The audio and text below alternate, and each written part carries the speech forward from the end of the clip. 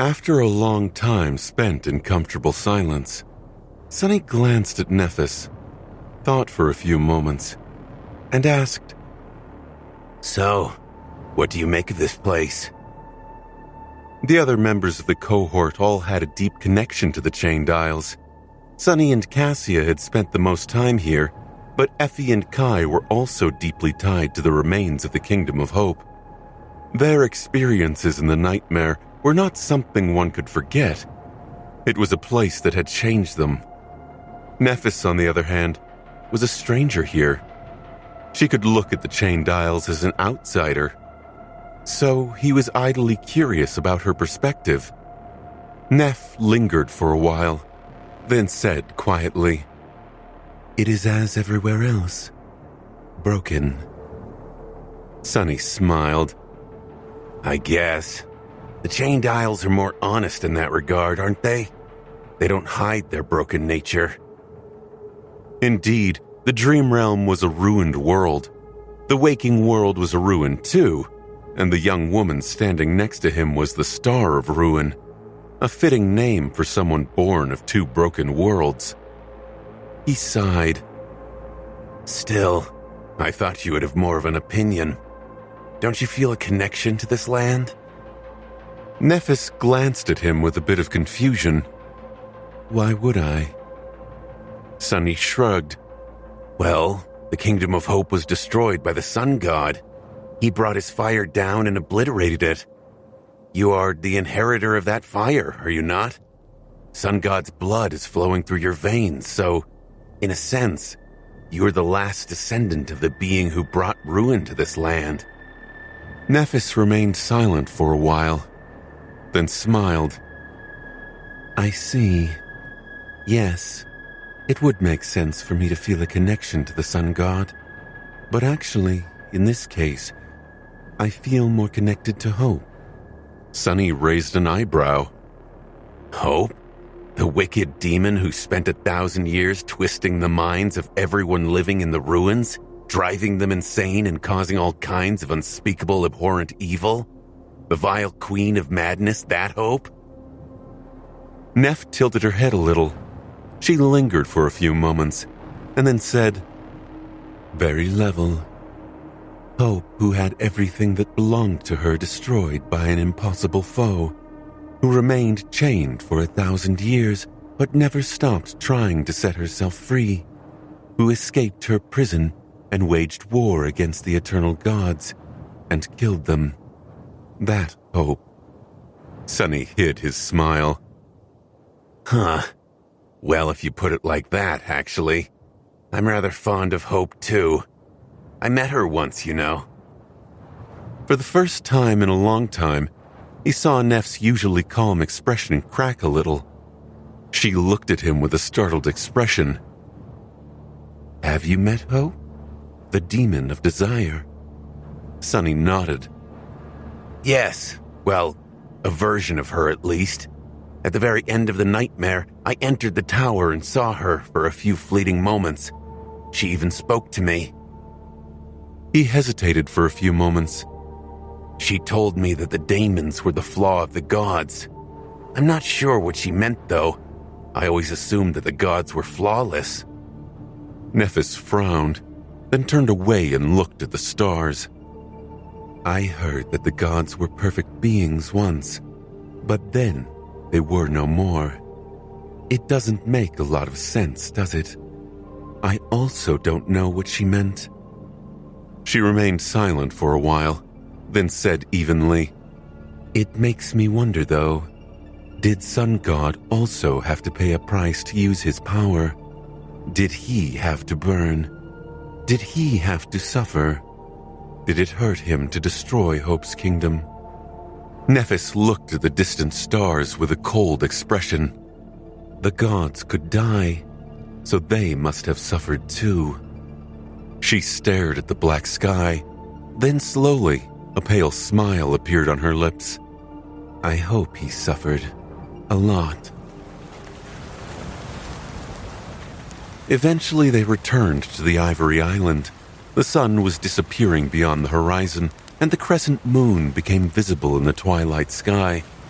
The 5 of them gathered on the shore of the clear lake, in front of a bonfire, to enjoy their last meal before their return to the waking world. The short respite was almost over. Sunny enjoyed the last of Neff's cooking he would taste in a while as he studied the faces of his companions. Neffis, Cassia, Effie, and Kai. The shadows moved as the fire danced, painting them in shades of orange and gray. They seemed rested and relaxed. He felt at peace, too. After a while, Sunny turned his head to look at the lake, where the flying ship swayed gently on the surface of the water. A small frown appeared on his face. Hey, we still haven't come up with a name for that thing, have we? The others looked at him with confusion, then their expressions cleared. Oh. Kai was the first one to speak. He thought for a few moments, then smiled. How about Sky Swimmer? Sunny gave him a measured look, making the handsome archer hesitate. What? He shook his head. No, don't pay me any attention. I just think I understand now how your band ended up being called Night and Gale. Both Kai and Neffis blinked. What's wrong with Night and Gale? Night and Gale is an amazing band name. Sunny smiled crookedly. All right, there's nothing wrong with that name. Still, Sky Swimmer? Doesn't sound too majestic. Kai looked down in embarrassment. Oh, well, on second thought, you're right. At that moment, Effie spoke. I have a great name in mind. Everyone turned to her, while the huntress threw a mischievous glance at Sunny. This is a flying ship, right? It soars high in the sky, bathing in sunlight. So how about we call it the Sunful? The corner of Sunny's eye twitched. Next suggestion. Cassia hesitated for a few moments.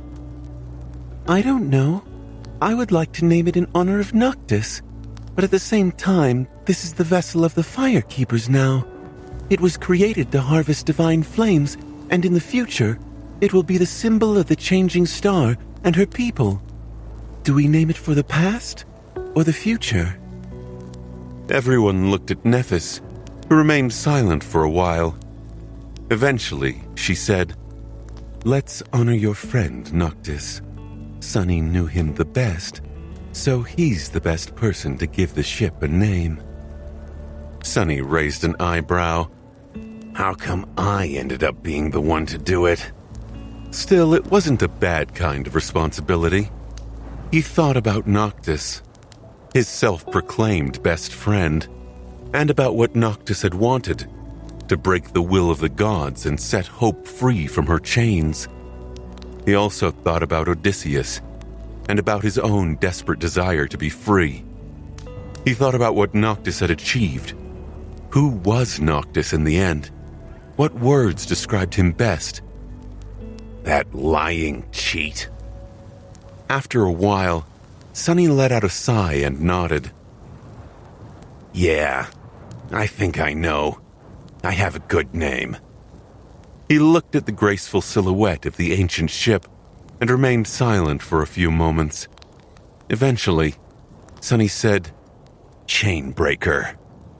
Let's call it that. It was a hot, lazy summer day.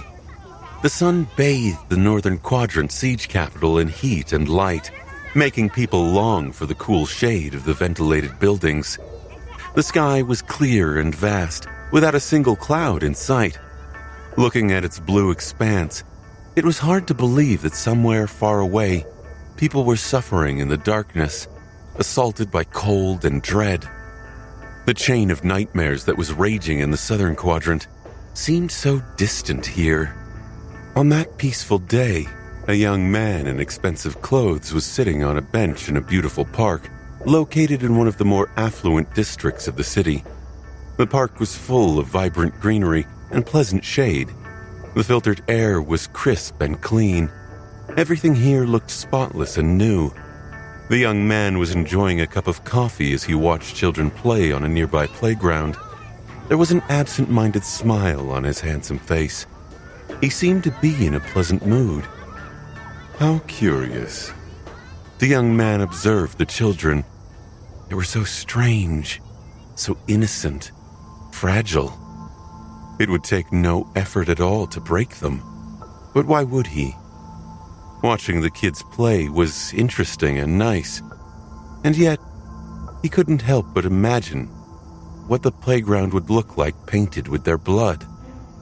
Those images entered his mind on their own. The images were interesting and nice too. Are all human children like that? The young man had been a child himself once, but he did not really remember much about that time. He knew that he had been a timid kid who did not start to speak until he was 4. Others made sure that he knew that. At some point, the old man came to claim him. The rest of his childhood had been spent in the dream realm. It was only much later, after the old man had discarded him, that he returned to the waking world. The waking world had felt alien then, and felt a bit alien still. But really, it was the young man who was the alien. Am I the strange one? It might have been an easy conclusion to draw, but it was not so easy for the young man. He had trouble imagining that others were different from him. It took a conscious effort to remember. At some point, there was a slight disturbance. One of the kids kicked a ball too hard, and it flew toward the young man, almost making him spill his coffee. The young man looked at the ball with displeasure. The culprit of his displeasure ran over and stopped a couple of steps away, looking at him with wide eyes. Oh, sorry, mister. The kid was tiny and cute. He was maybe 5 years old, with blonde hair, smooth skin, and blue eyes. He also had short legs, which made his run look rather comical. His neck seemed very thin and malleable. The young man said, "No problem. You speak so well. I couldn't speak that well at your age." The kid beamed with a bright smile. I go to classes. Mommy takes me. I know the alphabet, too. The young man tilted his head. Oh? Is your mom here? The kid nodded enthusiastically. She's over there. Then a complicated expression appeared on his little face. Is your mom here too, mister? The young man stared at the kid silently. No, I'm here all by myself. The child looked at him with pity. Oh, I'm sorry. Don't be sad. The young man's smile widened. I'm never sad. I can't be sad.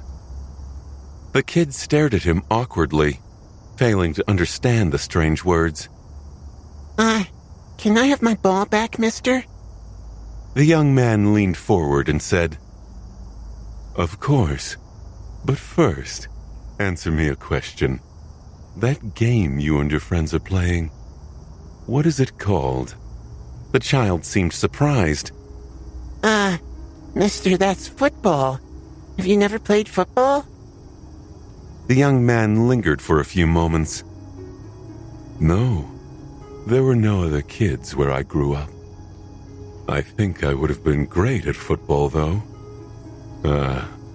Maybe I should become a kid and play some football.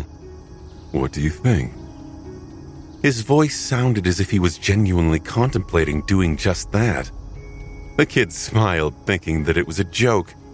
The young man smiled too, then pushed the ball toward the child, glanced at him one last time, and leaned back. The kid picked up the ball and shouted, Thank you, mister. With that, he turned around and ran back to his friends. The young man did not respond. In fact, he did not move at all. His eyes were closed, as though he was enjoying a nap in the sun. A few hours later, long after the children and their mothers left, a woman taking a walk in the park passed the bench. A frightened scream suddenly disturbed the peaceful day. God, somebody help! Dead! He's dead! Indeed, the young man was as cold as a corpse. He was, and had been, dead. Of course, Mordred was long gone, hiding in the eyes of the talkative kid. Extinguishing a mundane human soul was easier than, well, taking candy from a baby. But he had not taken the body of this child. He was just taking a ride, watching the world through the kid's eyes. Currently, they were walking back home, holding the kid's mother's hand. The woman was in her early 30s and very attractive. She was wearing expensive but simple clothes. Of course, anyone who lived in the affluent district had the means to afford the best attire, but few were dignified enough to not flaunt their wealth. Every time the woman glanced at her son, she smiled warmly, which made Mordred feel a slight sense of amusement. He had no memories of his own mother, who had died in childbirth when he was young, so this experience was rather new. Being loved by someone was interesting, and nice, too. Enough to make him want to kill the child and take his place. But Mordred didn't. Even a creature like him had principles, after all. Well, not principles. Inclinations, maybe. He was not inclined to kill someone without a decent reason, even if he wanted to. Of course, his definition of what constituted a decent reason was different from the norm. Hiding in the kid's eyes, Mordred entered his home, uninvited.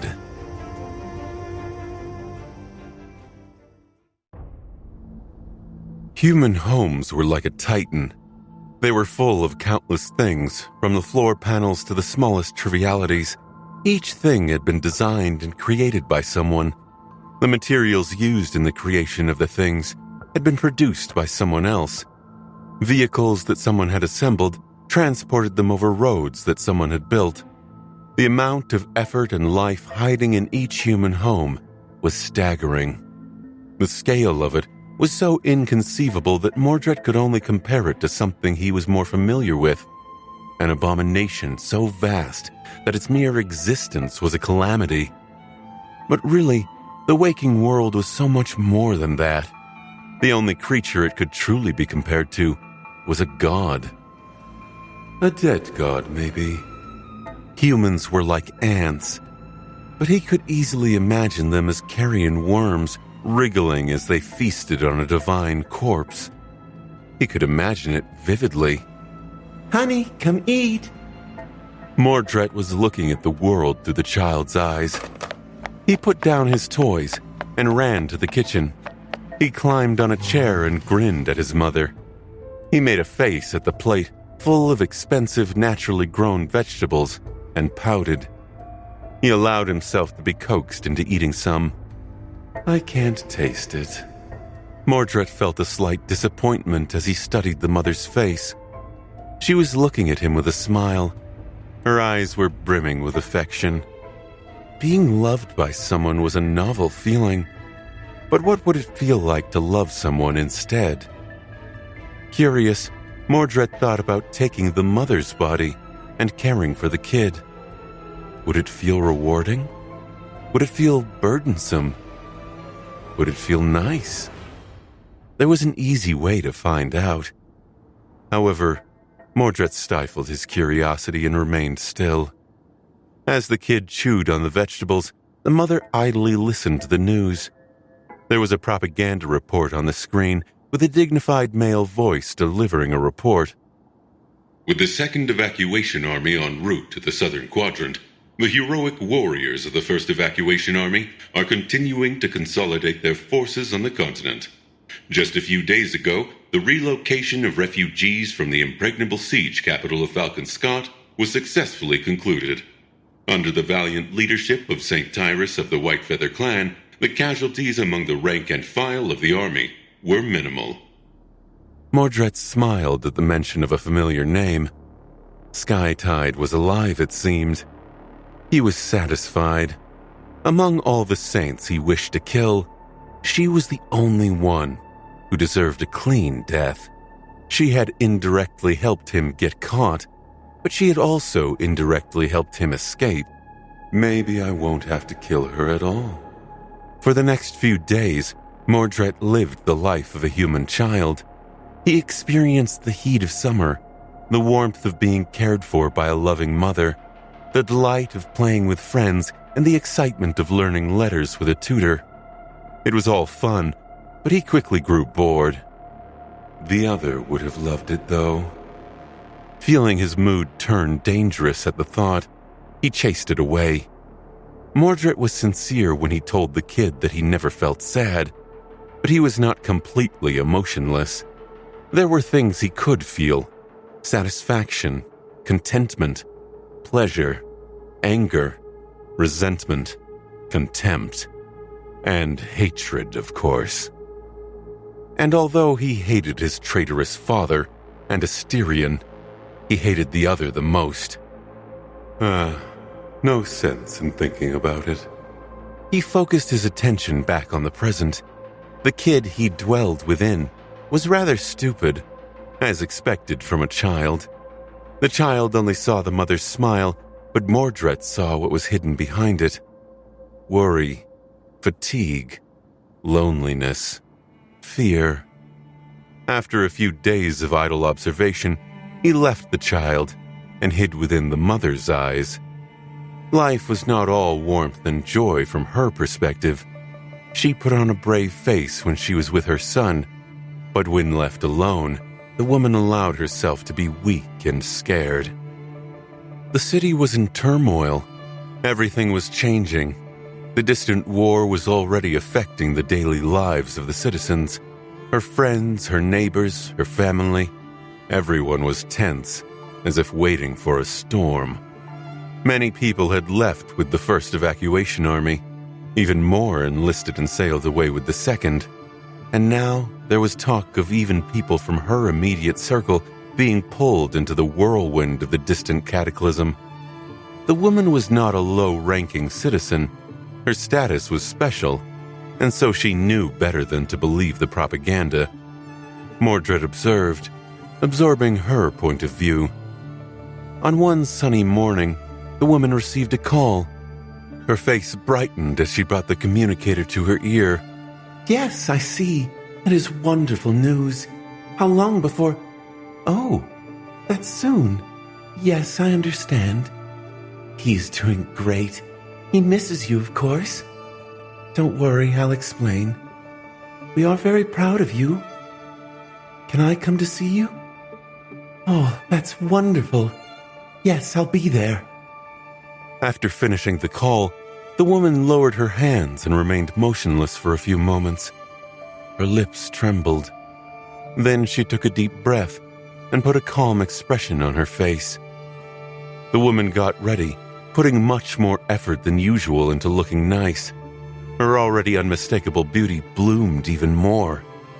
After putting on her favorite dress, she smiled at herself in the mirror and left the apartment. Of course, Mordred, who was looking at the world through her eyes, did the same. How sweet. Instead of using public transportation, they summoned an expensive PTV and traveled to an even more luxurious and well-defended part of the city. There, at the very heart of NQSC, a vast complex that resembled a hybrid between an embassy and a fortress lay, large enough to be considered a district of its own. The woman entered the PTV and approached the security checkpoint. There, an awakened warrior wearing particular colors, black and vermilion, stopped her with a polite gesture. She smiled. Good morning. I am here to see my husband. The woman had no trouble passing the security checkpoint. Just like that, Mordred entered the stronghold of the great and powerful Clan Valor. His birthplace. It felt fascinating to come here. Mordred did not exactly consider this place home, but he remembered it well. Not from when he had lived here during his early childhood, but from the time he spent here right after coming back from the Dream Realm. Had he been 12 or was it 13? and already awakened, reaching Bastion first and then coming to this beautiful place. Everything in the waking world had felt soft, but his return was not at all like he had imagined. As memories flashed in his mind, Mordred felt a dark, suffocating emotion rise from the depths of his soul. Now is not the time.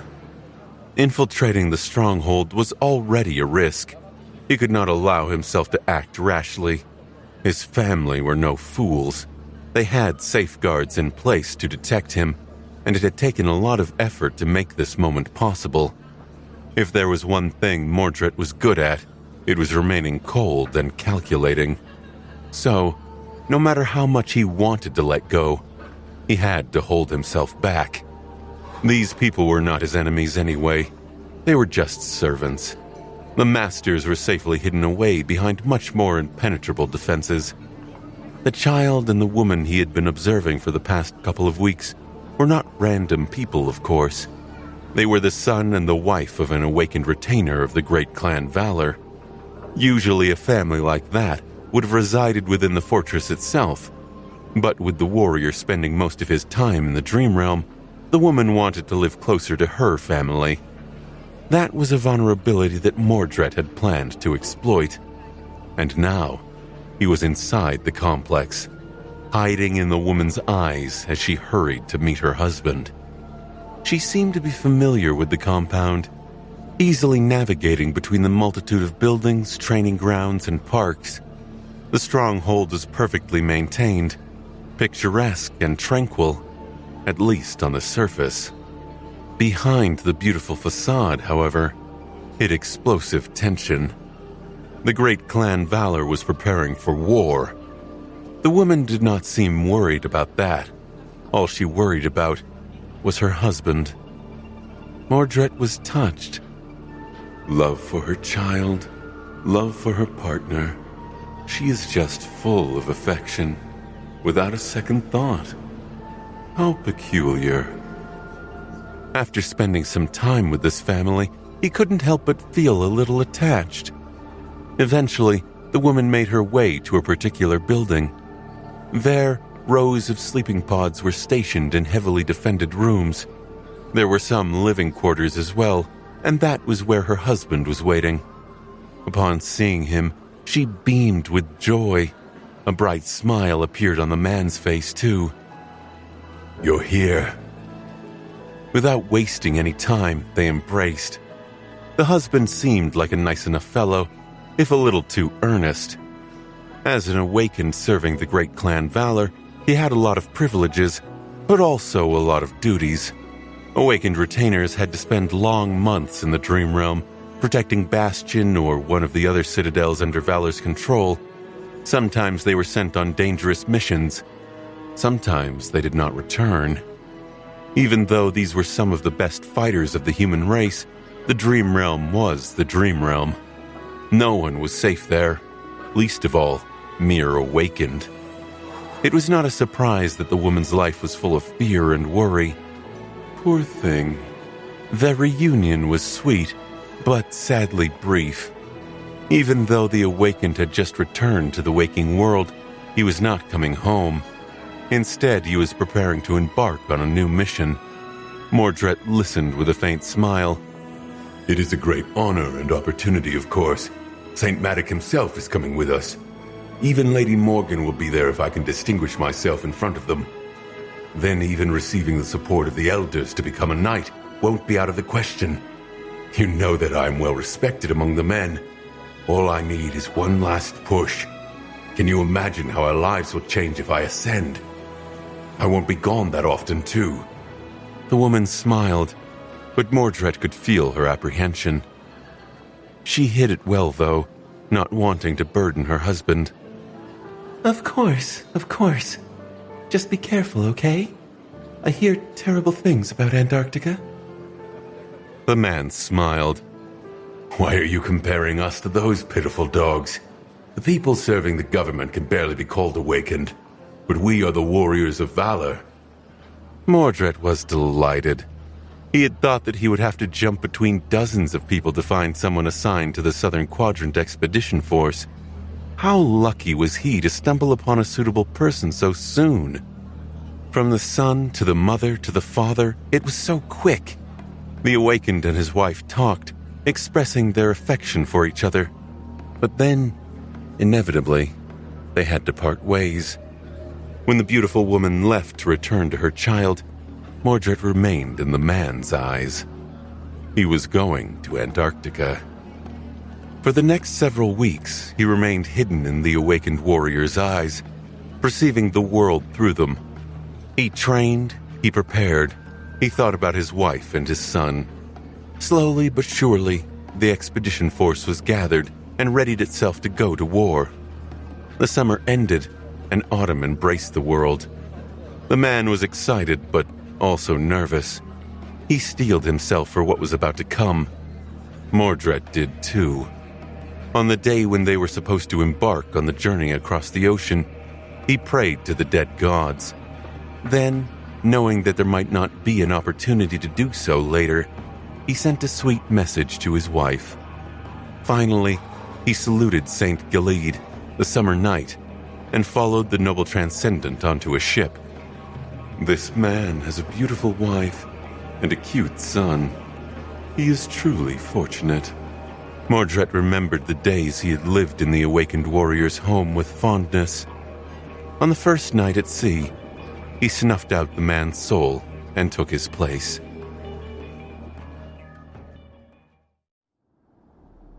Taking someone's place was not a new experience for Mordred.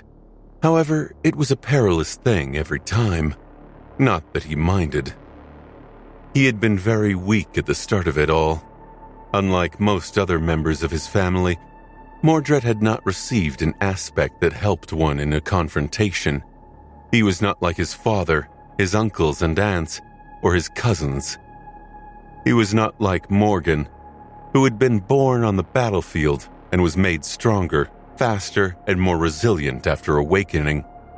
He was not even on par with that amusing scoundrel Sunless. His physical strength was, objectively, laughable.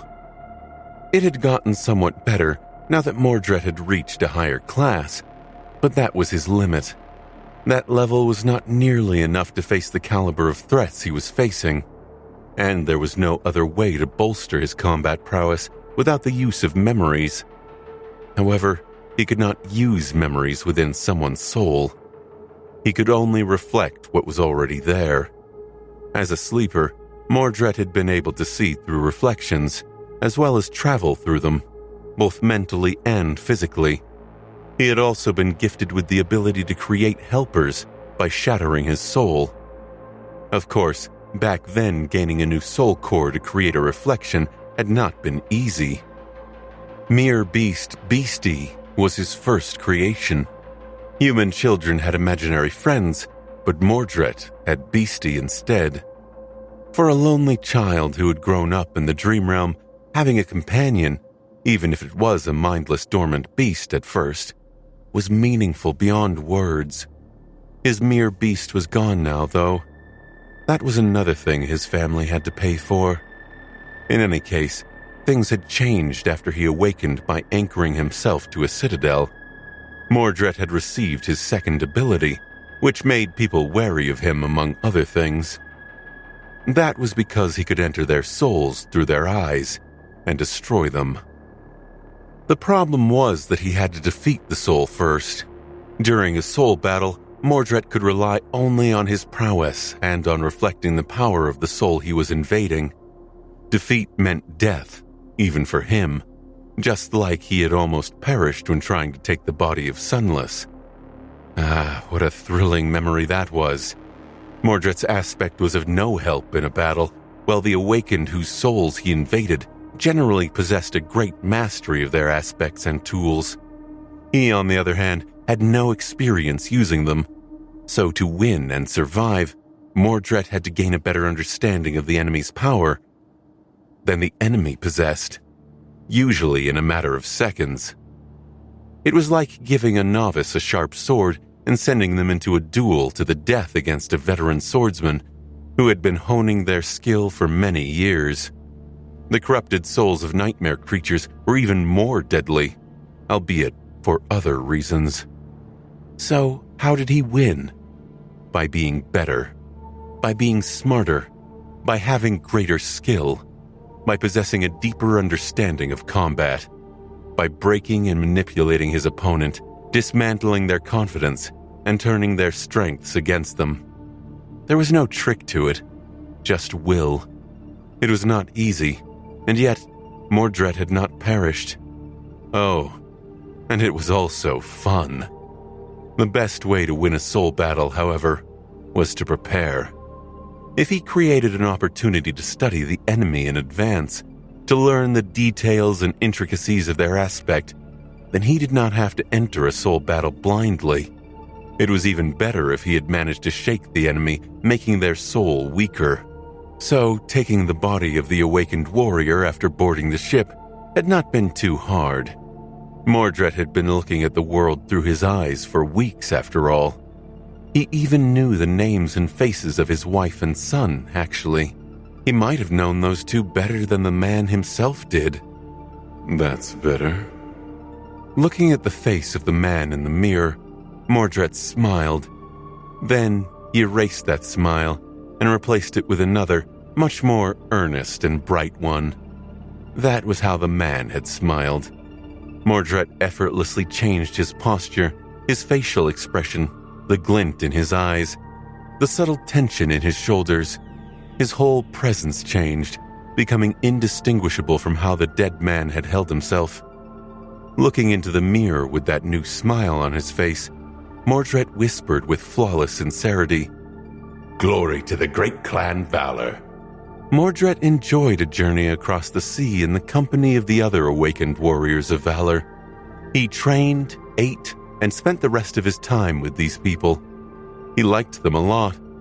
The stoic awakened Crass, the good-natured awakened Agathe, the carefree awakened Varro, and the other members of his cohort. The sense of camaraderie they shared was curious and delightful. The respect and admiration they felt toward the man whose body Mordred was wearing was refreshing, too. It made him feel a bit of responsibility for these people, which was a novel experience. Even Saint Gilead was not unpleasant to be around. I wonder how things are going in the Southern Quadrant. By now, the emissaries of Song had already arrived there. Shan's blood bag, Bast, must have already begun producing the mirrors. There was no real point to those mirrors, of course. It was just something senseless Mordred had instructed them to do, to add fuel to the flame of his family's suspicion. The man was most likely going to be eliminated at some point, but that was no great loss to the great clan Song. Why would Mordred care? Then, finally, a dark line appeared on the horizon. The convoy had reached Antarctica. Standing on the deck of a massive battleship, Mordred looked at the gray sky and felt the cold wind caressing his face. The call of nightmare assaulted his mind, filling it with a cacophony of maddening whispers. He sighed. What a dreary place. As he contemplated the view in front of him, a familiar voice called out, "Warren, get ready. We are docking in half an hour." Turning around, he looked at his comrades and smiled. "Don't be foolish, Agatha. A warrior of valor is always ready." There was a furious battle. Saints and titans clashed, making the ground shake and the sky shatter. A boundless horde of nightmare creatures flowed like a sea of darkness, assaulting the formation of human soldiers. A massive tortoise echo towered above the battlefield, with a stone fort standing on its impregnable shell. Mordred fought in the battle. Limited to the power level of an awakened, he drowned in the tide of abominations, slaying one after another as he protected the lives of his fellow warriors. Thanks to his swift sword, none of the members of his cohort fell. They were victorious. After the battle, awash in the blood of nightmare creatures, his companions looked at him with triumphant glee. "Warren, gods, I lost my arm if it wasn't for you." "We showed them, didn't we?" "I thought I would die there for a moment." Mordred looked at them and shook his head. Get a grip and act with decorum worthy of the warriors of valor. Especially you, Varro.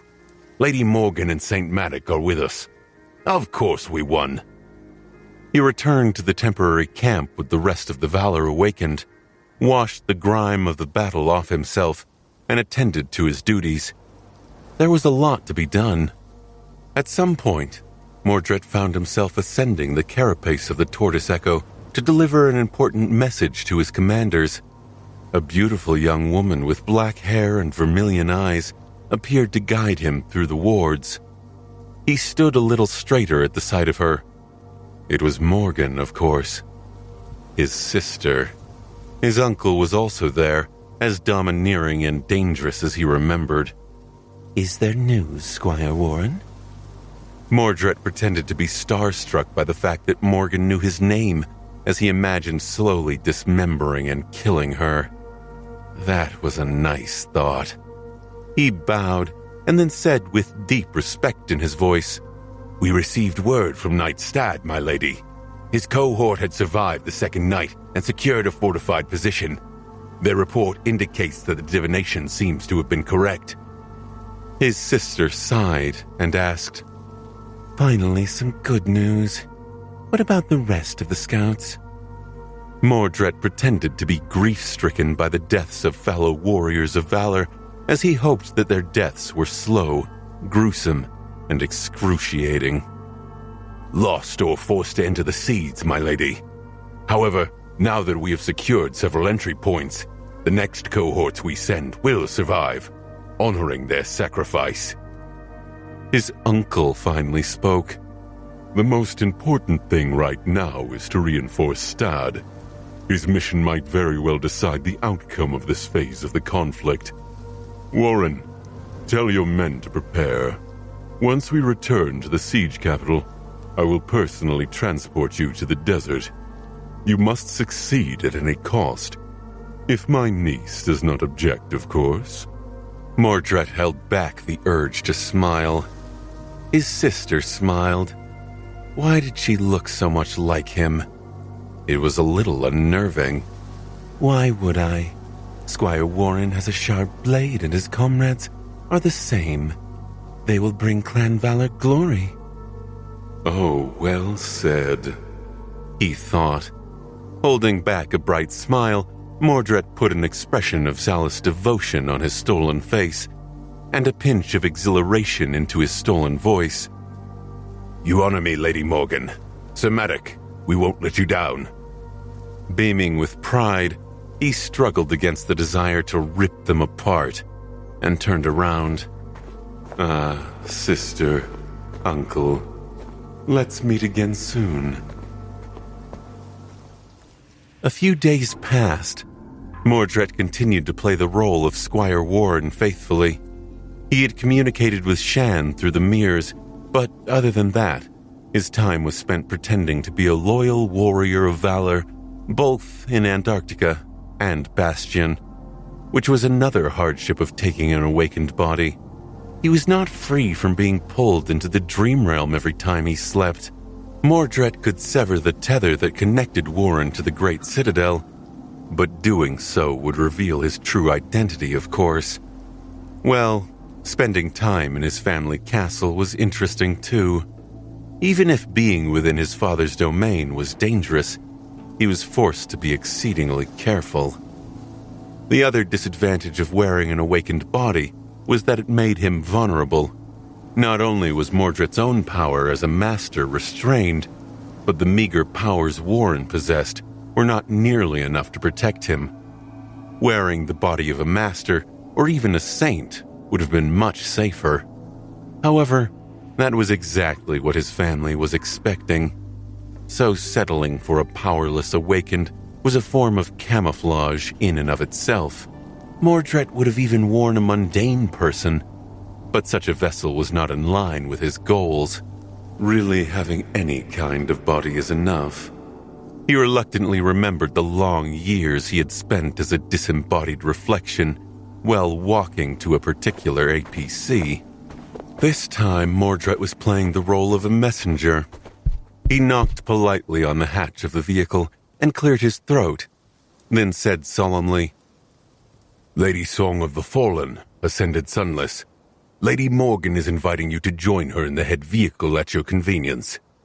A couple of familiar faces emerged from the APC. Sunless had changed a bit. His sullen disposition seemed to have turned more reserved, but at the same time much darker. Mordred had to hold himself back from smiling.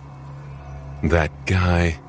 Even though Mordred had tried to kill him on several occasions, the devious little waif somehow managed to survive. Sunless had even ruined his painstakingly prepared and arduously realized plans in the nightmare.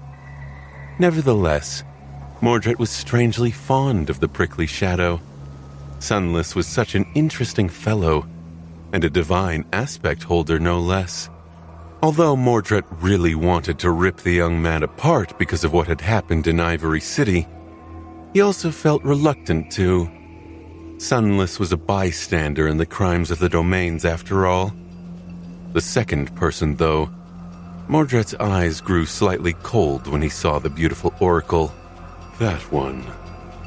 Song of the Fallen stood on the side of valor, but more than that, she was problematic. If Mordred had known what a nuisance she would become when first sensing her presence in the Night Temple, he would have made more of an effort to eliminate the oracle a few months later when she returned to the Citadel with Sunless. But now, he had to be wary of her potent divination powers. The painful ritual he had performed in Nether's Tower was supposed to shield him from Cassia's gaze, among other things, but one never knew what a wielder of a sacred aspect was capable of. Sunless threw a dark look at Mordred and shook his head.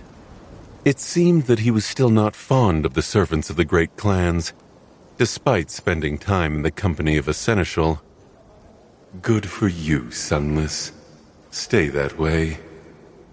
Mordred put on a neutral expression and kept a respectful silence while he escorted the two to the head vehicle of the column. After the guards let them inside, his task was over. He did catch a glimpse of Changing Star through the opened hatch, though. The last daughter of the Immortal Flame clan was beautiful, cold, and enigmatic. Even after observing her through the mirrors, Mordred did not know what to make of her. He would have believed that she was just what people thought her to be, a picture of a noble awakened warrior, a valiant hero fully committed to defending the waking world from the terrors of the nightmare spell, if not for the fact that the supposed hero was, in fact, a dream spawn. And dream spawns were never what they seemed. Since Changing Star had been adopted by his family, she was going to have to die as well. However, Mordred did not hate her.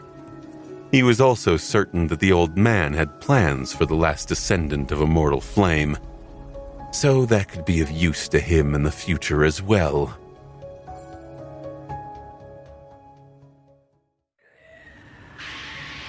Mordred was still getting used to the fact that it never got dark in Antarctica.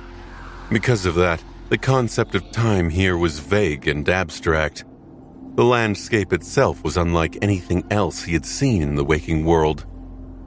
And with countless nightmare creatures flooding the continent, it was easy to imagine that they were actually in the dream realm. A whole continent of people pulled into hell. No, it's much too early for that. The sky and land were strange, and slayings populating that land were strange. And yet, wasn't he the strangest one? Isn't it nice to be with my family? His uncle's wide back was right in front of him. Saint Matic was walking across the desolate plain, not at all concerned by the hordes of nightmare creatures moving in the distance. A small force of awakened followed, with Mordred in the lead. They had left their vehicles behind to traverse the last stretch of wilderness on foot, knowing that remaining unseen was more important than remaining safe. The warriors of valor were subdued, but full of unshaken resolve. Even surrounded by unspeakable danger, none of them showed the smallest sign of fear. They were ready to face any kind of threat, no matter how dire, and fight any kind of enemy, be it abominations or humans. Mordred, meanwhile, was simply staring at his uncle's back. How easy would it be to put a sword right through it? He suppressed a sigh. Sadly, not easy at all. Not even because of the priceless enchanted armor Whispering Blade was clad in, but simply because Whispering Blade was Whispering Blade. If any of Mordred's family members were easy to kill, he would not be stuck wearing the cumbersome vessel of Squire Warren for so long. There'll come a day. They walked forward in silence. Eventually, the goal of their journey revealed itself. Hidden in the shadow of an abandoned fortress, a nightmare gate tore reality apart like a dark scar. The whispers of the call grew louder and louder as they approached it, and the bones of slain abominations rustled under their feet. By now, the force brought to Antarctica by his family had explored a lot of nightmare gates. They had started with those situated within the siege capitals under the clan's control, and then slowly expanded their search. This one, however, was rather special. It was the gate that Knight Stad had ventured into, and the area of the dream realm connected to it hid within itself a precious treasure. The problem was that this gate was situated in an extremely dangerous part of Antarctica. It had been dangerous before because of its proximity to Song's territory, and it grew only more dire now, because the hunting grounds of the corrupted Titan that still wandered the continent were slowly shifting in its direction. That was the reason why the fortified outpost had been abandoned, and why St. Matic was personally escorting them to the destination. Squire Warren and his people, 3 cohorts of distinguished awakened warriors, were meant to be the first wave of reinforcements sent to help the knight secure his prize. Due to the importance of that mission, Whispering Blade was going to transport them across the threshold between the 2 worlds.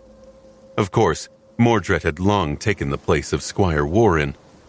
His uncle studied the eerie rift of the gate in silence, seemingly unaffected by the maddening pull of the call, and then turned around. Are you ready, Squire? The first one to follow the saint into the dream realm would be in the greatest danger. Mordred pretended to be stalwart and resolute as he nodded. Always, my lord. The words tasted revolting on his tongue. Matic nodded with approval and offered him his hand. The world grew bleak. Then, it disappeared. For a moment, Mordred found himself in a vast, lightless space between dream and reality. And then, blinding light flooded his vision. Unbearable heat assaulted his skin. The smell of scorching sand flooded his nose. Slowly, Mordred regained his vision. He felt deeply uncomfortable because there were very few reflective surfaces in the surrounding area. Limited to only his sight, he felt nearly blind. Around him was a vast desert. A blinding disk of an incandescent sun was bathing the tall dunes in a flood of immolating heat. The sands of the desert were flawlessly white, and the azure sky above him was deep and boundless like an ancient ocean, with not a single cloud blemishing its silken expanse. Somewhere in the distance, inky black ruins from beneath the sand scattered across the desert like the bones of a half-buried giant. Hungry horrors hid in the stark shadows of protruding structures. Mordred frowned, then shifted slightly, hearing sand rustle behind him. A grotesque creature that seemed to be made of countless claws was already lunging at him. A split second later, however, it was suddenly dismantled, falling apart in the air. It was as if a maelstrom of invisible blades had sliced it apart. Black blood boiled as it touched the white sand.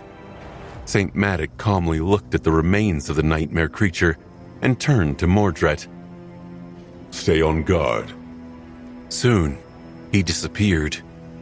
Mordred was left alone. With a sigh, He summoned a special memory to prevent himself from being cooked alive inside the armor and waited with a sword in his hand. By the time Saint Matic returned, bringing 2 more awakened with him, there was another dead creature laying on the sand. It took almost an hour to transport all of them to the Dream Realm. Nevertheless, being guided by a saint was a great boon. They did not have to search for each other in the deadly desert, facing its dangers alone. Who knew how many would have survived if not for Saint Matic? Finally, the last warrior of valor appeared under the ruthless sun of the desert. Whispering Blade turned to Warren and sighed. "This is where I leave you, Squire. You will have to rendezvous with Knight Stad on your own." Mordred pretended to be hesitant. Saint Matic, my lord, wouldn't it be more prudent for you to join us? His uncle shook his head. "I am too easily tracked in this cursed land. Coming with you would only increase the chances of the Queen of Worms learning about Stad's mission. Don't worry. If you perform your duty well, I'll join you soon. By then, it would be too late for Song to intervene." Mordred bowed, deciding that he was in a great mood. A few minutes later, Saint Matic was gone. The awakened were left alone in the unholy desert. He looked at his companions and gave them a reassuring smile. Hold fast, men. We need to proceed to the first marker without delay. If we fail to reach it before nightfall, may gods have mercy on our souls. Of course, the gods were long dead. Some might have died on this exact battlefield, in fact, so there was no mercy to be found in either of the 2 worlds. During the day, the desert was like hell. The small, ruthless sun bathed the pristine white world in suffocating heat, making the awakened feel as if their bodies and minds were slowly being dissolved into the blinding white radiance. Mundane humans would not have lasted even a single day in this scorching inferno, but even the experienced awakened warriors were struggling to persevere. If not for the fact that they had come prepared. The soldiers of valor shivered despite the unbearable heat when imagining how agonizing such a journey would have been. The government soldiers pulled into this hell by the call never stood a chance. After all, the probability of them possessing memories to mitigate the heat and create unlimited reserves of water was slim, not to mention other dangers. Most importantly, they would not have a map. The rough map created by the scouts of the Great Clan was, without a doubt, the most vital distinction between Warren's squad and those poor fools. Because while the desert was like hell during the day, it was infinitely more harrowing during the night. The heat retreated, replaced by murderous cold, and the dead soldiers of the ancient armies that had once clashed in this land rose from the sand to continue their eternal battle. This had been one of the last battlefields in the world-ending war between the demons and the gods. Considering who had fought and fallen here, even the cursed remains of the ancient soldiers were too dreadful for mere mortals to face. If there was one mercy in the White Desert, it was that these accursed remnants were too powerful to enter the waking world through the lesser nightmare gates. Of course, countless other nightmare creatures were populating the White Dunes as well. These abominations were not restricted to only moving at night, and even though they preferred to stick to the shadows, Mordred and his companions had to fight more than a few horrors as they traveled across the desert. The heat, the blinding light, the constant danger of being attacked by swarms of frenzied nightmare creatures. Mordred pierced the body of a swift abomination with his sword, then bashed it with his shield, throwing the creature back and off his blade. Sweat was rolling down his face, and his helmet felt as hot as an oven. Even the charm he was using to keep himself cool seemed to be struggling, even though it was hungrily devouring more and more essence. By his side, someone swayed and fell to their knees. Mordred moved, shielding the awakened warrior from a lunging nightmare creature. With its momentum broken, others attacked from the sides, bringing the beast down. He reached down and helped the awakened stand up. Oh, curses. I'm sorry, Warren. The heat got me. Mordred shook his head. At ease, Crass. Breathe. Drink some water. This was the last of them. The other warriors had already finished off the remains of the swarm. All of them seemed tired, their eyes grim. Warren, can we rest? Varro's usually carefree voice sounded strained and muddled. Mordred smiled behind the visor of his helmet. There's no time. We'll all be dead if we don't reach the destination before sunfall. Don't look so discouraged, Agathy. Today is the last day. We are almost there. Indeed, they had almost reached the rendezvous point with the forces of Knight Stad. They traveled from one shelter to another, following the map that the Ascended had created, hiding in them during the night and enduring the merciless desert during the day. But now, they were drawing close to the end of this journey. Mordred shook the blood off his sword and hung the shield on his back using a leather strap. Come on, men. We've already been held back by these vermin long enough. Quicken your steps. The veteran elites followed him without hesitation. The sun was already falling behind the horizon when they approached one of the ruins that protruded from beneath the sand like a black obelisk. The ancient structure was broken and tilted to one side, its purpose and original shape long erased by the passage of time. It was casting a long shadow, which hid within itself a refreshing coolness. A lone light ignited in the depths of the shadow and blinked a few times, relaying a coded message. Mordred summoned a luminous memory and covered it with his palm, answering. After that, they proceeded toward the ruin. A tall figure was standing near the collapsed wall, clad in heavy armor of black steel. Even surrounded by the scorching heat of the hellish desert, the man seemed intrepid and composed. His weathered face was calm and cold. Knight Stad was as fearsome as his reputation. There was a heavy halberd resting on his shoulder, and a pile of horribly disfigured abomination corpses strewn across the blood-soaked sand around him. Mordred bowed, pretending to be tired. Sir Stad, it is good to see you. The Knight of Valor studied them for a few moments, then nodded. It's good to see you too, Warren. Come, the night is approaching. He led them deeper into the ruin, where a fissure in the obsidian stones opened a path to the interior of the ancient structure. Soon, Mordred found himself in a subterranean chamber that was half filled with white sand. There, a group of awakened were resting, looking rugged and battered, but also much too relaxed for the dire nature of their surroundings. The scouts. They met Warren's group with grins and welcoming gestures. Finally, we were going crazy waiting for reinforcements. Come eat, guys. You must be tired. It's Warren and his people. Good. The creature won't stand a chance. Once everyone settled, food and fresh water were distributed. Everyone was tired and hungry, so they spent some time in silence, catching their breaths, recovering from being in the heat and eating. As they did, a chilling clamor slowly rose above them, soon turning into a dreadful cacophony. The old bones were once again crawling from the sand to resume their eternal battle. At some point, Mordred put away his flask and looked at Knight Stad with a masterful pretense of respect and veneration. Sir Stad, we are at your service. What is your intention? The intrepid knight lingered for a few moments. Then a calm smile appeared on his face. My intention is simple, Warren. Tomorrow we will slay the Guardian and take the Citadel.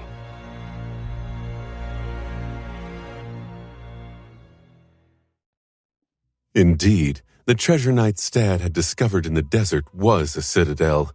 Not the tomb of Ariel itself, of course.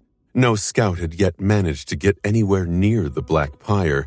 It just always loomed far in the distance, never getting closer like an ominous mirage. But he did find a citadel. At this point, Valor and Song were scouting the other reaches of the desert for a suitable position to establish a base camp, Once they found one, numerous soldiers would be brought there through the corresponding nightmare gates, and the expeditions toward the pyramid would be launched. However, a citadel had the potential to drastically change the balance of power between the two great clans in their pursuit of the demon's tomb. The clan that possessed one would hold an overwhelming advantage. The clan that did not would fall behind before the race even started. A citadel was not only better fortified and safer than a makeshift stronghold. Connected to the waking world by a gateway, it would make it much easier to ferry awakened into the dream realm, transport supplies, and establish logistical chains. Some regions of the dream realm held only one citadel, while some had many. At this point, it was unknown if Knight Stad's discovery was the only citadel in the White Desert, except for the tomb of Ariel itself. But even if Song were to eventually discover a second one, the delay would put them at a great disadvantage. So, needless to say, taking the citadel was of paramount importance. However, it was guarded by a fearsome nightmare creature.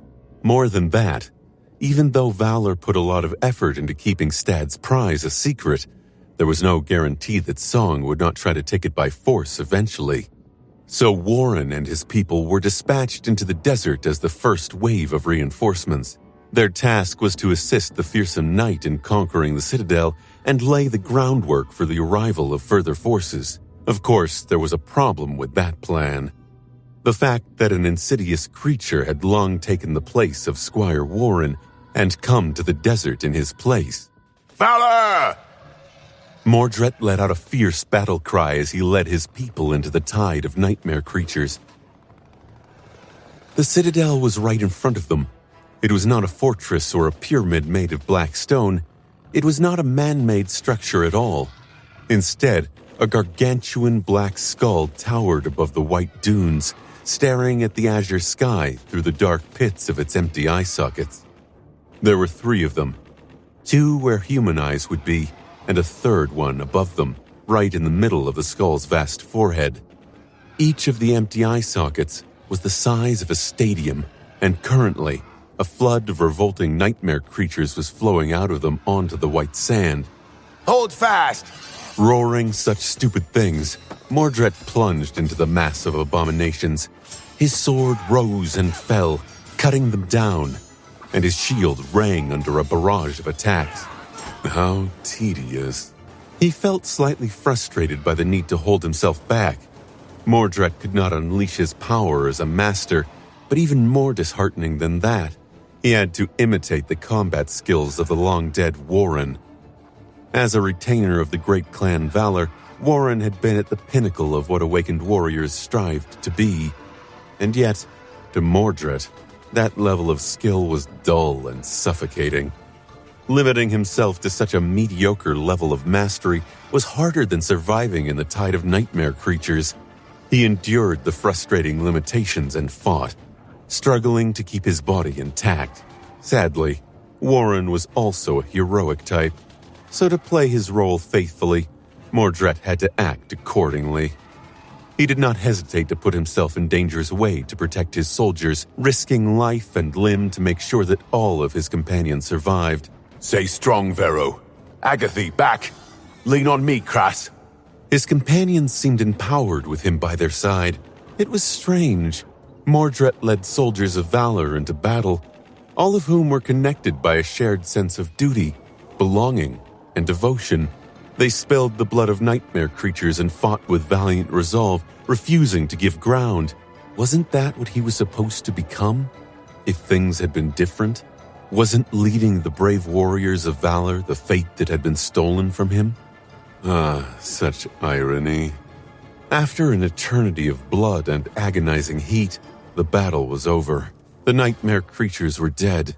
The tyrant that had made the citadel its lair had been slain by Knight Stad himself. The awakened, both those brought to the desert by Mordred and those that belonged to Stad's elite unit, were mostly alive and victorious. They had won. Now all they had to do was reap the spoils of their triumph. The crowd of mighty awakened warriors cleaned their blades and dove into the cool darkness of the ancient skull.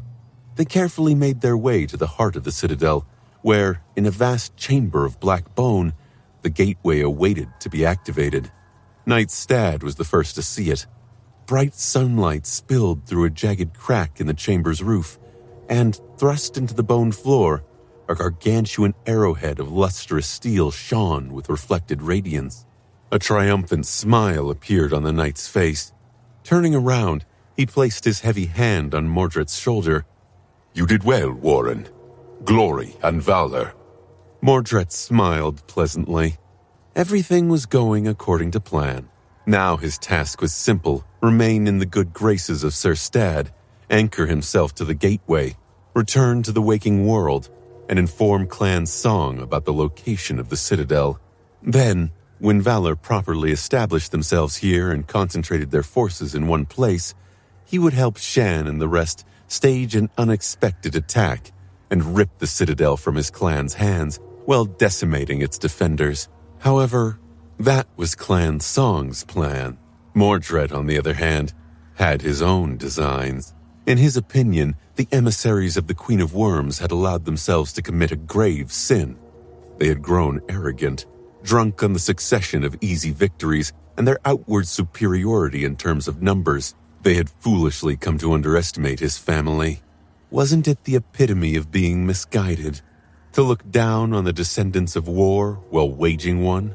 Shan and Beastmaster might have been blinded by the feeling of complacency his sister had so masterfully lured them into, but Mordred knew better. It didn't matter who had reaped a few victories at the start. All that mattered was who would be left standing at the finish. Clan Song seemed to be holding an advantage for now, but the walls of the trap were already closing in around them. Mordred did not know what the trap was, but he did know one thing. The more time Morgan was given, the more devastating her retaliation would be. So, to destroy her plans, he had to throw the cadence of this conflict into utter chaos. Looking at Knight Stad with a pleasant smile, Mordred nodded. "Glory and valor." With that, he plunged his sword into the ascended warrior's neck. Stad's eyes widened, and as blood poured out of his mouth, Mordred moved his blade sideways, almost decapitating the ascended. Just like that, the fearsome Knight of Valor died, killed by the treacherous attack of an ally. All around him, the awakened froze. Paralyzed by shock, Crass shivered. What? Warren! What? Ripping his sword out of Stad's neck, Mordred delivered a downward cut in one swift, fluid motion. The blade fell on Crass's head, splitting his skull and obliterating his face. The awakened was dead long before the Ascended's body fell to the floor. The rest of them were utterly stunned. However, they weren't the elites of a great clan for nothing. Despite the harrowing wrongness of what had happened, his companions, who were the closest ones to the bloody scene, reacted just a split second later. Both Vero and Agathy moved, raising their swords to attack their friend and commander, who had seemingly gone mad. Mordred tried to parry both strikes, but failed. Varro's sword pierced his throat. Pushing Warren down, the petrified awakened stared at his dead eyes and screamed, "How can Beastmaster? That witch! She must have forced him!" Behind him, Agathy remained silent for a moment, looking down. Her body trembled slightly. Vero turned around, staring at his comrade with crazed eyes. Agathy raised her head and glanced at him with a pleasant smile. Now must you compare me to that terrible woman? Her rapier shot forward. Soon the gargantuan black skull was filled with screams, terror, and the stench of human blood. The nightmare creatures were dead. The awakened were dead too. Only Mordred remained. Sunny stared at the silhouette of a departing battleship, deep in thought. October was now behind them, and November was in full bloom. Well, not that many things ever bloomed in Antarctica. It was still summer here. The day never ended, and although the weather was chilly, it could not even be called cold. The evacuation continued at a steady pace. Hundreds of millions of refugees had already been carried across the ocean, and millions more were leaving every week. The situation on the continent was dire, but also strangely manageable. The chain of nightmares was escalating without end. There were more nightmare gates, more abominations, more threats and problems that had to be solved, but at the same time, the forces of humanity were also growing stronger. Despite the losses they suffered and the increasing strain on logistics and supplies, they were becoming more steadfast and efficient in dealing with the endless tide of nightmare creatures. Well, it was not that surprising. The greatest strength of humans is their adaptability. They were masters of absorbing and utilizing information. They learned.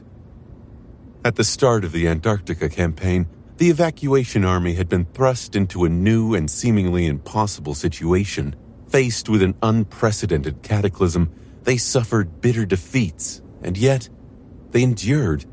Then, slowly, they learned how to deal with the enemy better. Their tactics and strategy improved. Their well of knowledge about the types of abominations coming through the gates grew deeper. The inexperienced soldiers became grizzled veterans. It helped that there were countless soul shards to be harvested as well. Although Sonny was somewhat sad that the price of the shards on the global market was going to plummet, cutting off one of the major revenue streams for the Brilliant Emporium, he was also glad. By now, most awakened soldiers of the evacuation army had ample chances to saturate their soul cores, thus vastly elevating their power. Something like that had probably never happened in history, at least not on that scale. There were plenty of memories and echoes around too. There were also more and more sleepers who had survived their first nightmares. There were so many that the approaching winter solstice would most likely become a breaking point in the entire campaign. In a matter of weeks, after that fateful day, the number of awakened in the evacuation army was going to tremendously swell, perhaps even double. In the meantime, though, in one of the 3 defensive sections of East Antarctica, government forces were stubbornly holding against the endless assaults of nightmare creatures under the leadership of Wake of Ruin. Effie and Kai were doing great for themselves. The Wolves and the Night Singers, as well as their commanders, were known as the hammer and anvil of the evacuation army by now. Their fame and reputation were growing with each passing day, even though each victory was made a little bitter by the casualties that the 2 companies suffered. In the 2nd defensive section, Clan Song was quietly creating one miracle after another. Strangely enough, it was Shan's name that was mentioned most often. The 3 saints might have had overwhelming battle power, but Shan seemed to be the one managing the war effort. Jet periodically updated Sonny on what was happening in Song's territory, so while he did not know all the details, he at least knew that the situation there was mostly under control. And then there was the 3rd defensive section, the one where the great clan Valor and Sonny himself were located. Things were manageable here too. Morgan and Nephis became like 2 goddesses for the refugees crammed into the siege capitals. Their fame had outshone even that of the Saints' 2 beautiful sisters, one wisely leading the soldiers from the back, the other never leaving the front lines. It was a compelling image. While the forces of Valor were strong enough to resist most attacks, it was Changing Star and her Firekeepers who were always sent into the most dire and important battles. For now, they had not failed to secure a victory once. Their numbers had diminished a lot since their arrival to the Southern Quadrant, but not because of casualties. Instead, several cohorts of the Firekeepers had already ventured into the Seeds, aiming to become Ascended. Unknown to most people, there was also a 3rd pillar to the success of the Valor contingent, Cassia. While no one except for a select few knew the importance of her role, the Quiet Oracle was indispensable in building the strategy of the defending forces. Her ability to gather and swiftly analyze information from a multitude of scattered sources, keen mind, and supernatural intuition were tools that allowed Morgan to drastically increase the efficiency and effectiveness of her command. Meanwhile, the House of Night was doing its part as well. From rare messages sent by Neve, Sonny knew that the naval convoys traversing the oceans had faced many difficulties. There had been several tragedies, but overall, more and more refugees were reaching safety in the other 3 quadrants. So the situation was dire, but things seemed to be going fine in Antarctica. Of course, Sunny knew that it was only a facade. Behind that facade, the bloody feud between Valor and Song was growing more and more violent, threatening to spill into utter disaster. The forward scouts of both great clans were hunting each other in the Dream Realm. Out here in the waking world, there were more and more ambushes and attempts at sabotage. Powerful awakened warriors were killed by other humans instead of nightmare creatures. Most of it happened far away from the siege capitals, for now. And yet, Sunny had been pretty busy in the past few weeks. It was hard to do the things he wanted to do while remaining unnoticed, but he managed with the help of Shadow Step and Shadow Manifestation, somehow. He could traverse great distances swiftly at night while riding Nightmare. As such, his hunting grounds were not limited to a single siege capital. In fact, Sunny had made an effort to limit his activity to a minimum there, as well as in any area where he showed his face by following Morgan. He ambushed the ambushers. He assassinated the assassins. He killed members of both Valor and Song, without distinction, leading both forces to believe that it was the enemy who had possessed hidden forces in the region. Sunny had struck several more times after the massacre at the underground factory. He had thought that it would make him feel good, but it didn't. The things he did were not pleasurable. There was a rush and the satisfaction of a clean kill, but at the same time, there was disgust and an overwhelming sense of what a waste this whole mad disaster was. It was just something that had to be done, and even then, as time passed, Sunny was starting to lose sight of why he was even doing these things. Was it all futile? It sure seemed that way, and so every time he happened to be near a port fortress, Sunny liked to watch the ships depart. This, at least, was something obvious, a palpable result. With each vessel that sailed away, more refugees were taken away from this hell. He climbed the walls of the fortress to watch the ships leave today, too. This time, however, something felt different. It was as though a sudden tension permeated the air. Sunny sighed. He felt as if things were about to change. Sunny was watching the battleship move across the tumultuous surface of the ocean. But of course, he was watching other things at the same time as well. His shadows were spread throughout the port fortress, absorbing all kinds of information. One was hidden in the barrel of an overheated railgun, watching nightmare creatures laying siege to the walls of the stronghold. A deathly downpour of projectiles, both mundane and magical, was falling on the surging mass of attacking abominations. Figures of knights could be seen within the horde, moving to eliminate the most dangerous targets. Saint Gilead was also there, clad in a suit of lustrous armor, facing the nightmare creatures like a bastion of immovable courage and steel. It was a familiar scene. Another shadow was with the refugees, who were nervously waiting for their turn to board the ships. The sounds of the battle were too oppressive to talk freely, but they couldn't help but whisper, sharing their fears and hopes. Sunny listened carefully, assessing the changes in the mood of the civilians, as well as how they perceived the conflict. From time to time, he managed to learn something interesting from the rumors spreading among the refugees. A third shadow was with Nephis, who had entered the field hospital beneath the fortress wall some time ago. She was kneeling in front of a bloodied stretcher, holding her hands above the terrible wounds covering the body of a mundane soldier. A soft radiance emanated from beneath her skin, and the wounds of the young man were swiftly closing. Her face was motionless and pale. Many people behind her had been in the throes of suffering not too long ago, but were now healthy and whole. They were looking at her with eyes in which indescribable relief mixed with awe and reverence in equal measure. The fourth shadow was with Sunny himself. And of course the fifth shadow was slowly making its way into the sealed chamber where Morgan had gone a dozen or so minutes ago. Usually Sunny would not risk getting that close to the Princess of War when she wanted to keep her conversations private. But today was a special day. It was not because the main force of Clan Valor had left their designated siege capitals and assembled in this pot fortress to give battle to a large horde of migrating nightmare creatures. Things like that happened from time to time, when it was more advantageous to deal with the threat sooner rather than later. No, it was because today, Saint Matic had returned from his clandestine mission in the territory of Clan Song. To this day, Sunny was not sure whether Ascended Bast was truly the current vessel of Mordred, one of his reflections, or simply a diversion meant to sow confusion among his enemies.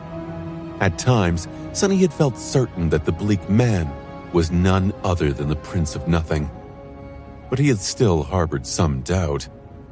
Whispering Blade was going to dispel his doubts once and for all. The shadow did not manage to enter the sealed room. Doing so would have alerted Morgan about its presence, but it did manage to slither into a service duct running above it and peek inside through the small gap in the ceiling insulation. Sunny frowned as he watched the ocean, noticing a disaffectionate expression on St. Madoc's face. The fearsome Transcendent was talking, his voice even. Waiting for me. It was a trap from the very beginning, which would not have been too inconvenient if Ascended Bast was indeed the abomination. However, he was not. I confirmed it. Morgan leaned back and sighed. Still, it couldn't be helped. We had to eliminate the possibility. She lingered for a few moments, then asked, How serious was the trap? A faint smile appeared on St. Madoc's face. Throwing a glance at the young woman, he chuckled. You don't have to worry about this old man, Morgan. Silent Stalker and Direfang were there. I could not leave without saying a proper goodbye, though, so they'll have a few new scars to brag about. Many kilometers away, Sunny tilted his head a little. Such arrogance. However, was it arrogance? If Matic was powerful enough to back up his words and lethal enough to make each of them count. Regardless of that, one question remained. If Ascended Bast had nothing to do with Mordred, then where the hell was that bastard? In the sealed room, Morgan echoed his thoughts. The situation is problematic then. None of the divinations managed to pinpoint his location. Either Queen Key was generous enough to bestow that person with a truly powerful obscuring memory, or he has some means of avoiding our gaze on his own. It is strange, though. How could a mere master achieve such a thing? Matic frowned. We weren't able to confirm his ascended ability. Maybe it has something to do with the fact that you can't forget what rank his aspect is, Morgan. Not paying attention to the dark expression on his niece's face, Whispering Blade added, He might be closer than we think, too. These strange attacks we suffered recently, weren't our diviners strangely unable to ascertain anything about them? It can't be a coincidence. Morgan remained silent for a while, then shook her head. There is some correlation, but the pattern doesn't fit. More than that, the countermeasures we have in place to confirm the identities of our Ascended showed no anomalies. We can't check every refugee, mundane soldier, and awakened, of course. Matic thought for a few moments. What about that government brute? Ascended Sunless. A slight smile appeared on Morgan's face. Who do you take me for? He was the first one I checked. We have studied him thoroughly after the Night Temple incident as well. Ascended Sunless is certainly not ordinary. His SS designation, service record, and age should attest to that. But he is himself, and not that abomination's vessel. Sunny frowned. Valor seemed to possess some kind of tool capable of determining whether one was possessed by Mordred or not, even if its function seemed to be limited to a small number of people. Nevertheless, he had been one of the people they checked. When the hell had that happened? He had not even noticed anything. Back in the sealed room, Morgan frowned. So, where is the creature hiding? At that moment, the door suddenly opened, and someone walked inside. Both Morgan and Matic looked at the newcomer with surprise. Cassia, how bold of you to come here without invitation. The Princess of War smiled dangerously. At the same time, Matic raised an eyebrow. You'd better have a good explanation for this interruption, young lady. Cassia lingered for a few moments, appearing somewhat nervous. Then she said in a tense voice, There is a message for you. I think you should come outside. Now this is interesting. Sonny was stealthily making his way to the isolated inner court of the port fortress. His shadows were on the move too. The one who had been hiding among the refugees had left them behind, approaching the courtyard from the other direction. The one that had been spying on Morgan hid itself within Cassia's shadow, and the one that had been following Nephis remained within hers. Currently, all of them were converging on a single point. In the middle of the courtyard, surrounded by a wide ring of space, a lone figure stood as numerous soldiers and awakened aimed their weapons at it. Intricate armor of black steel, a beautiful face framed by curls of raven black hair, and vivid, vibrant vermilion eyes. It was Morgan. Don't tell me. As the real Morgan emerged from the gates of the stronghold in the company of Matic and Cassia, the soldiers that were aiming at the invader looked at her with wide eyes. They must have realized that the creature standing in front of them was not the real Princess of War, and yet, seeing the two identical young women stare at each other was an eerie experience. The real Morgan gritted her teeth in contempt. The reflection perfectly mirrored her expression.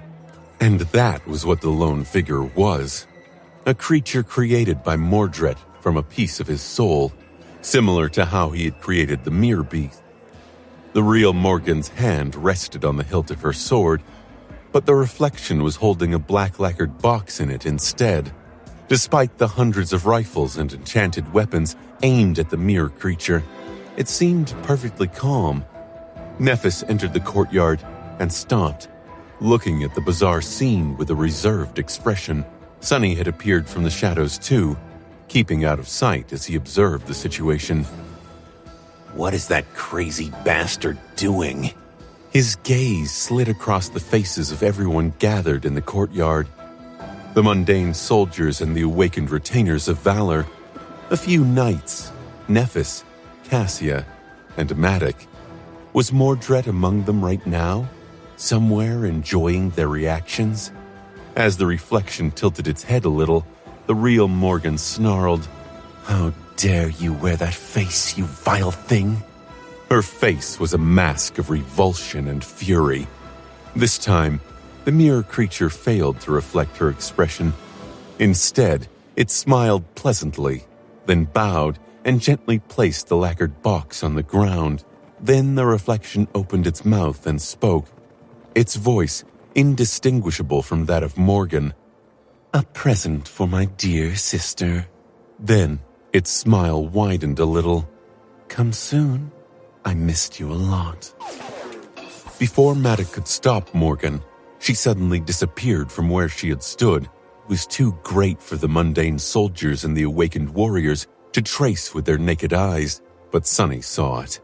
A black and red blur that cut across the courtyard, approaching the reflection with the speed of a bullet. He knew better than most how dangerous these creatures were, so Sonny expected to see a tremendously destructive fight.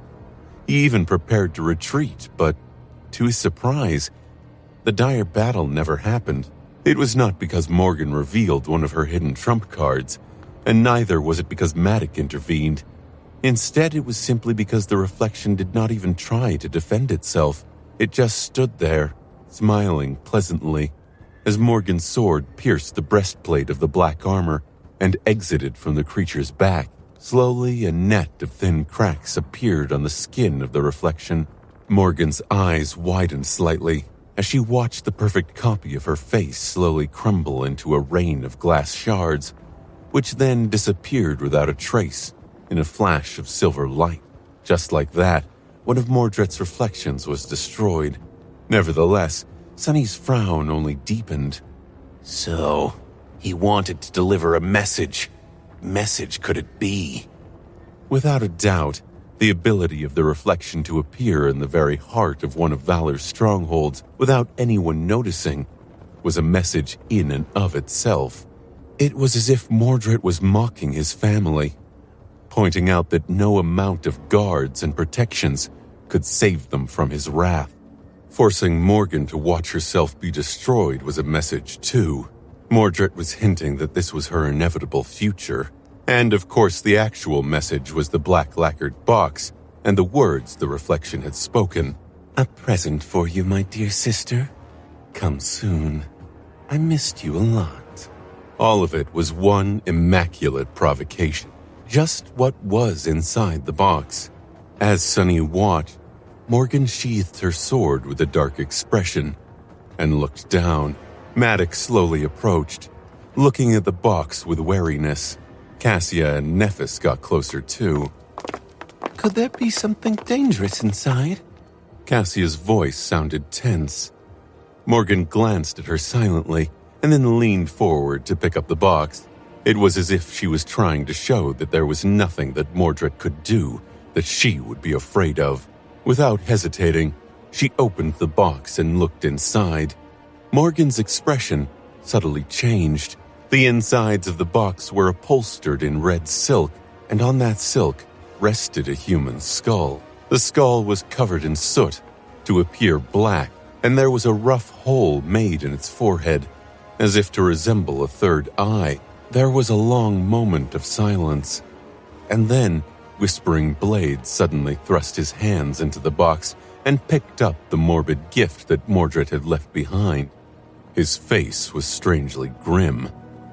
As Maddox studied the skull, Morgan looked at him with a silent question. What is it? The saint gritted his teeth.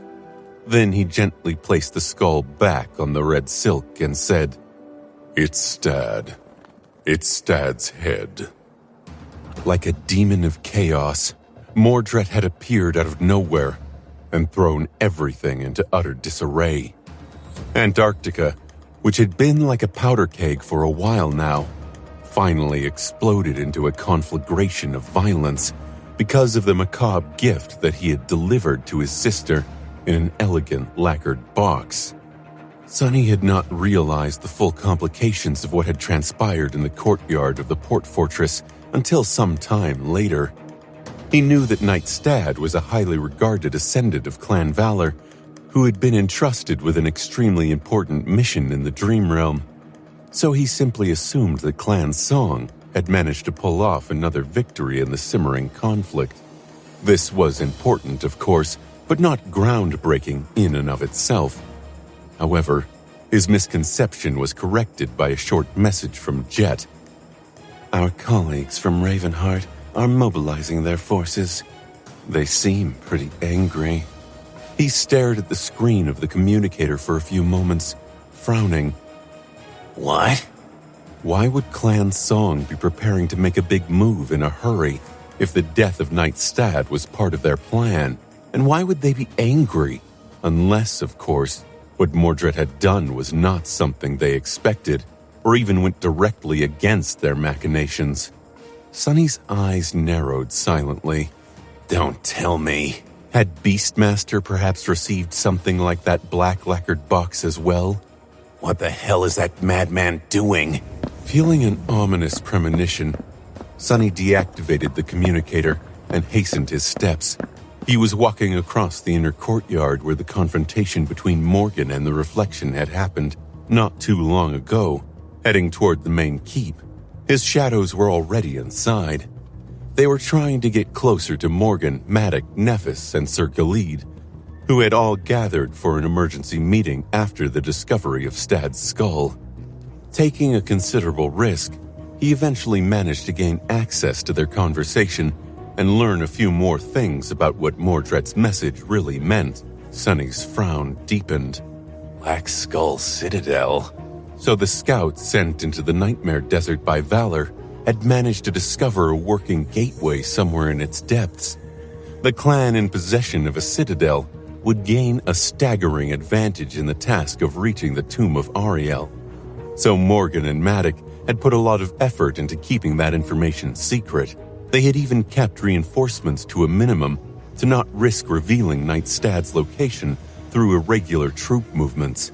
And yet, Mordred had somehow managed to not only learn of the clandestine mission, but also intercept and slaughter the force tasked with capturing the Citadel, including the powerful master in charge of it, which would logically mean that the Black Skull had fallen into Song's hands. However, it did not. That much was apparent from the fact that Song was mobilizing their forces in a great hurry. If Sunny knew of it, then Morgan surely knew as well. So if neither Valor nor Song controlled the Citadel, then who the hell did? The answer was obvious. It was Mordred. Mordred alone. Which might as well have meant that the Black Skull's Citadel was currently empty. No matter how powerful the Prince of Nothing was, a single master was like an ant when compared to the might of a great clan. Even with a divine aspect and his reflections, Mordred was incapable of keeping what he had stolen. Even though he was holding the key to the Nightmare Desert in his hands, he was not strong enough to defend it. So by delivering Stad's skull to Morgan, he had painted a target on his back. The true meaning of his message was, "Come and get me."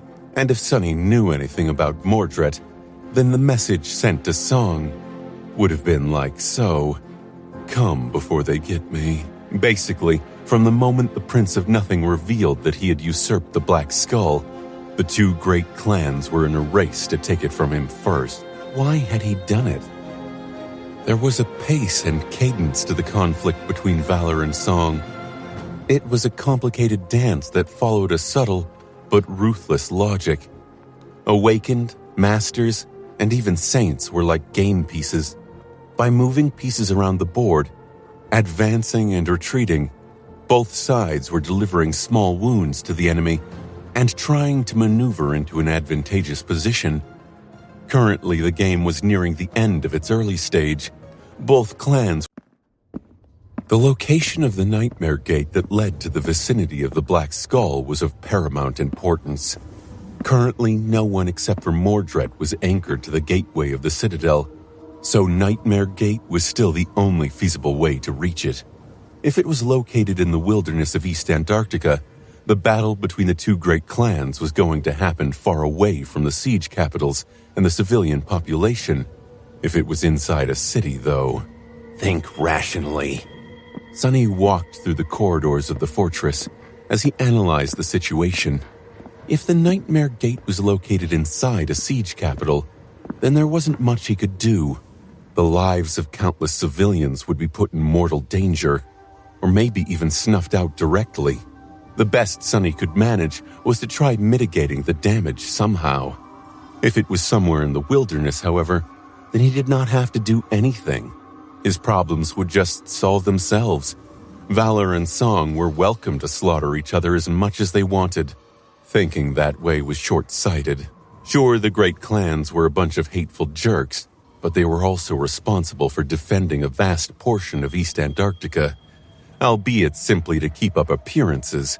Their power was especially important when dealing with high-value targets like Titans, since 6 out of the 7 saints present on the continent belonged to the domains. What would happen if all of them just went and killed each other? Nothing good. Countless refugees had already been evacuated, but millions more remained. If only the evacuation army had been given a few more months, enough for the Legion of Sleepers to undergo awakening, things would have been different. But Mordred, the damned lunatic, had made that impossible, so the power of the great clans was still too important. Sunny felt sick to his stomach. He was deeply unhappy about the fact that, while the great clans were odious, they were also needed. They were like a necessary evil. Thinking that way made him feel dirty. It felt like he was making compromises. Was that how Wake of Ruin and the rest of the government felt? Forget about it. So what the hell do I do? He muttered. It seemed that, thanks to Mordred, A bloody and destructive all-out battle between the forces of valor and song was now both close and inevitable. They could entirely obliterate each other, which would be the worst outcome since there would be no one left to continue defending the refugees from the myriad of nightmare creatures roaming the continent. Therefore, there was only one way for him to achieve the best outcome. If there was no way to prevent the battle, he had to do everything in his power to help one side achieve victory, and not just any victory at that. A Pyrrhic one would be no different from mutual destruction. Only an overwhelming victory would minimize the losses of one of the sides, thus leaving enough fighters alive to make a difference in the evacuation effort. Wait. Sonny suddenly froze, growing even more pale than usual. His eyes widened, his hands trembled. Then, slowly, a smile that seemed more than a little mad appeared on his face. Through the shadow that was hiding in the sealed strategy room, he looked at someone who stood there, silently listening to what Morgan was saying. A young woman with silver hair and cold gray eyes, clad in an intricate armor of black steel. He looked at Nephis. Sonny slowly exhaled. Was that what you meant?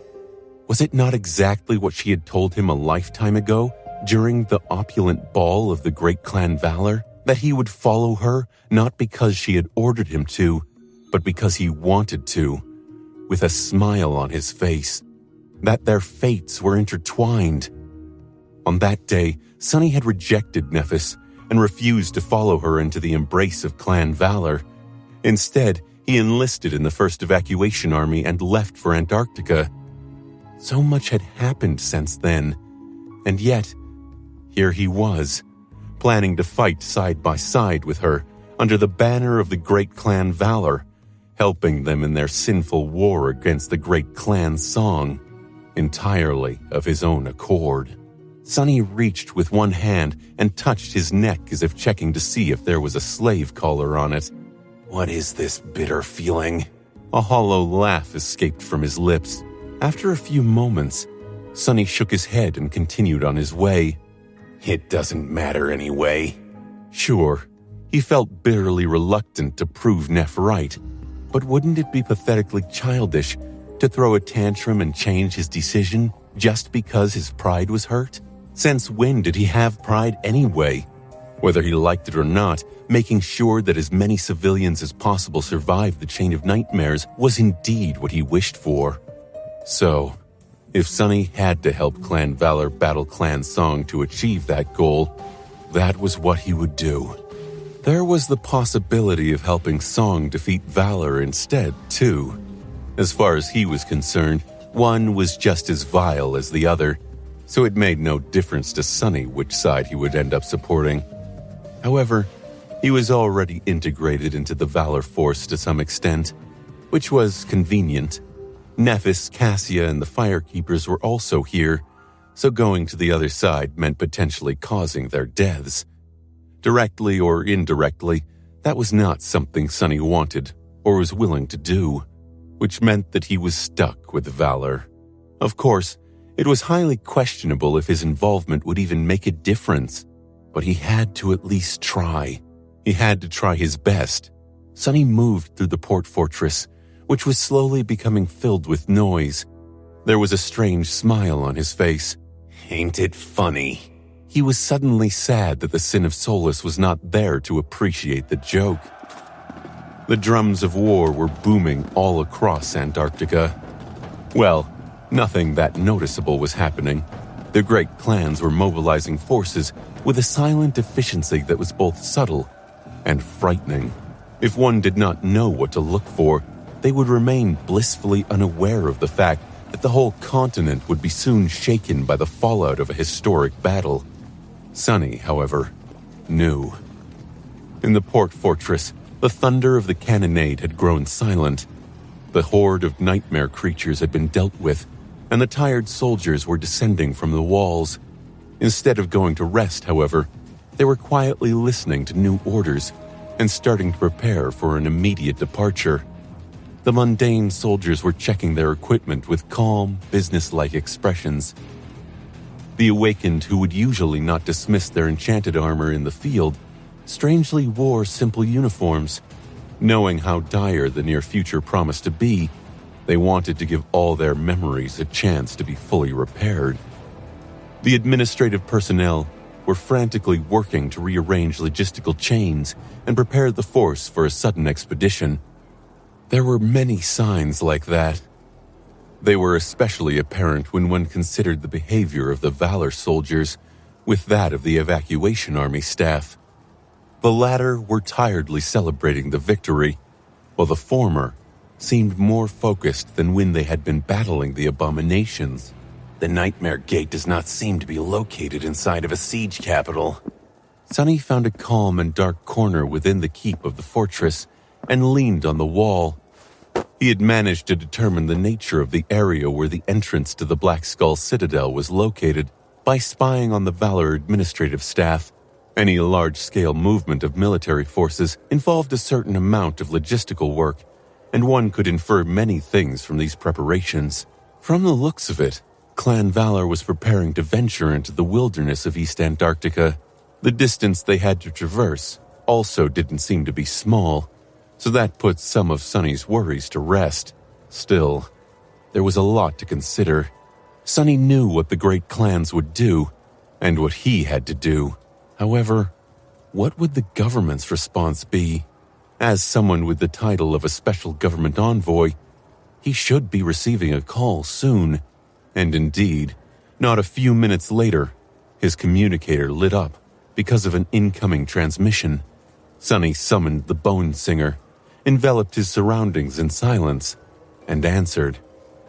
The sharp face of Saint Cor appeared on the holographic screen, soon joined by the pleasant visage of Soul Reaper Jet.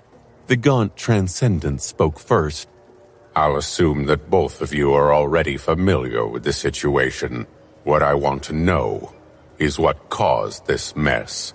His grating voice sounded calm, but Sonny could feel the angry and tense undertone in it. He briefly glanced at the projection of Jet, then answered, I think I can explain. Both of them paid rapt attention to his words. Sonny lingered for a few moments, then spoke, choosing his words carefully. It appears that a citadel was discovered in the Nightmare Desert. Clan Valor was the first to find it, but their attempts at capture failed. Now, both clans have an equal chance to come into possession of a crucial advantage, a confrontation for access to the Nightmare Gate leading to the Citadel. Seems inevitable. He paused and then added evenly, They are going all out. As Saint Cor's face darkened, Jet nodded. I can confirm. Sonny did not know what the veteran saint was thinking about, but he felt chills even through the holographic projection. Even though Wake of Ruin's expression did not change much, it felt as though the world itself subtly changed instead, reacting to his wrath. Discontent? Contempt? Dejection, maybe? The old man grimaced. What immaculate timing. At least he could still be sarcastic. Sonny had to imagine that the two great clans suddenly shifting to active warfare was like a disaster for the government. Saint Cor would have to completely rearrange the disposition of the evacuation army and come up with a new strategy. Even then, it might not be enough. Then again, Army Command had to have been prepared for something like this, even if it was the worst-case scenario for them. They were no fools. After a long pause, Wake of Ruin shook his head, then looked at Sonny and Jet again. Valor and song might be arrogant, but they are not unreasonable. This bloodshed can still be prevented, maybe. Similar things have happened before. A large-scale battle can be avoided if they agree to hold a duel between two champions instead. Sonny couldn't help but raise an eyebrow. He didn't doubt the wisdom and experience of the seasoned Transcendent, but he also didn't believe that the great clans would step down. Especially not because of something as quaint as an honor duel. They were like sharks that smelled blood in the water. Those from Valor were, at least. They had been holding back their bloodthirst for too long already. Still, was there a chance that a strange duel between two powerful warriors could replace a wasteful battle? It seemed improbable, but then again, legacies were often weird about such things. Saint Cor let out a heavy sigh and then added, "The problem this time is that both sides seem to be certain that they will win if the battle happens, so they have no reason to seek an alternative. Additionally, they have been acting slightly erratic as of late. It is hard to say what will happen." Seemingly coming to a decision, the gaunt transcendent nodded and threw a piercing gaze at Sunny and Jet. "The two of you will remain with the emissaries and follow them to that nightmare gate. Gather as much information as you can while you're at it. I will arrive personally and try to mediate an acceptable resolution." Jet remained silent for a moment. "Understood, sir." However, Sunny was not as agreeable. "What if you can't?" His irreverent question, or maybe the fact that he even dared to ask a question, seemed to surprise the old saint. Wake of Ruin stared at him darkly. After a brief pause, he said simply, "Then we withdraw and try to salvage the aftermath." With that, he terminated the call. The gaunt face of the government saint disappeared, leaving Sunny and Jet alone. Soul Reaper looked at him and smiled. "How can she even smile in this situation?" "Oh my, I know that look. You're thinking about doing something crazy, aren't you?" Sunny glanced at her darkly and shrugged. "I don't even know what crazy is anymore." Jet chuckled. "That is not a good sign at all." He studied her face somberly, then said quietly, "If Wake of Ruin fails in his negotiation, Valor and Song will clash. At that point, the best move would be to support one side against the other, to preserve as many fighters as possible. Are you ready to make that decision?" Soul Reaper's smile grew bleak. "The government can't break its neutrality. Even if it's beneficial at the moment, the consequences would be catastrophic in the long run." Sunny simply stared at her. "I'm not asking about the government. I'm asking about you." There were times when people could not escape making tough choices. Sunny had long made his, and Jet would have to follow suit, whether she wanted to or not. Of course, doing nothing was also a choice. However, she had always positioned herself as a cog in the government machine, but maybe it was time for Soul Reaper to think for herself. Sunny hoped that she would at least. Jet lingered for a while before answering. Eventually, she said, "Let's see how it goes." Then her face disappeared. The screen of the communicator switched off, leaving Sunny in the darkness. He sighed and dismissed the Bone Singer, then left his temporary shelter. An all-out battle, or a duel of two champions. I wonder which one will end up happening. He hoped for the best, but had to prepare for the worst. Although both clans were assembling their armies with urgent haste, it was not an easy thing to move a military force across East Antarctica. The wilderness was infested with countless abominations, and the nightmare gates were everywhere, making every route slow and dangerous. Clan Valor was in a slightly better position because they had coincidentally pulled most of their forces together before Mordred's revelation to destroy a migrating horde of nightmare creatures. Still, many warriors and assets had been left behind in the siege capitals, who now had to join the main body of the great clan's contingent. There was Saint Tyrus, for example. The fact that Direfang had been able to join Silent Stalker in ambushing Whispering Blade proved that she alone was not enough to contain the enemy Transcendent, so there was no point in keeping her in a distant government siege capital. So, Skytide had been recalled and was en route to join the war party. There were other squires and even knights that had to be summoned as well, so for the first few days, progress had been slow. Most of the mundane personnel had been left behind, and now only the awakened were following Morgan toward the fateful Nightmare Gate. Nevertheless, their number was too great to pass unnoticed, and so skirmishes with nightmare creatures happened almost every hour. Many of these skirmishes threatened to grow into something more serious, if not resolved swiftly. In these cases, either Morgan's echoes or one of the Saints joined the melee to prevent the small-scale confrontations from becoming dire battles. Sonny was not required to participate in them, of course. He found himself in a somewhat awkward situation. No one had invited him to join the expedition, and his status was more vague than ever. Officially, he was the government's envoy, whose duties concerned the cooperation between Clan Valor and the evacuation army. However, the Great Clan had more or less abandoned the pretense of being in the Southern Quadrant to help, and was acting against the government's interests. So what was an envoy supposed to do in that situation exactly? Why was he even needed? Sonny did not have a good explanation, but luckily no one asked. Whether it was because the warriors of valor couldn't be bothered or simply did not care, he did not know.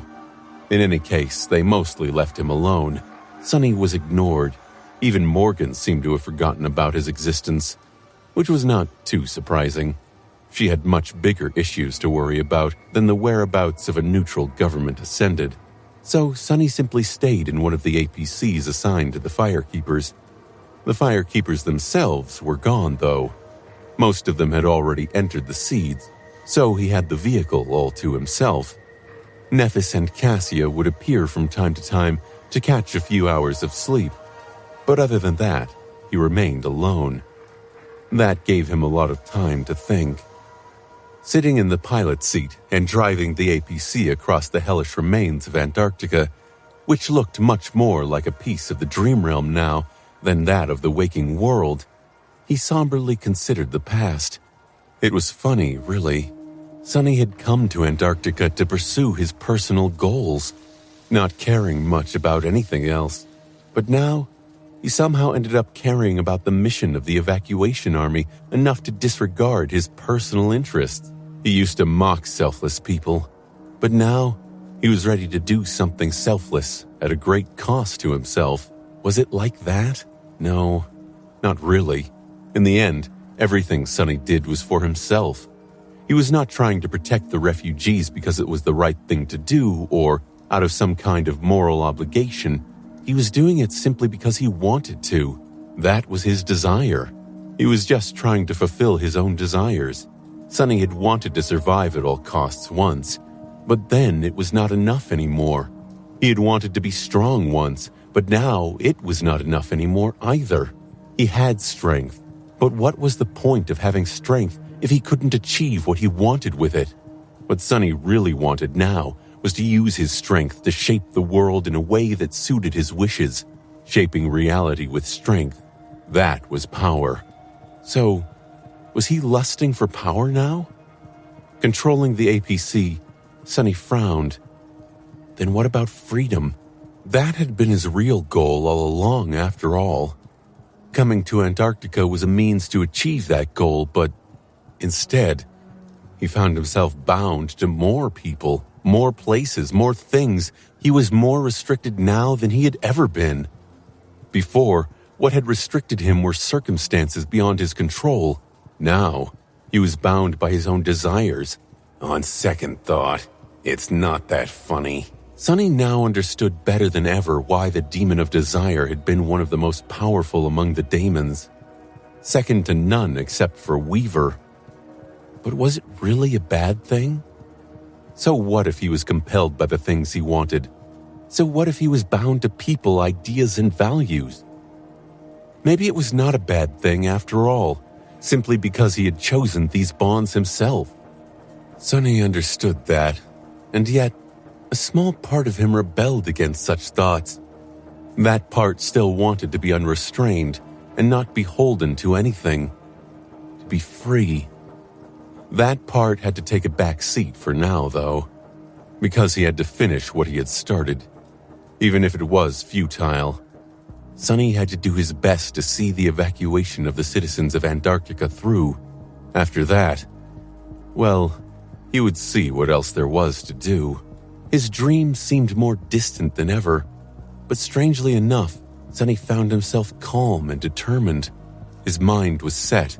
Maybe that was the true conviction. The thought made him uncomfortable. The war party had stopped and made camp. Sonny's APC was parked within the defensive perimeter, and he was calmly preparing supper. It seemed strange to be doing something so mundane on the verge of an event that had the potential to alter the course of history. But he was hungry. Hunger was much more powerful than the forces that shaped history. I miss the Rhino. The armored vehicle that the Firekeepers had used was by no means cheap, but its amenities were rather bare bones. There was not even an integrated kitchen, just a few devices for food storage and preparation. Still, he was good at improvising. As Sonny cooked, he mentally went over what he had gained since coming to Antarctica, and what he could use if the worst happened and the two great clans clashed in a bloody battle. Sonny had been a master for many months before the Chain of Nightmares, but he felt that he only came into his ascended powers here. His mastery of shadow manifestation had improved tremendously, both in terms of impact and versatility. He also developed Shadow Shell and Shadow Incarnation, as well as their combination. Both of these abilities were extremely powerful. His practical knowledge of sorcery had grown as well. He was now able to copy more complex enchantments and do it faster. He could even modify them to a degree. Even though the realities of the Antarctica campaign had prevented Sonny from spending a lot of time on weaving, his repertoire was much broader than before. There were new powerful memories in his arsenal, including transcendent ones, the Sin of Solace, the Shard of Graceless Dusk, and others. There was the Mirror of Truth, too. Chances were he would have to use it soon. In terms of raw power, Sonny was now a tyrant. He had 5 cores and 5 shadows, which increased both his physical prowess and his essence capacity. Strangely enough, even his essence control had undergone a noticeable improvement. Unable to rely on the Soul Serpent in the dire conditions of the Southern Quadrant, Sonny had been forced to elevate this aspect of his power to an almost flawless efficiency. Then there were his shadows. He had gained a new one, the Ravenous Fiend. Now that Imp had feasted on the remains of the Sun Prince, the scrawny goblin was strong enough to be sent into battle. Nightmare was close to both ascension and unlocking his terror ability. Saint had risen both in class and rank, becoming a transcendent devil. That alone was an incredible leap for him. But the sublimation of the mantle of the underworld was perhaps no less important. His new attribute, the Marble Shell, improved his resilience and combat performance to a remarkable degree. Honestly, having it was almost like possessing a secondary aspect. Considering all that, it was hard to deny that the present Sonny was incomparably more powerful than his past self from before Antarctica. The comparison was not even funny. That past Sonny was nothing more than a feeble brat. Ironically, Sonny had come to the Southern Quadrant in search of strength, and although he stopped caring about that goal a long time ago, he ended up achieving it nevertheless. Despite it all, though, he felt that there were much more valuable things he had gained here, things that went far beyond shadows, memories, and attributes. The experience he had gained, the skills he had honed, the lessons he had learned. Those were what truly separated him from his past self. Those were what made him truly stronger. From the darkness of the polar night and the desperation of the Antarctic center to the cold expanse of East Antarctica and its many dangers, Sonny had grown and matured. He had gone through countless battles and achieved many improbable victories. There had been harrowing defeats, too. Those had taught him as well. Preparing utensils for 3 people, Sonny looked into the distance and sighed. He would be turning 21 in about a month. There had been a time when he was not even sure he would make it that far, but now, here he was. I don't feel young anymore. Maybe someone like Wake of Ruin would laugh at these words, but Sunny truly felt that way. He had never really gotten a chance to be a child, and now he was not a youth anymore either. Am I old then? As Sunny was pondering the vicissitudes of life, the hatch of the APC opened, and Nephis came in, soon followed by Cassia. The two had been spending the last few days in endless strategy meetings, so both looked exhausted. The smell of freshly cooked food made both of them relax. Noticing the distant expression on Sunny's face, Nephis tilted her head a little and asked, "What are you thinking about so seriously?" He flinched, then shook his head and continued setting the table. Nothing serious. I was just thinking that I'm too old for this crap. She frowned, then pierced him with a cold gaze. I'm older than you, though. Her meaning was clear. Are you calling me old? Sunny grinned. Yes. Forget I said anything. Come on, let's eat. Who knows when we'll get a chance to enjoy a proper meal again. The two gave him strange looks and sat around the small fold-out table, looking down at the dishes he prepared. Well, there was just one dish, the everything pot slop that Professor Obel had taught him how to make. Sunny sat down too and put a generous serving on his plate. But honestly, you're not even a full year older than me, while Cassia's not a full year younger than me, so let's speak comfortably. He put a spoonful of the weird slop into his mouth, then smiled at them. Cassia hesitated and cautiously nudged the slop with a spoon. What even is that? Sunny grinned. I'm glad that you asked.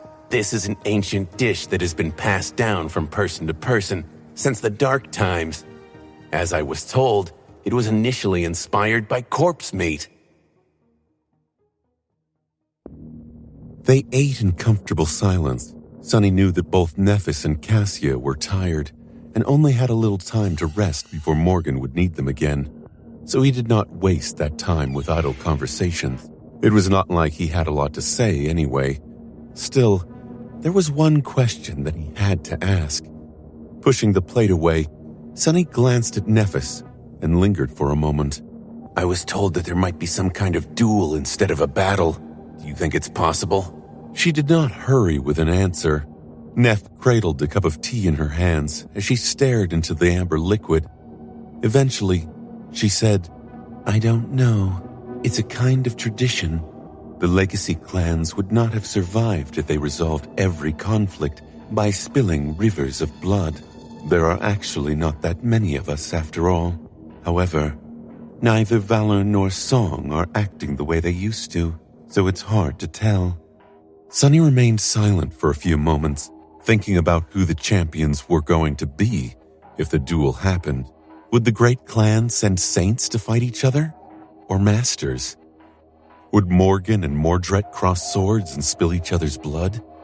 Or would Morgan send Nephis to fight in her stead? Just did not know. Shifting slightly, Sunny looked at Neph and asked, What if the battle happens? Do you think Valor can win? Up until now, it seemed like Clan Song was confidently pulling ahead. However, he doubted that their enemy would be easily defeated. This time, Nephis did not hesitate at all. Yes. He studied her motionless face with curiosity. Where did that confidence come from? Why? Sunny expected Neph to say something in her usual style like, Because I am with them. Or, Because that is my will. However, she simply shook her head and said in a slightly subdued tone, Because they are of war. He blinked. Indeed, she was right. Clan Valor was the clan that had inherited the lineage of War God, the deity of warfare, life, progress, technology, craft, and intellect, as well as the patron goddess of humanity. It was not a coincidence that they were exalted fighters, masters of forging memories, and the most influential clan among both the awakened and mundane humans. They would also be the paragons of warfare. It did not matter if Clan Song had managed to achieve slight superiority at the earlier stages of the conflict. All that mattered was who would get the last laugh, and Sunny did not doubt that Morgan had many diabolical schemes stored in that pretty head of hers. However, there was a slight wrinkle in that theory. He leaned back. That is true, but you forget one thing. Mordred is also a descendant of war. He shared the same blood, and he is with Song. Nephis frowned. It seemed that she indeed had not put too much weight into Mordred's presence in Antarctica. She couldn't be blamed, although Sunny and Cassia had told her about their experiences in the Night Temple and the Kingdom of Hope. She had not lived through those trials herself. She had not experienced the suffocating horror of being locked in a citadel with that monster, watching as the number of his victims grew, while the number of survivors dwindled. Eventually, Nephis shrugged. It doesn't matter, does it? Sunny stared at her with a dark expression. I think it does. Why wouldn't it? Neph sighed. What do I care if Valor wins or loses? I just need to survive. If they win and I help them, my status within the clan will grow. If they lose and I survive, it will grow even more, simply because there will be fewer powerful warriors for the clan to lean on. In their absence, my importance will grow. Either way, many members of both Valor and Song will die. As she spoke the last words, white sparks ignited in her eyes. Suddenly, the interior of the APC seemed to be filled with an incinerating heat. Nephis had been acting strangely placid for a long time, so Sunny almost forgot how frightening her murderous obsession was. He looked at her, surprised by that cold logic. Well, she was right, in a way. It matters to me, though. Nephis blinked a couple of times, startled, then looked at him in confusion. Why? Sunny frowned. Because these people that are going to die are supposed to be protecting the refugees from the hordes of nightmare creatures. Who is going to do that if the bastards all kill each other? Neph seemed as if she didn't know what to say. She remained silent for a long time, then sighed. I wouldn't put my faith in the great clans. Doing so will only lead to ruin. Sunny chuckled, thinking how funny that sounded coming from her. Shaking his head, he then looked at Cassia, who had been silent until now. What about you? What do you think? Any helpful visions of the future? Cassia smiled weakly. No helpful visions. She touched her hair, then suddenly said, Oh, but I think that you should check on Rain. Sunny flinched. His eyes widened. Why? Have you seen something? Cassia tilted her head, then paled slightly and looked away embarrassed. I'm sorry. I worded that poorly. No, I haven't seen anything. It's just that we are going to venture deep into the wilderness, and who knows what will happen next. Chances are we're not going to have access to the network for a while. So, you mentioned that you were exchanging messages, and she might get worried. Sunny stared at the blind girl for a few moments, flabbergasted. Standing up, he picked up the plates and walked away to clean them. Gods, think before you speak next time, all right? You almost gave me a heart attack, damn it. Go to sleep, you two. Nephis and Cassia climbed into the sleeping niches, while he washed the dishes. Once that was done, Sunny threw an irritated look at the niche where the blind girl was sleeping, and grimaced. She is right, though. I might not be able to send a message to Rain for a while. Settling in the pilot's chair, he took out his communicator and checked his messages. To his relief, Rain was perfectly fine. She was going to school, training, and showing zero symptoms of being infected by the nightmare spell. Soul Serpent was with her as well, so Sunny allowed himself to calm down. He stared at the screen of the communicator for a while, then sighed and started typing. Yeah, I'm doing well, naturally. Remember that promotion I wrote about? Well, I'm a glorified pencil pusher now. Most of my duties have to do with confirming requisition requests and forwarding letters. Honestly, it's driving me crazy. Scouting the wild expanses of the Southern Quadrant alone was much more fun. Anyway, I've been thinking about this and that recently. Like, what I want to do with my life, and how I'm not that young anymore. Stupid stuff like that. So, this is what I was thinking about. As he typed the long message, the cold sun slowly moved across the sky outside the APC, never falling behind the horizon. The day never seemed to end, but time was flowing by. Soon the forces of two great clans were going to meet in the wilderness of East Antarctica. The outcome of their ill-fated clash could very well decide the fate of the dying continent. Sunny climbed the roof of the APC and looked at the ravaged plain of East Antarctica, which stretched in all directions as far as the eye could see. He could have sent his shadows instead, but on a day like today, Sunny wanted to see it all with his own eyes. The ground was gray, and the stormy sky was gray too. The ribbons of shallow brooks and the distant lakes were dark, resembling lead. The world seemed to have grown deathly silent, like a predator preparing to lunge at its prey. The air was brimming with suffocating tension. In front of him, at some distance, an abandoned outpost could be seen, tilted and with its alloy walls ripped open. There was an ugly black rift of a nightmare, shimmering with darkness in front of the desolate fortress. And near it, indifferent to the maddening whispers of the call, a small figure could be seen, sitting on the ground. It was hard to tell anything about the figure from that distance, except for the fact that it was a human. Surrounding the outpost from three directions, 3 armies were preparing to advance.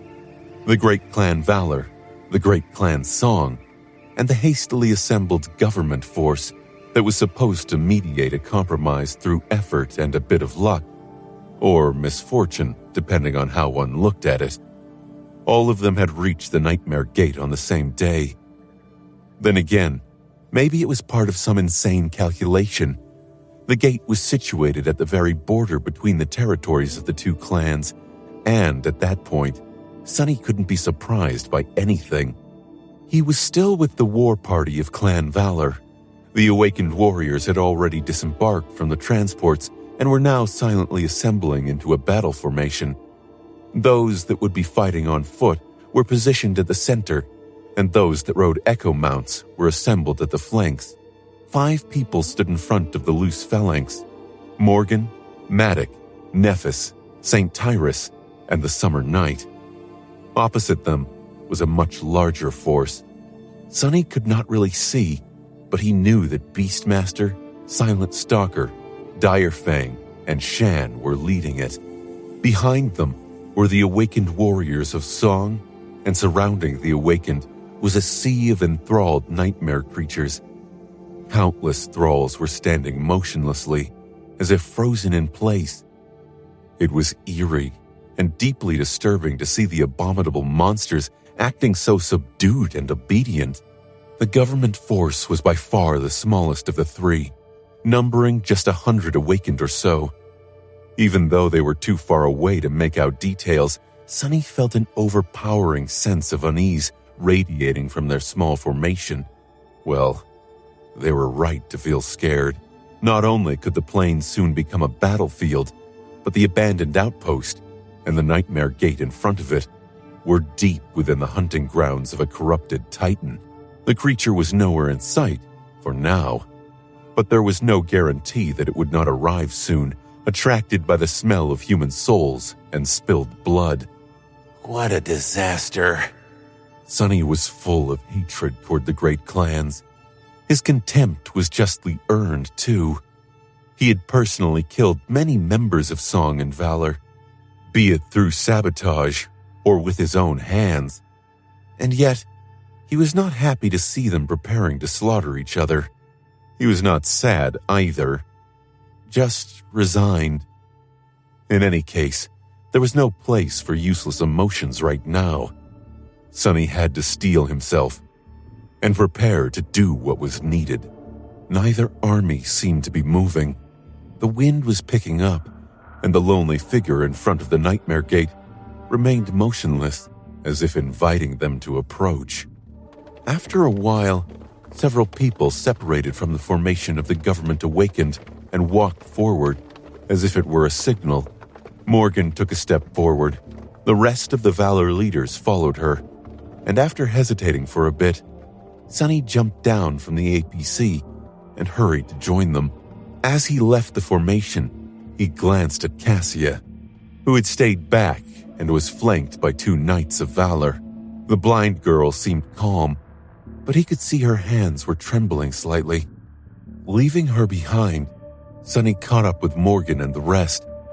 Nephis and Tyrus looked at him with inscrutable expressions, but the princess herself seemed amused by his decision to involve himself in the negotiation. Master Sunless, how nice of you to join us. He glanced at her darkly and shrugged. Well, my boss is over there.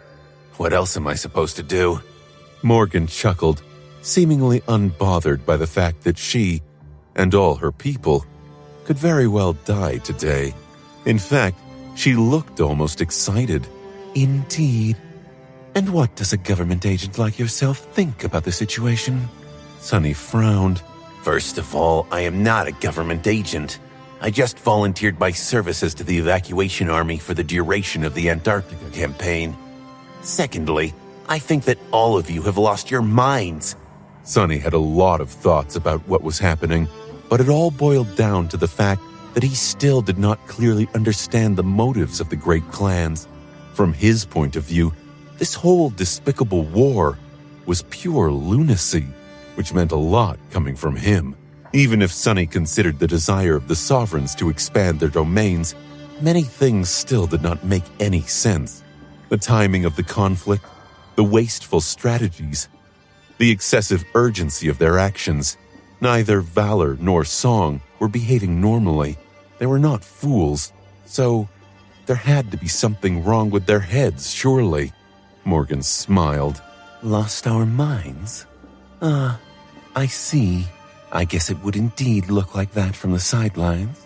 Her smile disappeared, replaced by cold ruthlessness. However, I can assure you, it is the world that has gone mad, not us. After that strange remark, there was no more time to talk. The Nightmare Gate drew nearer, and finally, Sonny could see who was waiting calmly in its shadow. It was a slender young man, clad in a suit of dark armor, with pale skin and raven black hair. His face was sharp and thin.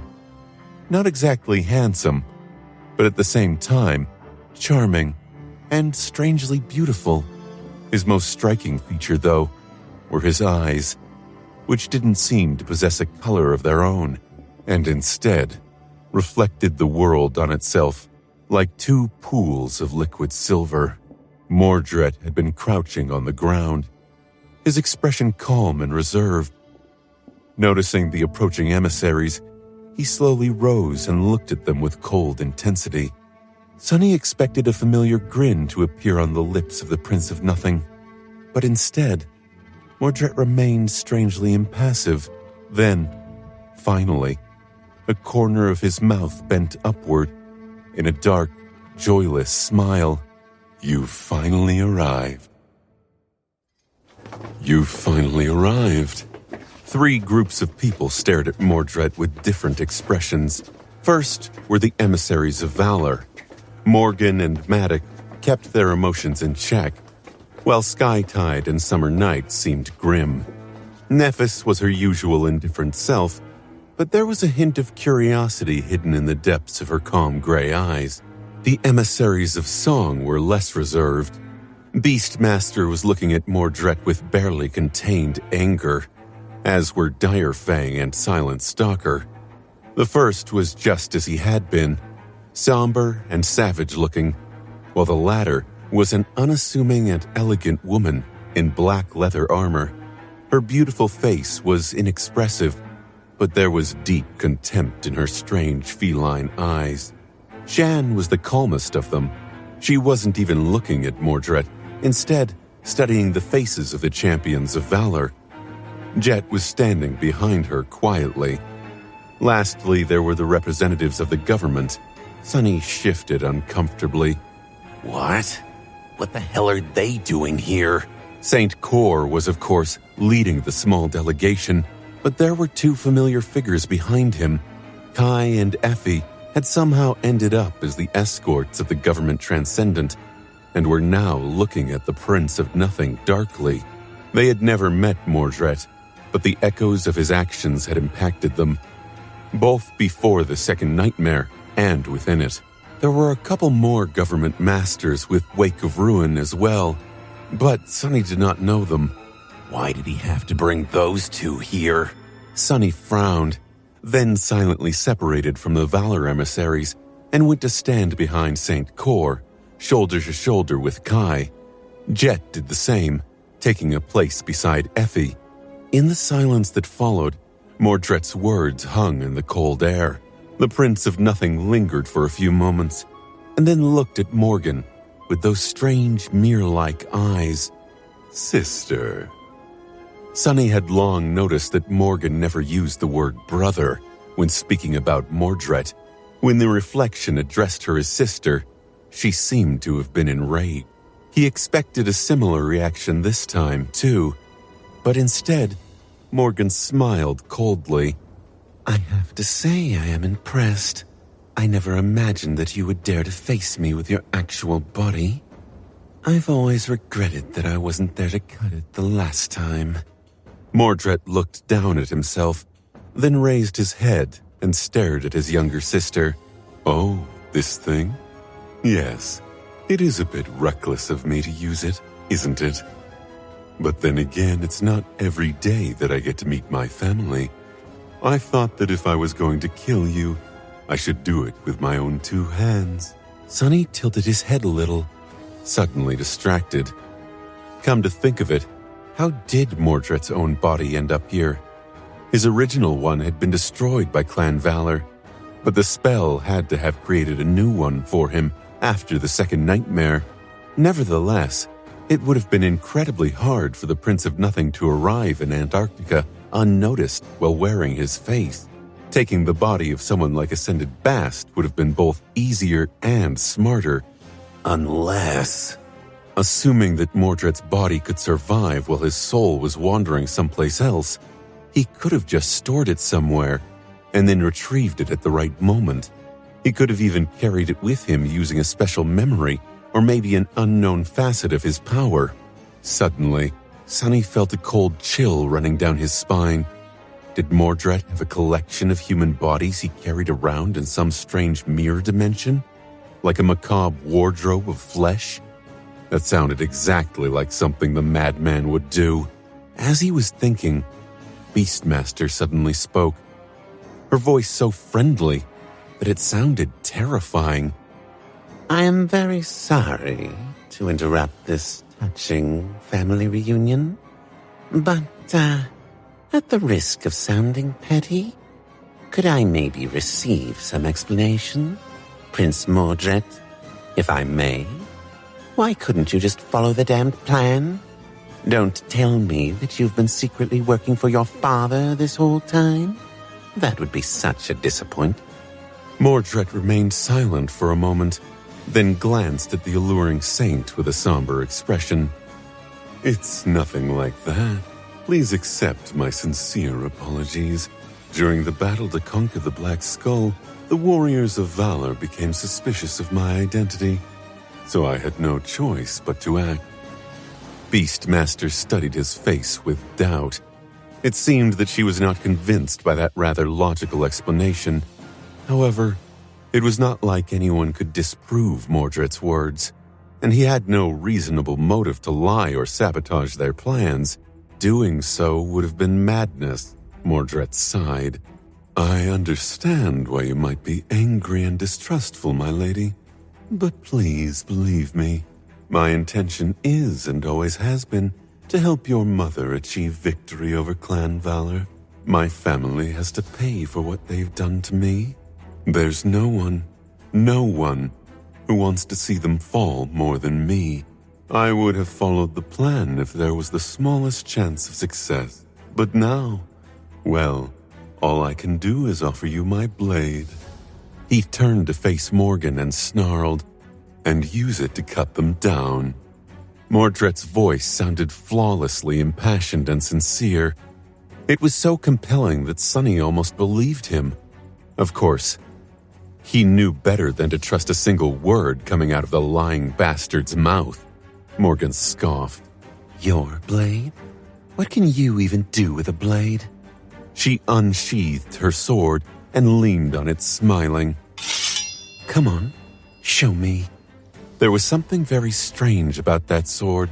Sonny had never seen it before, and he suddenly felt chills when looking at the austere double-edged blade. Mordred stared at the sword as well, his expression growing bleak. After a few moments, he said quietly, I guess he is watching then. Then his lips suddenly twisted into a dark grin.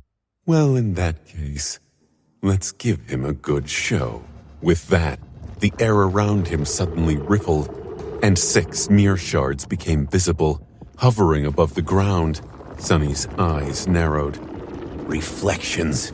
Transcendent. All of them? Then the mirror shards suddenly glinted, transforming into human figures. Nephis finally showed a reaction. White flames ignited in her eyes. There, surrounding Mordred, now stood 6 people. As he smiled, the reflections of Whispering Blade, Summer Night, Skytide, Beastmaster, Silent Stalker, and Dire Fang smiled with him. 6 reflections, 6 transcendent beasts, all assuming the shape of the saints of the great clans. Sonny felt cold as he looked at the smiling faces of the simulacrums, and Mordred's face. The rest of the emissaries seemed just as shaken as he was, even if some managed to hide their emotions better than others. The representatives of Valor were, understandably, grim. Even Morgan's composure cracked for a split second, revealing a hint of weakness. Saint Cor's pale face grew even more ashen. But even the saints of song appeared startled by Mordred's unexpected show of power. It seemed that they did not know the extent of his abilities as well as they thought they did. For a few long moments, there was nothing but chilling silence. Then Morgan spat, her voice full of contempt. Am I supposed to be impressed? What a neat trick. Bravo. Mordred's smile only widened. It was at that moment that Wake of Ruin finally took a step forward and spoke. Enough. What madness is this? The emissaries of the 2 clans looked at him with unfriendly expressions. Mordred did too, and the 6 reflections turned their heads in perfect synchronicity. The sight of them acting that way was deeply disturbing, especially since the mirror creatures wore familiar smiling faces. Wake of Ruin scowled, and the subtle scent of slaughter that always followed him intensified. I won't pretend to have authority over your actions, awakened of song and valor, but I am your elder. No matter what benefits you hope to receive from this battle, I know that your losses will be much greater. You know it too. This world of ours has withstood 5 decades of the nightmare spell, and your families rose from that chaos. The reason they have endured while countless others were destroyed is not strength. Others possessed strength, but foresight and restraint. So, lower your swords. His grating voice echoed above the plain, making the mighty saints of the great clans listen. Even Madoc, the oldest and most powerful among them, seemed to have some respect for Saint Cor, who came from the first generation. Still, Whispering Blade was not someone who lowered his head. This conflict won't be decided with words, Wake of Ruin. Too much is at stake. Saint Cor gritted his teeth. Ah, yes. The rulers will do it. So blood must be spilled. However, you are not barbarian. You are the legacy clans. So act like it. Don't you have traditions and protocols for just these kinds of situations? The honorable duel to the death, if need be. Why waste the lives of your kin and soldiers when the quarrel can be resolved by two champions? He glared darkly at Matic and Beastmaster, and then said, Or are you not certain of your strength? His words seemed to have an effect. Sunny held his breath, not even daring to think whether a peaceful, comparatively, resolution was possible.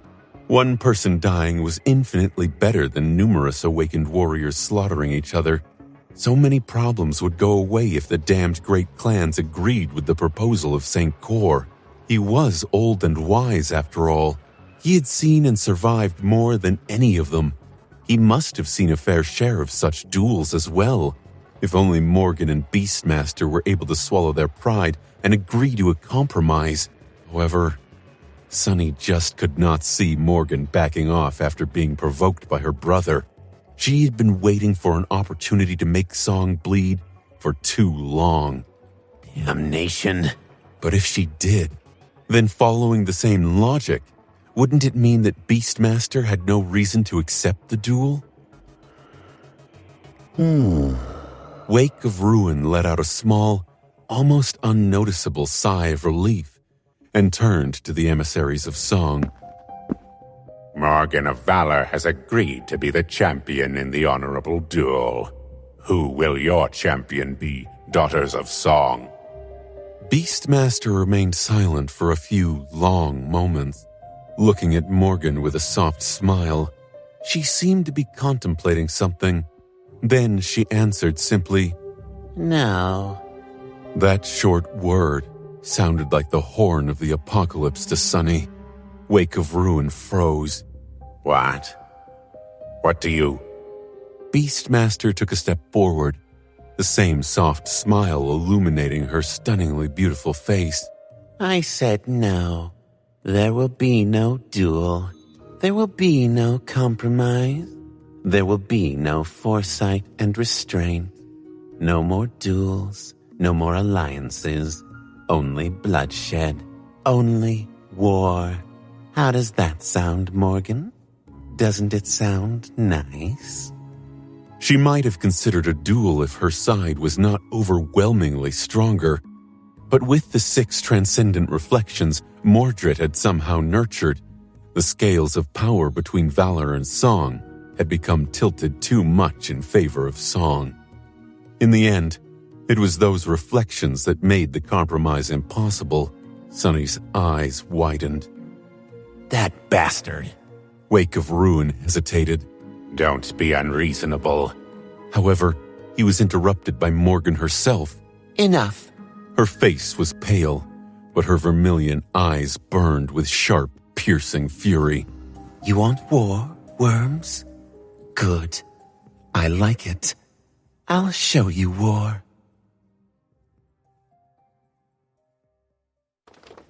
And just like that, and perhaps just as expected, the last opportunity to avoid disaster slipped away from their grasp. St. Cor desperately tried to salvage the situation, but it was hopeless. The armies of both clans were fully prepared to annihilate the enemy, and perhaps be annihilated themselves on that cold November day. Their bloodlust could not be quenched with words. The fates of countless civilians were about to be decided on a battlefield where humans would be killing other humans, not the nightmare creatures. No, there would be nightmare creatures too. A sea of abominations would be killing humans on the orders of a saint, somehow. That fact made the whole situation even sadder. The gods and the daemons had fought side by side against the unknown too, but in the end, they slaughtered each other. The battle did not start immediately. Sunny half expected the emissaries to lunge forward without wasting even a single second. But after exchanging murderous gazes, they simply turned around and returned to their soldiers. The cold sky was full of heavy clouds, plunging the world into gray twilight. The leaders of the two armies were leaving to prepare for battle. Mordred stared at the backs of Morgan and Matic for a few moments, then threw a glance at Sunny and smiled. With that, he left with Shan, and his reflections followed. Wake of Ruin was motionless, looking at the ground, Somehow he looked older than usual. A heavy sigh escaped from the saint's lips. The world is changing too quickly. Or is it me who can't keep up anymore? He lingered for a few moments, then looked at the ascendant of the evacuation army with a heavy gaze. Wake of Ruin hesitated, as if wanting to say something, but then simply shook his head. Withdraw. The ascendant shifted, preparing to follow his command, but Sonny didn't. Instead, he grimaced and took a step away in the direction where the emissaries of valor were walking. Noticing his movement, Saint Cor frowned. What do you think you're doing, young man? Sonny stopped and looked at him calmly. What am I doing? I'm doing my best to make sure that as many people as possible are evacuated safely. That's the mission I signed up for when I joined the 1st Evacuation Army. What are you doing? The old saint stared at him incredulously. Then sparks of dark anger ignited in his eyes. Standing under the wrathful gaze of a saint was nothing short of suffocating. Don't question my determination, Major Sunless. The government has never broken its neutrality. That is the only way to sustain this world.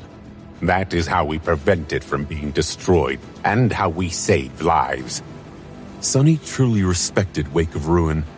No matter how unpleasant the government transcendent was, he had nothing but admiration for the old man. However, he was fed up with empty words. Glaring at Saint Cor without looking away, Sonny gritted his teeth. Tell that to the millions of people who died in Falcon Scott. Tell that to the families of the soldiers who died under my command. Go tell the people who are going to die because we did nothing today that their lives were sacrificed for the sake of your damned neutrality.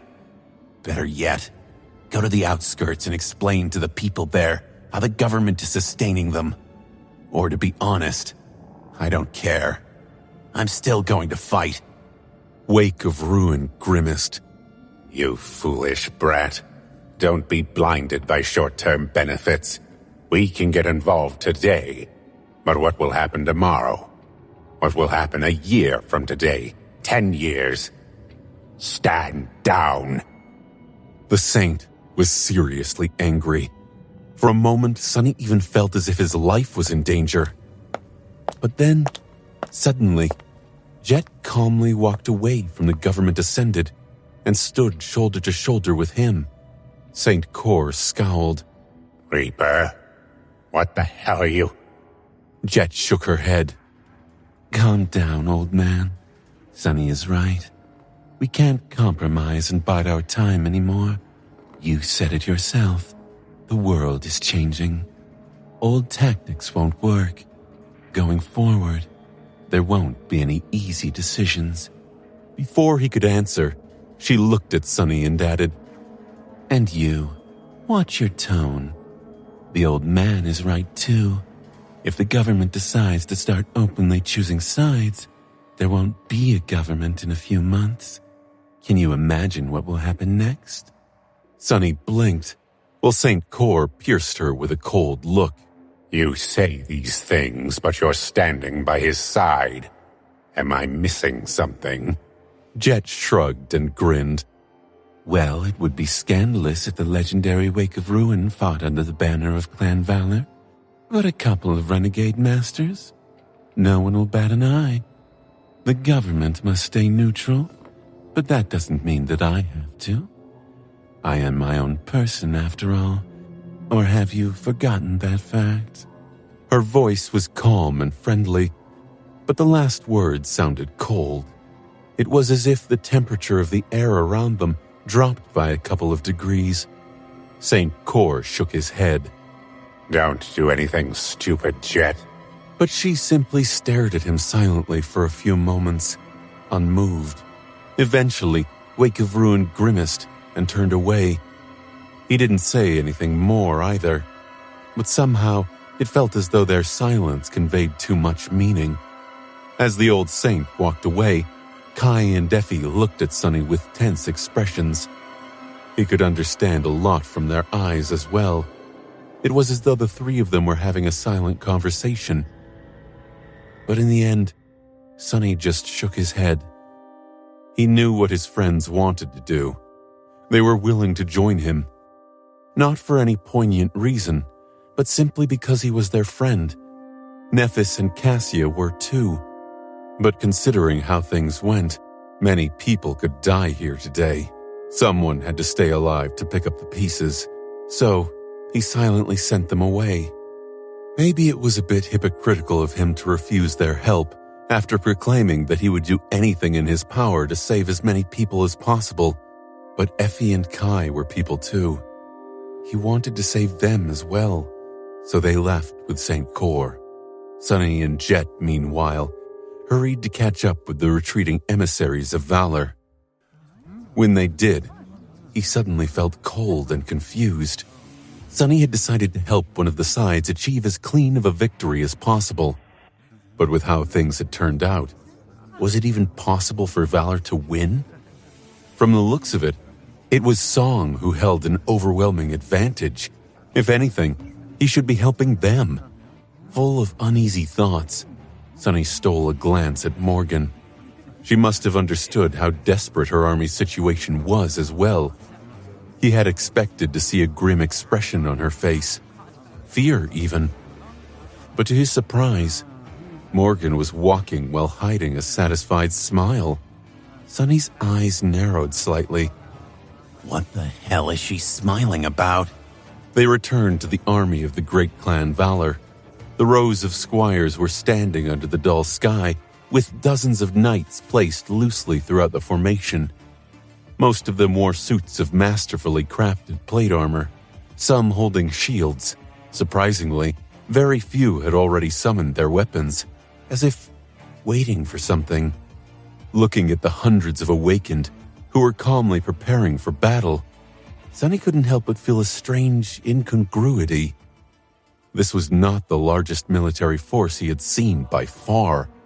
During the Antarctica campaign, Sonny had witnessed great masses of human warriors clash with boundless hordes of abominations.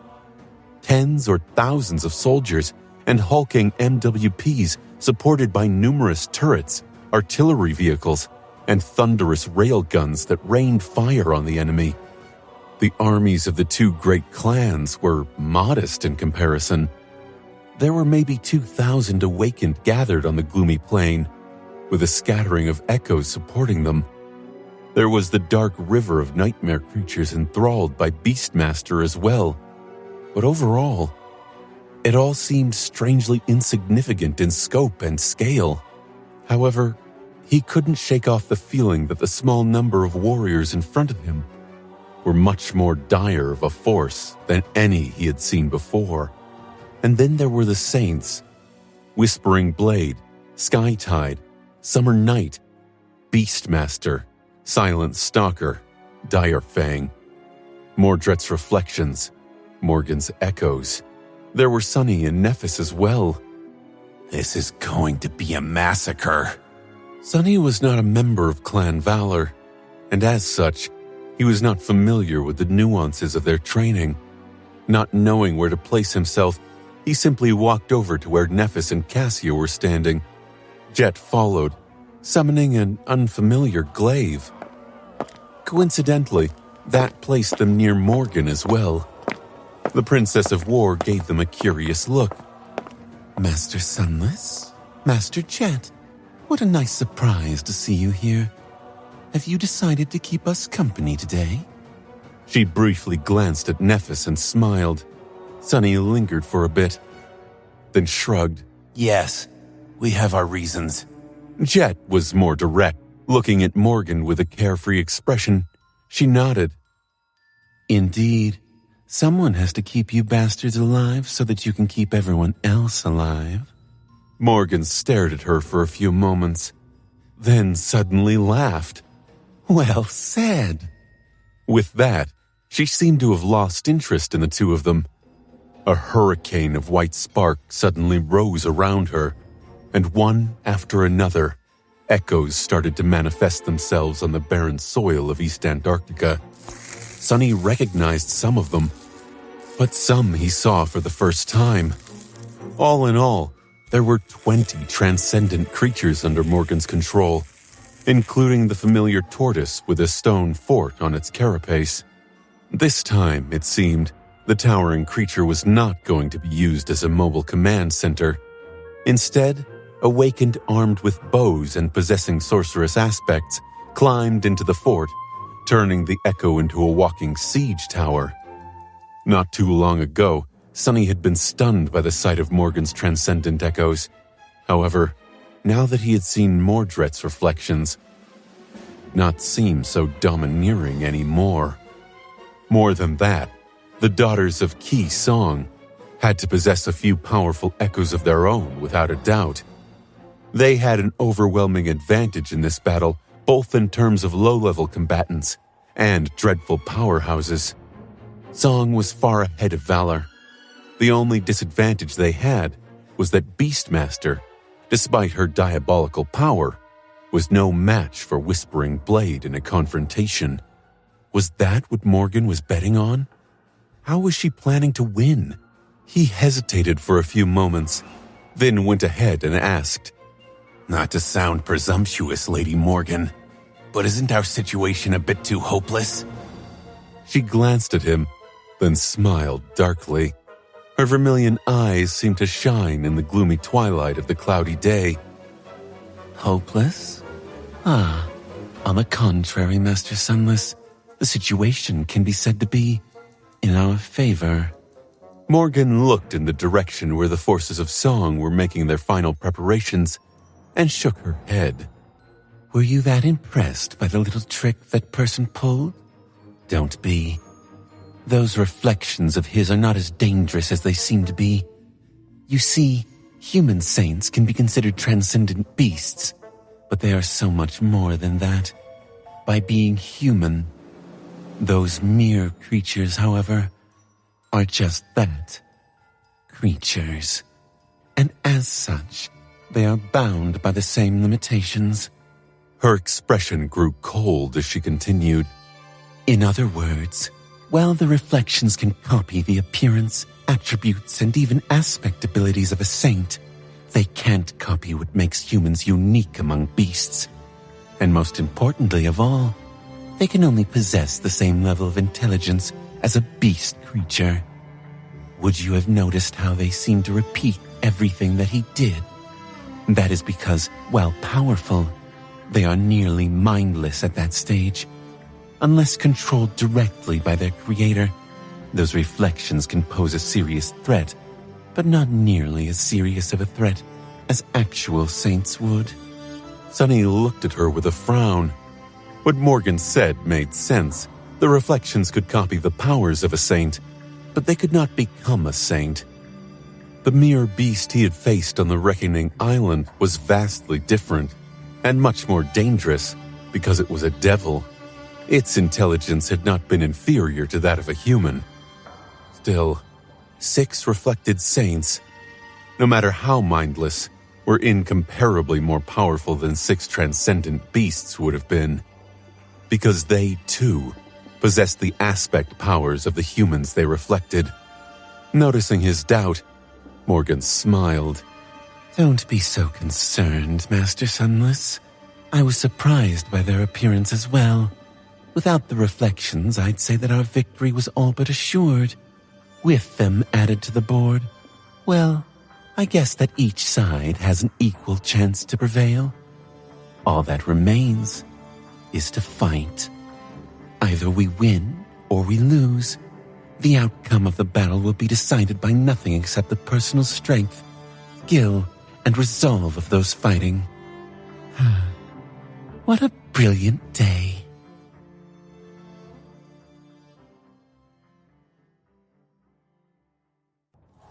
Morgan studied the distant army of Song and inhaled deeply. Then her face grew slightly somber.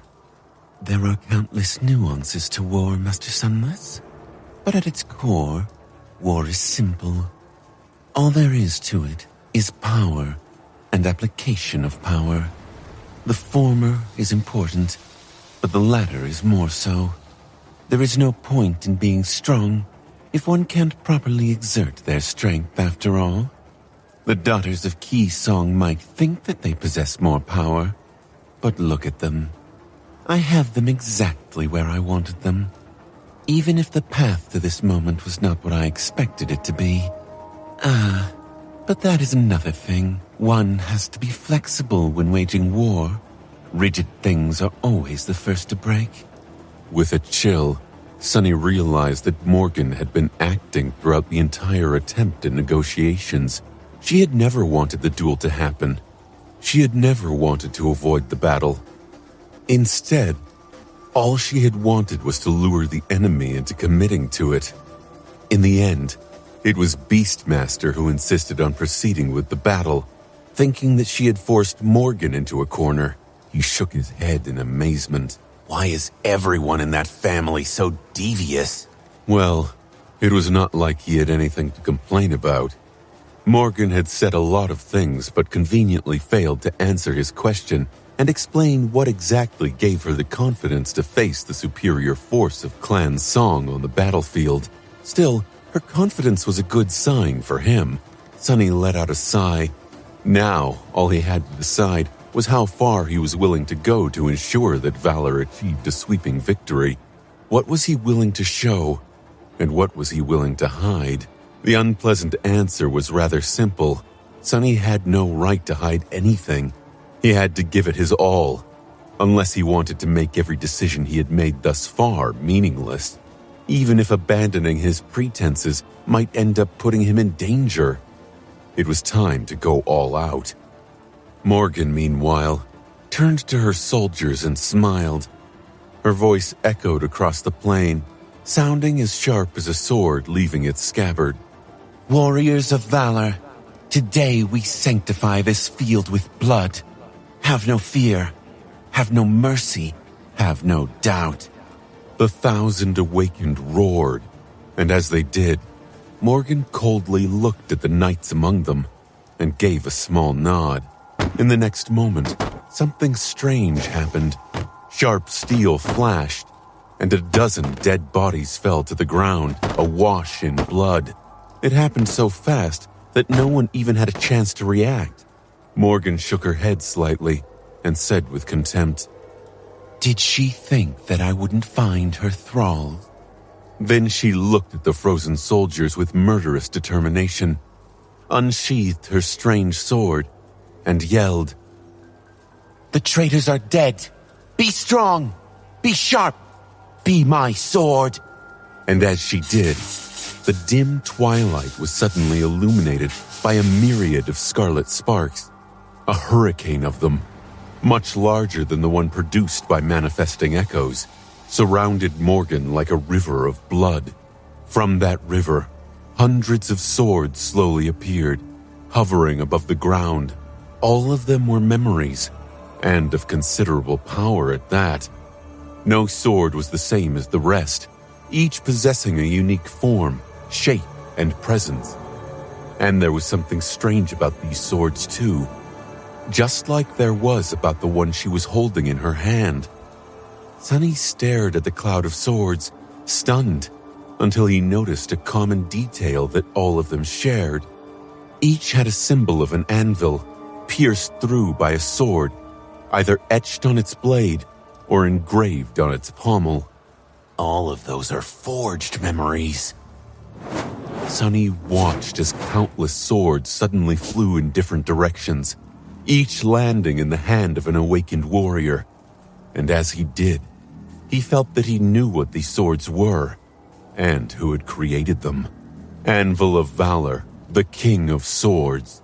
These swords had to be a conduit of his domain, or at least a manifestation of his aspect ability. Nephis received a silvery longsword, and Cassia received a slender rapier. Sunny and Jet, though, did not receive anything, which was, honestly, a relief. While the two of them were observing the grandiose bestowal of swords with guarded expressions, Morgan turned to them and smiled. "Master Sunless, Master Jet, if there are any preparations you want to make, I suggest that you make them now. We are about to begin." Jet silently leaned on her glaive, showing that she was already as prepared as she wanted to be. Sunny, on the other hand, did have a few things to do. With a sigh, he called upon several memories: the Sin of Solace, the Dying Wish, the Shadow Lantern, and Morgan's warbow. When scarlet sparks swarmed around his hand, Morgan tilted her head slightly, as if surprised. When the black bow manifested itself, however, one of her eyebrows shot up. The princess gave him a strange look. "That is a curious bow you have there, Master Sunless." Sunny glanced at it and smiled. Yes. I might have forgotten to mention, but you sort of stole my heart once, Lady Morgan. It was a truly memorable day. Well, at least for me. The expression on her face was hard to describe, but it became even more incredulous when Sunny threw the bow into the air. "Wait, you are..." A moment later, a hand in a black armored gauntlet suddenly rose from his shadow and grabbed it. 2 crimson flames ignited in the darkness, and then a towering figure in a fearsome suit of onyx armor stepped from the shadow, her silhouette both graceful and frightening. Saint remained motionless, observing the distant army of the great clan Song with utter indifference. Then a demonic black steed rose from the shadows, wreathed in darkness. Nightmare lowered his head, light reflecting on his adamantine horns. Lastly, a small fiendish creature made entirely of black steel appeared, staring at the horde of enthralled nightmare creatures with unmistakable hunger. Shadows moved, flowing onto Sunny's body. As they did, the light of day suddenly seemed darker and less substantial around them.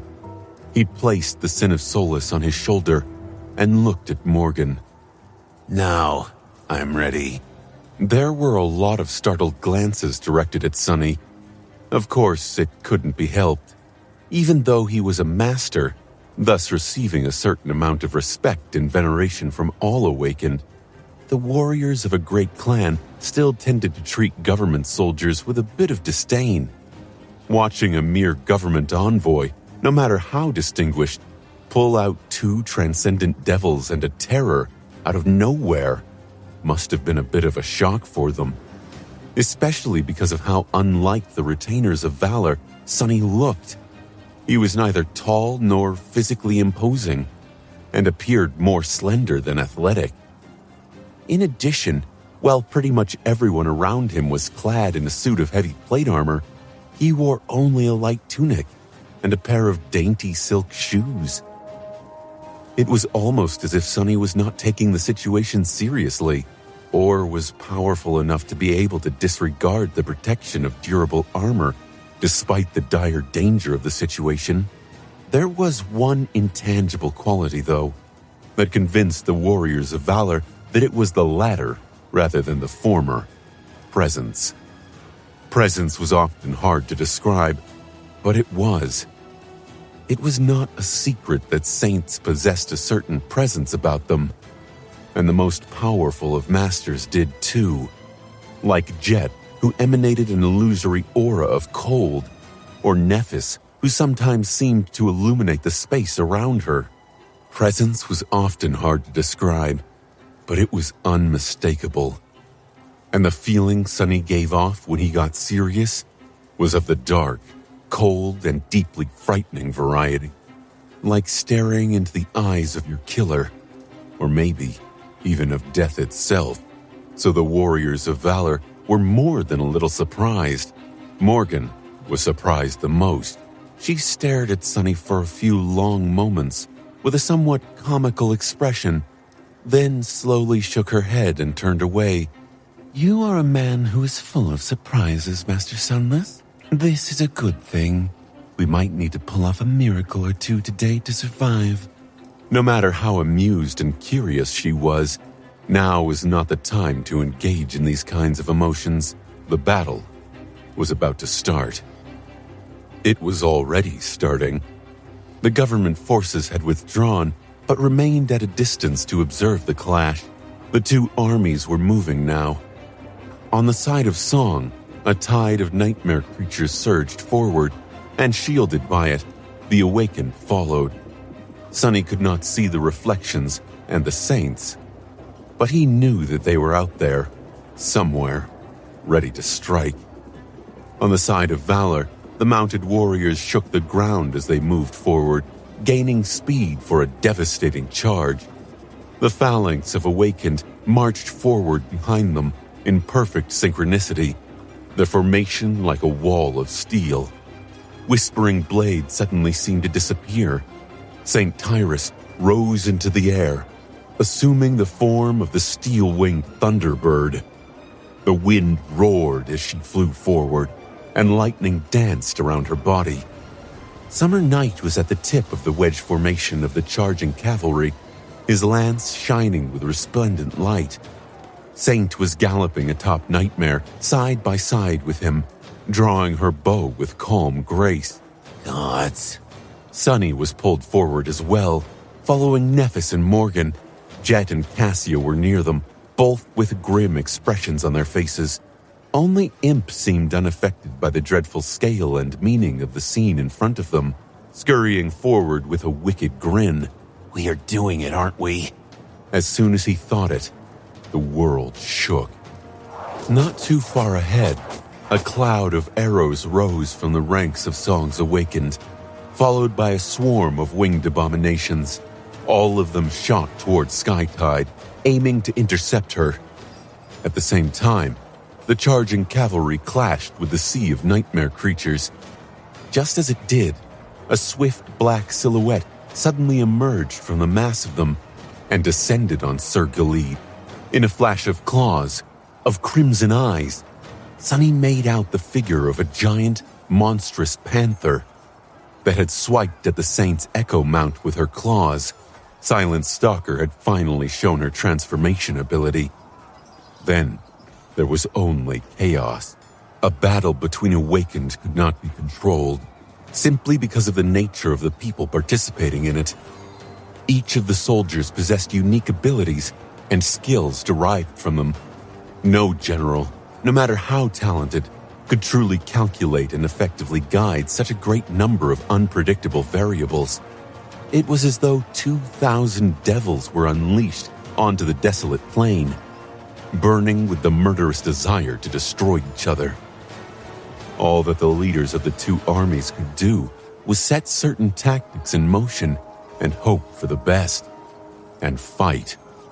In the War of Awakened, the personal valor of the combatants was much more important than in a battle of mundane soldiers, or even in one against nightmare creatures, which meant that a single individual's contribution could also exert great influence on the outcome. This was what Sonny hoped for, at least. However, watching Valor's cavalry collide with Beastmaster's thralls, he was suddenly not sure if anything he could do would make a difference. Of course it can. There aren't that many masters here. And among them, only Nephis and Mordred can be compared to me. With my shadows, I am almost as valuable as a saint, so I need to throw those doubts away and fight. As the havoc of the bloody melee drew nearer, threatening to swallow the battle formation of Valor, Sonny suddenly heard the exhilarated voice of the Sin of Solace laughing in his ear. Fight, fight, fight. All you ever do is fight, but what have you achieved? Nothing. You failed your soldiers.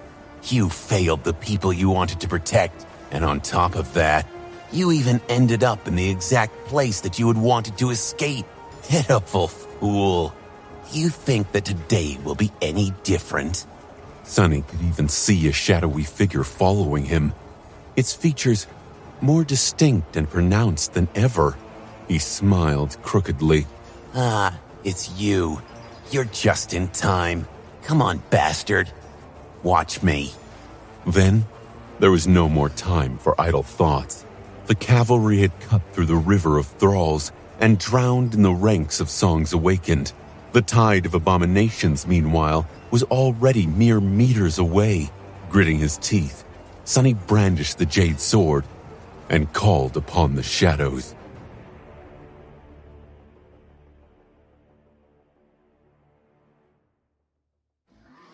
The battle formation of Clan Valor was steadily advancing while keeping its shape, but Sunny was a poor fit for their polished tactics.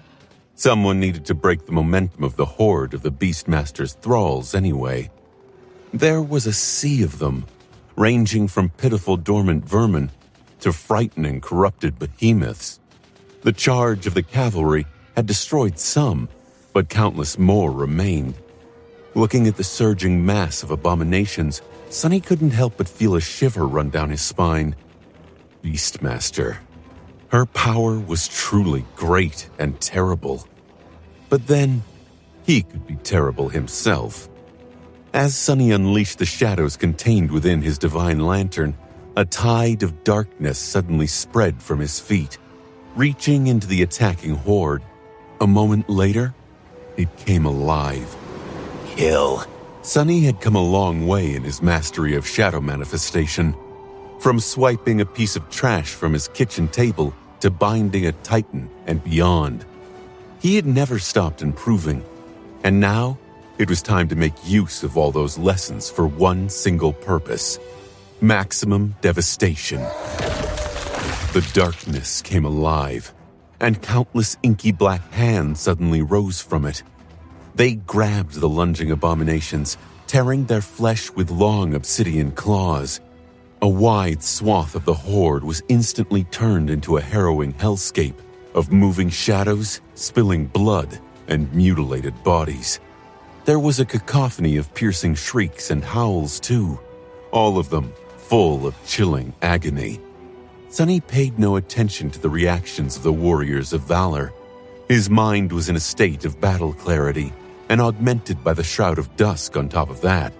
But still, it took every bit of his mental ability to control that many manifested shadows. He felt as though his brain was going to explode. But as a result, the destruction he had perpetrated was on such a large scale that it almost seemed like the work of some profane deity. He only maintained it for a few short seconds, not wishing to burn too much essence, but that was more than enough. The center of the horde was utterly broken, its momentum spent. Somewhere to his left, a blinding flash suddenly illuminated the world, and another chunk of the thralls was swallowed by furious white flames. As soon as the darkness dissipated and the white flames dissolved, the vanguard of the Valor Force, Sunny, Nephis, Morgan, and Jet, were already upon the enthralled monsters. Nephis was clad in an intricate black armor, with soft white radiance spilling from its seams. Her longsword, however, shone the brightest, cutting through the nightmare creatures like a ray of incinerating starlight. She moved with the stunning speed and ruthless elegance of a heaven-born killer. Jet was almost as deadly, although her battle style seemed much less refined. It was all about efficiency, practicality, and butchery. Even though her strikes left no marks on the bodies of her victims, the kills somehow looked more savage. Morgan, meanwhile, was like a hurricane of steel.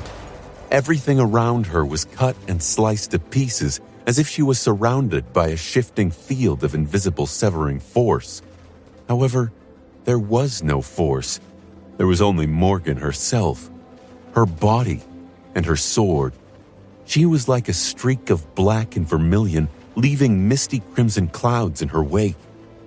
And then there was Sunny himself. This early into the battle, he was conserving his essence, so there was nothing flashy about how he fought. It was best described by the word elusive. He danced between the abominations like a shadow, easily evading the deluge of attacks and sometimes delivering swift strikes of his own. Although these strikes did not seem too powerful and only left behind small wounds, they somehow never failed to bring the creatures down. Just a few moments after the four of them dove into the horde of thralls, the battle formation of Clan Valor finally connected with the enemy. Swords rose and fell, arrows flew. Hundreds of aspect abilities activated in unthinkable harmony. Blood spilled on the ground. Sunny was startled. What the hell is this? There was a limit to training and being familiar with the powers of your comrades. Sunny knew it better than most, since he had been a part of an awakened cohort before, and even led one for some time. He had been in command of large military forces too. So Sunny understood very well just how important synergy and synchronicity were. Only when the cooperation between the members of a cohort reached the level where they could move as a single whole without the need for words would the cohort have a chance to survive. However, cohorts were usually small for a good reason. With how different and unpredictable aspect powers were, it was nearly impossible to bring them together in harmony. And the more awakened there were, the more difficult the task was. The difficulty grew exponentially.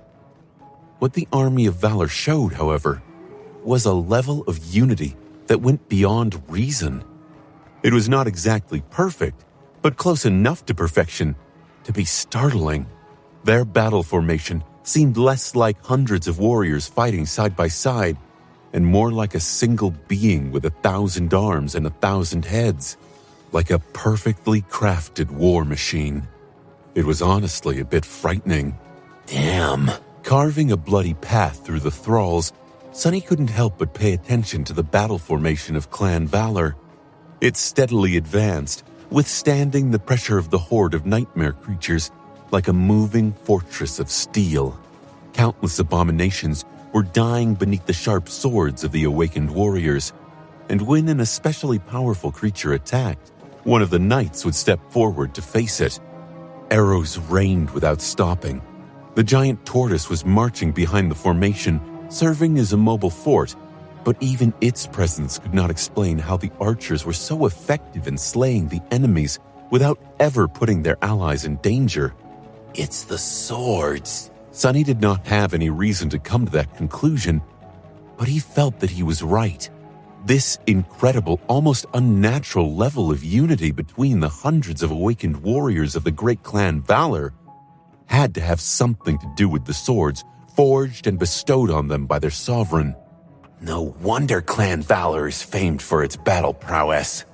Just how deadly would perfect cooperation be in a war? Sunny quickly adjusted his understanding of the battle, accounting for the new variable. The boon of the forged swords was, without a doubt, a powerful advantage, much more powerful than one might think. Would that boon alone be enough to turn the tide of the battle? Somehow, it didn't seem like it. No matter how Sunny looked at it, the position of Valor was still incredibly weak. What is Morgan thinking? It seemed as if the world was ending, even more than during the battle against the Titanic Horde, or in Falcon Scott. It seemed like the world was breaking apart. There had been clashes of similar scale in Antarctica, but at least there was some logic and structure to them. The thunderous roars of the railguns, the orderly formations of mundane soldiers, the power of the awakened, the demented fury of the nightmare creatures. How frenzied a battle was, there was a distinction between the clashing sides at least. Today, it was just chaos. Thousands of aspects tearing the ground and the sky apart. Awakened masters, echoes, and enthralled nightmare creatures intertwined in murderous violence.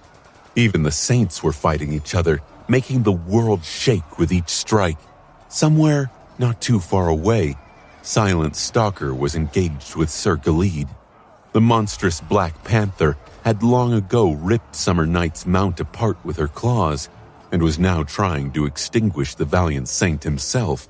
It was not that easy to do, because he had transformed as well. Where a handsome knight in resplendent armor had been, there was now an ethereal figure that seemed to be made of pure sunlight. The figure was human-like, and of the same height as Sir Galid, but every time Silent Stalker struck at it, her claws simply passed through the light, not leaving any wounds on Summer Night's shining body. When he lashed out with his sword, however, deep wounds were left on the panther's sable hide. Silent Stalker did not seem to pay them any attention. As they continued to fight, the radiance of the luminous figure was slowly growing bleaker. On another spot of the battlefield, The ground trembled as a giant thunderbird fell from the skies. Skytide withstood the rain of arrows and slaughtered the swarm of winged thralls, but then it was as if a wall of invisible force crashed into her. St. Tyrus rolled on the ground, unable to sustain her transformation anymore, and knelt while grabbing her head. Her beautiful face was pale, and there was a dazed look in her eyes. She glanced at the distant formation of Clan Song, where Beastmaster was hidden, concentrating her incredible power to deliver a terrible mental attack. Then, still kneeling, Skytide outstretched her hand and summoned her sword. As she slowly rose to her feet, swaying, a rush of nightmare creatures and enemy ascended was already closing in on her. Somewhere else, 4 reflections were entangled in a strange fight with the wind.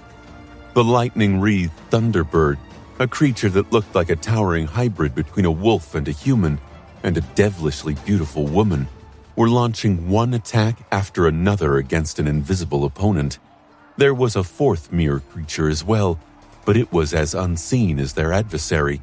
Whispering Blade alone was pushing back the reflections of Skytide, Dire Fang, Beastmaster, and himself. It was impossible to say which side was winning, since the mirror creatures did not express any emotions, and Matic himself could not be seen. However, their clash was far from concluding. Some distance away, Saint was fighting against the reflection of Summer Night. She had sent Nightmare away and stood alone against the radiant warrior made of sunlight, her black sword clashing against his shining blade with murderous intent. 2 knights, one ominous and wreathed in darkness, the other resplendent and suffused with warm radiance, were like night and day, and their furious clash instilled fear into the hearts of anyone who witnessed it. Nightmare, meanwhile, had attacked the awakened warriors of Song, but was thwarted by the reflection of Silent Stalker. The black steed was almost caught in the maw of the giant panther, but then a scrawny figure of dark metal suddenly leapt onto the creature's back, grabbing onto it with sharp claws and sinking its irresistible teeth into the beast's hide. The 3 of them turned into a whirlwind of darkness, demolishing anything that got in their way. The battle formation of Clan Valor had cut through the horde of thralls and collided with the awakened of Song. Despite their unnatural unity, it was impossible to maintain the phalanx after that. Soon the battle inevitably descended into utter mayhem. Awakened fought against awakened, and masters fought against masters.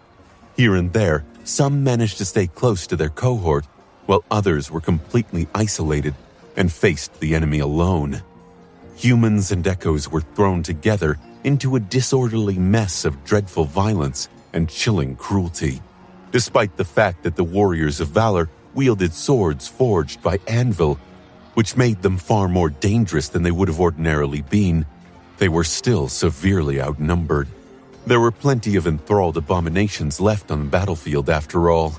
Clan Valor was holding well for now, but Sunny couldn't see how they could win. The only reason for the strained equilibrium on the battlefield was Skytide. There was no effective counter against her powers among the high-ranking warriors of Clan Song, so Beastmaster had to concentrate her fearsome mental attacks on only one person. Now that St. Tyrus had been brought down, however, the Enchantress would be free to wreak havoc among the rest of Clan Valor's forces soon. Once that happened, the situation would very likely cascade into a disaster with terrible speed. Apart from Saint, who was immune to mental attacks and mind manipulation, every other combatant on the battlefield would be at risk. Perhaps even Beastmaster was not powerful enough to break the will of a Transcendent instantly, but she did not need to either. Considering how dire the clashes between the Transcendents were already, a moment of distraction would be enough to give the enemy a crucial opportunity to deal a fatal strike. She could turn her diabolical powers against the massive awakened as well, ensuring that the spine of Valor's army was broken, which meant that Beastmaster had to be stopped. But who could stop her? Every powerful combatant on the side of valor was tied down. Only the masters were relatively free, or at least could extricate themselves from the melee with relative ease. However, among them, Sunny alone possessed the ability to bypass the mass of Song's warriors and attack the alluring saint. The problem was, he was not sure that he would be able to withstand her power. More than that, he simply did not know where she was. Beastmaster was not very strong in a physical clash, so she did not show herself freely. Cutting down an enemy ascended, Sunny jumped back and sucked in a hoarse breath. Damnation! Something had to change. It was growing near, the moment Sunny feared. He did not care if Valor won or lost.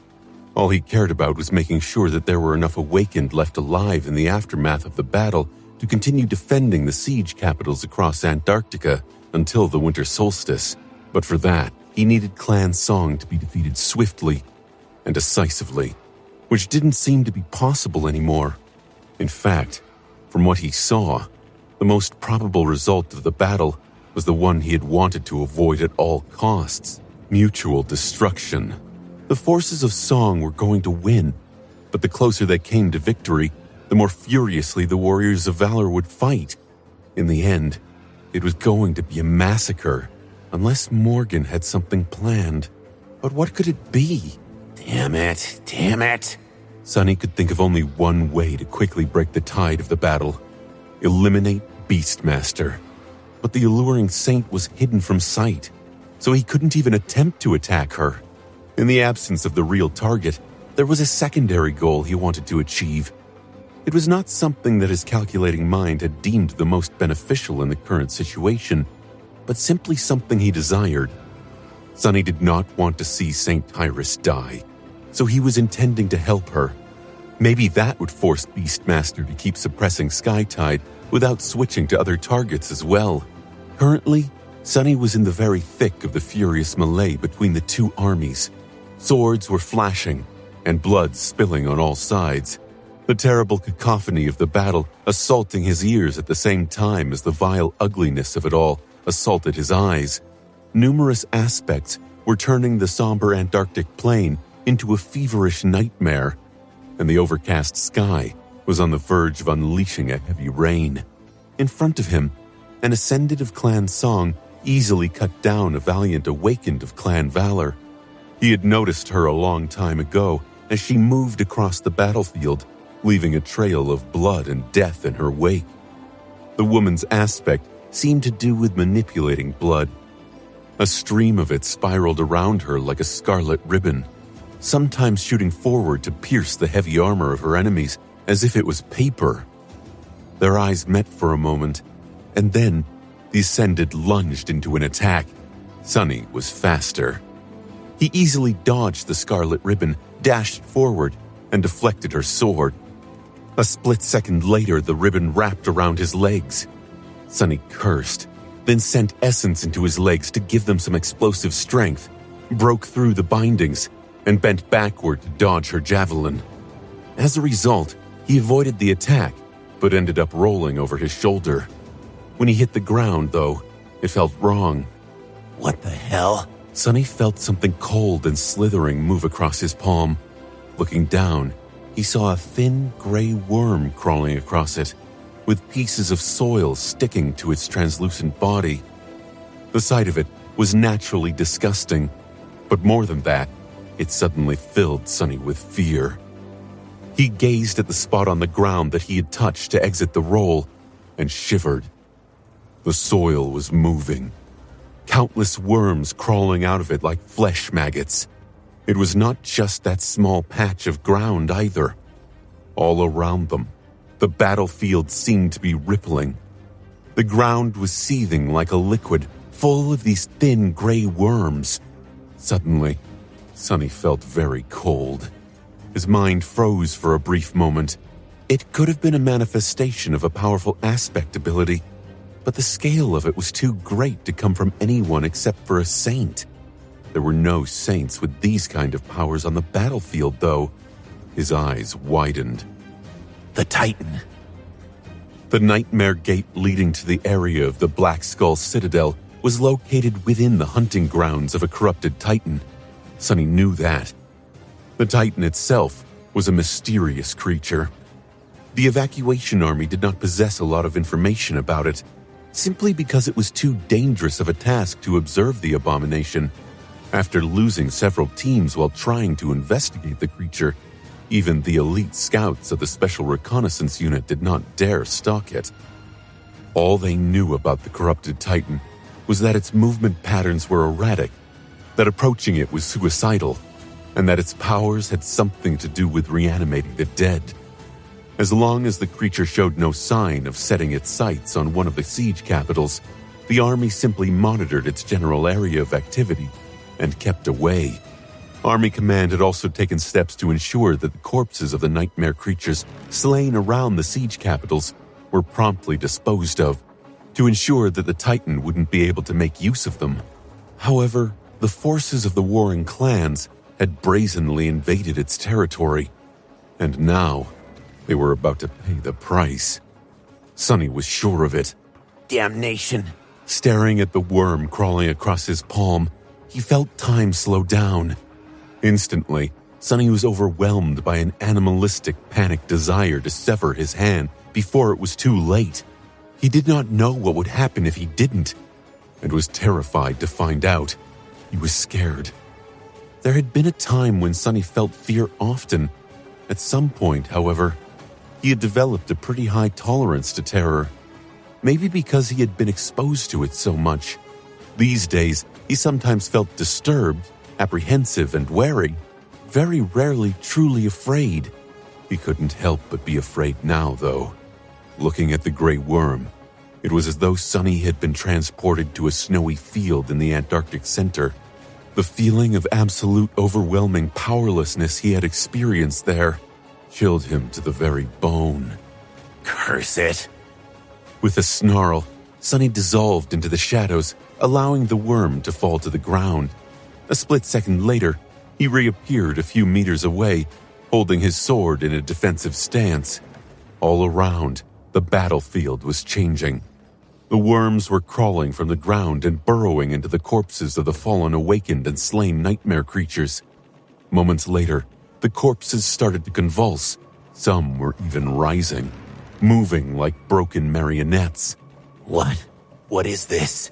Horrified, Sunny watched as the victims of the bloody battle were being brought back to life, or rather, to a perverted semblance of life.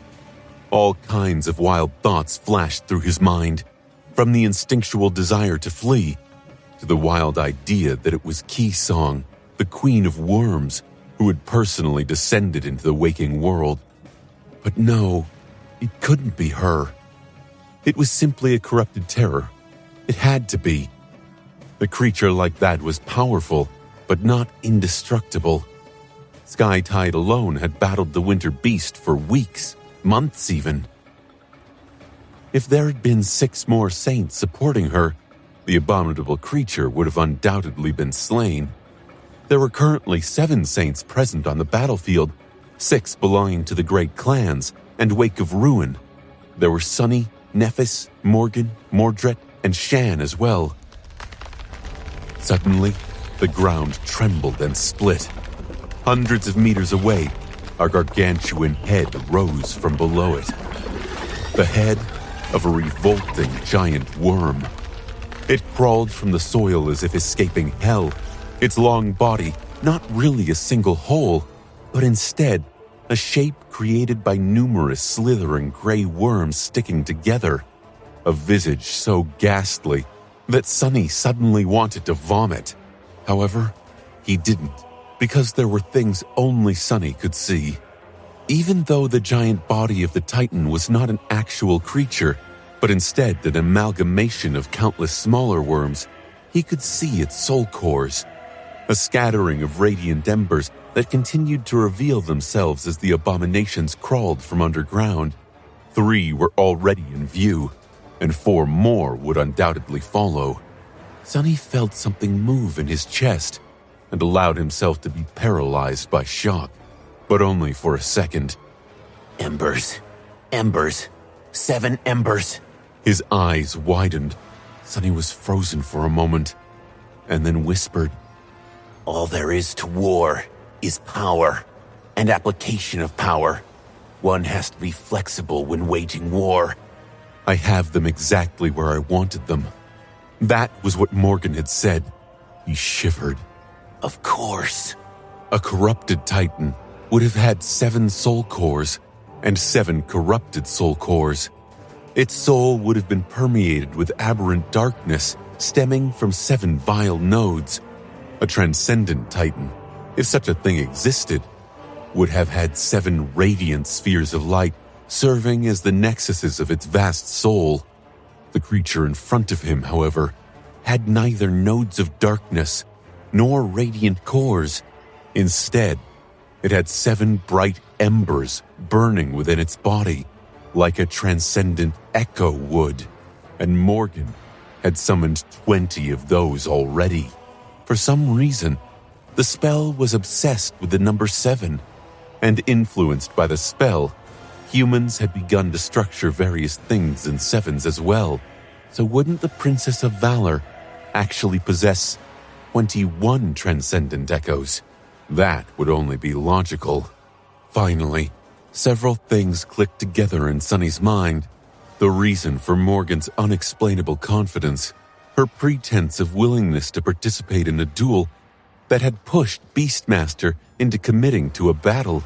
The fact that the corrupted Titan's hunting grounds had shifted to encompass the Black Skull Nightmare Gate right after reinforcements had been sent through it by Whispering Blade.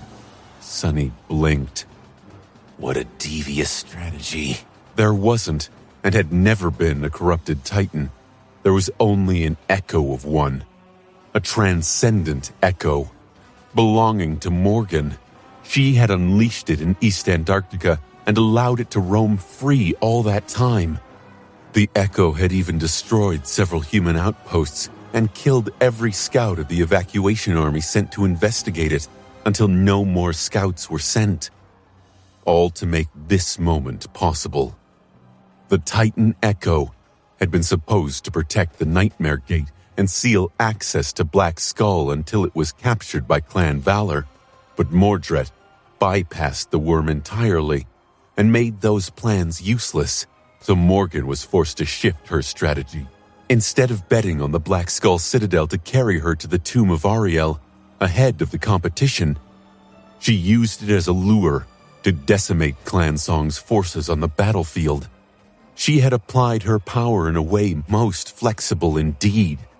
Looking at the giant gray worm rising from the ground, Sonny suppressed a stifled laugh. What the hell? Am I supposed to be happy to see this revolting thing? Before the battle, Morgan had said that she would have been certain of Valor's victory, if not for Mordred's reflections. Now that her final echo had revealed itself, Sonny finally understood what she meant.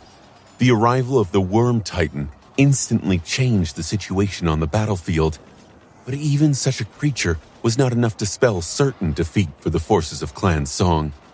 A mere corrupted Titan would not have been able to doom the monstrous beings gathered on the desolate Antarctic plain today, and an echo of one was tremendously powerful, but not nearly as dreadful as the real thing would have been.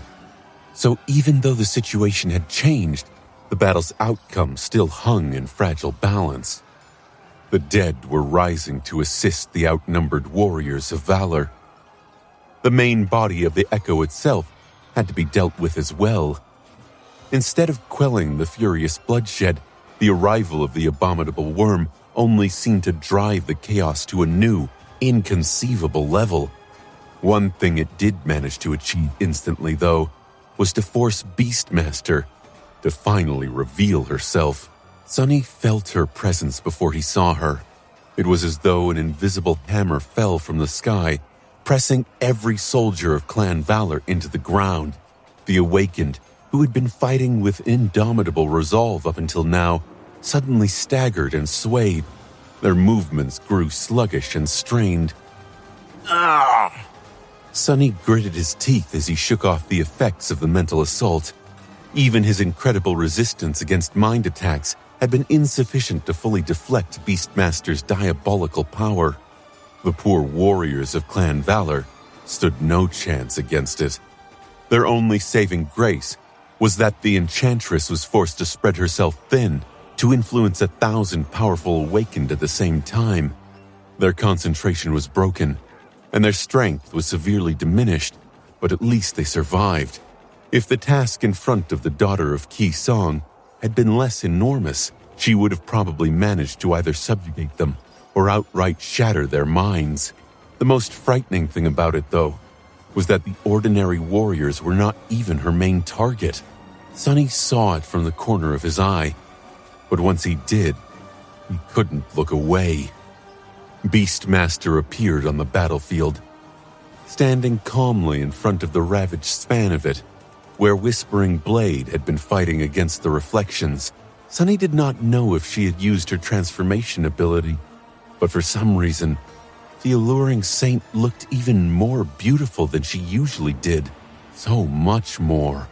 Before, Beastmaster's beauty was mesmerizing, but now, it was simply ruinous. She was so beautiful that looking at her was painful. It was as though Sunny's soul was bleeding. Damn it! As the beautiful demoness took a step forward, the 4 reflections that had been fighting Whispering Blade dashed away to confront the titanic worm. Beastmaster did not wield any weapons, and her enemy could not be seen. The ground around her exploded, and she was obscured by a cloud of dust. Something moved within that cloud, and a devastating shockwave spread outward, sending awakened warriors and enthralled nightmare creatures flying. A moment later, there was another explosion. Sunny had entertained ideas of eliminating the demonic enchantress, but after seeing her bizarre clash with Matic, one using ethereal mental attacks, the other invisible swords, he was suddenly unsure if he was qualified. How was he supposed to intrude upon a battle that he could not even perceive? Later. For now, he still had an unfinished task. The dead had risen to support the warriors of valor, but Beastmaster's calamitous assault had restored the lethal equilibrium between the 2 fighting forces. The titanic echo was clashing with the 4 reflections, and St. Tyrus was still in danger. He dashed forward, using the Sin of Solace to cut down one of the masters who had attacked him before, the one capable of creating javelins of compressed air. The spell whispered into his ear, and at the same time, the cursed sword laughed at him from the other side. Ignoring both, Sunny fought his way through the ring of enemies surrounding Skytide and arrived at her side. St. Tyrus was on one knee in the middle of a pile of corpses, her armor battered and broken. Her sword was covered in a net of cracks, and her golden hair painted red by blood stuck to her face. Nevertheless, her amber eyes were as calm and severe as always, full of grave resolve and unbreakable will. But they were full of pain and exhaustion too. She couldn't have been all right after bearing the brunt of Beastmaster's power for so long. Sunny cursed and threw himself forward, colliding with a corrupted thrall that was bringing down its stinger on Skytide's cracked sword. The 2 of them fell to the ground, and Sin of Solace hissed, slicing through the abomination's tail. There was no retaliation from the nightmare creature because St. Tyrus had pierced its neck a split second later. While Sunny was recovering, she pulled her sword out of the thrall's corpse and braced it to block an aspect ability attack made by one of Song's Ascended. Skytide's sword let out a low ring and shattered, instantly turning into a rain of radiant sparks. She was tossed back and grunted, spitting out a mouthful of blood. You bastards! Sunny was already back on his feet, full of dark fury. He quickly assessed the situation and reluctantly suppressed his desire to slaughter everyone in sight. Cutting down the minions of Clan Song would have been enjoyable, but there were too many of them around, and they were too powerful. He could face them, and he could defend St. Tyrus, but he wasn't sure that he could do both at the same time. For now, his priority was to ensure her safety. Gritting his teeth, Sonny called upon the shadows. Instantly, a wave of darkness rose from his feet, pushing all the enemies away and solidifying into a tall wall. That wall was not going to hold them back for long, but it would at least buy him some time. He dashed toward Skytide and grabbed her by the shoulder, helping the saint balance herself. Her face was pale and marred by blood. Lady Tyrus, are you all right? He knew that it was a stupid question to ask, considering the situation, but he still couldn't help but ask it. She looked at him with a pained expression, and then a pale smile appeared on her lips. "I'll live. You should..." Skytide did not finish the sentence. Sonny saw something reflecting in her eyes, and then she suddenly pushed him away. As Sonny flew back, he felt the wall of shadows he had created explode. A split second later, monstrous claws tore through the spot he had been standing on. The ground shook from the terrible impact, and a vast cloud of dust rose into the air. Those claws belonged to a towering creature that filled Sonny with a sense of dread. The creature looked like an abominable hybrid of a human and a wolf. Even hunched, it was at least 4 meters tall, with terrifying fangs and bestial eyes full of wicked fury. The beast radiated a feeling of wildness, savage power, and primal furiosity. Dire Fang had arrived to finish off the fallen saint of the White Feather clan. Not good. Sonny landed in a roll and instantly dashed to the side. Almost at the same moment, claws tore through the air, almost brushing against his skin.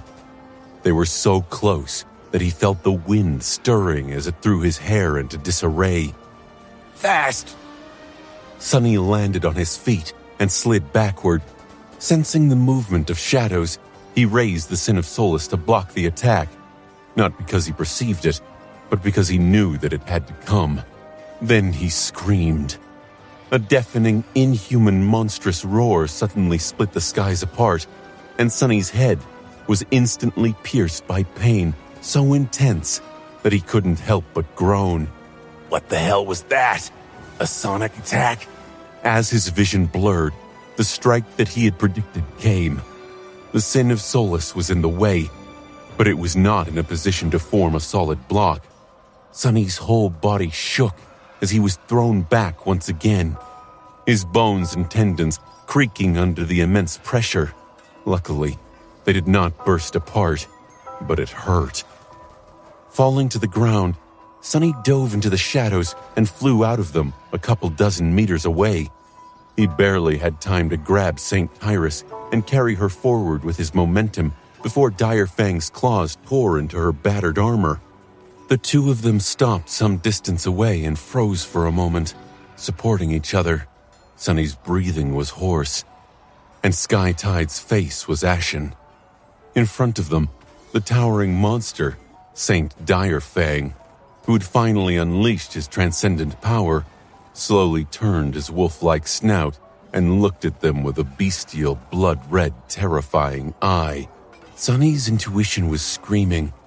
Looking at the monstrous creature, half human, half beast, felt it.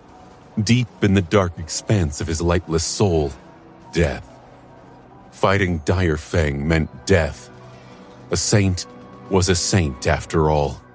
In terms of raw power, a transcendent human was similar to a corrupted nightmare creature.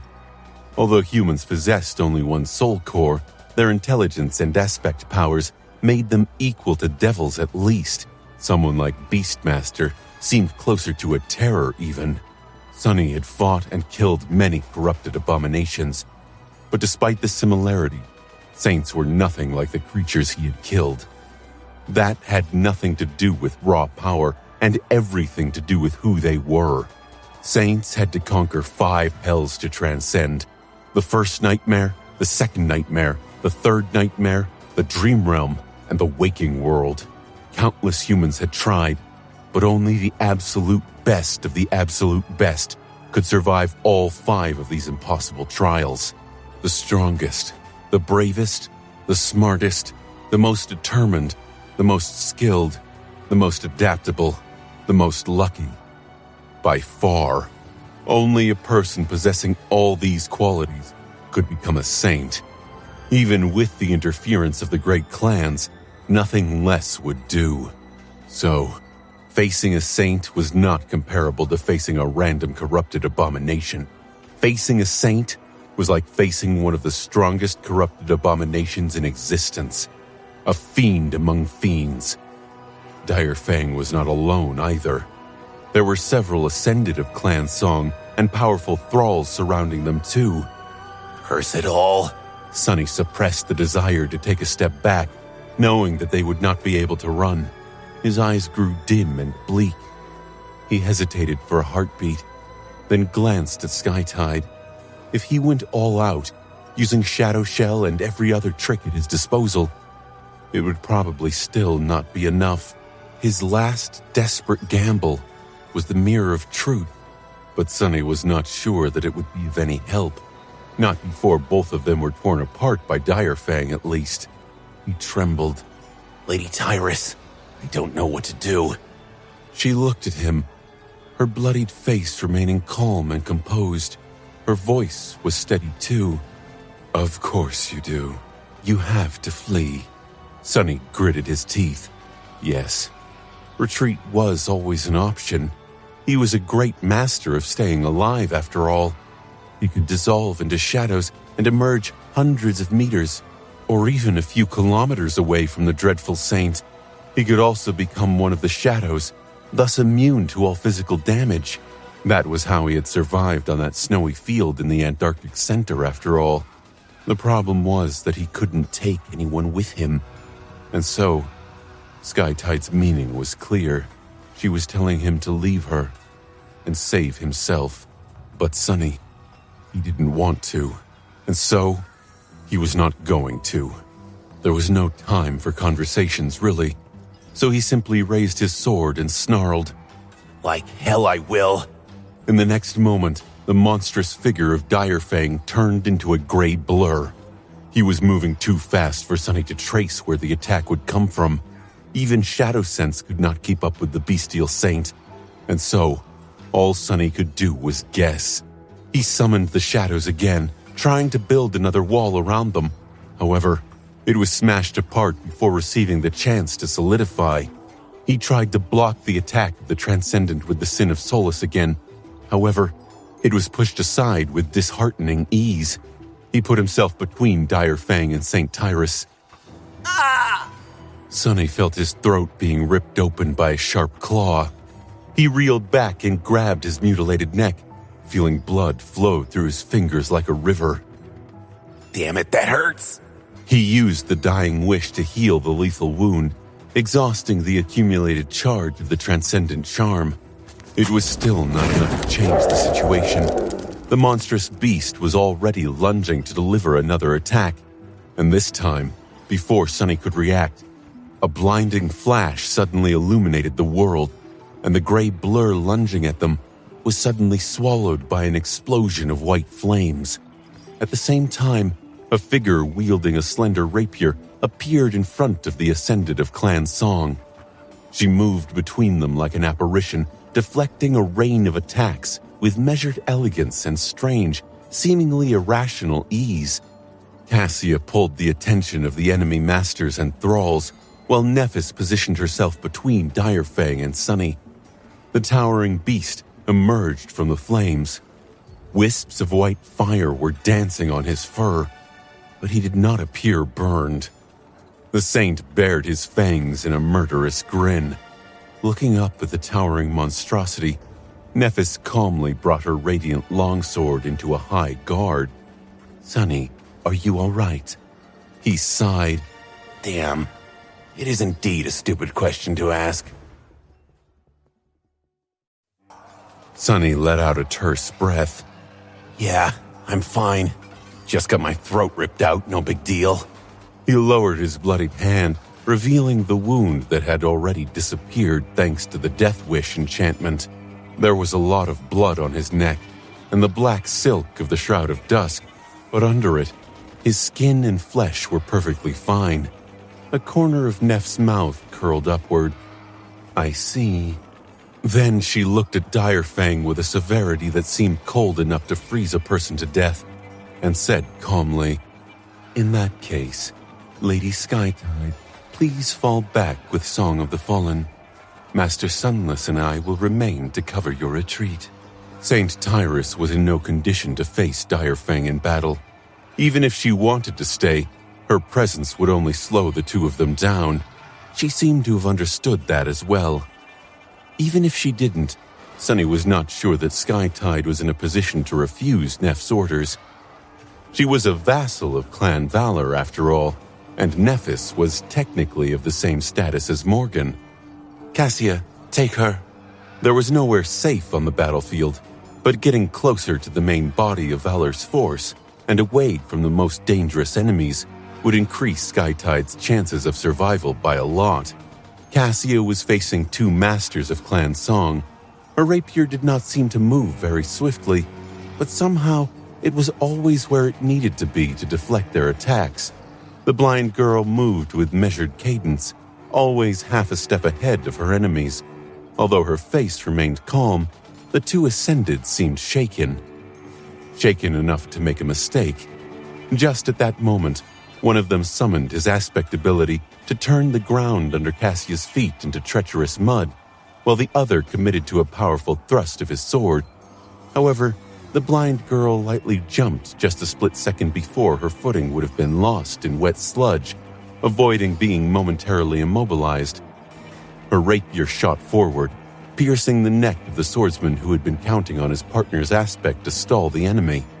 At the same time, something flashed through the air, and the quiet dancer came to a halt above her shoulder, its blade marred by blood. Both masters silently fell. Their bodies crumbled to the ground, almost at the same moment as Cassia landed from her jump, one rapier in hand and another hovering above her shoulder. She swiftly moved, evading a frenzied attack of a corrupted thrall, and appeared next to Saint Tyrus. Without saying a word, the blind girl grabbed Skytide by the shoulder and pulled her away. Direfang, surprisingly, allowed all of that to happen without moving a muscle. He simply stared at Nephis from above as the white flames died down on his fur. Motionless, with an indifferent expression on his bestial face. Sunny was curious about what the gloomy saint was thinking, but at the same time, he didn't care to know. Soon enough, the three of them were left facing each other. The towering monstrosity on one side, Sunny and Nephis standing shoulder to shoulder on the other. It brings back memories. The situation was entirely different, and the enemy was entirely different. The two of them were entirely different as well. So much had changed. And yet, he couldn't help but feel as if they were back under the branches of the Soul Devourer, looking up at the Carapace demon, and preparing to bring the enormous abomination down. Direfang's snout moved, and suddenly, a deep reverberating voice escaped from it, making Sunny's bones tremble. "You are Broken Sword's daughter." Nephis tilted her head a little, then answered calmly, "I am." Red sparks swirled around her head, forming into a helmet. The monstrous beast grinned. "Shame." With that, he roared and lunged forward. Somewhere else on the battlefield, piles of corpses were moving, coming back to life. Constant shockwaves from the distant clash between the Titan Echo and the four reflections were shaking the ground, making it seem as if the world was on the verge of crumbling to dust. There were awakened echoes and enthralled abominations tearing each other apart. The soil was soaked with blood, and more bodies fell into the red sludge every moment. A bolt of lightning flashed, and a thunderclap rolled across the desolate plain, soon drowning in the clangor of battle. The first drops of heavy rain fell. Amid all this chaos, covered in blood, a young man in battered armor, coldly pulled his sword from the body of an awakened warrior, threw the corpse aside, and turned around. A slender young woman clad in a suit of black armor, with a red cape draped around her shoulders, reflected in his strange mirror-like eyes. The two of them looked so much alike that they could be mistaken for twins.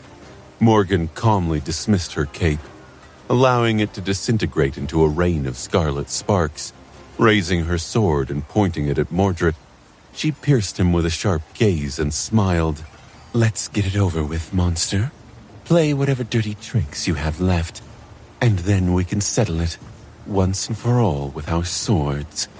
Mordred stared at her for a moment, then glanced at the distant shape of the gargantuan worm. Dirty tricks, huh? But I don't have any of those left. His sister smirked with contempt. Please forgive me if I don't believe you. Mordred shook his head and took a step forward, his face devoid of the usual lightness. Don't get me wrong. I could have prepared a few, but that would be so unsatisfying, don't you think? Dear sister, you shouldn't assume that I want to kill you with my own two hands, any less than you want to kill me. What's the point of killing you with a trick? Then you'll just die thinking, there he goes, doing something contemptible again. No. I want to kill you, all of you. With what you pride yourself on most, I want to crush you all. Morgan grinned. So what? You're going to fight me with a sword? Have you lost the last bits of your broken mind, creature? You don't stand a chance. Mordred took another step back and gritted his teeth. We'll see. His usually calm voice was suddenly distorted by a vast, dark, incinerating hatred. Hatred so hot it could melt the abyss. Morgan stopped smiling and walked toward him with a calm expression. Do you still think that you can escape? I'll have to disappoint you when this body of yours is destroyed. There will be no escape. You have already spent, what was it, 6, 7 years locked in a box? This time we've built a better one. This time, you'll stay locked forever. Finally, a mad smile appeared on Mordred's face too. We'll see about that, too. A split second later, the clangor of two clashing swords drowned out the cacophony of the battle. Somewhere else on the battlefield, a taciturn shadow was fighting a blindingly radiant reflection, and somewhere else, the legendary Whispering Blade was fighting the beautiful demoness, Beastmaster. A giant black panther was tearing a figure woven out of sunlight into shreds with her claws. Her reflection was furiously trying to shake off a small figure of black steel from its hide. While the small figure stubbornly held on, Soul Reaper Jet had aimed her glaive at a monstrous visage of Song Shan, her leather armor riddled with holes. The monster facing her wiped the blood off her lips and spat as if tasting something disgusting. A blind girl was fighting through a mass of enthralled nightmare creatures to guide a battered saint to safety.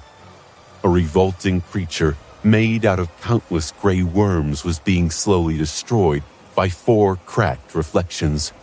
As the gray sky broke with a torrent of rain, the ruinous battle exploded into a nightmare of violence. The world had grown darker under the veil of tumultuous thunderclouds, and torrents of water fell from the skies, bending like whips. Illuminated by a blinding flash of lightning, 2 humans dashed away from the claws of a towering beast. Nephis, now! There was no real need for words. Sunny and Nephis might have grown distant as of late due to the choices they had made, but the core of their relationship was the same. They were battle partners first, and everything else second.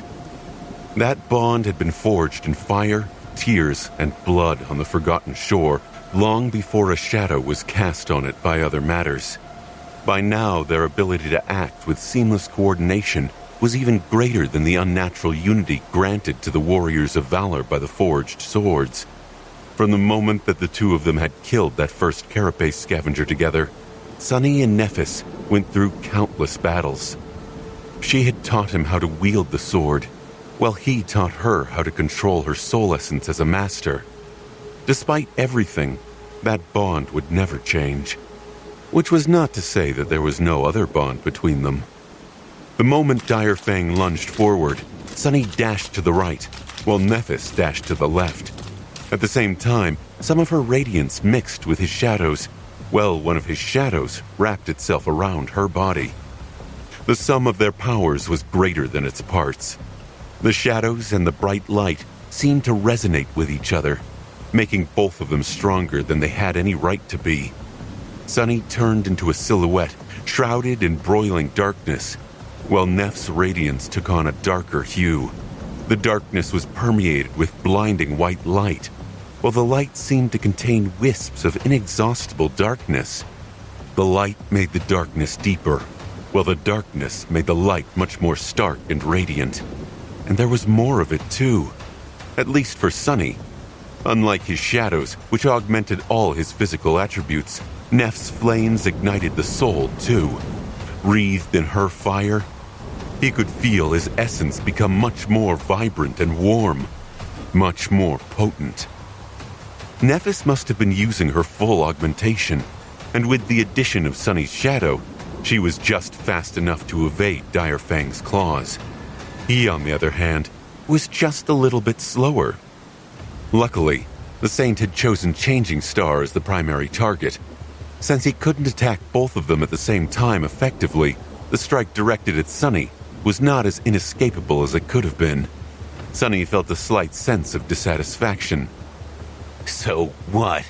We are back to that? Neph is the bait while I am the blade? He didn't like it one bit. In any case, Dire Fang had made a mistake. A very serious mistake. He shouldn't have paid less attention to Sunny. Because while his soul was aflame with Neph's radiance, a few of his abilities received a transformative boost as well. Not the least because he could spend his essence more freely. Get ready, bastard. Nephis landed from her dodge and instantly pivoted, barely avoiding the beast's follow-up strike and slashing at his arm with her incandescent sword. At the same time, Sunny allowed himself to be buried under a wave of shadows.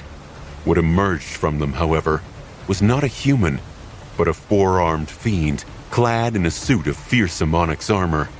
The creature was like a spawn of darkness, but its eyes burned with furious white radiance, and its mouth was like an incinerating furnace of white flame.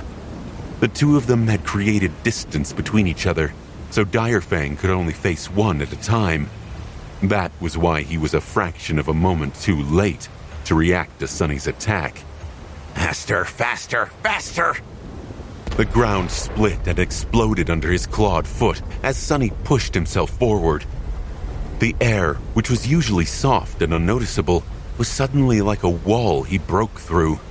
The drops of rain seemed to freeze in place as they fell. Sunny wanted to let out a scream, a roar, a battle cry, but he didn't, of course. Why would he announce his strike while attacking the enemy from behind? The Sin of Solace fell silently, but Dire Fang was suddenly not in the place he had been a split second before. The towering beast had twisted somehow to avoid the transcendent blade, too swift to be seen. Sunny only felt the air being displaced by the Saint's massive body, a heartbeat later. That was fine, too. He fell, crouching on his four hands, and felt something tear through the space above. In the next moment, there was a blinding flash and an angry growl. Dire Fang might have been able to avoid Sunny's attempt at backstabbing him, but by doing so, he was forced to turn his back on Nephis. And Nephis, without wasting a single moment, used this chance to plunge her incandescent sword into the beast's hide. The towering creature disengaged and stopped for a moment, looking down. There on its flank, a long wound could be seen through the singed fur. Drops of blood were rolling down his side as they boiled. The laceration was shallow and not at all serious. However, Dire Fang had received a wound, no matter how small, while Sunny and Nephis had not. His bestial face contorted into a vicious snarl. The Saint did not say anything before launching another attack. There was no need for words, and none of them had anything to say. Their swords, claws, and aspects would be doing the talking. A spirit of flame, a spawn of shadows, and a savage beast clashed in the middle of a terrifying battlefield. They were moving so fast that it was hard to see what was happening. Flowers of white fire bloomed in the middle of a pouring rain, and the ground shook from the fury of their murderous clash. Their battle was frenzied and turned everything around them into pure havoc, but it wasn't senseless. Each of the three remained chillingly, cold-blooded and calculating amid the furious confrontation. Even while augmenting each other, Sunny and Nephis were much slower and weaker than the Saint of Clan Song, but not to a degree where he could instantly annihilate them. More importantly, there were two of them. Even if they were not Dire Fang's equals in terms of raw power, they could use their knowledge and understanding of each other to make up for the gap in strength. And so, the battle raged on. Scores of strikes were exchanged in the span of a dozen seconds. The ground was broken and upturned. The rainwater mixed with the soil, turning it into mud.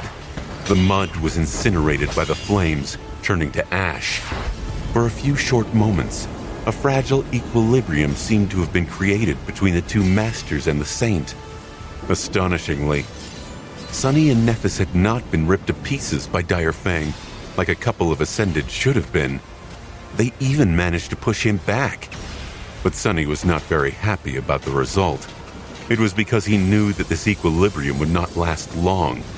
Right now, even while fighting at the absolute limit of their capabilities, both sides were carefully studying their adversary.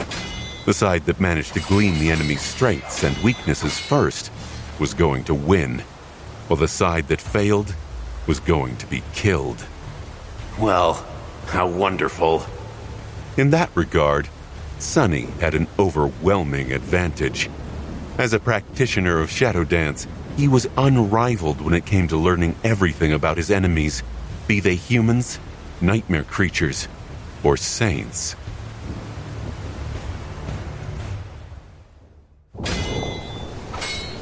In the cacophony of battle, obscured by roaring thunderclaps and the whisper of falling rain, two swords were creating a lethal melody of steel. Mordred knew that he was weaker than his younger sister. He was slower too, and not nearly as resilient. He was even less skilled, perhaps. His powers were formidable, but they were useless against her. The King of Swords had made sure of that. His soul cores had been spent on creating the reflections, and those reflections were being spent on holding back her army. That army was also more powerful than the one on his side. Morgan had chosen the battlefield and lured the enemy into a trap. As a general, she had already succeeded. But she was not only a cunning strategist, she was a brilliant warrior too. Morgan was like an unstoppable blade. She had everything that a princess of war was supposed to possess. She had power, talent, resolve, and intelligence. She had the authority of their family, and its favor as well. While Mordred had nothing. He had always had nothing. And everything he had tried to make was either destroyed or taken away. However, despite all that, he was not going to lose. He was going to win. Die, you wretched thing! Their swords clashed, and even though Mordred had managed to read her intentions, he was still thrown back. His block was perfect, but it was not strong enough. He slid into the mud and let out a pained gasp. He was slightly dazed. Rain was falling all around them like a gray wall, and every drop was a mirror. The world was reflected on itself a myriad of times, and all those reflected worlds flooded his mind like a kaleidoscope of horror. Every gruesome death, every desperate call for help, every selfless act of courage, every cowardly wail of defeat were reflected, multiplied, and projected into his head. It helped him to orient himself better on the chaotic battlefield, but it was also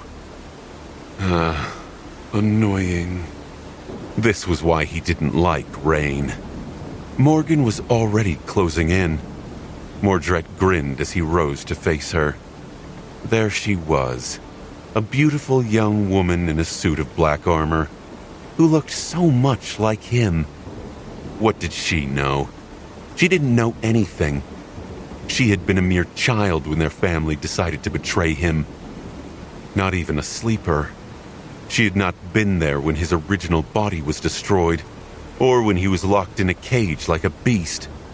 Morgan was not among those he wanted to kill the most, but she was their symbol. For Mordred, the young woman with a face that was eerily similar to his own symbolized the great clan Valor. She embodied everything that he wanted to destroy, and he was going to break her into pieces. Her sword flashed, cleanly cutting through the raindrops as it flew toward his body. He tried to deflect it, but it was of no use. The strike turned out to be a feint. A moment later, a sharp pain pierced the left side of his face. Mordred stumbled back, feeling blood flow down his cheek. I think I lost an eye this time. Illuminated by the flash of lightning, Morgan's face remained impassive. Pathetic. Did her voice sound disappointed? Mordred smiled and raised his sword without saying anything. Usually, this would be the time to implement a scheme, a cunning trick, a subtle deception, an unexpected reversal, or something like that. He was a master of such things, after all. But he was sincere when he said that there would be no tricks today. There was no point in destroying the symbol of valor with a trick. There would be no satisfaction either. His hatred would not be quenched. No, he was going to defeat her with nothing except his own body and blade. Because even after they had discarded him, Mordred was still stronger. Strong enough to destroy them all. And they needed to learn that. Come, sister. Give it your all. His laughter drowned in the rain.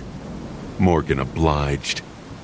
For a few seconds, the two of them clashed, their swords singing a sharp and deadly song. The clangor of two blades striking against each other fused into one continuous sonorous melody. They were too fast, too skilled. Neither could overpower the other, and those who got in their way could only flee and stare in terror and awe. But eventually, inevitably, Morgan obliterated his defenses. Her sword broke through his armor, impaling him through the chest. If it was anyone else, their heart would have been pierced. Oh, but he must have shaken her a fair bit. Enough for her to forget that her brother had been born with a rare condition that caused the position of one's organs to be reversed. So, she missed his heart. Still, having a sword driven through your lung hurt a lot. It hurt terribly. Not that he cared. Instead of recoiling from the strike, Mordred pushed forward and grabbed Morgan by the neck. Her eyes widened, and she hurriedly tried to twist the sword in the wound. Her other arm was already moving to block the potential strike of his sword. Instead of trying to use it, Mordred simply headbutted her and felt her nose crack under the force of the unexpected blow. Morgan staggered back. Blood was flowing from her broken nose, painting the lower part of her face red. You vile scum. Her sword, which was still lodged in his chest, scattered into a whirlwind of scarlet sparks. He couldn't help but stagger and let out a pained yelp. She was, without a doubt, going to summon it back, but that would take a few seconds at least. Not caring, Morgan lunged forward. Her leg whipped into the air, aiming to take his head clean off. Mordred blocked it with his sword and felt his sword crack. His sword broke. There was more pain. Morgan's shin cut through his sword, his armor, and his forearm. The bone broke, the muscles split, and the tendons tore.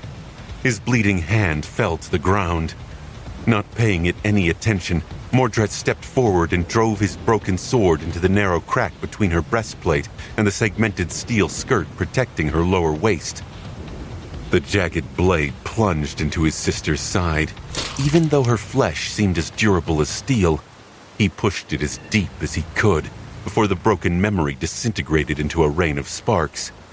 She let out a stifled groan and pushed herself away. "I'll kill you." She tried to hide it, but there was a hint of hesitation in her voice. Morgan was winning. She was winning. She had only received one serious wound, while her enemy already looked half dead. He looked like a walking corpse. So why was he so calm? What was wrong with him? She felt a chill run down her spine. Her sword was already manifesting itself back into reality. Mordred was summoning a new weapon as well. He glanced down at his severed hand and stepped over it indifferently. "No, you won't." There was a hint of finality to his words.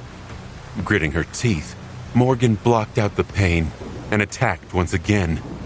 A booming thunderclap shook the world, but the bestial roar that tore through the clangor of the battlefield was much more deafening. It roared across the ravaged land like a physical force, sapping the strength of the warriors and making them sway. Sonny, who was very close to the source of that roar, cursed under his breath as he pushed the pain aside and twisted his body to avoid being sliced by the monstrous claws of the rampaging saint. Dire Fang's hand flew past him, and while Sonny was trying to bring the Sin of Solace down on the creature's monstrous limb, Nephis attacked from the other side, her sword turning the whipping streams of rain into boiling vapor. The two of them were like hunters fighting against a powerful beast. They circled around him and used their cooperation to make up for the power gap, acting with the cunning and foresight that made humans so deadly. Nephis was fighting in a way that would have made all the other Ascended freeze in stunned silence. She was just too fast, too strong, and too destructive. Her incandescent sword was hot and sharp enough to incinerate the world, and her skill and battle sense seemed to transcend the concept of limits. Sonny was no less frightening. Hidden in the tenebrous embrace of the Shadow Shell, he fought with the furious power of a true-born fiend and used his inhuman physique to move in a way that no human could repeat and no opponent could predict. Much more importantly, despite the stark difference between the two of them, one shrouded in burning darkness, the other suffused with beautiful light, they fought and acted as one. That combination was too lethal for a mere beast to survive. However, their enemy was not a beast, no matter how animalistic his form appeared. Dire Fang's transformation ability allowed him to become a strange hybrid between a wolf and a man. His claws, his fangs, his bestial eyes, his thick fur as well as his inhuman rage, his savage bloodlust and his primal might, all of it made Sonny feel as though he was fighting a nightmare creature. But the Saint was not a nightmare creature. Behind all these monstrous traits hid the cold, calculating mind of a human. And as a human, he had benefited from the vast legacy of accumulated knowledge and insight that all humans were the inheritors of. In other words, Dire Fang possessed the body of a powerful abomination, but fought with the sublime skill of a gifted human warrior. Because of the nature of his transformation, the Saint was using a strange mix of hand-to-hand martial art and a knife-fighting technique. Only in his case, sharp claws were playing the role of the knives, and he had 20 of them. He had a maw full of terrifying fangs as well, and the skill level this transcendent possessed, or any transcendent really, was truly stunning. Sonny was not sure if he had ever faced an enemy with such mastery over their weapons of choice. If he did, They could probably be counted on one hand. In any case, despite the best efforts of Sunny and Nephis, they simply couldn't bring the saint down. They couldn't even seriously wound him. They were barely managing to stay alive. There were several cuts on the massive beast's body, but the two of them had received much more damage than Direfang. Both of their armors were battered and dented, and Sunny could taste blood on his tongue. Feeling a hint of despair crawl its way into his heart, he gritted his teeth and dashed forward to capitalize on the small window of opportunity Nephis had created and deliver a vicious blow. The attack was missed. A moment later, his body shook as it was batted away by an unexpected but perfectly executed elbow strike. The breastplate of the mantle was dented and almost cracked. Nephis launched into a reckless attack to buy him a little time to recover. She was going to pay for it without a doubt, but at this point, their battle was not about remaining unscathed. It was about being a little bit less broken than the enemy at the end of it. Ah! Direfang was powerful. Direfang was skilled. And worst of all, Direfang was strange. His battle style was too unique, too bizarre, and too deep to be deciphered in a short amount of time.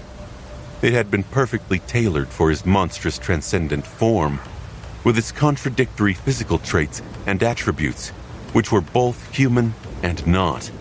He displayed a level of essence control so intricate, deliberate, and ingeniously applied that it made Sunny question his talent. No, it was not a question of talent. It was simply the innate superiority of a higher rank multiplied by the amount of effort put into integrating essence into a combat style, both by Direfang himself and many battle masters of Clan Song. It was the benefit of being a vassal of a great clan. This was possibly the first dedicated essence technique Sunny had a chance to study. He had not even known that such things were possible or existed. And if all of that was not enough, Direfang's aspect abilities were flawlessly blended into his battle style as well. It would have been much worse if Sunny had to somehow guess the Saint's abilities first. Luckily, he'd already learned them from Cassia. Direfang's dormant ability enhanced all of his senses, especially his hearing and the sense of smell. He could even feel tiny vibrations spreading through the ground as a result. He had no blind spots. He also seemed to be able to predict the actions of his opponents by observing the tiniest changes in their stances, muscle contractions, eye movements, and other things Sunny did not know of. His awakened ability was a physical augmentation tied to his emotional state. The angrier he got, the more pain he felt, the more powerful he would become. Things like that were usually unreliable and impossible to control, sometimes even detrimental. But Direfang seemed to possess absolute control over his emotions. He could summon the most murderous rage at will while remaining perfectly cool-headed and composed. Direfang's ascendant ability was the debilitating sonic attack, and his transcendent ability, well, it was self-evident. So with the knowledge of that, Sunny had to come up with a way to kill him. A master killing a saint. That had never happened in history. But it had to happen today. He was going to make it happen.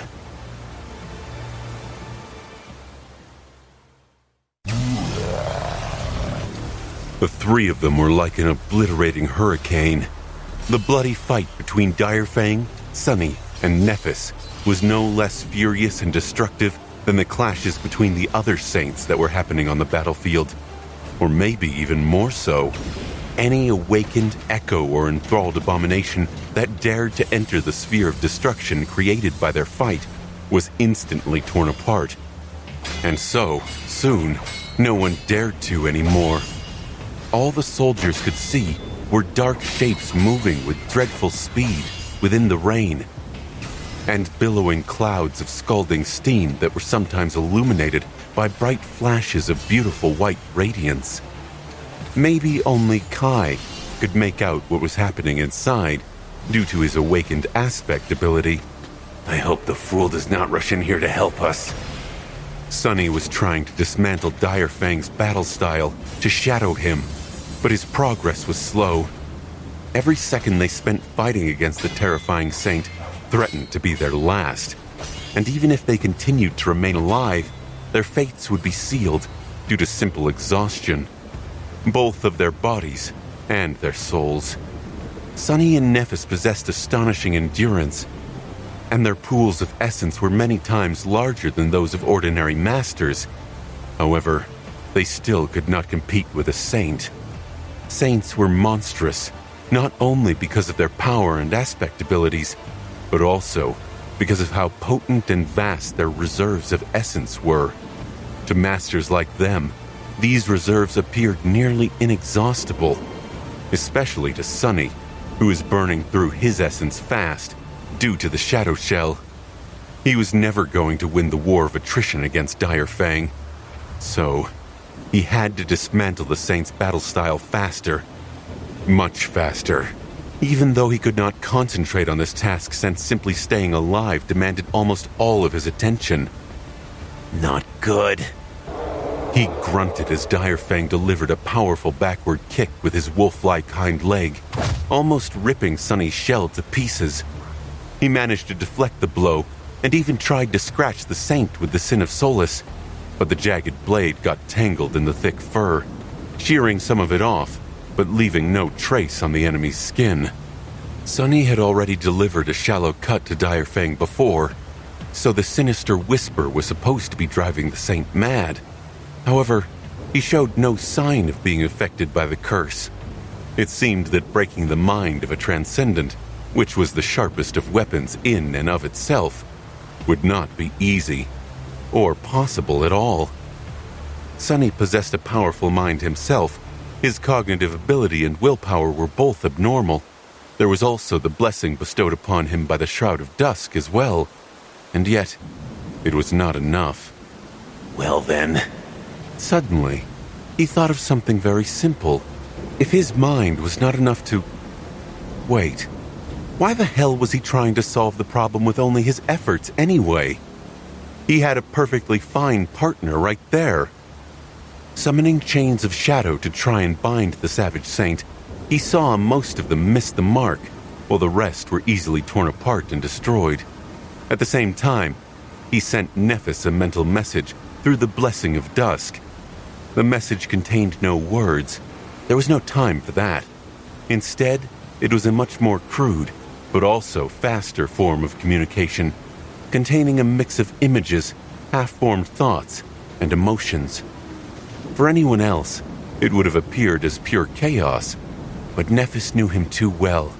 They were so familiar with each other that even such an unadulterated stream of concepts was enough to form an understanding. It was a bit like finishing each other's sentences or guessing each other's feelings from body language, but elevated to a completely different level. And yet, it worked. Nephis seemed to understand his intention instantly and reciprocated. A flood of concepts and images poured into his head. Sunny's intention, of course, was very simple.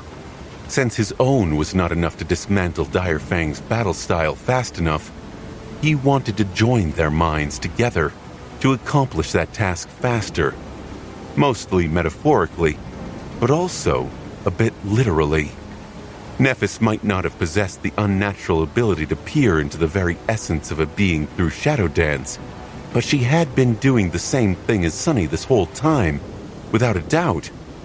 She had been studying the enemy, trying to discern the patterns of his battle technique to circumvent them.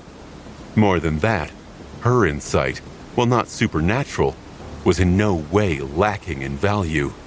It was the opposite. Neph was a genius of combat after all. She was born and bred for battle, and there were very few people in the world who possessed the same chilling level of affinity to bloodshed and destruction as her. Sunny had his insights about the way Dire Fang fought, and she had hers. By combining them, they would be able to enhance each other's understanding of the enemy in the same way that their powers were augmenting each other beyond the usual limits of their aspects. Hopefully. Sunny growled and continued to fight. The Shadow Fiend sometimes moved like a human, and sometimes like the creature that he was. He bent in strange ways, used his long arms to dash on all fours like a wild animal, and delivered attacks with the onyx spike at the end of his tail. His sword, his claws, his teeth, and his horns were all weapons, so he used them all in tandem. When that was not enough, he summoned shadows or stepped through them to attack the Saint from an unexpected angle. Nephis was pushing her body to the limit as well. Her flames burned and danced, trying to envelop their enemy or coalescing into incinerating jets that could cut through flesh and bone with frightening ease. She seemed to possess an authority over the battlefield that was almost frightening.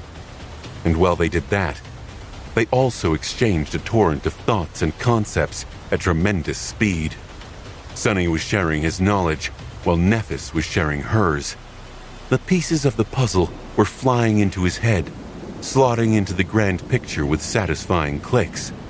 Some of them he had figured out himself, but some were new and unexpected.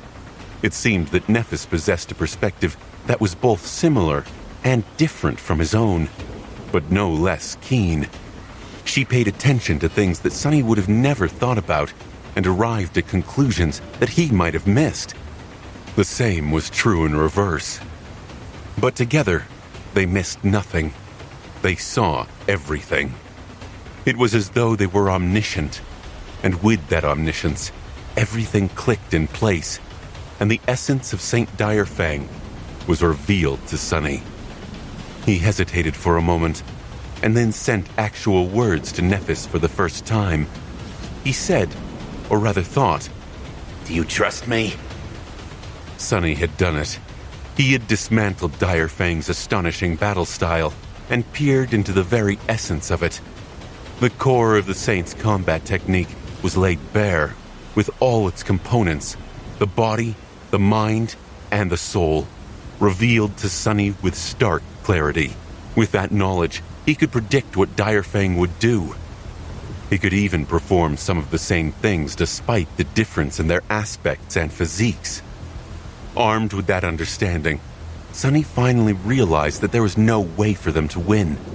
The fearsome Saint was just too powerful, skilled, and intelligent. He held the outcome of the battle in a firm grasp, biding his time until the perfect opportunity inevitably presented itself. And their own strength was not enough to change that outcome. Even if Sunny knew that a strike was coming, he would not necessarily be fast enough to dodge it. Even if he knew the enemy's intent, he would not be strong enough to survive it. And neither would Nephis. At least if their level of strength, already unthinkable for masters, remained the same. But it did not have to, did it? "Do you trust me?" What a loaded question. Sunny had his reasons, but it was true that he had gone against Neff's wishes in pretty much every instance where it mattered. He had abandoned her in the Dark City, refused to leave her in the Crimson Spire, and then fled from her again at the Grand Ball of Clan Valor, just to end up by her side anyway. It was a bit funny, and a bit sad. But most of all, Sunny wasn't sure if she did actually trust him. He wasn't even sure if he himself would have trusted him. The same was true the other way around. And yet, as far as he could see, that was their only chance to emerge from this fight alive. If he could only prove to her somehow that, "I do." What? The calm answer came almost instantly. It startled him. Huh?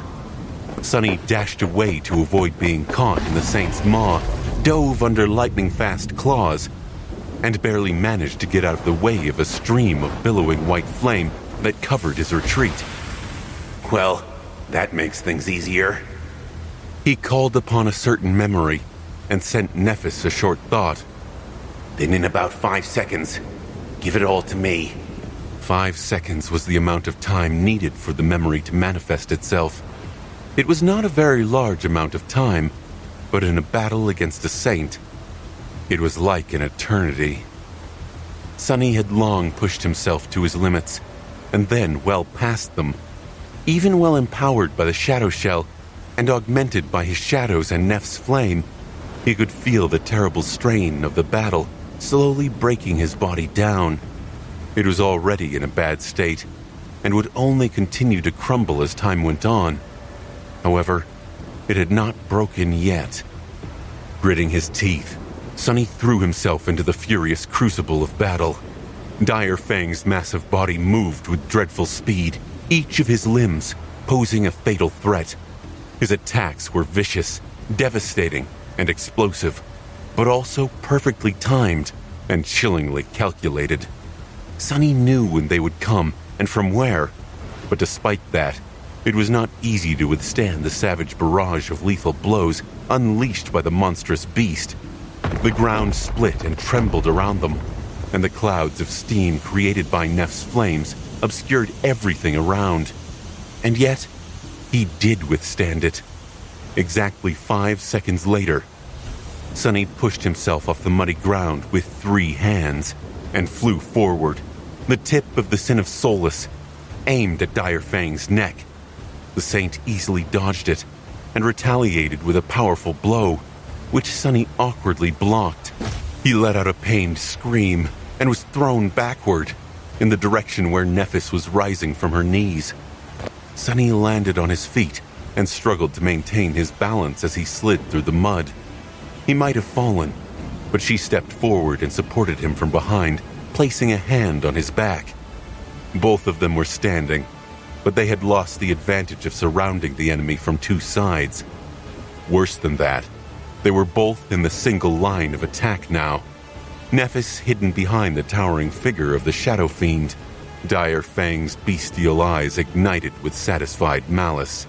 At the same time, Sunny's 5th shadow, as well as all of Neff's flame, poured from her hand and into his shell, leaving her entirely exposed, but gifting him with twice the amount of physical augmentation.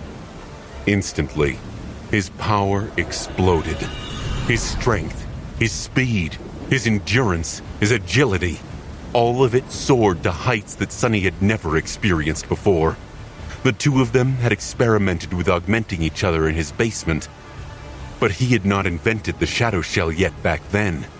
Now, all the parts came together to create a truly terrifying combination. Of course, it was not the smartest of tactics. By making one of them exceedingly strong, while leaving the other one weak, they were giving Dire Fang a perfect opportunity to get rid of the weaker enemy first, and then deal with the other one without being encumbered by the numerical disadvantage. But that was only true if the Saint survived long enough to figure out what had happened. Sunny was not planning on giving him such a chance. He had to finish this fight in one exchange. So I don't just need to kill a Saint, I also need to kill him with one strike. Well, isn't it wonderful? There was no more time to think, only to kill. Sunny cleared his mind of all unnecessary thoughts, except for one. An axiom he knew too well. The essence of combat is murder. He was going to murder Saint Dire Fang, the vassal of the great clan Song, right here and now. There was no doubt or hesitation, no room for failure, only certainty. The terrifying, towering beast in front of him opened his maw, ready to let out a deafening roar. Feeling the polished ivory of the Bowen Singer manifesting itself into his hand, Sunny flooded his body with smoldering essence and lunged forward.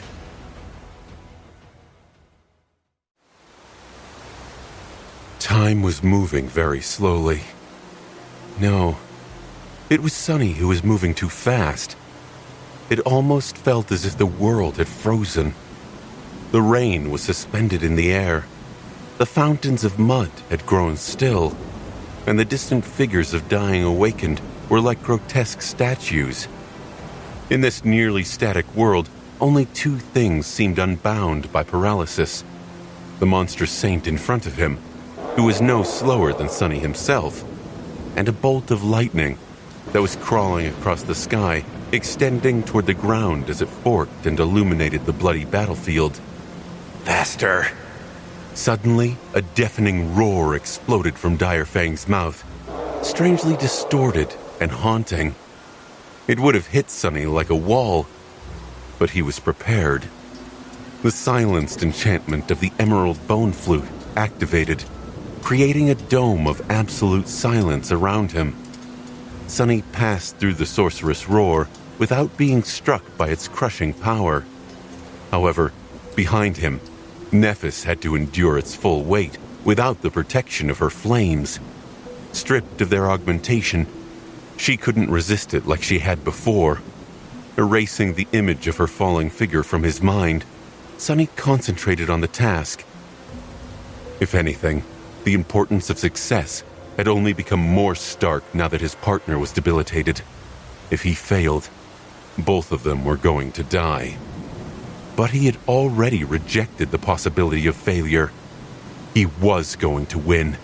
He was going to do what he promised to do. He was going to kill a damned saint. At that moment, Dire Fang was more than a chance adversary to Sunny. He was the embodiment of everything Sunny wanted to destroy. The rotten authority of the great clans, the vile curse of the Chain of Nightmares, the torturous brand of powerlessness that he bore on his soul ever since Falcon Scott. The inescapable shackles of fate. He was the enemy, a terrifying enemy, an overwhelmingly powerful enemy, an enemy that was nearly impossible to defeat.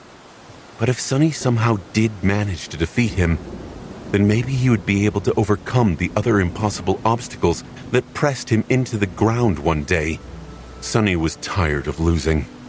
He had lost in the Antarctic Center, and now, because of Mordred and his cursed schemes, he was on the verge of losing here in East Antarctica as well.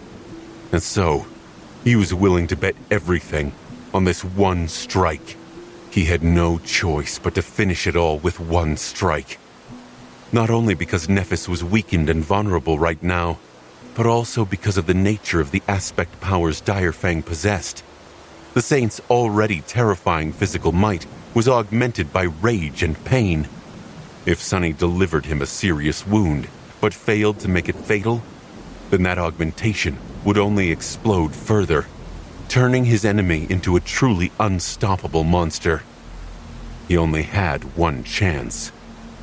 Sunny had already accomplished 3 incredible feats to earn that single chance.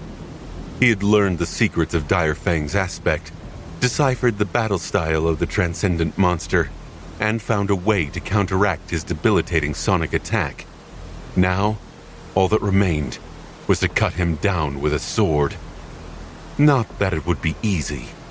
The Saint was not waiting passively to be killed. He was already moving, rushing forward with speed that exceeded all reason. His claws were ready to tear Sunny apart, and his fangs were ready to sink into Sunny's flesh. Even though the gap of power between them had narrowed tremendously, Dire Fang still had an edge in terms of strength, weight, and sheer size. But that was all right. As a survivor of the Forgotten Shore, Sunny was a master of killing things that were larger and more powerful than him. And while he had absorbed the essence of Dire Fang's battle style into Shadow Dance, the Saint had not quite gotten a firm grasp of his own technique yet. How could he, when Sunny's technique was as formless and shapeless as shadows? All Dire Fang could do was try and predict how his enemy would act based on his formidable experiences of participating in countless battles. However, there was a problem with that approach too. That was because the Saint had never fought a Shadow Spawn before. He was still judging Sunny as if Sunny was a mere human. But while Sunny still considered himself a human, he was also a bit more. As the two of them closed the distance, prepared to strike, Sunny used the inherent flexibility of a Shadow Dance practitioner to bend his body in an extreme and almost unnatural way. At the same time, he used the physical characteristics of his fiendish shell to switch from running on 2 feet to a low, beast-like gait. As a result, the saint's claws tore through the raindrops above his head, while his momentum remained the same. Sonny gritted his teeth and let out a bestial growl as he used all his prodigious strength to push himself off the ground and leap into the air. Dire Fang was too fast and skilled to allow the unexpected attack to reach its mark, though. A split second before Sonny could bring his sword down on the saint's neck, a massive clawed hand pushed forward, catching him in the chest. The power of that blow was too terrible. The onyx of the mantle cracked and exploded as if struck by 5 transcendent swords. The manifested shadows comprising the Shadow Fiend shell were instantly sliced and torn apart. In an instant, the Shadow Spawn was mutilated beyond recognition. The upper portion of his torso was destroyed, exploding into a fountain of darkness. His horned head was severed and flew into the air. 2 of his 4 arms were ripped off. The entire mangled carcass was thrown back. The Sin of Solace slipped from his fingers.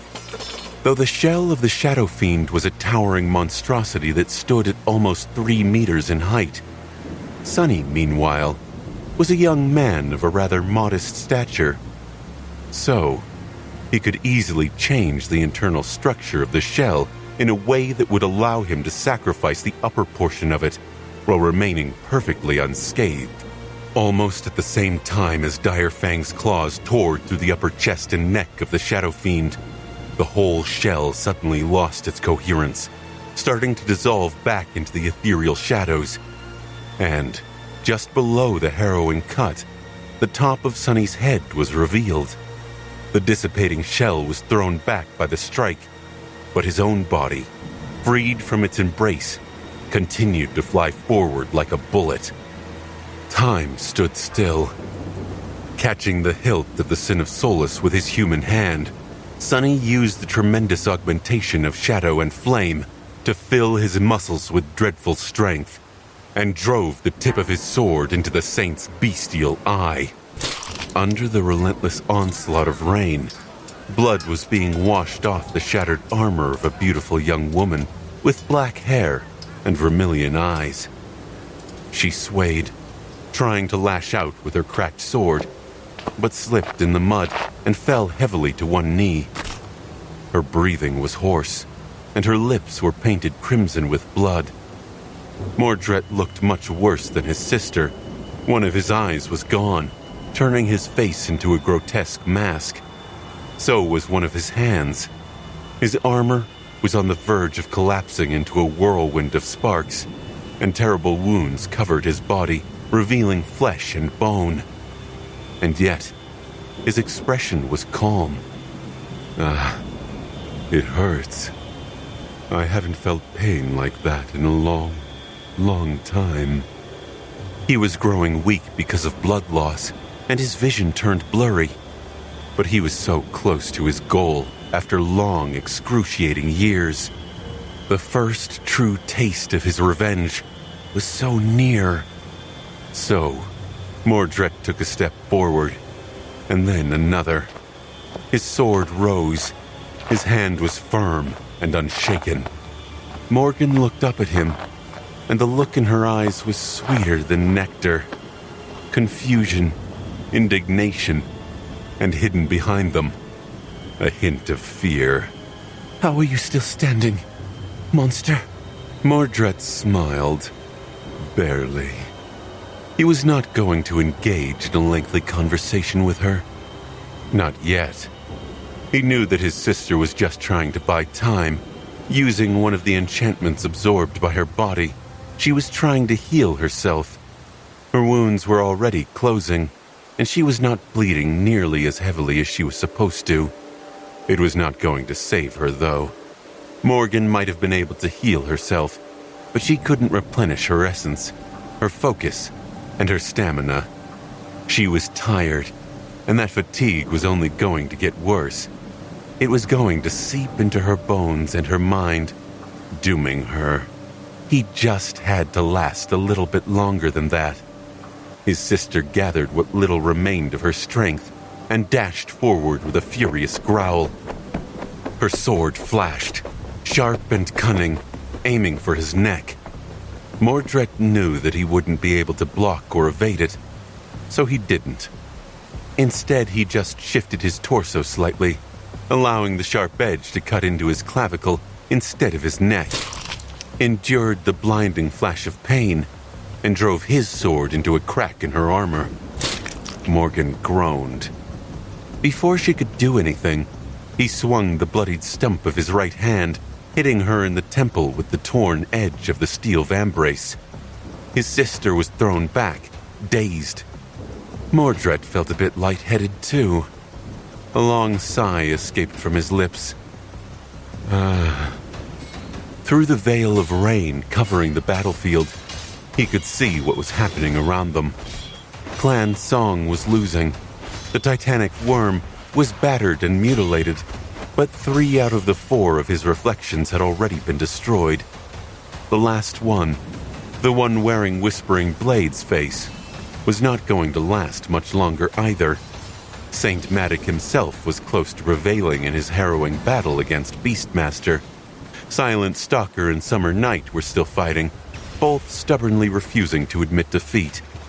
At this rate, both of them would perish. And even if the taciturn daughter of Ki Song prevailed, she wouldn't be able to continue participating in the battle. Even the reflection of Sir Galed seemed to be failing against one of Nether's children that Sunless had somehow made his. The scoundrel himself, meanwhile, Mordred felt the desire to raise an eyebrow, but he was too weak and tired to do that. Direfang is dead. Sunless and the Dreamspawn killed a saint.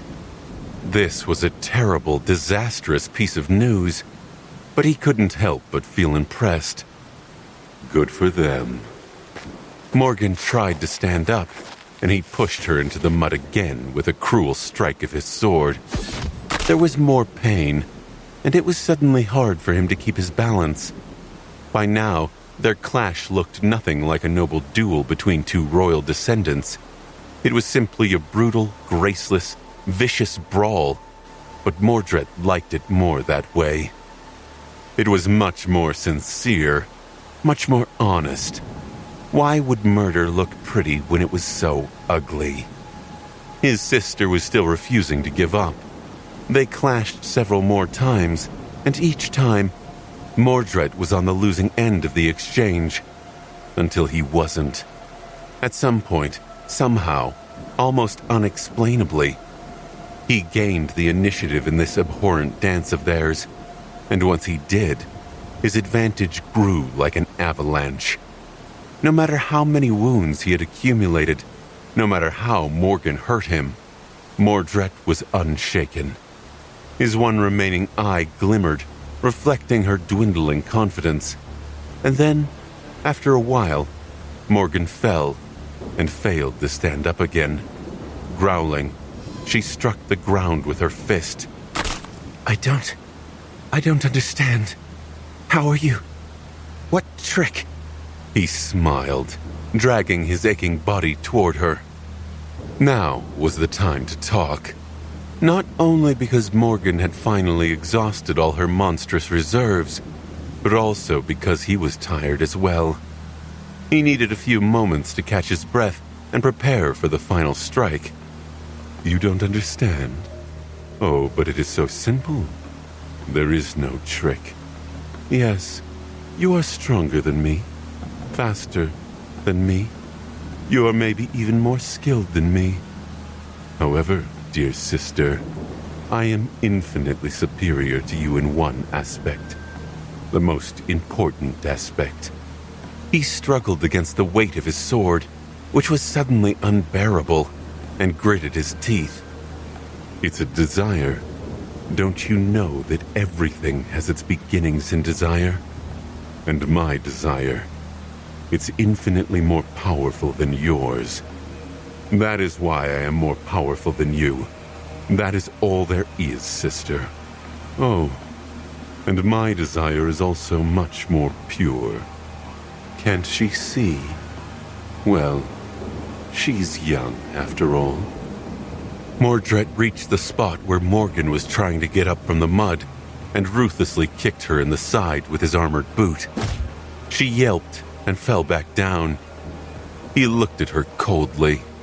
"You see, my only desire is to kill you. But you want so many things. You want to kill and imprison me, but you also want to survive killing and imprisoning me. You want to protect your neck from being cut, your heart from being pierced, your skull from being crushed, your eyes from being gouged out.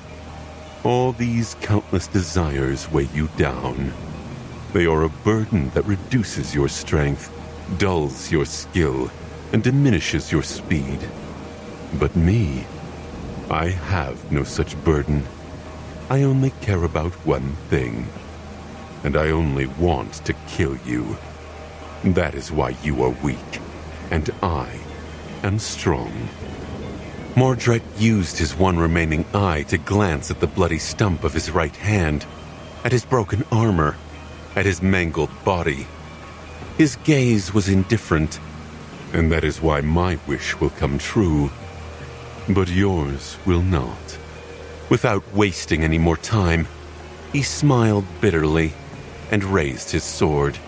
His goal was so close. He just had to bring the sword down. However, he never did.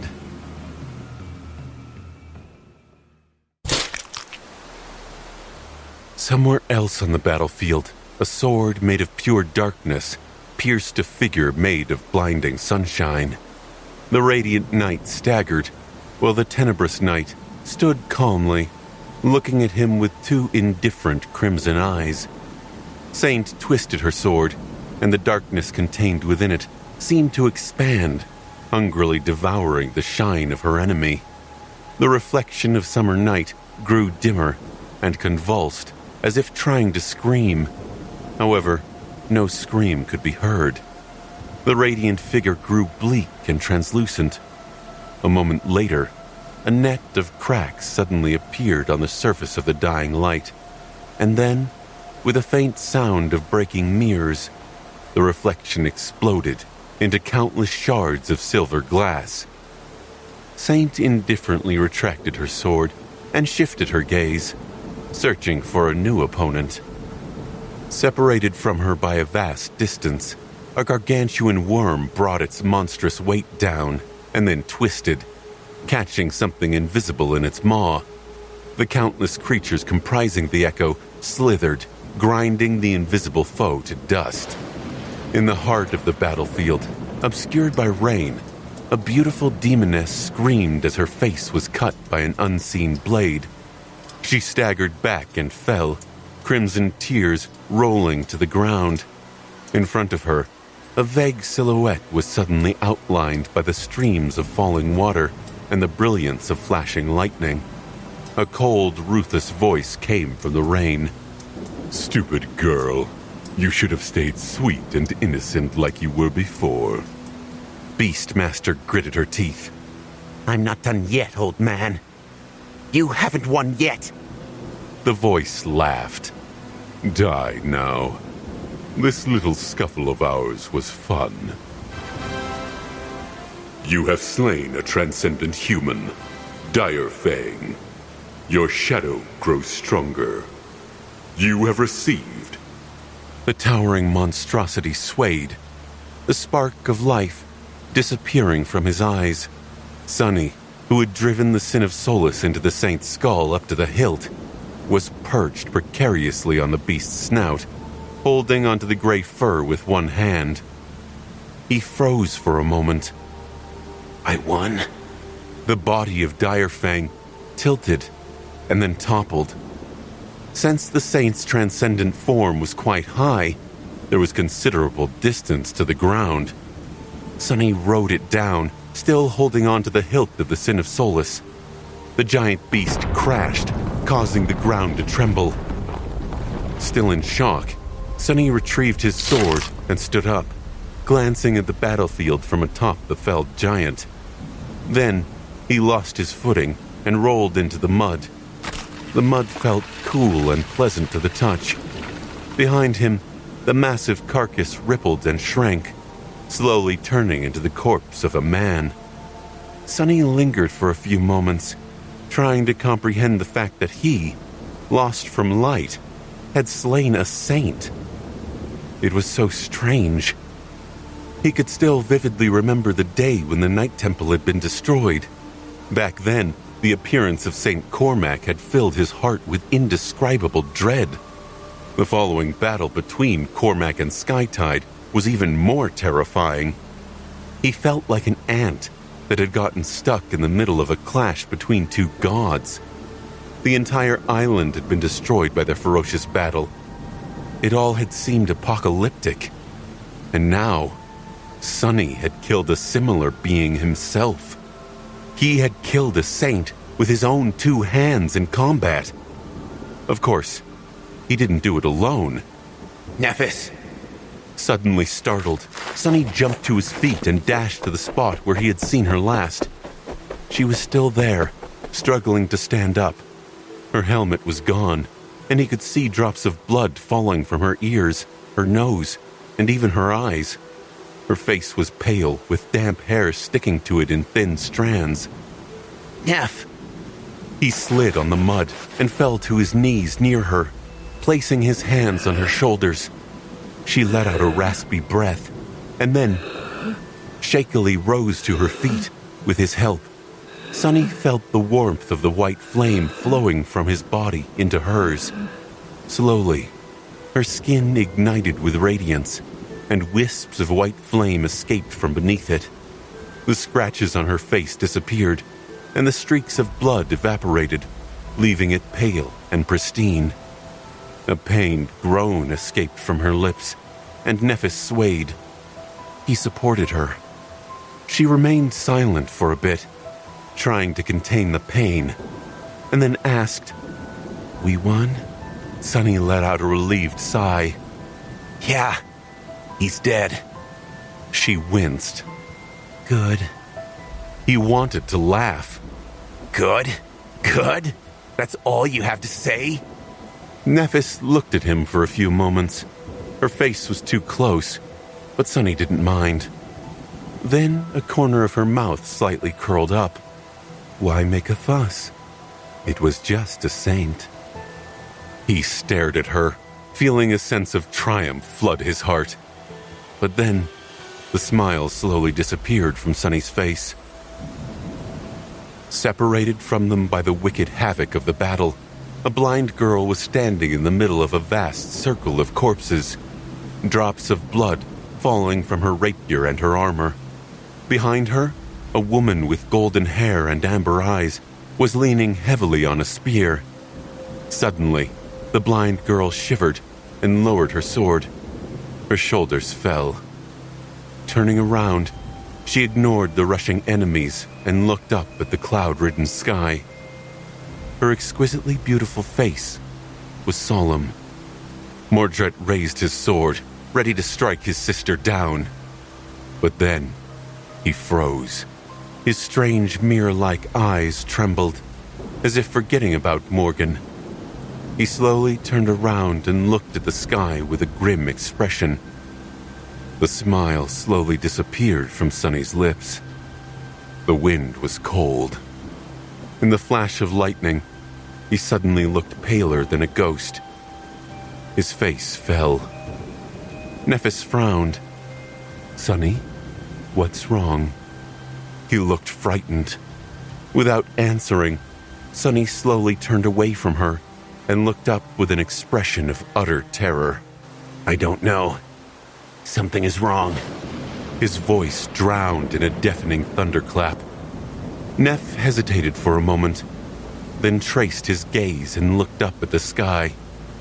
There didn't seem to be anything there, except for a strange, rippling darkness. For a few moments, the battlefield seemed to grow still, and then the sky crumbled and split apart, devoured by an abyssal rift that seemed to be leading to the very depths of hell. A gargantuan nightmare gate tore the world into pieces, dwarfing the battlefield as it cut through the sky and manifested itself into existence. The sky parted, sliced through by a narrow vertical rift. Behind it, the fabric of reality made way for a dark, harrowing abyss of nothingness. Both light and darkness seemed to be twisted and changed near the gate, breaking as they were destroyed. The rift dwarfed the entire battlefield, stretching for hundreds and hundreds of meters into the shattered sky. The abandoned outpost and the black fissure of the Nightmare Gate that led to the vicinity of the Black Skull looked tiny and insignificant in front of it.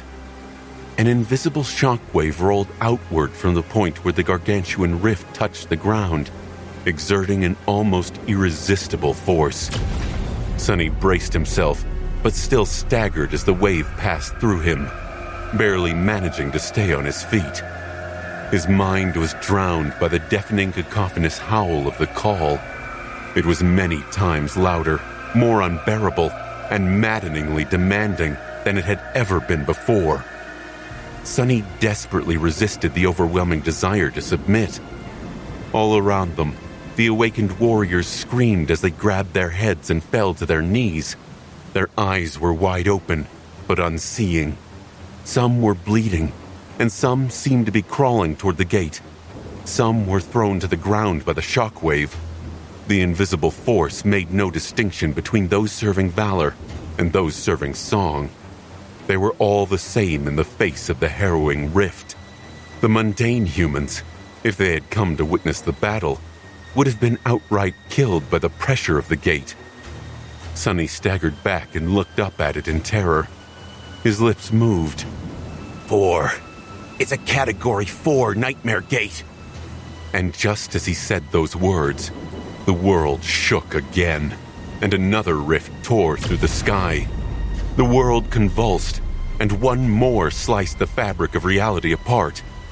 Like 3 dark pillars holding up the heavens, or 3 vile spears cruelly thrust into the flesh of the world.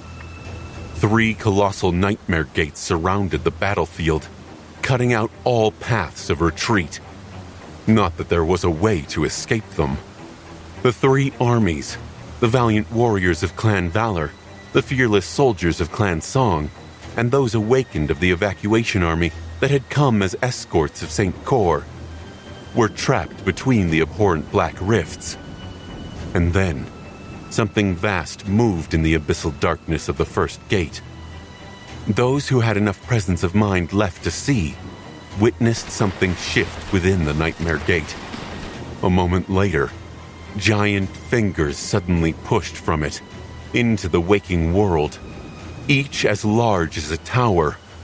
There were dozens of them, all dark and strangely human-like, with black, broken fingernails and torn, calloused skin. The fingers felt around blindly, then grabbed the edges of the vertical rift and strained, as if trying to pull it wider. The most horrifying part of it all was that they succeeded. The world trembled, and a net of black cracks seemed to spread through the sky. Then, the gaping wound of the Nightmare Gate was torn open, and a seething mass of the same dark flesh flowed out of it like an appalling avalanche.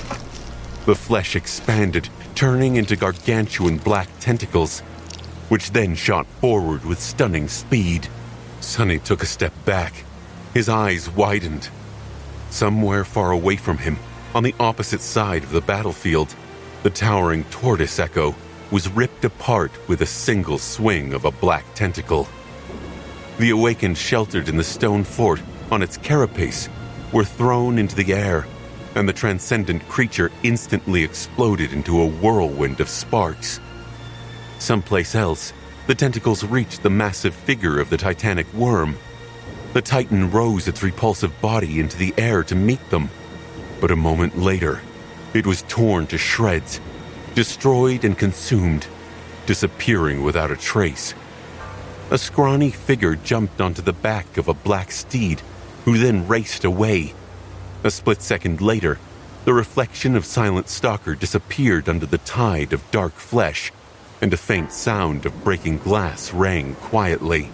Most shocking of all, not too far away from the gate, Beastmaster suddenly staggered back from the vague figure outlined in front of her, blood flowing from her mangled face. A moment later, a black tentacle whipped through the air with terrible speed, and a fountain of blood suddenly bloomed where the vague figure had stood a moment ago. There was no time to react, and no chance to escape. Pieces of torn flesh became visible as they splattered all around, unrecognizable as parts of a human being. Just like that, Saint Matic, the Whispering Blade, brother of the King of Swords and an elder of the great clan Valor, was no more. He was dead. Far away, Sunny and Nephis watched the world end in stunned silence. It's a great terror? A great titan? Sunny shivered, hypnotized by the terrible sight of a great nightmare creature forcing its way into the waking world. Everything he had known seemed meaningless in front of it. The mere thought of trying to resist felt futile. That was when the darkness within the other two gates moved as well. He considered his chances of outrunning the tide of corrupted and great abominations that would enter the waking world in mere moments. Even with Nightmare and Shadowstep, the chances were 0. If even the saints were obliterated in seconds, a master like him had no chance at all. Nephis suddenly shuddered, and then grabbed him by the shoulder. Her lips parted. Realm. Escaping into the dream realm. That is the only way. He stared at her with hollow eyes, trying to understand the meaning of these words. What is she on about? Then, with tremendous effort, Sunny forced himself to calm down and regain his composure. He could barely think again. Escaping into the dream realm. That was indeed a chance. No one knew what they would find there. But it could very well be better than being trapped between 3 Category 4 nightmare gates. At least that way, there was a possibility of survival. Here, there was only death. Or something much worse. The problem was that the process of traveling between worlds was not instantaneous. It took time to open the door between the waking world and the dream realm, and even more time to step through. Would they be fast enough to escape? There is only one way to find out. Staring at the great horror, slowly pushing its vast body through the broken abyssal rift, Sunny took a deep breath and tried to feel his dream realm anchor.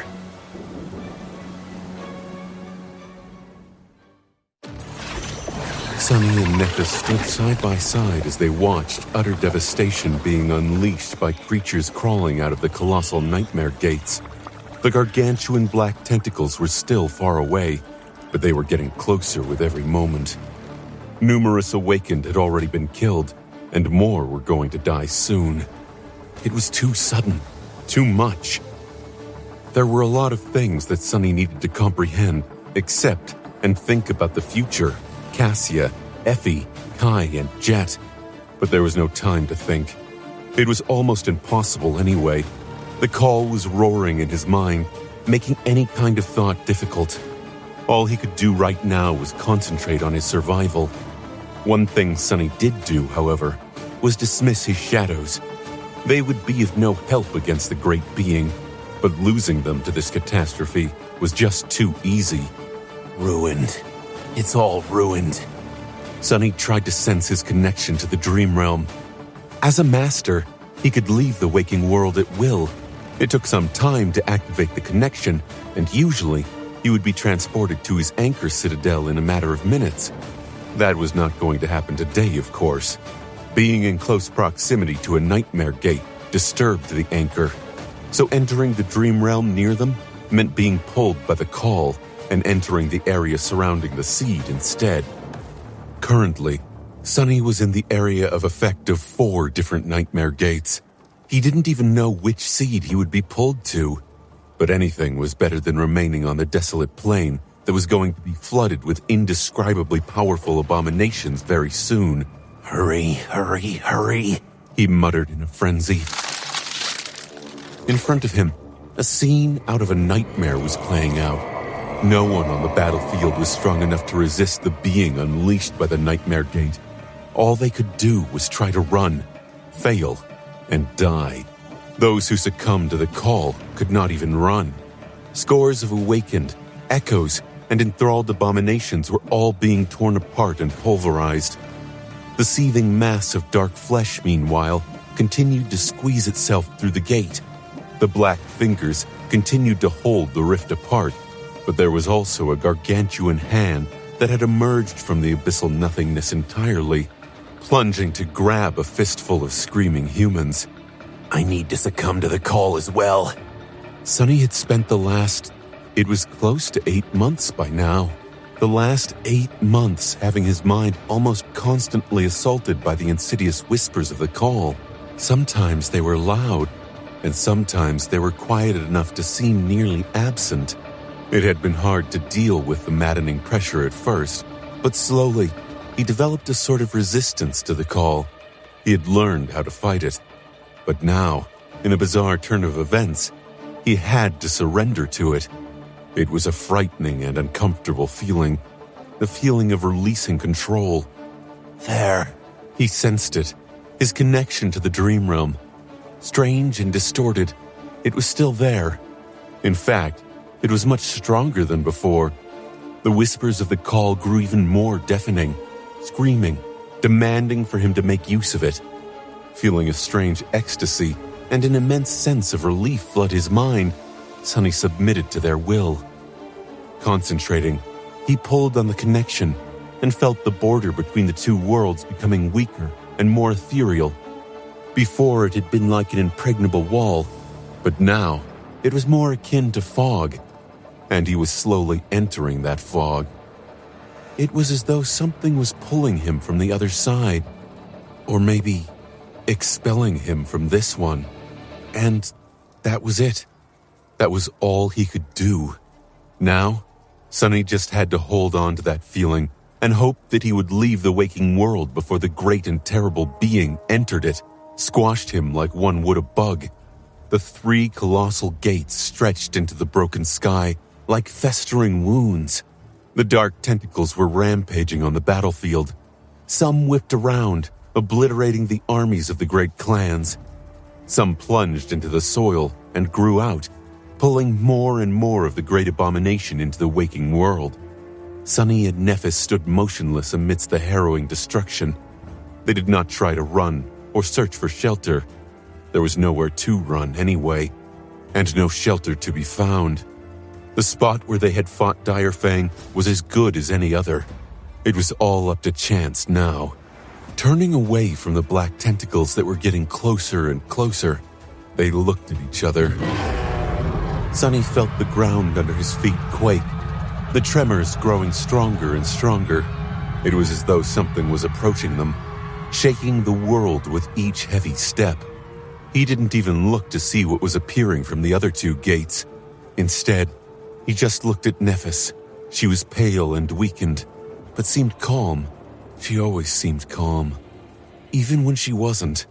After a few moments, Sonny opened his mouth, which was suddenly excruciatingly dry, and said, I'll see you on the other side. Nephis looked back at him, something grotesque and lumbering reflected in her striking gray eyes. She nodded. Yes. Then she hesitated for a second and took a deep breath. Sonny, I need to tell you something. He gritted his teeth, suddenly frightened that what she was going to say would sound like a farewell. Nevertheless, he forced himself to ask, What? Neph lingered for a bit. Then, as the ground under them trembled violently, she suddenly looked away. What she said next was entirely unexpected. The projector back in your house didn't really explode by itself. I lied. I broke it. So, I'm sorry. Sonny stared at her in disbelief. His mind short-circuited for a moment. How is her tone so... What? He blinked and then scoffed. Why the hell? However, he did not finish the sentence. Suddenly, the world disappeared. and Sonny saw, or rather perceived, a boundless void. It was the familiar empty void between dream and reality. A moment later, he was suddenly blinded by bright sunlight and assaulted by unbearable heat. Falling on something soft and scorching, Sonny rolled and frantically tried to sense the surrounding space through the shadows. The battle was now behind him. He had reached the Nightmare Desert. Heat. It was hot, lethally hot. A mundane human would not have lasted in this suffocating heat for long. Even as a master, Sonny was struggling to breathe. His skin was burning. Sitting on the sand, hunched, he covered his eyes and looked up at the merciless white sun. The sun was like a small silver coin that hung high in the cloudless azure sky. White sand, azure sky. This was indeed the desert Nephis had once tried to cross, the one that lay east of the Forgotten Shore, stretching far and wide along the hollow mountains. He couldn't see the dreadful black peaks, though. Either this part of the Nightmare Desert was much further north than the small fragment Nephis had traversed, or much further east, where the hollow mountains were no more. In either case, Sonny was in big trouble. Nephis had told them that the further one went into the desert, the more dangerous it became. Eventually, she could not advance anymore, and chose to take her chances in the mountains instead. Just how deadly was this desert for Nephis to decide that venturing into a known death zone was a better choice? There was one more thing, too. If it was the same desert, then he had to find shelter before the night came. Failing to do so meant death. Sonny sighed. He was sitting on the white sand, casting 5 stark shadows. A few dozen seconds had already passed since his arrival in this cursed land, and very soon, something was bound to find and attack him. He had to move, but his mind was plagued by too many thoughts. It's useless. It's all useless. Just a few minutes ago, Sonny had been full of a sense of triumph. He had defeated a saint. He had won. His desperate plan had come so close to fruition. With Dire Fang's death, the balance on the battlefield had been bound to shift. Mordrett's reflections would have been destroyed, and the remaining 2 enemy saints would have been either killed or forced into retreat. Clan Valor would have achieved a sweeping victory. None of its key figures would have perished, and plenty of Awakened would have remained alive to continue defending East Antarctica until the winter solstice. None of that had happened, of course. Everything had ended in ruin. He had lost once again. He had been utterly defeated. It was so tiring. To always have victory slip through his fingers at the last moment. Curse it all. Sonny was being crushed by the weight of failure. 2 great clans had clashed with each other, but the only victor was the Nightmare spell. These 3 Category 4 gates. It wasn't hard to imagine what was going to happen next in the Southern Quadrant. Both armies were either already annihilated or would be soon. Oh, and more than a few government elites, too. All the Awakened of Valor and all the Awakened of Song were as good as dead.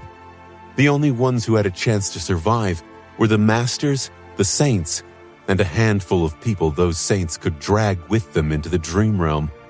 Even then, it was not a guarantee that they would have had enough time to escape, and those who had would still have to survive the Nightmare Desert. The siege capitals would be left without the most powerful defenders, and much worse still, there would be swarms of corrupted and great abominations roaming the continent now. Everyone was going to die. Don't think about it. Don't think about it yet. Sonny gritted his teeth. There was a lot on his mind, but if he continued thinking about it, he would drown in anger and despair. For now, he couldn't allow himself to lose focus. He had to survive first. Sonny was lost in a region of the Dream Realm that was much more harrowing than the Forgotten Shore, without any way to get back to the waking world. His friends could be lost somewhere between the white dunes, too. He had to find them if they were still alive and figure out a way to escape this hell. Well, it was not his first time escaping hell, was it? Where there was a will, there was a way. What a bunch of crap. He felt a slight tremor run through the sand beneath him and grimaced. How could he escape the Nightmare Desert? There were 4 ways. The first one was to cross the desert and find a path through the Hollow Mountains. Needless to say, surviving a journey through 2 entire death zones was highly improbable. The second way was to find one of the saints who had survived the Nightmare Gates and successfully escaped into the desert. Saints could travel back to the waking world without the help of a gateway, and they could even bring a person or 2 with them. Sonny was not sure that he could convince anyone except for Saint Tyrus to save him instead of all others, and there were still Nephis, Cassia, Effie, Kai, and Jet to think about. Any saint that left would not be coming back to this corner of the desert, since that would require returning to the proximity of the gargantuan Nightmare Gates, so that way would most likely not work either. The third way was to become a saint himself. That was, of course, even more suicidal than trying to traverse both the Nightmare Desert and the Hollow Mountains. Sonny had barely survived the second nightmare. He had been beheaded, had his heart ripped out of his chest, barely survived thanks to stumbling on Noctis by pure luck, almost lost himself in the endless sea of nightmares, fought against an entire army of Awakened, and even faced Mordred at the end.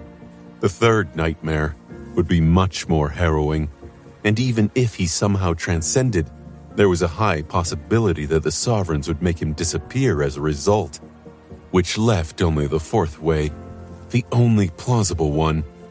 Sonny had to find the Black Skull Citadel and use its gateway to return to the waking world. That, too, was more easily said than done. The Nightmare Desert, after all, was vast and full of all kinds of horrors. The main problem, though, was that only 2 people knew the location of the Citadel. One of them was Morgan, and the other one was Mordred. So he had to find one of them first. Either one will do. Sonny closed his eyes for a moment, and then suddenly jumped back. A split second after he did, the sand under him exploded, and countless hands rose from beneath it, clawing at the air. Here we go. It's starting. A tenebrous black steed was flying across the white sands of the Nightmare Desert, pursued by an unseen horror. Sonny was leaning from the saddle, shielding his eyes against the scorching wind as he brandished the Sin of Solace. A hand that shot from beneath the ground was cleanly severed and dissolved into a swirl of ash. Curses, this thing is persistent. Behind him, a vast swath of the desert was changing. It was almost imperceptible, unless one knew what to look for. The minute tremors running through the sand, the slight tilt of the dunes, the subtle shifting of the shadows. Something enormous was moving beneath the sand, following him. He had already used 4 out of 5 of his shadows to augment Nightmare, leaving only 1 to strengthen the enchantment of the Memory of Fire through the underworld armament. That allowed him some measure of relief from the unbearable heat of the desert, at least. But even with the help of the 4 shadows, his mount was not fast enough to outrun the creature. Much worse, it was not the only abomination in this part of the desert. In fact, Sonny was surrounded by nightmare creatures. There were too many of them to count, all moving in the same direction they were, responding to the call, pulled to the blooming seed of nightmare by its sweet promise. Luckily, most abominations seemed to be in a strange state. It was as though they were hypnotized, forgetting about everything except for the goal of reaching the seed and entering the waking world through it. As long as Sonny did not get in their way, most paid him no attention. It was deeply disturbing. Sonny had only ever seen nightmare creatures in the throes of murderous frenzy, having them walk past him with detached indifference. was somehow more frightening than facing them in bloody battle. Crap, crap, crap! The desert was wide and flawlessly white, and the towering figures of abominations were moving across it with measured steps, separated from each other by a considerable distance. Their shadows were like long lines of stark blackness. The length of the shadows meant that the sun was already low. The night was not far away.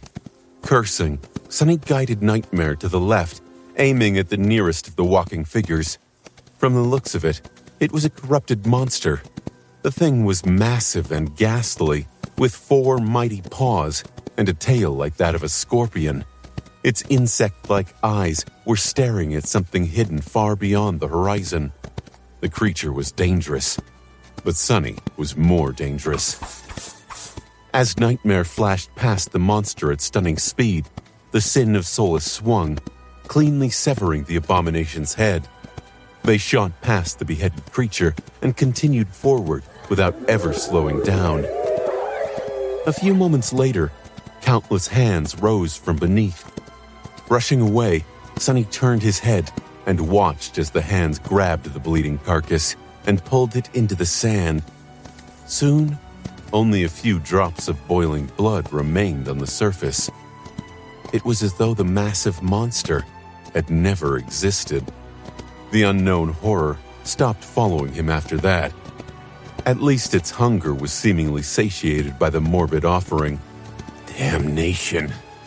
After a while, he could finally allow himself to slow down.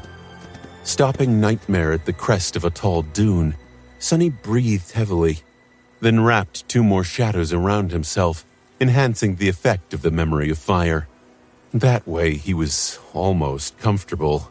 Summoning the endless spring, he drank deeply, allowing the cool water to breathe some life back into his body. Then he stared at the beautiful glass bottle in his hand. Suddenly, this dormant memory of the 4th tier was the most precious thing in his possession. Who would have thought that it would be so important one day? Water was important, but usually there were many ways to procure it. During his wilderness survival courses, Sunny had learned many ways of finding or creating drinkable water in a variety of environments, but none of them would work in this terrible desert. With a sigh, he dismissed the endless spring and looked around. From the height of the dune, Sunny could see far and wide. He could send his shadows to explore too if need be. However, that would be risky. He wasn't sure that he was ready to part with even a single shadow in this dangerous and unpredictable land. There was no need to anyway. There were white dunes around him as far as the eye could see. Countless nightmare creatures could be seen as well, moving in the same direction. There were also black ruins peppering the desert, half buried in the sand. Those ruins did not seem like the remains of buildings. Their shape was too strange, and their dimensions were all wrong. The structures, whatever they had been once, all differed in size. A smaller ruin would not be much of a shelter, but some of the larger ones he saw could save him come the night. Of course, there was also the Black Pyramid. Sunny held his breath as he looked at its ominous silhouette. The tomb of Ariel was always in view, far in the distance. However, no matter how long one moved in the direction of the perfectly symmetrical black edifice, it never grew closer, remaining out of touch like a mirage. That thing might not even be real. But Sunny felt that it was. He also knew that there had to be a way to get closer to it. Nephis had never seen the Black Pyramid before, after all, which meant that it could only be seen from certain parts of the desert, which also meant that there had to be a path to it. Who cares? Sunny certainly didn't. He had no ambitions of conquering the tomb of Ariel. He wanted to avoid it at all costs. All he wanted to do was find his friends and escape the cursed desert as soon as possible.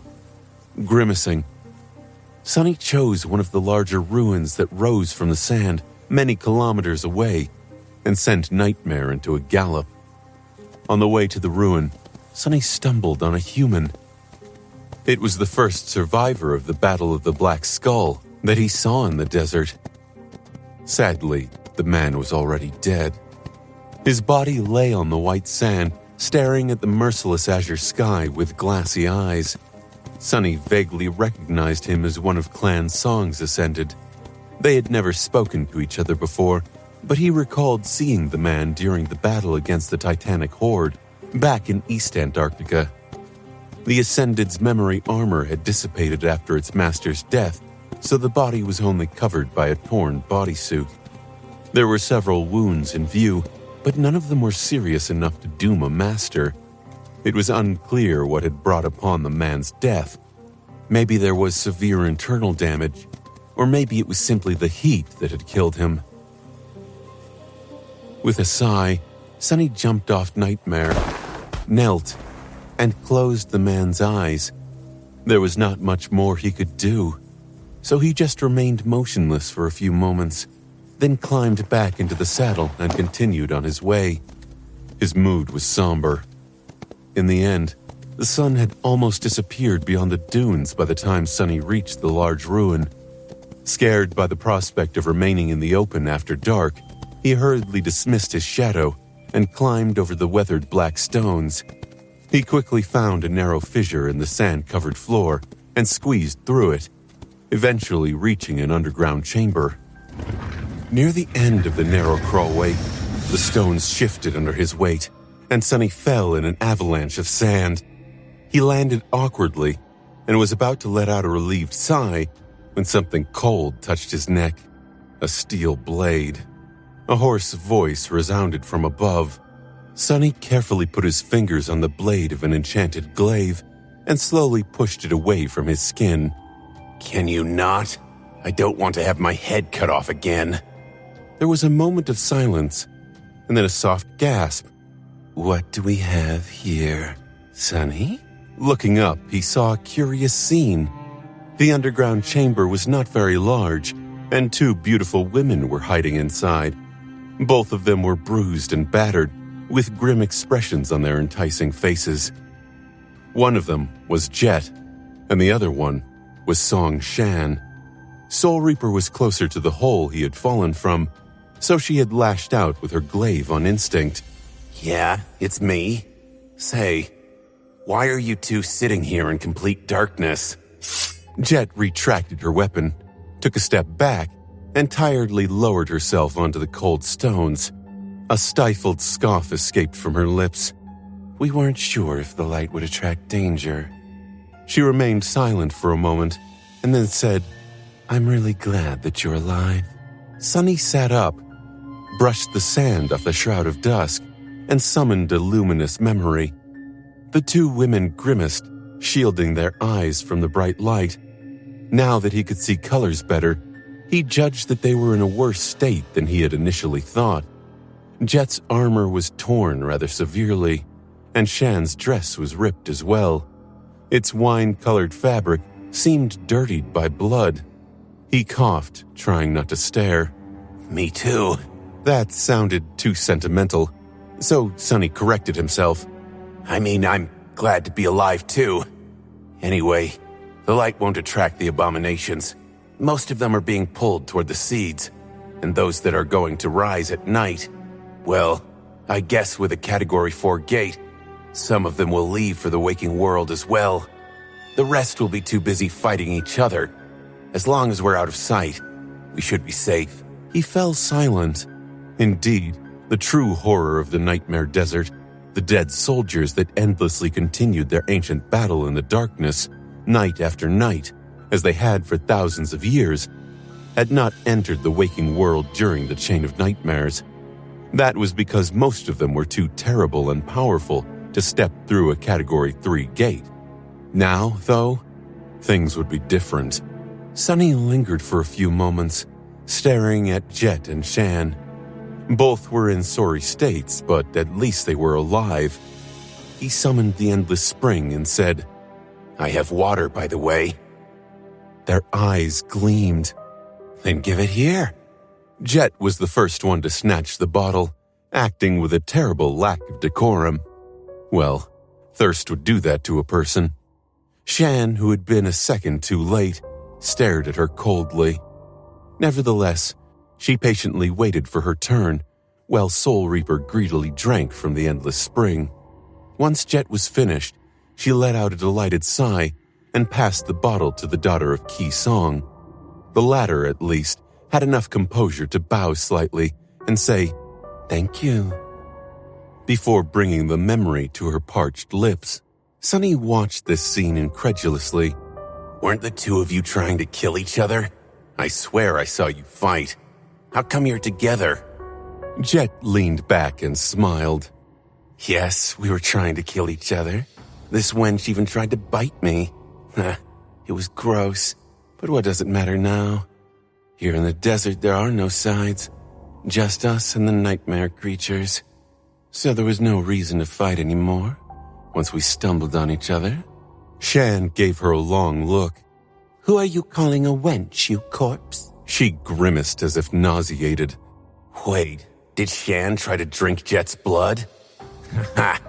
It must not have tasted too pleasant, judging by that expression. Of all the people on the battlefield, she just had to go and clash with the only person who countered her aspect. Compared to her, even Sunny's luck seemed wonderful. Shan lingered for a few moments, then returned to the endless spring and gave Sunny a long look. "What about you, Sunless? Last I saw of you, Dire Fang was heading to your position. How did you survive?" Sunny received the glass bottle and smiled pleasantly. Oh, actually I killed him. The two of them stared at him with wide eyes. Right, I received a reward for slaying Dire Fang. I didn't even check. Shan opened her mouth to say something, but at that moment they heard a terrifying sound. It came from above, from the sides, from everywhere. The dead were rising to continue their eternal battle. Soon, a distant cacophony of titanic blows and inhuman roars seeped into the chamber through the hole in its roof, and the stone surrounding them vibrated. Streams of sand flowed through the cracks in the black tiles. No one was in the mood to talk after that. They just sat in silence, tense, and waited. Time passed. Then a different sound reached their ears. Someone, or something, was crawling through the narrow fissure, descending into the underground chamber.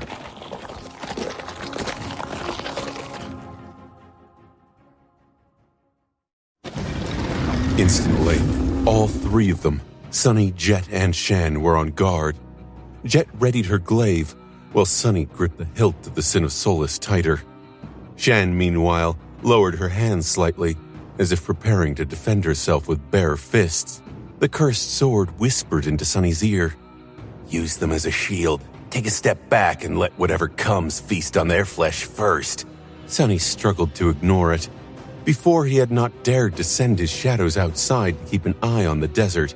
With how dreadful the creatures populating it at night were, many of them were bound to possess means of destroying intangible things. Sunny did not want to risk one of his shadows being obliterated. But now, he regretted that decision. As his expression hardened, streams of sand fell from above. And then, someone jumped softly on the stone plates of the chamber's floor.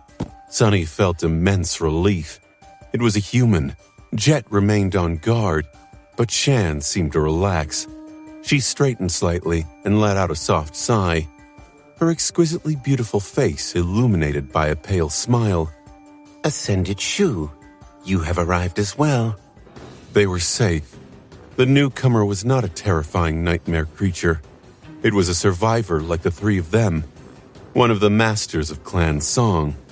The man groaned slightly, then shielded his eyes from the bright light of the luminous memory. His hand trembled slightly. Lady Song. Looking at him, Sunny suddenly felt a chill run down his spine. A sense of fear like he had never experienced before wrapped its fingers around his heart. He almost staggered back, but forced himself to remain in place, wearing the same expression as before. What the hell? Sunny stared at the newcomer. The man was tall and muscular. His black hair was cut short, revealing a strong, handsome face. His eyes were like two pools of darkness, and there was a strained smile on his cracked lips. Ascended Shu wielded no weapons and wore no armor. He was dressed in a dark red bodysuit, which was torn, revealing ugly lacerations and bruises covering his body. It was, without a doubt, the dead man whose eyes Sunny had closed just a few hours ago. Shan took a deep breath. Master Shu, thank the gods. Have you seen any of my sisters? The man looked around, then said hoarsely, No, my lady, I have not seen anyone. Only you. Is it some kind of regenerative aspect? No, wait.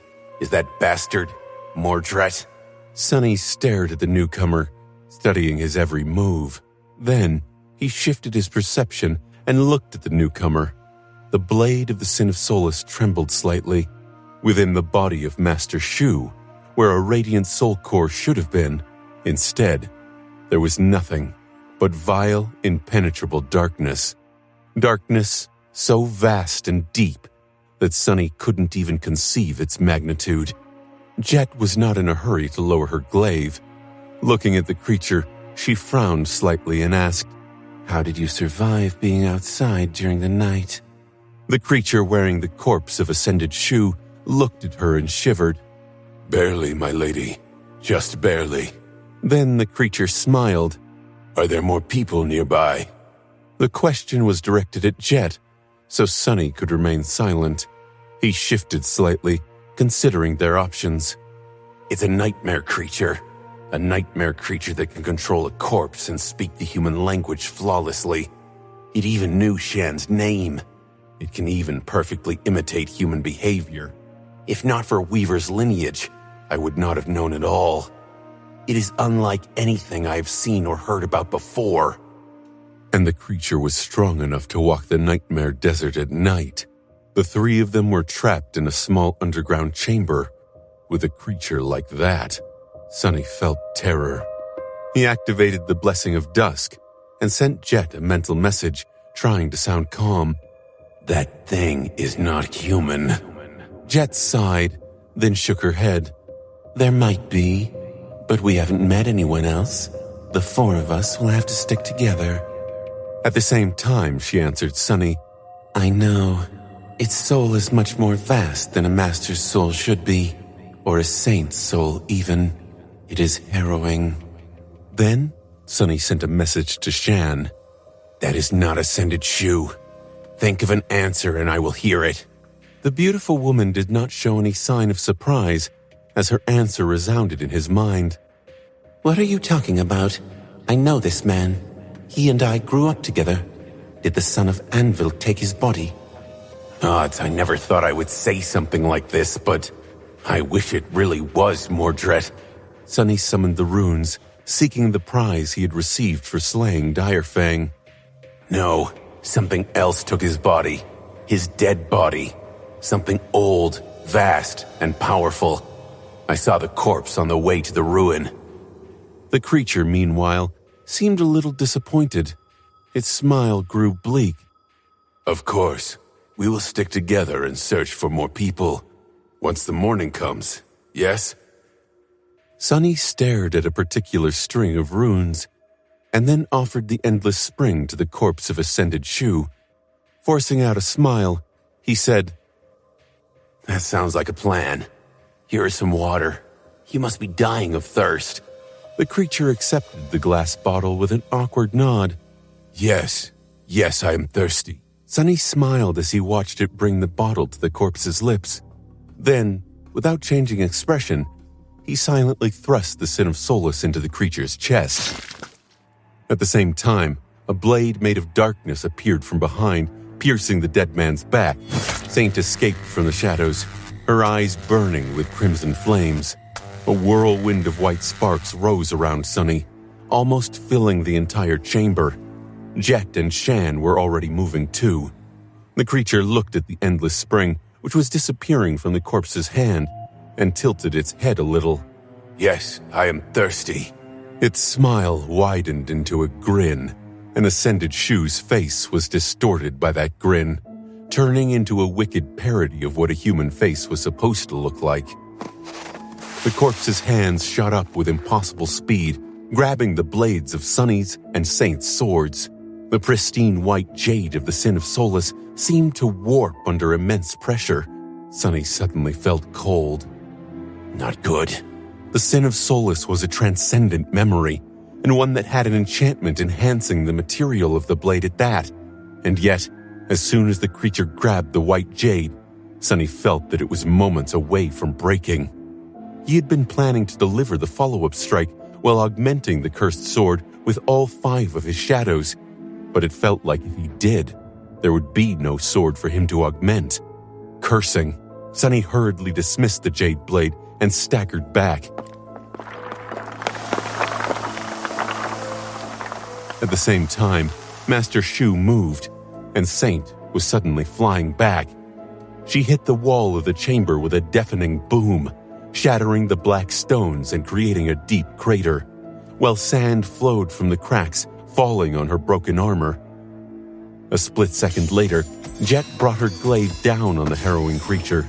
Its ghostly blade passed through the abomination's dead flesh, unimpeded, cutting straight into its soul. Then, a net of black cracks spread through the enchanted steel, and it exploded into countless fragments. Startled, Soul Reaper lost her balance. Shan's delicate hands were like demonic claws, easily slicing through the creature's neck, but the creature was still smiling. The wound on its chest that the Sin of Solace had left behind had already closed. The deep cut delivered by Saint's sword was gone too. As Sunny, Jet, and Shan watched in horror, the mangled neck of Master Shu rippled and healed, with not a speck left on his skin. What? Shan's voice suddenly sounded small. At the same time, she sent Sunny a tense mental message. What do we do? He was the one who had informed her about the nature of the newcomer, so Shan must have hoped that Sunny knew something about how to deal with the creature. However, he did not. He only knew that fighting it was suicidal. Sunny did not hesitate at all. Dismissing Saint, he dashed back and shouted, "Run!" In the next moment, the whirlwind of sparks filling the chamber finally coalesced into a lumbering, monstrous figure. A bestial hand exploded forward, swatting Master Shu aside and slamming him against the wall. No matter how strong the creature was, its mass remained the same as that of the possessed corpse. So even if its power was great and terrible, it was not impossible to overcome, at least for a few moments. And that was exactly what the echo of Saint Direfang Sunny had summoned was supposed to buy them. The body of the towering beast occupied almost half the underground chamber, scraping the ceiling with its head. One arm was extended forward, pushing the abomination into the cracked stones, while the other was already flying to deliver a devastating strike. Sunny doubted that the echo would be able to accomplish much, though. What the hell? I managed to receive the echo of a mighty saint. A saint, damn it. But it's barely enough to even slow the enemy down for a moment. The nightmare desert was veiled in darkness, and darkness meant death. However, being trapped in the small underground chamber with the harrowing creature also meant death. They could either remain and try to fight, or escape and try to survive the ancient battlefield. Both choices were equally fatal, but at least the latter would kill them a few seconds, or maybe even minutes later. Hurry! Jet was the first one to jump up, grab the edges of the narrow fissure, and climb into the narrow crawlway. Her figure disappeared, and Shan instantly followed. Without wasting any time, Sunny stepped through the shadows and appeared above ground, just in time to grab Jet's hand and help her climb out of the fissure.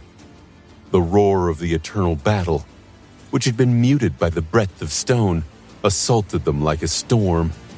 Looking out of the ruin, Sunny paled. Under the ghostly starlight, legions of the ancient dead were fighting each other. There was no skin or flesh left on their perfectly black bones. Some of the dead resembled humans, some were like giants, and some were too monstrous and alien to describe with words. However, all of them were terrifyingly powerful. It was strange to see that the world had not been destroyed by the dreadful fury of their battle. How was a fragile human supposed to survive that cataclysmic clash? We are supposed to go through that. Shan had just climbed out of the fissure and stopped, staring at the scene of the harrowing battle. Her silken gray skin suddenly seemed darker. Jet looked at the desert beyond the ruin, then at the hole they had just climbed out of. Just at that moment, the whole structure shuddered, as if something was pushing against the black stones from below, and a second later, the spell whispered into Sunny's ears, "Your echo has been destroyed." He staggered and gritted his teeth. Just like that? Sunny knew that the echo of Dire Fang would not be able to defeat the harrowing creature, but still, he had not expected it to be destroyed in mere seconds. He had just gotten that echo, and now it was gone. Just what kind of horror was wearing the body of Master Shu? No matter what it was, the three of them were not capable of fighting it. Even if Dire Fang himself had been there, or all the other saints of the great clans, Sunny was not sure that the abomination could have been stopped. Summoning Nightmare, he shouted to Jet and Shan. Get on! Soul Reaper stared at him for a split second. But I still don't know how to ride a horse. Sunny was already running away. Figure it out if you want to live. A moment later, both Jet and Shan climbed onto Nightmare. The black steed instantly rushed away from the narrow fissure on the stone floor. Sunny was just a step or two ahead, turning into a swift shadow. Together, the four of them flew out of the ruin and plunged into the dreadful havoc of the eternal battle.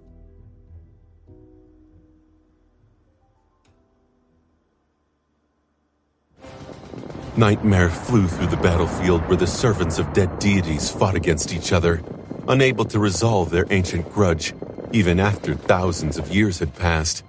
All around the galloping steed, giants made of black bones clashed with murderous fury.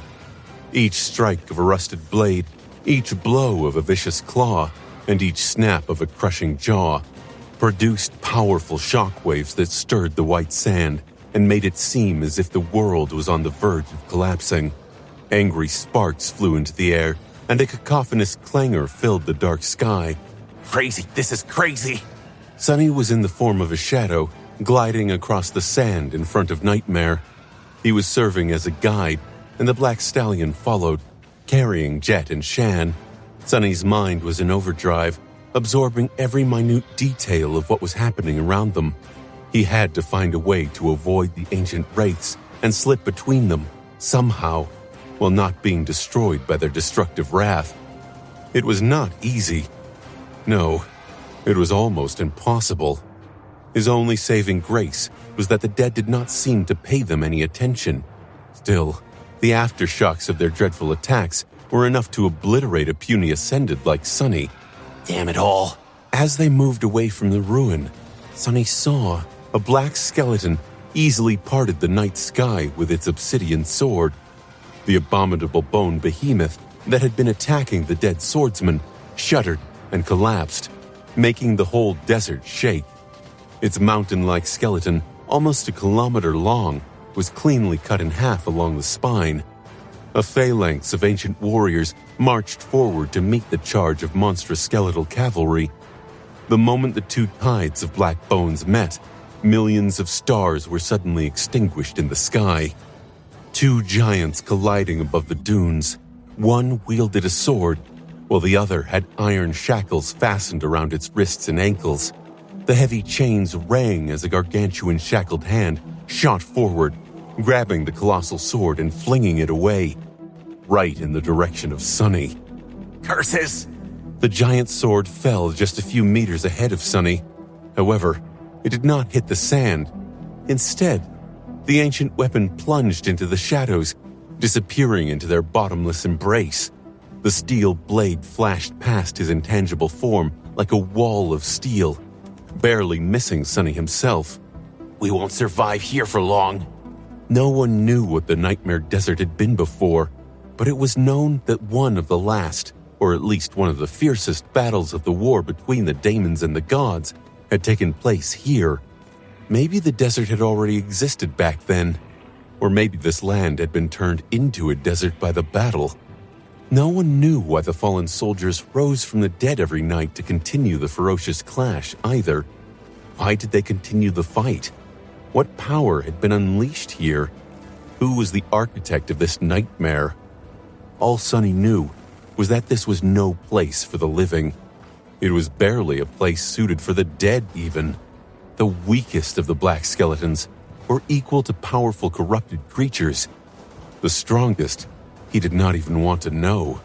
From what Nephis had said, the true horror was hidden in the heart of the desert, where the champions of the two armies had fought and died. Sonny struggled to imagine what could be more horrific than the catastrophic clash happening around them, but he understood very well that they were not going to survive in the open. They were like ants here. No one had stepped on them yet, but with how intense and harrowing the fighting between the dead was, it was only a matter of time, minutes, or maybe even seconds before someone or something erased them from existence. Just an echo of a distant strike was enough to annihilate them. He had been planning to reach some other ruin. The location of the nearest structures was burned into his memory. But once they entered the battlefield, Sonny realized that it was of no use. The white dunes had shifted, and he had no marks to orient himself in the desert. From the moment the three of them had escaped the ruin, they were utterly lost. The ground shook and split as a skeleton in rusted armor slammed its warhammer into the shield of a six-armed demon, and Nightmare almost stumbled. Bearing its fangs, the black steed soared into a high jump, landed on the spine of a lumbering monster, galloped across it, and landed on the other side faster than the wind. Jet and Shan held on for dear life. Sonny was thrown out of the shadows and rolled on the sand, then jumped to one side, barely avoiding a titanic foot that descended from somewhere above like a black cliff. The shockwave of its landing sent him stumbling back, and he tasted blood. Dazed, he dove back into the shadows and flew toward Nightmare. "We need to hide. We need to hide," he mumbled to himself. Suddenly, Sonny saw a flash of light somewhere far away. He couldn't perceive colors in the form of a shadow, but from the purity of the light, he knew that it had to be white. Some distance away, obscured by countless fighting skeletons, a white halo was rising above the desert. There! Without spending too much time doubting himself, Sonny pivoted and flew toward the distant light. The Nightmare followed, foam falling from its mouth. All around them, the armies of the dead continued to annihilate each other, their battle slowly turning into a frenzied apocalyptic scene of the end of the world. Sonny knew that he was going to die. He was supposed to be dead already even. The power of the clashing creatures was too great for mere mortals to survive, and yet it seemed that luck was on his side today. Somehow, they were continuing to cling to their lives. Eventually, they reached the source of the white light. Hidden behind rolling white dunes, a stone edifice protruded from the sand. It was shrouded by a ring of white flame, and strangely enough, none of the black skeletons dared to cross it. Sonny did not risk plunging into the fire either. Instead, he stepped through the shadows and appeared within the ring of flames. Nightmare simply jumped over them, landing nearby. The ruin was in front of them, seemingly empty. There was no movement inside. Feeling his heart start to beat faster, Sonny glanced at the white flame, and then at the broken black stones. His breath grew heavy. Neff! The harrowing battle was still raging all around them, and Sonny struggled to suppress the feeling of primordial terror that threatened to overwhelm his reason. Thinking back to their mad dash across the dark battlefield, felt his hands tremble. How the hell did they survive? He winced and pushed the fear to the side. There was no time to be afraid. Glancing at Jet and Shan, Sonny nodded silently and took a step toward the ruin. No matter what awaited them inside, they couldn't remain in the open. The ancient structure was in a sorry state. It had withstood thousands of years of heat and wind, but was nearly destroyed by whatever it was that had transpired here minutes ago. The spherical dome was raptured, and stone shards lay on the white sand, some covered in dancing flames. It was as though a powerful explosion had wrecked it from within, spreading fire and debris all around.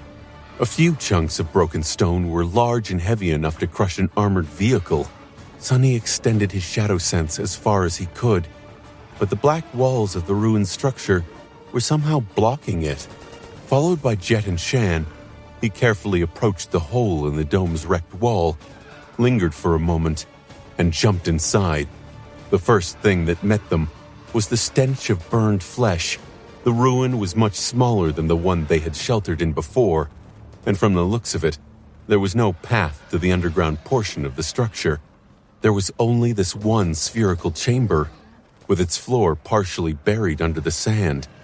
A blackened corpse lay in the middle of the round hall. It seemed human, but it was impossible to tell who that human had been. The corpse was burned too badly, and all its features were destroyed by the flame. There was someone else in the chamber too. Sunny cursed and dashed forward, appearing near the motionless figure a split second later. Nephis was laying on the black stones, her armor almost destroyed, with her eyes closed. Wisps of white fire were escaping from the terrible wounds covering her body, and in the bleak light, her face looked pale and vulnerable. No, no, no! A moment later, a relieved sigh escaped from his lips. She was alive, just unconscious. The wounds were already healing too. Just in these few short seconds, their edges had already grown closer. Jet and Shan slowly approached. Soul Reaper knelt, studying the charred corpse. After a while, Sunny forced himself to turn away from Neph and asked, "Who is it? Can you tell?" Jet hesitated, then shook her head. No, the body is too damaged.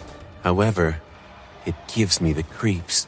The three of them remained silent for a few moments, wondering what had happened here. Had Nephis fought with another survivor? Or had there been another creature like Ascended Shu? Both possibilities were a little unnerving. Eventually, Sunny shook his head. "It doesn't matter. We need to destroy this corpse. Otherwise, there's a chance that it will rise and start talking to us again." There were no objections. After disposing of the corpse, the three of them gathered around the unconscious Nephis and sat in tense silence, waiting for dawn with terror gripping their hearts. In the morning, the sounds of battle grew quiet. Sunny, who had not closed his eyes or allowed himself to relax for a single moment, sent one of his shadows to take a look outside. He was utterly exhausted. Usually an Ascended could go a long time without needing to rest, and Sunny had the benefit of wearing the Shroud of Dusk as well, but in the past 24 hours, he had participated in a viciously intense battle, fought a saint, traversed countless kilometers of Nightmare Desert, and even survived the ruinous clash of the dead armies, not to mention facing the harrowing creature that wore the corpse of Master Shu. Sunny was tired. Outside, the desert was tranquil and pristine. The white dunes stretched as far as the eye could see, and there was no sign of the terrible forces that had fought across this hellish place just hours before. The sand had swallowed everything. It had been cold in the desert during the night, but now that the sun had appeared above the horizon, the unbearable heat was coming back. He let out a hoarse sigh. "They're gone." The skeletal warriors were gone, but what about Master Shu? Had the creature followed them into the battlefield and got destroyed? Or had it waited inside the ruin, patiently, for the sun to rise? Was it coming for them now? Sunny did not know. Jet and Shan were sitting back to back, while he was a couple of steps away. Neph's head rested on his knees. Summoning the endless spring, Sunny brought the beautiful glass bottle to her lips and poured out a little bit of water. As it flowed into her mouth, Nephis stirred a little and then coughed. Her eyes opened. and she stared at him from below, slightly confused. A slight smile appeared on Sunny's face. You're awake. Take it slow. Nephis flinched, then sat up and grabbed the endless spring. She drank from it greedily, and then looked at Sunny. White sparks danced in her eyes, as if agitated. "How are you here?" He shrugged. I told you that I would see you on the other side. Sunny lingered for a few moments and scoffed. What? Don't look at me like that. To be honest, we saw the light of your flames from afar and rushed here, hoping to find shelter. If not for that, we'd be dead for sure. Nephis glanced at Jet and Shan. A small frown appeared on her face. Then she suddenly shuddered and turned around, staring at the spot where the charred corpse had been before. Shan finally spoke. "We got rid of it. We have encountered a creature that can possess corpses, so keeping a dead body with us did not seem safe." Nephis shivered. "Yes, I have encountered such a creature too." Sunny remained silent for a while, wondering how it was that she had managed to kill the damn thing. Did it have something to do with her ascended ability, longing, or the nature of her aspect in general? The dead of the Nightmare Desert seemed unwilling to approach the white flames, too. More importantly, was there more than one creature like the one they had fought, or was it a creature capable of inhabiting multiple vessels at the same time? His expression was grim. You know what that thing was? Nephis hesitated for a few moments, then nodded. "I'm not sure, but I think I do." She grimaced, looked at her ruined armor, and raised one trembling hand. "There were 3 nightmare gates, but only 2 gate guardians entered the waking world. The 3rd, I think, stayed behind in the dream realm." Nephis grew quiet for a bit, then added, "To hunt us." There was not much time to talk. If the guardian of a Category 4 gate was really on their trail, then they needed to run. Even if Nephis was wrong, the creature they had met was immensely strong. Considering its power and frightening level of intelligence, it had to be a great devil at least. It was much more likely to be a tyrant, or something even more terrifying. Sunny had killed the great devil once, but that was not a real kill. The spawn of the vile thieving bird had been unborn and weakened by thousands of years of neglect in the branches of the soul-devouring tree. More than that, Sunny had only survived that encounter because of his unique soul composition. Only after meeting an actual great nightmare creature did he realize how harrowing these beings truly were. The thing pretending to be Ascended Shu was not even the real body of the abomination. Most likely, it was simply one of its manifestations. But it had already been strong enough to shrug off all their attacks, severely wound Saint, and destroy a transcendent echo in mere seconds. As for whether it was the Gate Guardian, logically speaking, that was impossible. Nightmare creatures were compelled by the seeds, unable to refuse their call. All they could do was be drawn by it and invade the waking world. However, Sunny had already seen that the great abominations were not as beholden to the rule of the spell as the lesser creatures.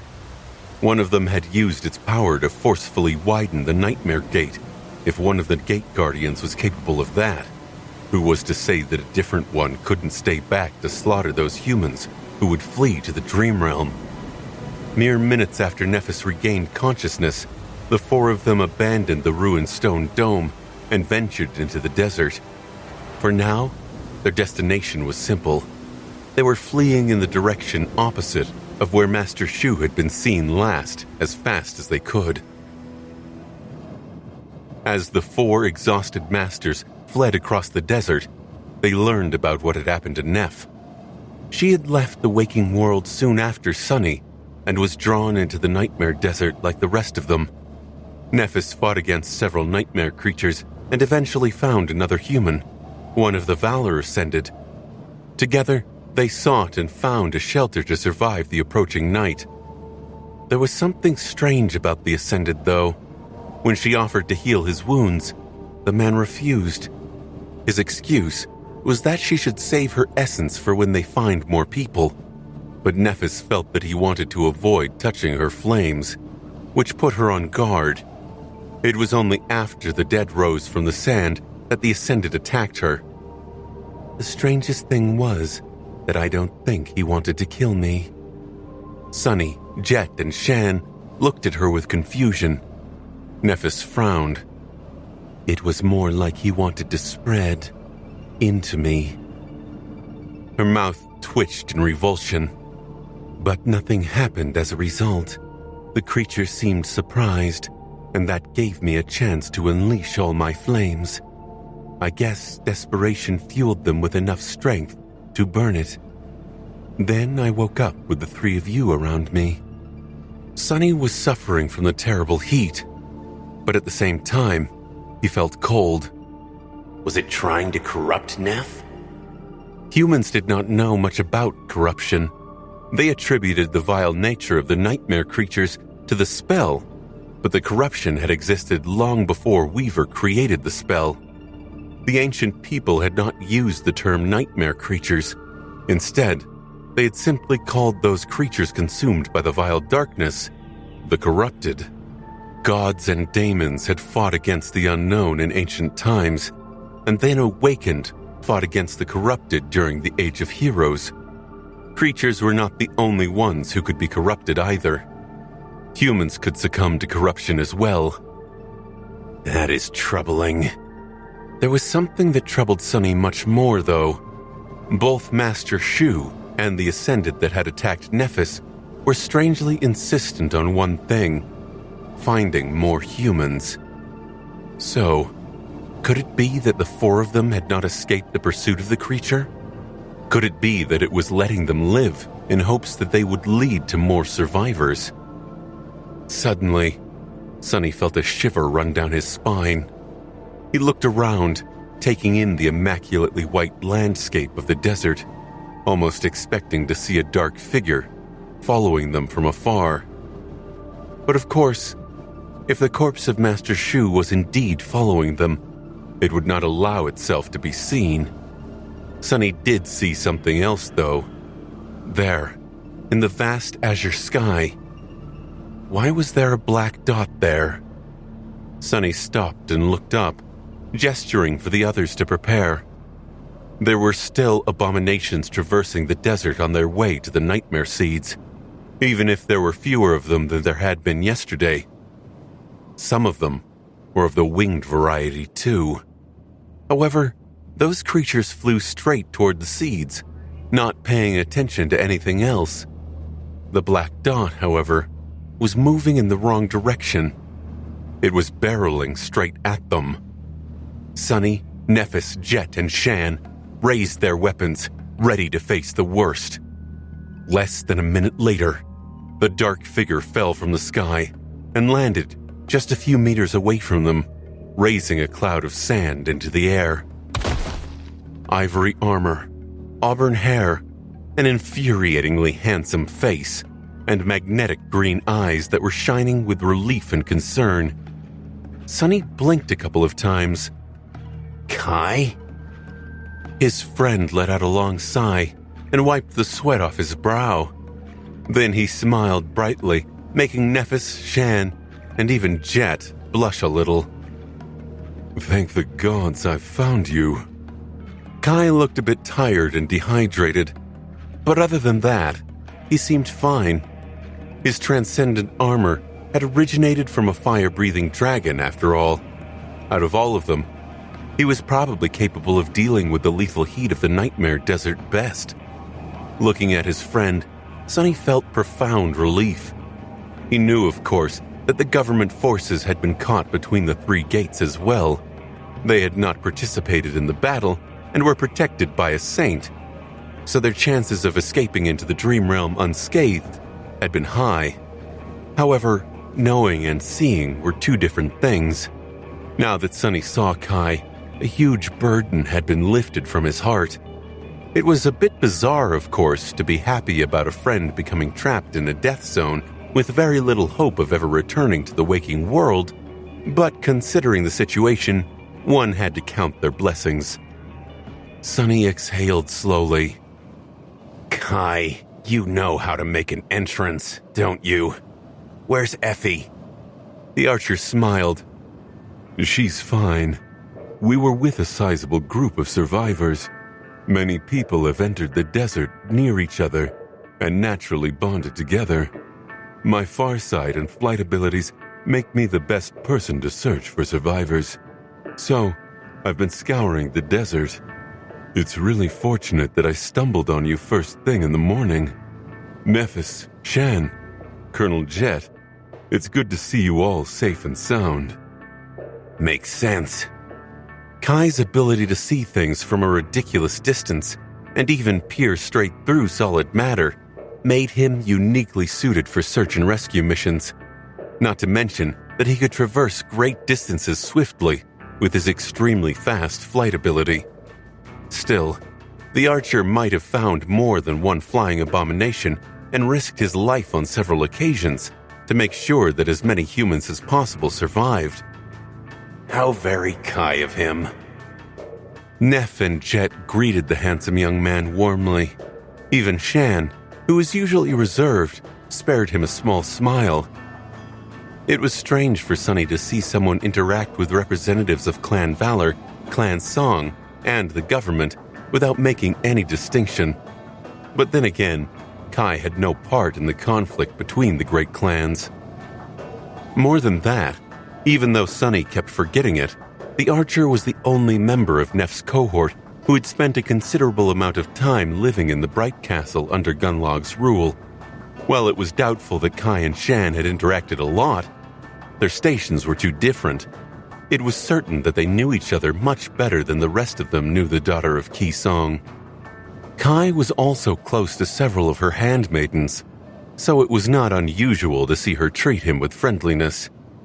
At that moment, Shan asked, "The group of survivors, were there saints among you?" Although she tried to keep her voice emotionless, it was obvious that she wanted to know the fate of her sisters. Kai's expression turned a little bleak. He shook his head. Saint Kor was with us. He is the reason the group exists. Without him, most of us would have perished in the sands. He was also the one who found a reliable shelter for us to survive the nights. However, after ensuring our basic safety, he took as many ascended as he could and left for the waking world. East Antarctica must be in the throes of a terrible crisis, and his presence there is paramount. We all understood. Kai sighed. Other than that, we have not seen another saint. Sir Matic and Dire Fang perished on the battlefield. As for the other four, they had to be somewhere near, unless they too chose to return. Shan's beautiful eyes lost some of their glimmer. She nodded silently and grew quiet. Jet, meanwhile, looked away and grimaced. "That's the old man for you. He always has his priorities straight." It was hard to tell whether Wake of Ruin's ruthlessly logical decision to abandon the survivors and return to where he could save the most lives gladdened or disappointed her. The two shared a close relationship, so it was not impossible to imagine that Soul Reaper had hoped to receive St. Kor's help, or at least consideration. Then again, Jet was not a person who relied on others to solve her problems. Perhaps she was simply happy to know that Wake of Ruin survived. Sunny had more pressing questions to ask, though. Have you encountered the creature? Kai frowned in confusion. The creature? We have encountered many creatures. Which one are you talking about? Sunny and Nephis exchanged a glance. There's a great abomination hunting the survivors in the desert. It can possess dead bodies, and it is also smart enough to perfectly imitate human behavior. We barely survived encountering it. Kai paled a little. Gods. In that case, I have to inform the others as soon as possible. Sadly, I have not only found survivors, I found a few bodies as well. Some of them not too far from our camp. Luckily, none of them seemed to be moving. We have not faced that horror yet. He frowned and raised an eyebrow. What? Why are you looking at me like that, Sonny? Sonny lingered for a few long moments and then let out a heavy sigh. You might not have faced it yet. True. Nephis added evenly. Or you might have faced it already. You just didn't know what you were facing. Kai's expression grew ugly. Sonny looked at the boundless expanse of pristine white dunes. It's really hard to tell that thing apart from real humans. So how many survivors are in your group? How many of them had been with you from the very start? And how many joined recently? Feeling a cold shiver run down his spine, he hesitated for a few moments, and then asked, How many people did Wake of Ruin take with him back to the waking world?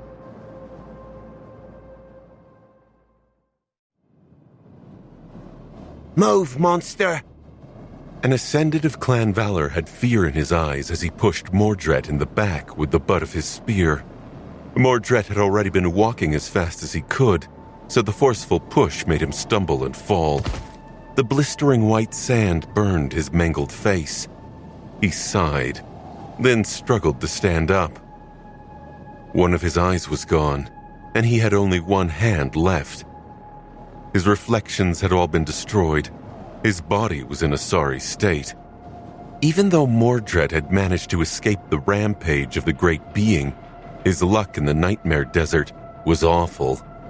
Soon after entering it, he stumbled on the pursuing Gate Guardian, and after barely surviving that unfortunate encounter, a band of surviving masters of Clan Valor ambushed and overpowered him. He had failed to finish off his sister, too. A pity. Now his arms were bound behind his back with enchanted shackles. Even if he wanted to abandon his original body, he was temporarily trapped within it. The heavy chains were probably not the tool Morgan had planned to imprison him with, but they too were forged by his father. Getting out of the shackles was going to be troublesome. If anything, though, having only one hand left could help with that. Stand up! Mordred sighed in exasperation. I'm trying hard now. Is this how you treat a Prince of Valor? Instead of answering, the master angrily kicked him in the ribs. Mordred plopped back in the scorching sand. Another voice resounded from somewhere above. Stop it. You're only slowing us down. The Skinwalker has to be drawing close. If we want to survive, we need to reach the Citadel as soon as possible. Indeed, that was the only reason the stragglers of Clan Valor had kept him alive. They wanted Mordred to show them the way to the Black Skull Citadel. The Nightmare Desert was vast, but with the Echo Mounts, the band of survivors had been able to traverse a great deal of distance in the past day. Their luck was also not too bad. The area where the call had pulled them was not that far from the Citadel. With Mordred's help, they managed to make it most of the way there. The last stretch, however, had to be traversed on foot. Someone pulled him to his feet. The woman was trying to appear calm, but he could feel her fear. The Ascended had encountered the Skinwalker too. In fact, the ones with him now were simply those who had survived the encounter. They knew that death, or something much worse, was relentlessly pursuing them. Lead the way. Your life depends on reaching the Black Skull too. Where is it? Mordred lingered for a moment, then smiled. Don't worry. We're already close. He walked forward, navigating between white dunes and ancient ruins. After several hours of suffocating heat, they finally saw the giant Black Skull appear in the distance. The masters froze for a moment, excitement burning in their eyes. Mordred, however, silently took a step back. He shook his head. These people asked him where the Citadel was, and he led them here. However, they should have asked him another question as well. The question was really simple. What had he done with the corpses of the awakened inside the Black Skull Citadel? The answer was that he had done nothing. Nevertheless, human figures suddenly started emerging from inside the giant black skull. 1, 2, 3, a dozen. The Night Stad's headless corpse was also there, walking at the front. The survivors wanted to escape the Skinwalker, but they had actually been marching toward their deaths all along. Time to run. Turning around, Mordred allowed his body to fall and roll down the slope of a tall white dune. In the end, Kai stayed with Sunny and the others. Together they made their way through the desert, heading for the spot where he had left the other survivors. The path was not easy. There were too many powerful nightmare creatures around, and even though most of them were mesmerized by the call of the seeds, some weren't, or at least not completely. Luckily, none of the abominations they had to fight were of the great rank. Each of the 5 masters was immensely powerful too. Still, it was a rough journey. All of them were utterly exhausted, suffering from the inhuman conditions of the White Desert, and under terrible mental strain because of the harrowing feeling of being pursued. Nobody knew whether the corpse of Master Shu was on their trail or not, but just the possibility of meeting the creature again was enough to fill them with a suffocating sense of dread. The abominations they fought were all powerful and dreadful too. Out of the 5 of them, Nephis seemed to be affected the least. However, she was struggling with her own burden. Looking at the flawlessly white expanse of white dunes, she shook her head and sighed quietly. I never thought I would return here one day. Or at least, not so soon. For them, this land was called the Nightmare Desert simply because it was the source of the chain of nightmares. But for Nephis, it was the source of her personal nightmares.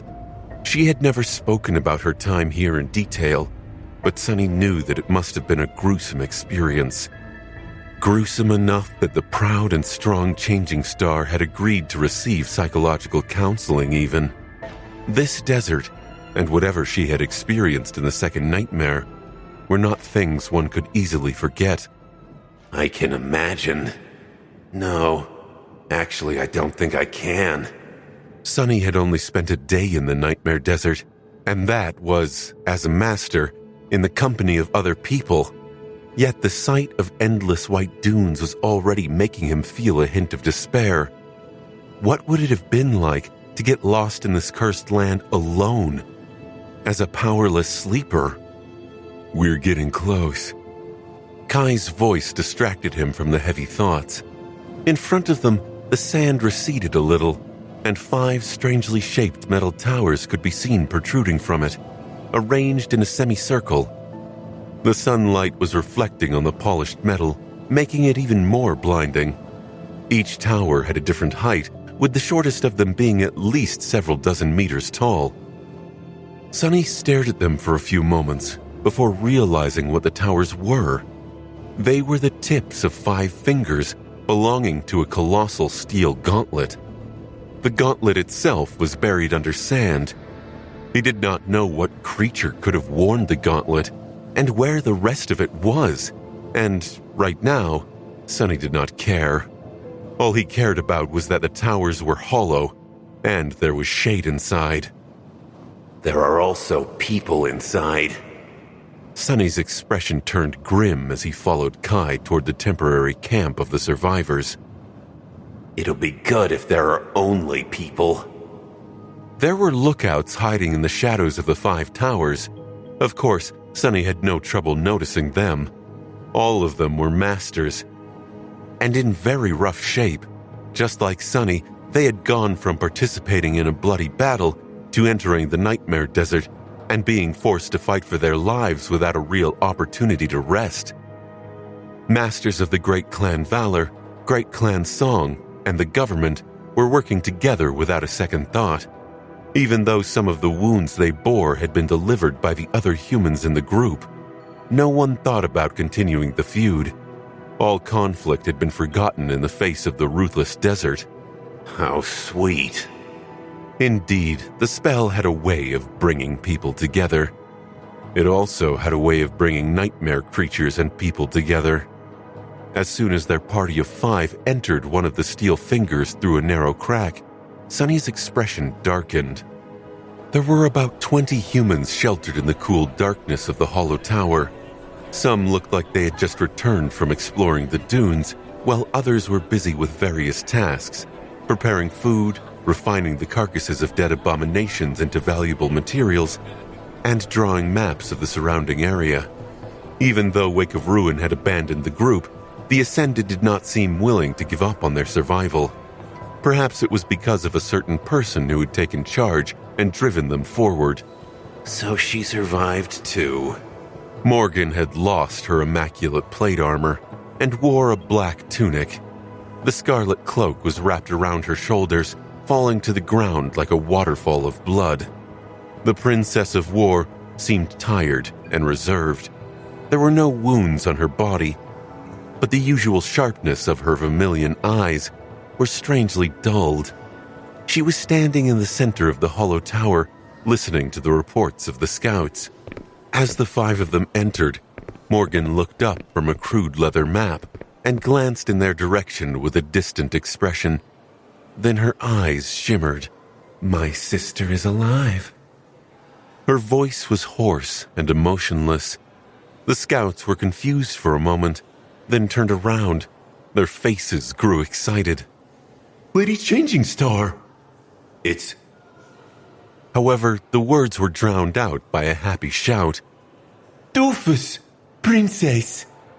A tall and robust figure that seemed to have been cast of lustrous steel walked over to them with ginger steps and subjected Sunny to an earth-shaking shoulder pat. You guys made it! With that, Effie grinned and suddenly grabbed startled Nephis into a tight hug. Effie, I can't breathe. The huntress let go of Neph and looked at the two of them with sparks dancing in her eyes. Thank the gods. You are masters after all. I was afraid that the two of you pale apparitions would be all red and burned by the time you got here. Usually, Sunny would have reacted in a more friendly manner, but right now he did not pay Effie a lot of attention. Instead, he was carefully studying the other Ascended gathered in the finger of the titanic gauntlet. His expression was neutral. His mind, however... Damnation.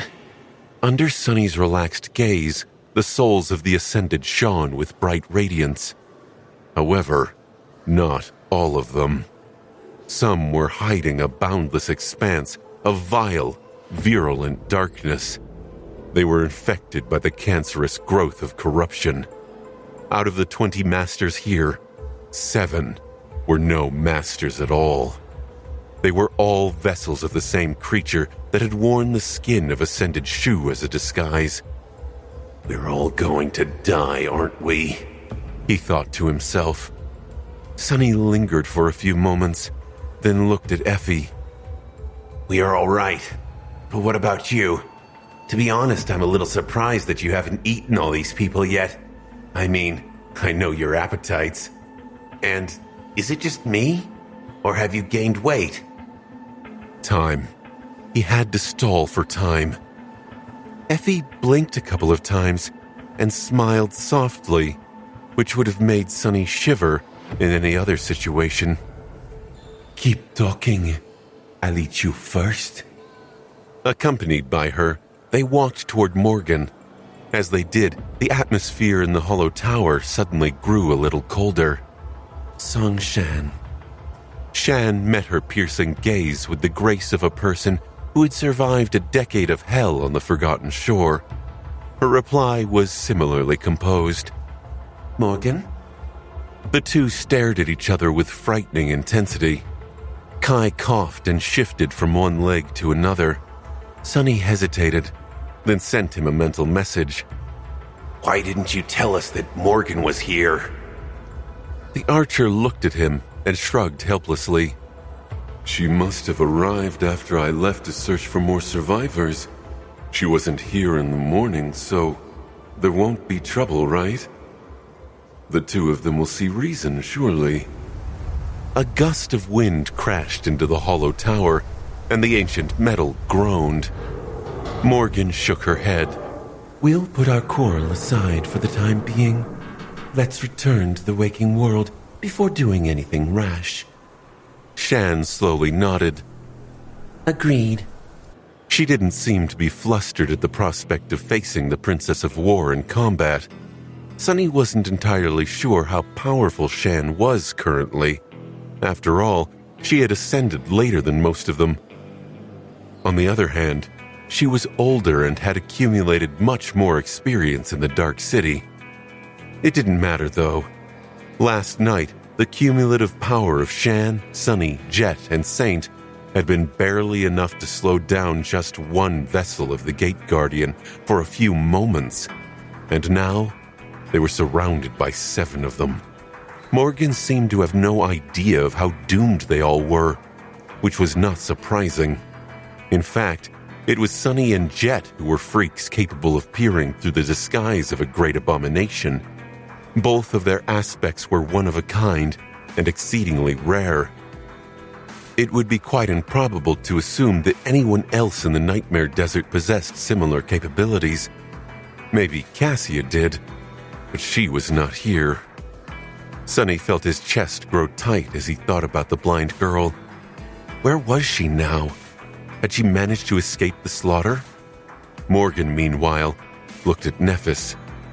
I must congratulate you, sister. Oh, and Master Sunless, of course. Killing Dire Fang was a pleasant surprise. I should think about how to reward you. She turned to Sunny, remained silent for a moment, and then suddenly smiled. I do hope you won't ask to fight me again, though, Master Sunless. The environment here is not quite as dreamlike as the last time I had to reward you. As Nephis, Shan, Effie, and Jet gave Sunny strange looks, he cleared his throat and forced out a smile. No, I wouldn't dare to request something untoward again. At the same time, he used the Blessing of Dusk to speak with Morgan silently. Smiling pleasantly, he said, Do as I say if you don't want to die.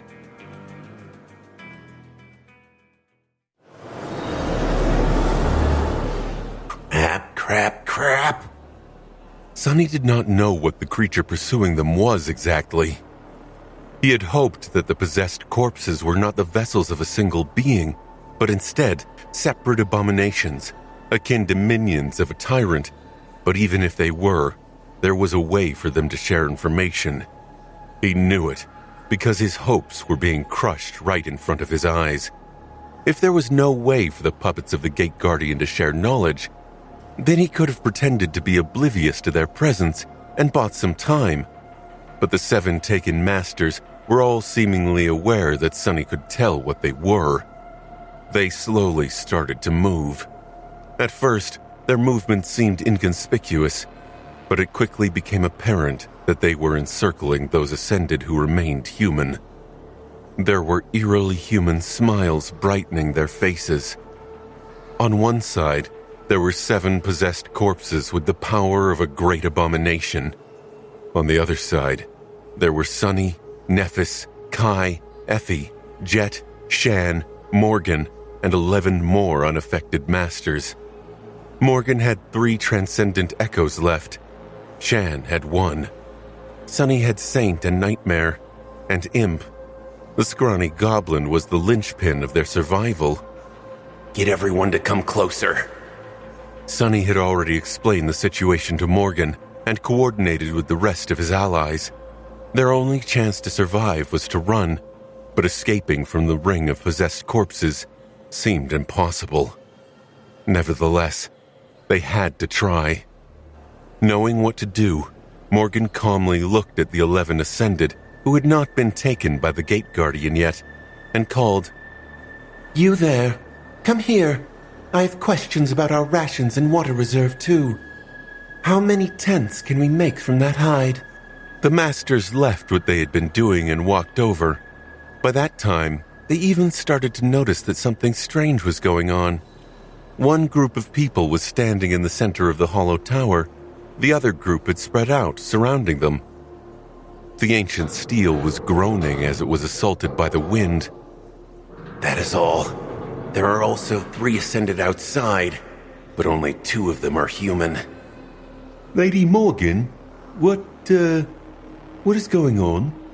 The human masters seemed confused. Meanwhile, the other humans were slowly shifting, assembling into a loose battle formation. Their weapons were already in their hands. Sunny was the only one who remained motionless. What was the point of trying to fight 7 great abominations? Come closer. It's almost time. I just need a few seconds. Morgan looked heavily at her subordinates, then said evenly, Come closer. They glanced at each other, then hesitantly took a few steps forward. At the same time, the smiling corpses took a step forward too. Kai, now! Sunny's shout was drowned out by the groan of twisting metal, and then that groan was drowned out by Kai's voice. The handsome archer only spoke one word, but it enveloped the space within the hollow tower entirely, echoing in its dark expanse. Stop. Hell! Sunny had never been on the receiving end of Kai's ascended ability, or rather, he had never been the subject of its negative influence. His friend usually used the power of his voice to inspire soldiers and ignite their desire to fight, win, and survive. But that was not the only thing he could do. Nightingale's true power was to compel living things and bend them to his will. When Kai had commanded everyone to stop, it was as though the world itself froze.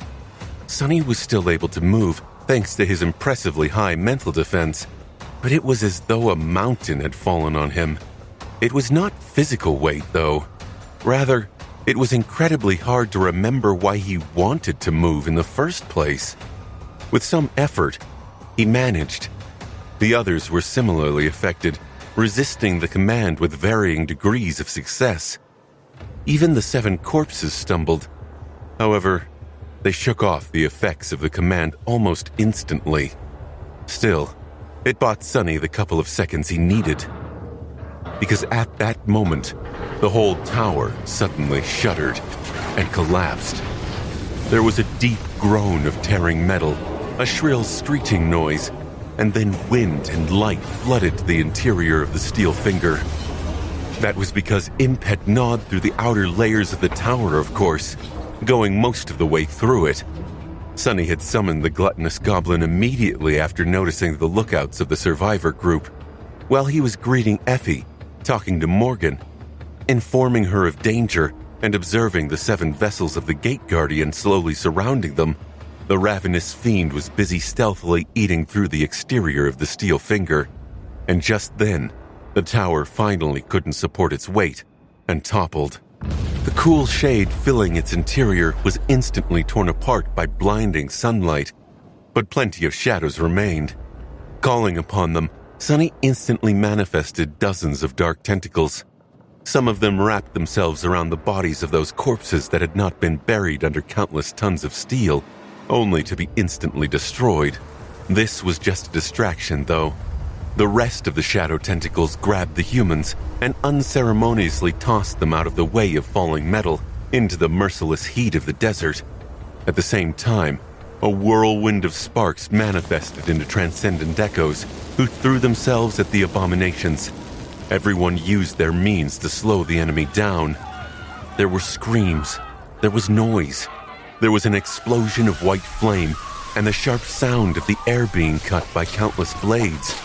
Blood spilled. Falling into the white sand, Sunny rolled and jumped to his feet. Run! Most of them had made it out of the tower, but 5 out of the 11 ascended that Morgan had called were nowhere to be seen. The white dunes around them trembled and then exploded, and a vast cloud of sand covered everything in sight. Kai held Effie's hand as he soared into the air. Nightmare appeared out of the darkness, rushing toward Jet. Morgan had her mount, which looked like a horned destroyer made of steel. Sonny found himself near Nephis. Without thinking about what he was doing, he grabbed her tightly and stepped through the shadows. An instant later, the two of them appeared a few kilometers away in the shadow of a tall dune. He had pulled her with him into Shadow Step. Sonny stared at Nephis with a startled expression, and she looked at him with wide eyes. What was that? He opened his mouth, then froze for a moment. I just thought that it might work. What would you know? It did. Sonny couldn't bring other living things with him when he stepped through the shadows, but his aspect had already shown that it treated Nephis as an extension of him in certain instances. Or rather, it was more like it treated Sonny as an extension of Nephis. They were connected by shadow bond, which meant that their souls were bound together. Sonny didn't have to like it, but it would be foolish not to use it. Nephis looked at him for a moment, then nodded. Okay.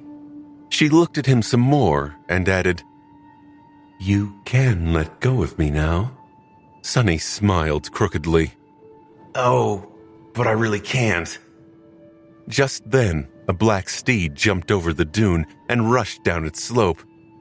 Jet shouted from Nightmare's back as they flashed past them. Move, they're following.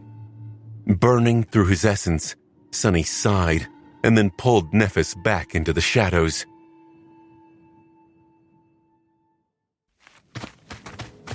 They were on the run.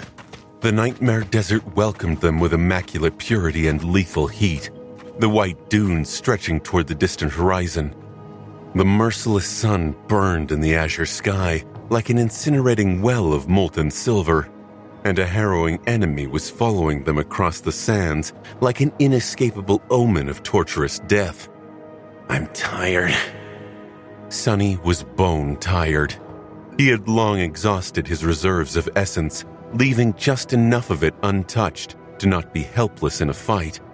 Not that fighting the Gate Guardian was a real option. Nephis might have destroyed one of its vessels, but it had almost killed her. The rest of them did not possess aspects that countered the creature's powers either. Fighting the puppets of the Great Abomination meant giving up on life, or much worse, their very humanity. Blindly advancing deeper into the desert was not much better. There was a terrible foe pursuing the battered group of survivors, but there were also countless dangers ahead of them.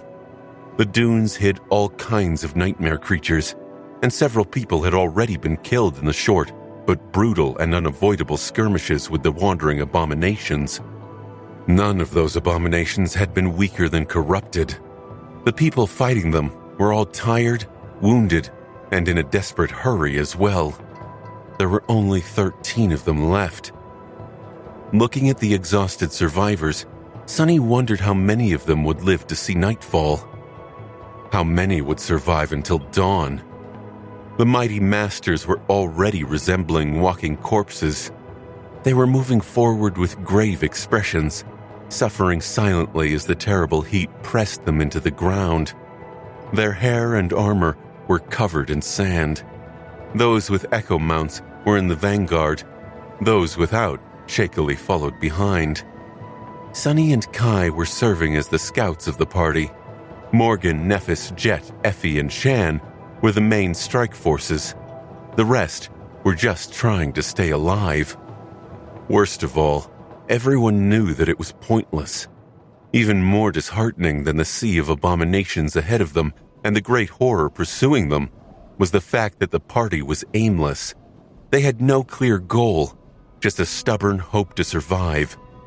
Before, these people had the same plan as Sonny: reach the Black Skull and escape into the waking world. Now that they knew what was out there, in the pristine white purgatory of the Nightmare Desert, though, the Citadel had become the source of their fears. That was because Mordred had slaughtered every awakened sent there by Clan Valor, and the corpses he had left behind were the perfect vessels for the Gate Guardian. One great abomination was terrifying, while 7 of them were beyond the concept of fear. What about dozens, then? The citadel that the survivors had been putting their hope into had turned out to be the gates of hell. So, there was nowhere for them to go anymore. Then why continue forward at all?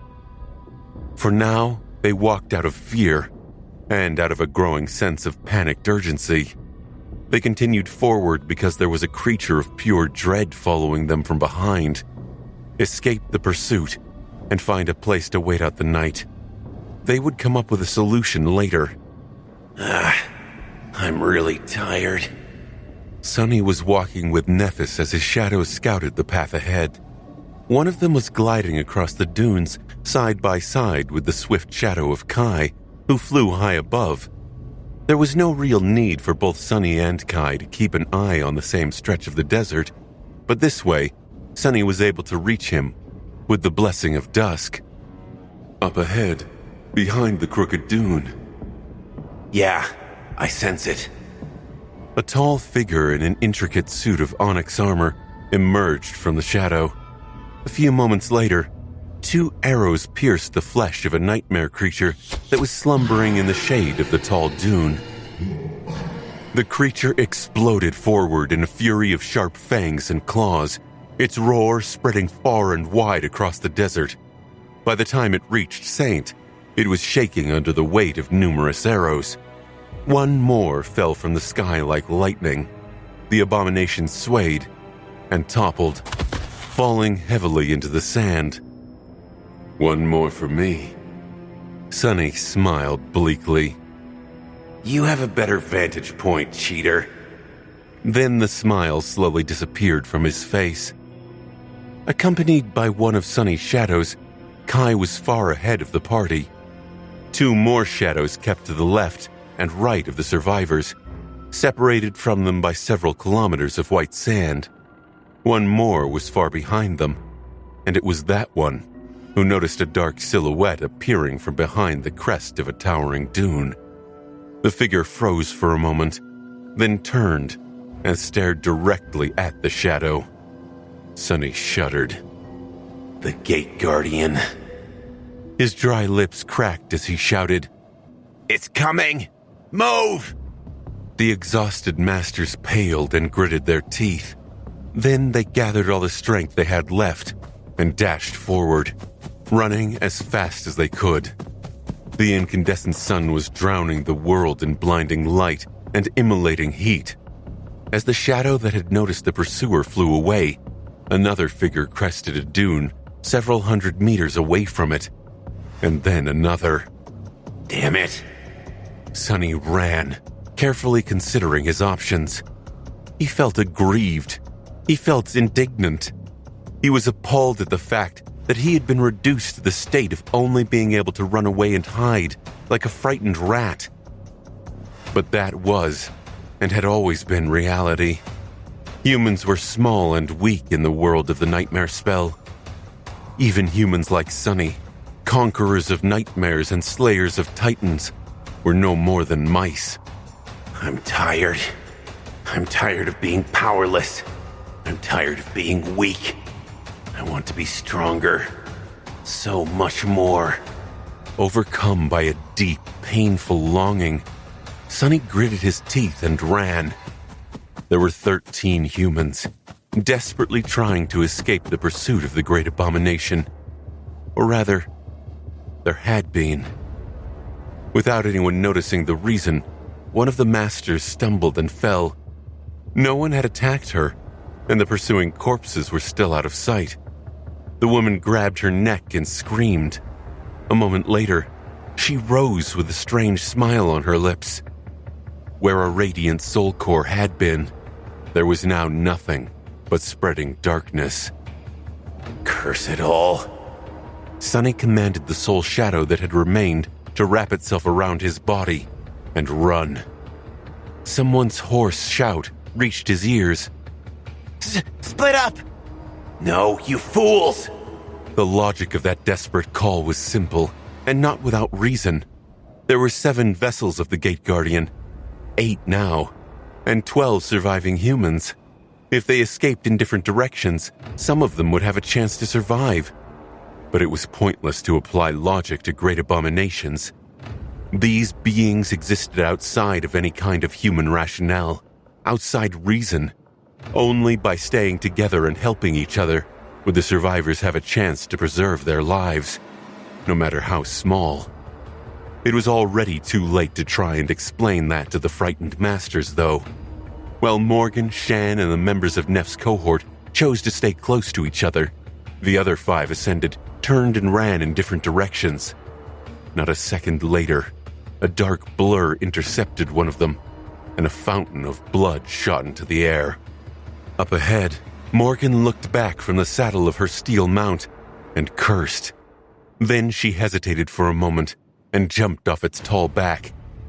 The echo then galloped in the direction of the approaching corpses, lowering its horned head. As a whirlwind of scarlet sparks rose around her, Shan stopped and turned around. Her exquisitely beautiful face was cold and somber. The two of them looked at each other, and then Shan slowly raised her hands. What are they doing? Jet was riding Nightmare, so she was far ahead of the rest of them. Effie was maybe the fastest runner among the group of survivors, so she was ahead of the pursuers as well. Only Sunny and Nephis were falling behind. As they ran, Neff's eyes shone with white radiance. She briefly touched Sunny's shoulder, and he felt the nurturing warmth of her flames pour into his soul and body. Instantly, their speed increased. It was still not enough, though. Through the shadows, Sunny felt something swift flying toward him from behind. The shadows he had sent to scout were still moments away from reaching him. He knew that he had to use some of his remaining essence and dodge the attack through Shadow Step. Before he could, however, Shan outstretched her hands, bringing her thumbs and index fingers together in a perfect triangle. Then, a drop of dark crimson liquid suddenly materialized in the air within the triangle. Looking at it, Sunny suddenly felt a hint of unknown awe brush against his heart. The drop of blood swirled, and then the whole world was suddenly painted in shades of red. What is this? Sunny did not know what the daughter of the Queen of Worms was doing, but he felt as if something vast and terrifying silently moved past him, and then enveloped the white sands of the desert. There were screams. The creature lunging at him suddenly slowed down and veered off, then grew still. He didn't dare turn around. As Sunny and Nephis reached Shan, the hurricane of scarlet sparks raging around Morgan formed into scores of beautifully forged swords. The swords trembled slightly, hovering in the air, and then suddenly shot forward like an avalanche of steel. The shadows arrived, wrapping themselves around Sunny and Nephis.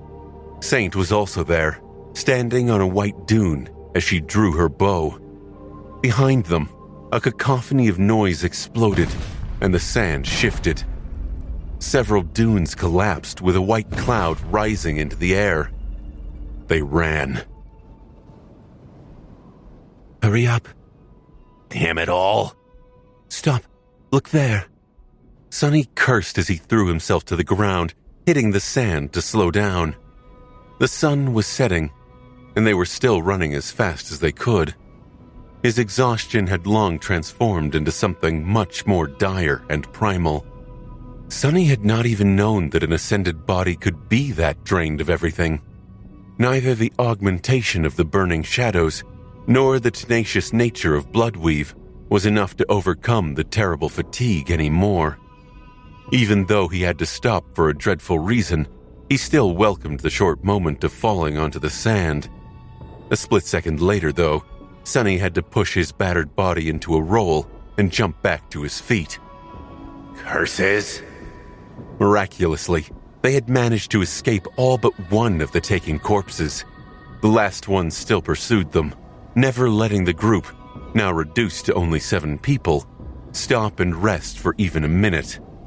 At some point, the heat and the scorching sand had transformed into a lethal threat of their own, and yet they persisted until now.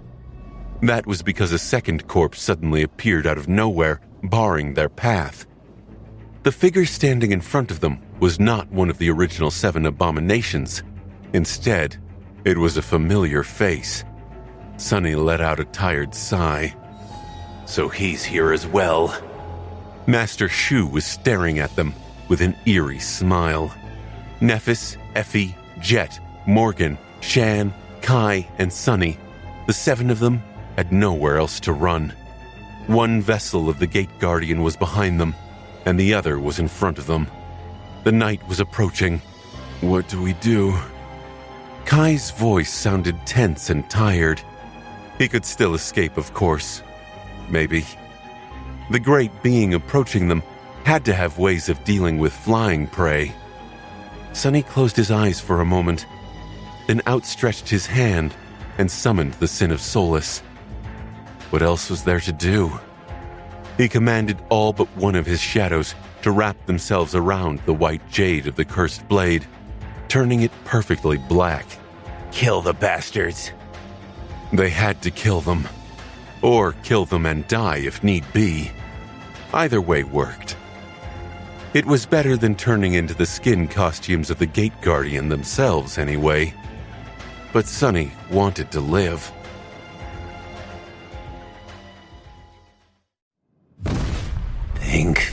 Think. They had a very small chance of coming out of this fight alive. However, there was always hope, no matter how impossible the odds were. What was hope? Hope was a desire. Perhaps the paramount desire. A yearning so powerful and resilient that it could hardly be vanquished or destroyed. The darkest and most inescapable despair could not conquer hope. Even demons in hell hoped to reach heaven one day. They longed to see their deepest desires come true, and that longing alone could make them continue suffering and struggling instead of searching for solace in the peaceful embrace of death. Life was war, after all. Hope and desire was a powerful thing. Longing. Sunny glanced at Nephis, considering. She was the only one among them capable of dealing permanent damage to the vessels of the Gate Guardian. Her soul flame seemed to be like poison to the abominable creature. The wounds Sunny and the others had dealt to the corpse of Master Shu would instantly heal, but the puppet that had attacked Neph was burned to death by it. A hurricane of thoughts flashed through his mind in a split second. She's our best chance. If they could survive today, it would be through the power of longing that the Lightbringer aspect seemed to contain. The soul flame. Pure, cruel, and incorruptible. There was no time to think. Starting to move, Sunny connected the minds of the 7 masters through the blessing of dusk. We need to destroy the creature in front of us before the one behind catches up. There is no other way. We might not even be able to fight one, so fighting 2 at the same time is a death sentence. The 6 of us will restrain it. Nephis will kill it. Go! They had maybe a handful of seconds before the pursuer showed up. The 7 of them had to slay a great abomination before that happened. Usually it would have been impossible to even deal minor damage to a creature with 2 whole ranks above their level. Sunny had failed to pierce the skin of the first fallen abominations he met as a sleeper, after all. Nevertheless, that abomination died in the end. The gap between ranks was vast, but it was not absolute. There was nothing indestructible in the world, and even the gods were dead. Everyone and everything was vulnerable to something.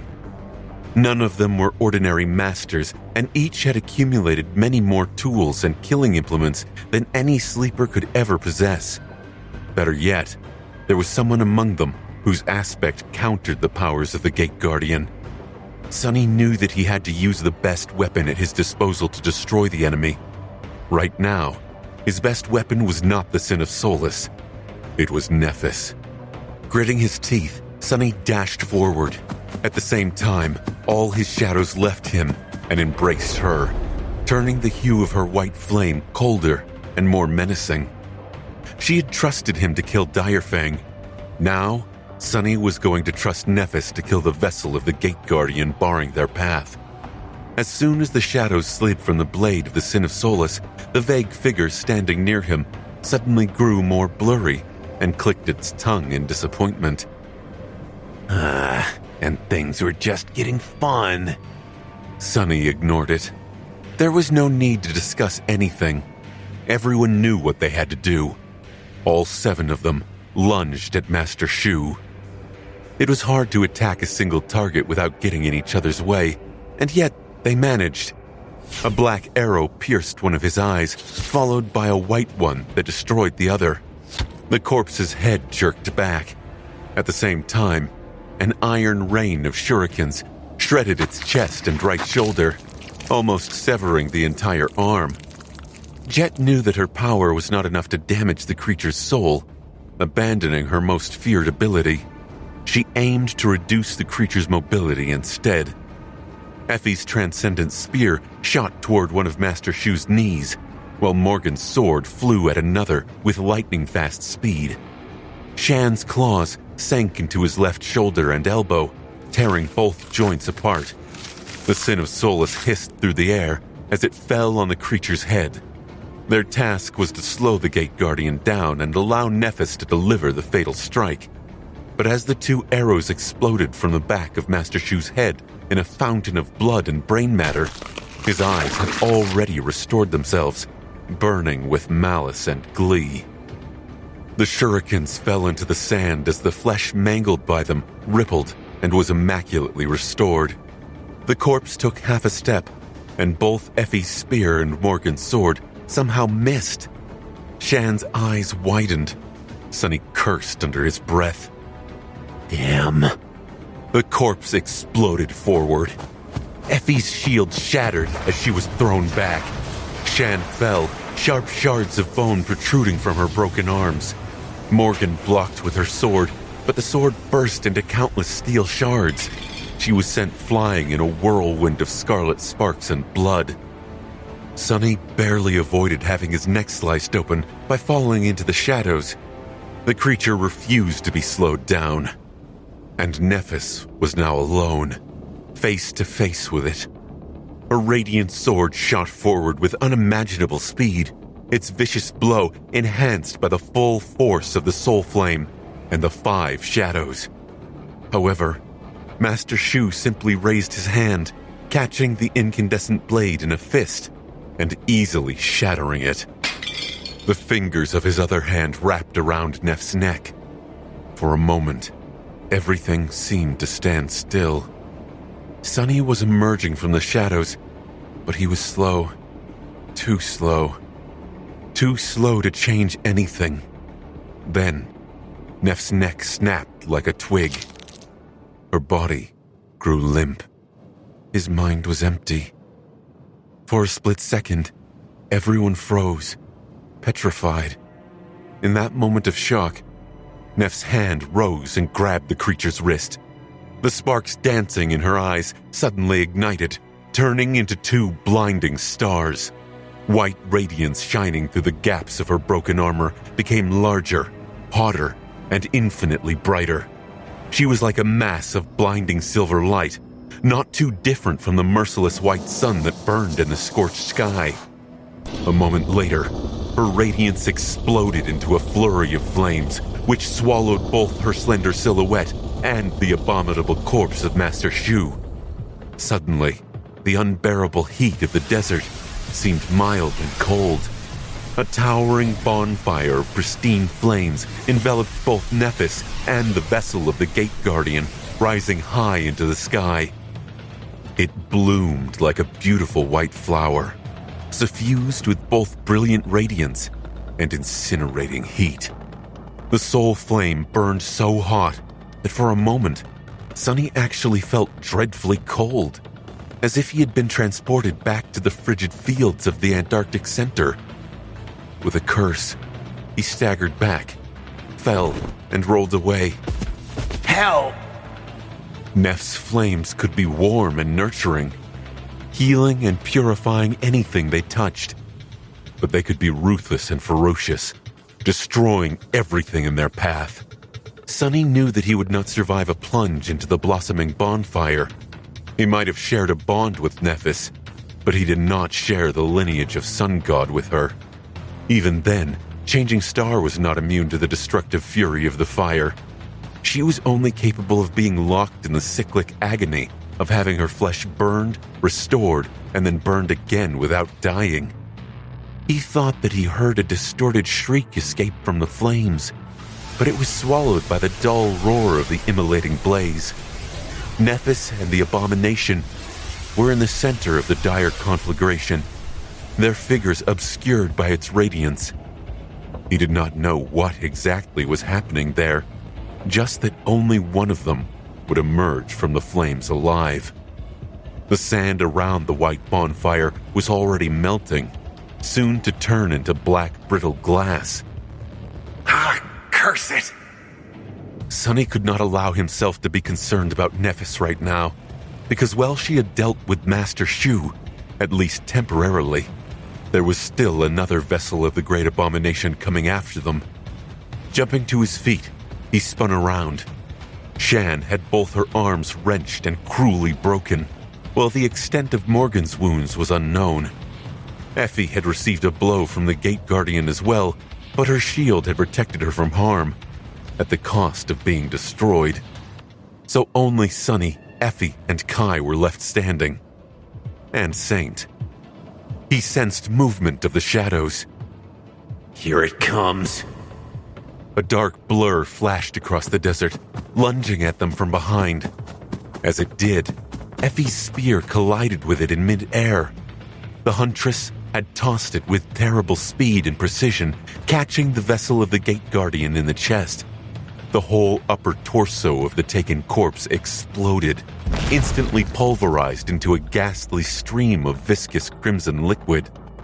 Propelled by inertia, the mutilated corpse flew several dozen meters forward, the crimson stream stretching behind it as if suspended in the air.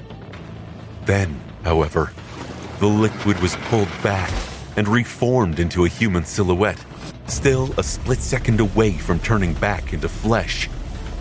Before it could, a flaming arrow hit the half-formed corpse and exploded, obliterating its entire left side. The Gate Guardian was not disturbed. The mangled corpse calmly walked forward, its flesh already growing back. Its shattered ribs were assembled from bloodied fragments, and its bared heart grew whole before starting to beat once again. One mocking eye had already appeared from the liquid mess of its destroyed face. Sunny felt a chill run down his spine. What? What the hell?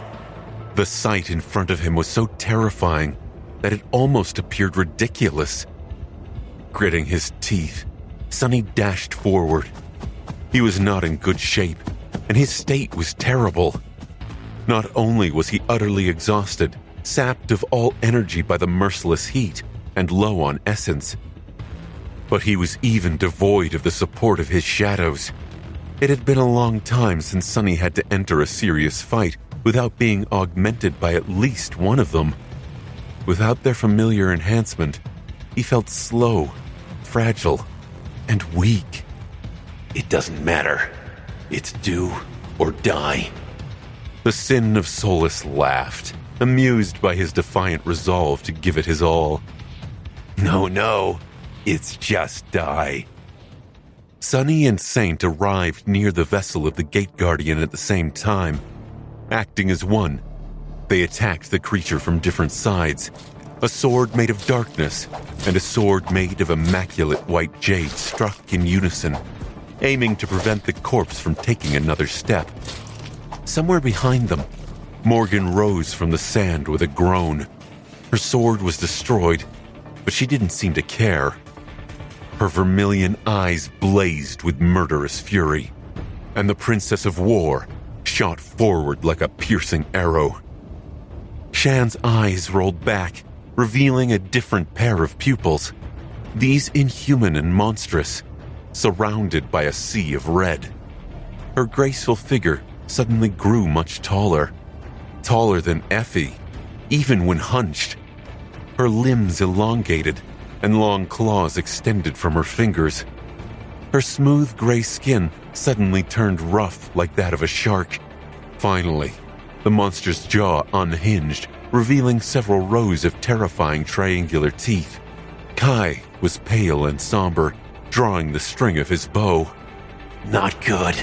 Sunny tore the Sin of Solace out of the body of the great abomination and desperately dodged. Perhaps because the corpse did not fully recover from the previous barrage of attacks, its movements were much slower, barely faster than those of Direfang had been. Still, there was no hope for him to escape the retaliation.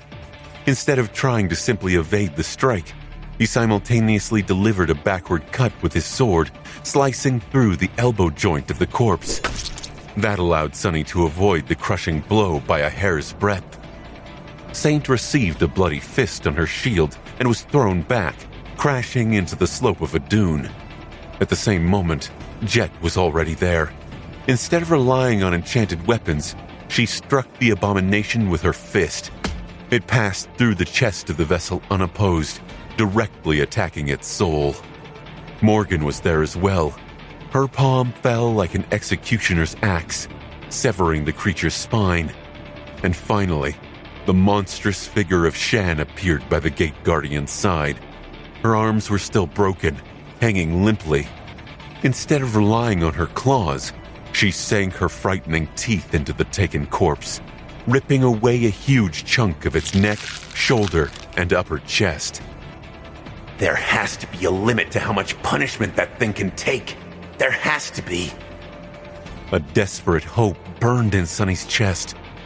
But if there was a limit, it seemed that the creature had not reached it yet.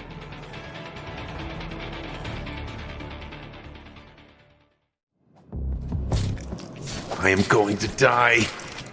The thought that flashed through Sunny's mind had nothing to do with the fact that each strike of the possessed corpse was devastating enough to obliterate his body, but more so with the strain that fighting the abominations was putting on it. Yes, it was true, Sunny was facing a great nightmare creature, but he felt as if exhaustion was going to kill him even if the creature did not. Time moved slowly in a battle like the one they were fighting. He wasn't sure how many seconds had passed since the second vessel of the Gate Guardian had shown up. A dozen? 2 dozen? Maybe it was just 5 or 6 instead. The 6 masters and 1 shadow were somehow holding up against the harrowing abomination. For now. Perhaps it had to do with the fact that the constant barrage of attacks did restrain the corpse a little.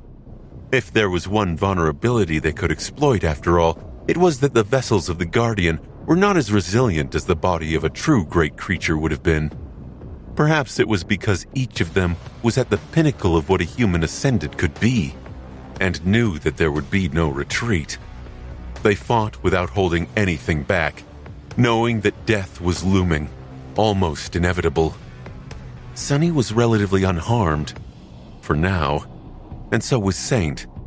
Kai had been circling above the abomination, sending one enchanted arrow flying after another. The rest of them were in dire straits. Jet was perhaps mangled the most, but her unique constitution allowed her to persist in her attempts to shatter the creature's soul despite that. By now, Soul Reaper looked no less of a corpse than their opponent, and maybe even more so. Both Morgan and her were fighting with their bare fists, although, in the case of Morgan, her entire body was the weapon, not just her hands. She had also suffered much more damage than any of them, often taking the initiative to shield the others with her body. That was because the Princess of War was physically the sturdiest, except for maybe Effie. The difference between the two was that Morgan seemed to have absorbed a powerful healing enchantment into her aspect ability, which allowed her to recover from the wounds that would have permanently taken the Huntress out of the fight. Shan had gone even further than Jet and Morgan. With her arms broken, she had to resort to using her monstrous teeth to damage the abomination. Her jaws did not seem any less lethal than a powerful memory would have been, but the need to be in close, almost intimate proximity to the enemy put her in grave danger. The hideous, ferocious creature she had transformed into was covered in blood, both her own and that of the Guardian. Effie was in a much better position due to the long reach of her transcendent spear. Together, they fought the great abomination, desperately trying to destroy it, slow it down, or at least prevent it from approaching the beautiful bonfire of white flames that still burned behind them. Die! Die! Why won't you die? The sin of Solus tore through the rippling air, but the vessel of the Gate Guardian was moving too fast. The jade blade barely scratched its skin, but this time, Sunny was not fast enough to retreat. A sharp pain pierced his right side, and he fell back with a scream. For the first time since he had acquired the Shroud of Dusk, the black silk was torn apart. Sunny's flesh beneath it was shredded and turned into an appalling mess. The wound was large enough for most Ascended to be at risk of bleeding out, but he was different. Still, it would have been a fatal one if not for Boneweave. The abomination's glancing strike cracked his ribs, but did not manage to shatter them. Otherwise, Sunny would have lost his entire lung. Damn it, damn it, damn it! Shaking like a drunk, he rose to his feet. Sweat was rolling down his skin, adding to the pain and suffering. Things were not going well for them. Morgan seemed to be on the verge of running out of essence. Before, all her wounds would swiftly heal, but now she was forced to concentrate on only a few of the most dire ones, leaving the rest open. Jet was starting to slow down because this fight was a true nightmare for her. Facing one overwhelming opponent was the least favorable situation for her aspect, since it prevented her from absorbing the essence of slain enemies to replenish her own. Just at that moment, Shan suffered a terrible blow, falling into the sand like a broken doll. Sunny and Saint were still recovering from their last attacks, so Effie was momentarily left alone against the harrowing creature. The corpse moved with tremendous speed, grabbing the shaft of her spear and pulling the huntress off her feet. A split second before its other hand delivered a lethal blow, Kai suddenly fell from the sky, ramming into the taken corpse and throwing it back. The corpse brought its elbow down on Kai's spine, and he fell into the sand with a pained scream. Curse it all! Sunny lunged forward, and at the same time, Saint did too. His mangled side was pulsing with terrible pain. He was tired, but he had to do something, because there was still hope. Even though the vessel of the Gate Guardian seemed indestructible and unstoppable, it was weakening. It was not very noticeable yet, but it was true. The corpse had become a tiny bit slower. Its strikes were a tiny bit less forceful. The speed at which its flesh mended itself had diminished a little as well. The creature had a limit indeed. They just had to push it over that limit. Sunny had not summoned Nightmare or Imp, knowing that they were too weak for this battle. He wasn't sure that he could summon them. His shadows, which served as the gates of his soul, were with Nephis, inside the incinerating mass of white flames. Even if he could, all the two would be able to do was buy him a second or two with their deaths. So, he had to buy those seconds himself.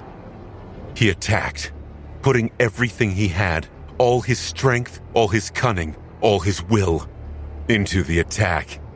At the same time, Saint thrust her sword forward, covering her cracked breastplate with the broken remains of her shield. But it was not enough. The great abomination easily avoided Saint's sword and stepped forward. Its fist struck Sunny like a mountain, and the next thing he knew, he was staring at the vibrant azure sky. I was too slow. Sunny tried to stand up and gasped, overcome with unbearable pain. His arm seemed to be broken now. It was only dislocated, and bloody foam was forming on his lips. Looking up, he saw Morgan stepping in front of Jet, who was on her knees. She shielding her from a lethal blow. Both of them were sent flying back and landed on the sand in a heap of bloodied flesh. Effie grunted as she received a downward strike on her crossed hands. Her steel body trembled, and a whirlwind of sand rose into the air around her, thrown up by the shockwave of the terrible impact. In the next moment, she staggered back and fell. The gate guardian was left standing alone, unopposed. It lingered for a split second, then took a step toward Shan and raised a fist to finish her off. The corpse's face was mangled, and its teeth were in full view as if the creature was grinning. Sonny groaned and sat up. I won't get there in time. The abomination struck. Before it could kill Shan, however, a bloody fist suddenly emerged from its chest. The creature froze, then slowly turned its head. A slender hand flashed, separating the head from the neck. Standing behind the gate guardian was a bewitching woman in a torn carmine dress, her long black hair covered in sand. She was almost inhumanly beautiful. However, her breathtaking face was covered in blood, an ugly torn wound stretching from her forehead to the tip of her chin. It was as if someone had vandalized an immortal masterpiece by slicing through it with a sharp knife. One of Beastmaster's eyes was glued closed by dried blood, but the other burned with cold, murderous wrath. Her scarlet lips parted, revealing pearly white teeth. I don't think you'll submit, so just die.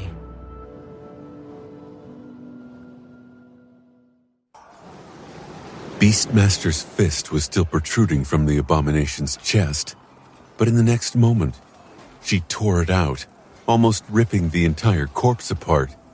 She seemed really angry. How dare you raise a hand to my sister? Before the abomination could assemble itself back together, the beautiful saint kicked it, sending the mangled corpse flying back. It landed on the sand a dozen meters away, twitched slightly, and then rose, already knitting itself into a single whole again. The two of them stood opposite each other, looking intently at the enemy. The creature was bloodied and beaten, but eerily calm. There was a smile on its lips. Beastmaster looked just as battered, her face torn and painted with blood. Her expression was dark and full of cold fury. She gritted her teeth and spat. I won't show you mercy. The corpse stared at her with a smile. Then, it suddenly spoke. Tilting its head, the corpse asked, What is mercy? The saint's expression slightly changed. What the hell? Why are they talking? Sonny tried to stand up, and only succeeded by using the Sin of Solace as a crutch. He was struggling to breathe, but it was all right. As the great connoisseur of physical trauma that he was, Sonny judged his condition as not really life-threatening. For now, he couldn't really understand why Beastmaster was wasting her time issuing threats to a great abomination instead of attacking it, but that had given him time to assess the situation at least. The remaining members of the survivor group were alive. No one had died yet, from what he could see. That said, all of them were severely injured. Only Morgan and Saint looked like they could still fight, and Effie too, although there was a pained expression on her face. With how exhausted and beaten they were, though, he doubted that they would be of any use. Sonny himself would not be able to do much. Neff's condition was unknown. Can Beastmaster finish off the creature alone? In the next moment, however, that question was rendered meaningless. Sonny had also received an answer to why the beautiful demoness was wasting time conversing with the creature. She had not been wasting time. She had been stalling for time. As the sunlight pouring from the incandescent sky grew a little brighter, a figure made of pure radiance attacked the vessel of the Great Guardian from behind. At the same moment, Beastmaster dashed forward. Summer Night. There was not one saint, but two. The two transcendents of Clan Song and Clan Valor seemed to have made a temporary alliance. A hoarse sigh escaped from Sonny's lips. He summoned the runes and glanced at them to make sure that Nephis was still alive. After doing that, he took a step back and fell onto the scorching sand. Closing his eyes, Sonny allowed the pain to wash over him. He only kept up with the ensuing fight through shadow sense, tense and wary. The vessel of the Gate Guardian was a harrowing foe, even for the Saints. However, despite all its power and uncanny tenacity, it didn't seem to be a match for them. Perhaps the situation would have been different if it were any other two Transcendents, but Beastmaster and Sir Galid were both outstanding, especially Beastmaster. He noticed that wounds delivered by her took a lot longer to close. Some even remained open, as if something was preventing them from healing. There was something else, too. Sonny felt the fourth shadow standing at a distance. It was slender, delicate, and familiar. Cassia? So it was Cassia who had led the Saints to their aid. Sonny felt some tension drain from his mangled body. As time went on, the corpse seemed to become a little muddled. Its attacks lost some of their edge, and there were drops of blood falling from its nose. Beastmaster was not only fighting it, but also battering the creature with powerful mental attacks. I think they can actually manage it. Before they did, however, the bonfire of incinerating white flame suddenly grew weak, and then disappeared. Two shadows were revealed amidst molten sand and obsidian glass. One crumpled and motionless, the other standing above it. Then, the source of the second shadow swayed and fell. The remaining vessel was taking longer and longer to heal its wounds. The Saints attacked it without pause, methodical in their relentless assault. Sonny could not see them, but felt the shape and position of the shadows change at a frantic pace. Slowly, torturously, that pace slowed down, and then, at some point, one of the shadows grew shallow and empty. The vessel of the Gate Guardian had been reduced to a pile of unrecognizable flesh. The battle had not been easy for Beastmaster and Summer Night, but both of them were left standing. Sonny gritted his teeth, then opened his eyes, and slowly sat up. As soon as the creature died, Beastmaster turned around and walked over to Shan. Kneeling in front of the hideous monster, the beautiful demoness gently placed her hand on her shoulder and smiled. I'm here, Shan. I was on time. In front of her, the monstrous creature slowly grew smaller, turning back into an exquisitely beautiful young woman with silken gray skin. Her body was beaten and broken, but she was alive and even conscious, albeit barely. Beastmaster whispered a few more words to her sister, then rose to her feet. Her gaze slowly shifted to Morgan, who was kneeling on the sand a few dozen meters away. The smile disappeared from her lips. The look in the beautiful saint's one open eye did not promise anything good. Sonny shivered, suddenly remembering how all of them had ended up in this cursed desert to begin with. 3 Category 4 gates might have opened in Antarctica, but the great clans were still at war.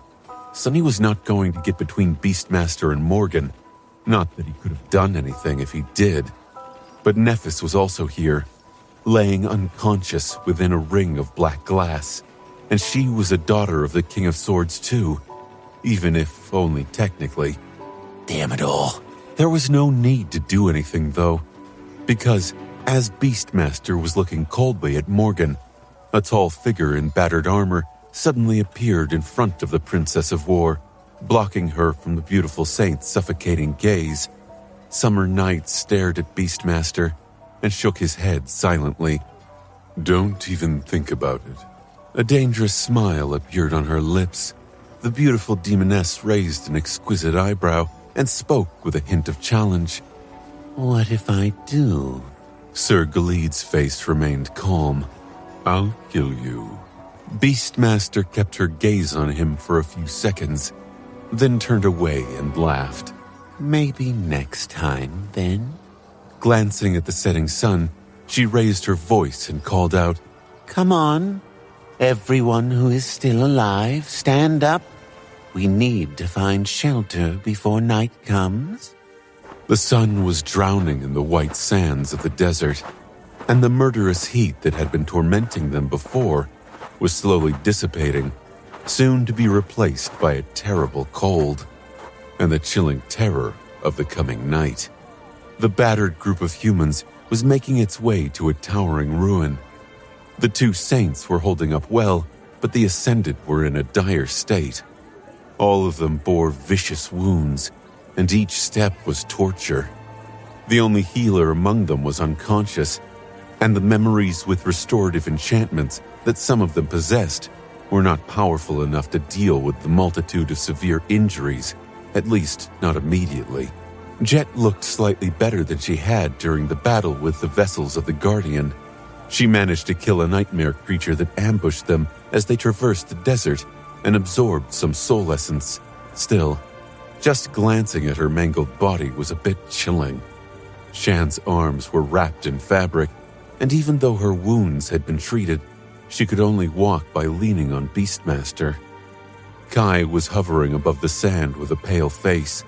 The great abomination's blow had damaged his spine, and although he wasn't paralyzed, the archer was in a sea of pain. Effie was visibly limping, while Morgan seemed utterly spent and weak. As for Sonny, people sometimes said that he looked like a doll, but if that was true, currently he looked like a rag doll that had been neglected for decades and then thoroughly chewed by an animal or two. It hurts. He was hurting, but the pain was tolerable. At least the 5 shadows were once again augmenting him. With their help, he could manage the strenuous journey without too much trouble. Saint was carrying Nephis, who was still unconscious in her arms. Neph's damaged armor and clothes had been destroyed by the incinerating flames, so she was wrapped in Cassia's sea-weave cloak. The blind girl herself was walking behind the taciturn knight, side by side with Sonny. She was the only one in the group who looked exhausted and drained by the heat, but not battered. Then again, Cassia had been in the middle of the battle between the great clans, too. Many awakened, enthralled abominations, and masters of clan song had attempted to kill her, only to die by her hand. Her armor was riddled with dents and covered in dried blood, so there was nothing fresh or glamorous about how she looked. Sonny glanced at her, then said quietly, By the way, you were just in time. Thank you. Cassia remained silent for a while, then shook her head. Cassia, there is no need to thank me. It was just a fortunate coincidence. He smiled. Yeah, no, 0 chance of that. Sonny studied her delicate face, then asked, You knew, didn't you? Cassia raised an eyebrow. Knew what? His expression darkened. About the gates. That was why you told me to write a message to Rain.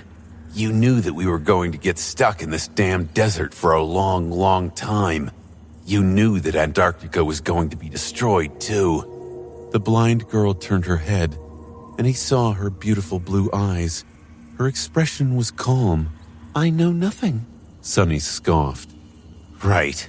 Sure. So you don't know what is going to happen next, either? Cassia turned away and shrugged. Oh, no. That I do know. She lingered for a few moments, then nodded in the direction of Beastmaster and Sir Gilead. They are going to abandon us. Sonny stared at her for a bit, then chuckled and looked away. You don't say. One didn't need to be an oracle to know that the 2 saints that Cassia had brought were going to leave the members of the cohort behind. They had already helped Sonny and the rest by allowing them to survive, but both Beastmaster and Summer Night had their own priorities. For Beastmaster, it was Shan. For Sir Gilead, it was Morgan. And perhaps Nephis. That was the reason they had not left the desert immediately after escaping the battlefield. Both saints could return to the waking world at any moment. They just needed a safe place and some time to activate their tethers. Once they did that, however, they were not going to be able to return to this particular corner of the Nightmare Desert without approaching the 3 gargantuan gates first. The problem was that they could not bring too many people with them. Sunny knew that Beastmaster's limit was 2. She had delivered both Shan and Ascended Bast to East Antarctica after all, but most saints could only transport people between worlds 1 at a time. In any case, most of them were going to be left behind. What to do? What to do? Sunny desperately needed to think of a solution, but he was too tired to form complicated thoughts. After remaining silent for a while, he asked, What about St. Tyrus? Do you know where she is? Cassia slowly shook her head. We saw no sign of her after entering the Dream Realm. Same for Silent Stalker. Chances are they were sent someplace far away from us. Sky Tide would have been able to escape from the Gate Guardian, but she was already spent at the end of the battle. She might have had to flee into the waking world. Sunny felt slightly disappointed that there was little hope of receiving help from St. Tyrus, but at the same time, he was happy to know that she might have already retreated from the Nightmare Desert. That, at least, meant that she was still alive. Her entire clan was there in Antarctica too. Considering that great abominations were now wandering the southern quadrant, Sky Tide was the only one who could ensure their safety. She bore a heavy responsibility, considering that it was her actions that had exiled the Whitefeather clan to the frigid continent, and she had done those things to save Sunny and Cassia. He sighed. I hope St. Tyrus and Master Roan make it out of Antarctica alive.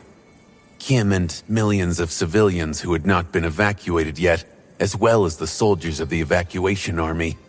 Kim and millions of civilians who had not been evacuated yet, as well as the soldiers of the evacuation army. Sunny and the rest, however, could not do anything to help them. Not anymore. Now their goal was to escape the Nightmare Desert. He didn't know which task was more dangerous.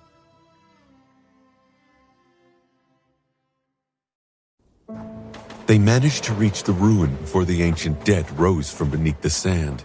The structure they used as shelter was palatial and vast, isolated from the desert by a wide field of black glass. It didn't seem like a building that people were supposed to live in, though. After observing many ruins across the desert, Sunny was starting to feel as though there was a reason why all of them were so strange, broken, and deformed. It was almost as if these structures had not been built here, but had instead fallen from the sky and shattered after hitting the white sands. Then again, the Nightmare Desert might not have been a desert in ancient times. Rolling dunes like these were usually left behind by dying seas. If the vast expanse of white sand had once been the bottom of an ocean, then maybe the structures had not fallen, but instead drowned. Why would Ariel build his pyramid at the bottom of a sea? Sunny shook his head. No, the description of the Mirror of Truth did not mention any seas or oceans. There was a lot of talk about rivers in the description of other memories he had received during the Chain of Nightmares. But what river could have been so vast? The spacious hall the survivors had sought shelter in was illuminated by the light of a small fire. Beastmaster was roasting monster meat above it.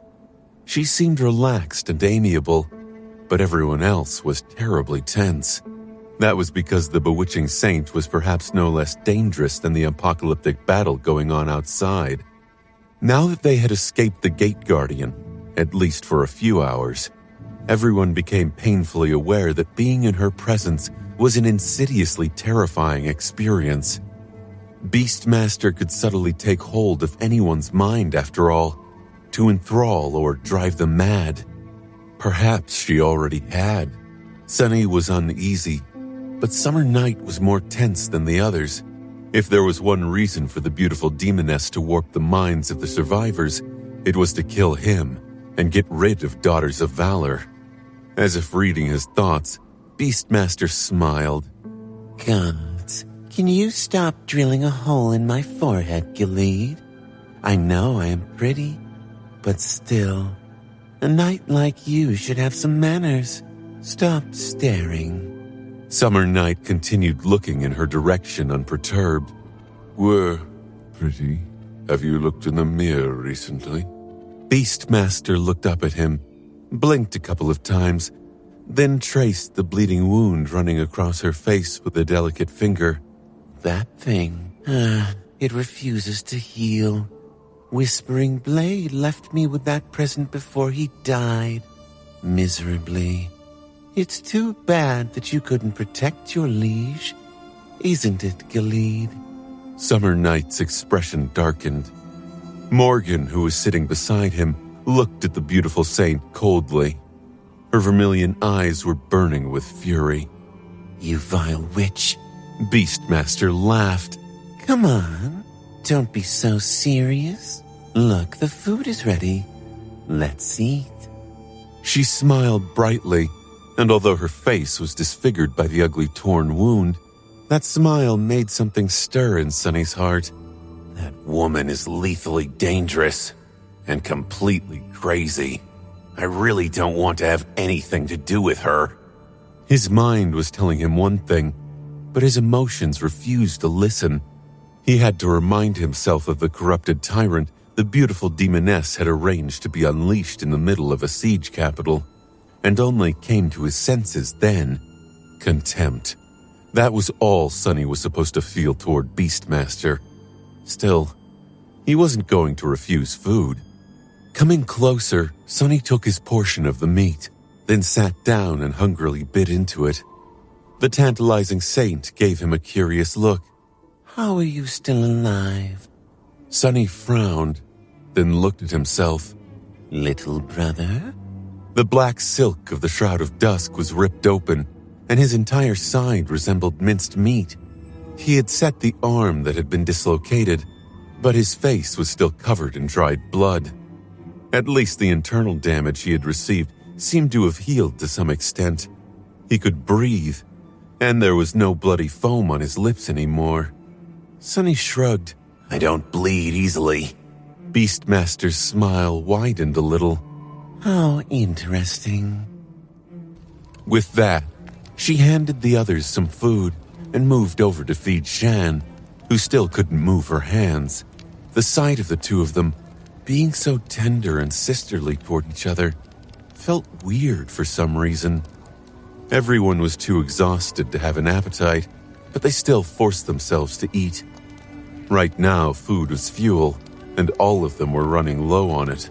As they consumed the fragrant meat, Nephis suddenly moved and opened her eyes. There was an empty void in them, but slowly, arduously, a spark of humanity returned, and she turned her head, looking at the silhouettes of the humans sitting in front of the fire.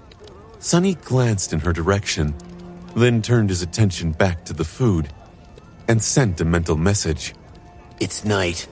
We're in a large ruin. The vessels of the Gate Guardian are gone. You killed one. Beastmaster and Summer Night killed the other. Cassia led them to us just in time. He thought for a moment, and added, Oh, also you should probably summon an armor memory. Nephis stared at him for a bit, then moved slightly beneath the seaweave cloak and closed her eyes. A few seconds later, a flurry of sparks surrounded her body, and she rose. Her slender figure was wrapped in a fitting black material, which Sonny recognized as the inner layer of the Starlight Legion armor, with a bit of surprise. Nephis swayed a little, then slowly walked over to the fire and sat down. He handed her the endless spring, while Cassia offered her a portion of roasted meat. Neph drank deeply from the beautiful glass bottle, then took the meat and looked silently at Morgan and Sir Gilead. Summer Night offered her a tired smile. Lady Changing Star, you're awake. Thank the gods. There was a strange strain in his voice. Morgan looked between the two, then shook her head. Well, now the two of you are making me feel bad. Nephis silently sank her teeth into the juicy meat, her expression neutral. Sunny's, however, was not. So that's how it is. He had learned everything he needed to know from that short exchange. Sir Galid can only take one person back with him. After the food was finished, a tense silence settled inside the ancient ruin. Everyone was tired beyond words, but no one dared to fall asleep. Not only out of fear of the gate guardian finding them, but also because of the two saints. Beastmaster and Summer Night sat on opposite sides of the fire, staring at each other tensely. Neither could lower their guard, knowing that the opponent would, perhaps, use that moment to launch an attack. I guess their alliance was doomed to be a short-lived one. Sunny tiredly closed his eyes, then yawned. No offense, but why don't you just leave? Then those of us who have to stay will get some rest at least. Both saints looked at him with a hint of surprise. After a few short moments, Sir Galid shook his head slightly. I must admit, I admire your composure, Master Sunless. Summer Night must have been under the impression that the people he couldn't save would be terrified, perhaps even begging him to take them back to the waking world instead of Morgan. Well, Sunny did not consider begging to be beneath him, if there was a point to it, but he knew that the Saint of Clan Valor was never going to abandon the daughter of his sovereign. Sunny shrugged. I'm too tired to be worried. Beastmaster chuckled, then said in a raspy voice, The reason why we haven't left is very simple. You are not a saint, so you wouldn't know, but there are conditions that have to be met in order to return to the waking world. Namely, our anchors in the waking world are affected by the call, the same way your anchors in the dream realm are affected by it. Every seed exerts a pulling force, and since there are so many of them in the Nightmare Desert, that force is quite ubiquitous. We need to find a spot where it is relatively weak first, and this ruin is not one of these spots. She paused for a moment and then added, They are not too hard to find, though. I am willing to bet that we'll encounter at least one tomorrow. Sunny tilted his head a little. So that's how it is. It was only logical that saints were influenced by the call, even in the dream realm. In fact, the influence they had to endure would be much greater than what the rest of them suffered through. Sunny knew it because of his own experience as an awakened and as a master. After the ascension, he felt the pull of the call much clearer. It's interesting that she said anchor instead of tether, though. He said it to himself. The point was neither Beastmaster nor Summer Night could leave the ruin and the Nightmare Desert before the night ended. Sunny nodded. Okay, you stand guard then. With that, he carefully lowered himself to the ground, making sure to lay on the uninjured side, and closed his eyes. Beastmaster was visibly amused by his nonchalant attitude, but Sunny didn't care. He just wanted to sleep. Falling asleep was risky, but so was staying awake and refusing his body and mind the much-needed rest. There was a bit of silence in the dark ruin. Then, the others slowly followed his example. Soon, only Summer Night and the beautiful demoness were left awake. Sunny was a bit surprised to come back to his senses alive. Of course, his shadows would have warned him if anything truly dangerous happened while he slept. Still, being in the company of saints and great abominations was a bit above their pay grade. Well, technically the shadows weren't paid anything, so everything was above their pay grade. In any case, Sunny did not feel particularly rested. His body was still in a terrible state and covered in wounds. However, his condition was much better than it had been before, due to the blessings of the graceless dusk and the tenacity of his unique physique. He felt somewhat restored. Sitting up, he saw rays of pale sunlight pouring through the cracks in the roof of the ruin. The air still felt chilly, so it must have been early in the morning. The chill was going to be replaced with appalling heat soon enough.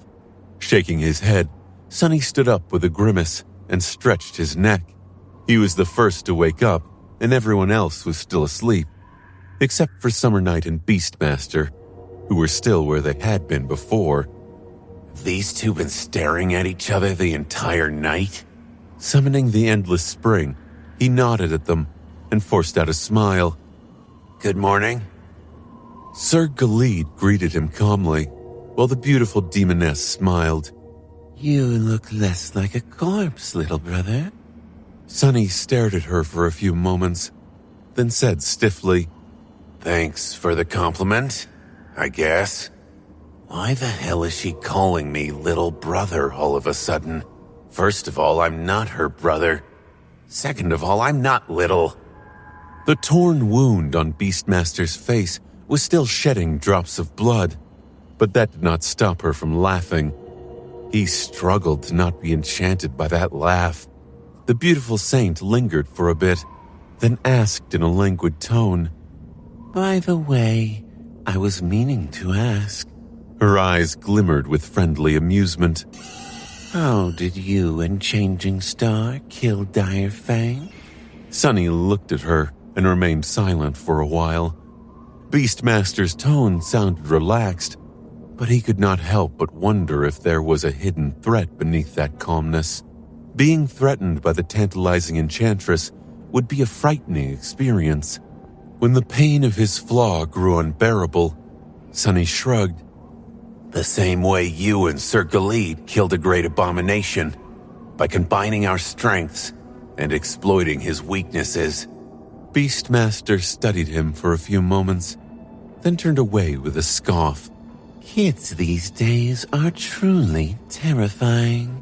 Sonny frowned. Why? Should I expect to become the target of Clan Song's vendetta after I return to the waking world? Because let me tell you, I just barely managed to stop being targeted by Clan Valor before coming to Antarctica and experiencing the wonders of the Chain of Nightmares. It has been a very, very rough year for me, so I would really appreciate some leniency. The beautiful demoness chuckled. You seem really confident that you'll be able to return, though. How optimistic. Sonny blinked a couple of times and stared at her with a bleak expression. After a bit of bitter silence, he sighed. Well, if you put it like that, I take it back. It's not a good morning at all. Soon, the group left the ruin and ventured into the desert once again. Their speed was much greater than the day before, not only because the weaker members of the group had received an opportunity to rest, but also because their wounds were healed by Nephis. Nephis did not look well. Physically, she was perfectly healthy, and anyone who did not know her as deeply as Sonny did would have assumed that everything was fine, but he could feel how drained and hurt she really was. Neph had not recovered from using her aspect to destroy the vessels of the Gate Guardian yet. He was worried that, perhaps, she never would.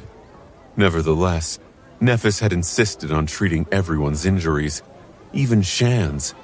Only Beastmaster, whose wound had been delivered by Whispering Blade's sword, had turned out to be beyond her ability to mend flesh. The ugly cut on the diabolically beautiful face of the enchantress still continued to weep blood. There was some logic to providing aid to the enemies of Clan Valor. As long as they were in the desert, they were on the same side. No one knew when the Gate Guardian would attack again, or what kind of monstrous abominations awaited them in the scorching expanse of the Nightmare Desert.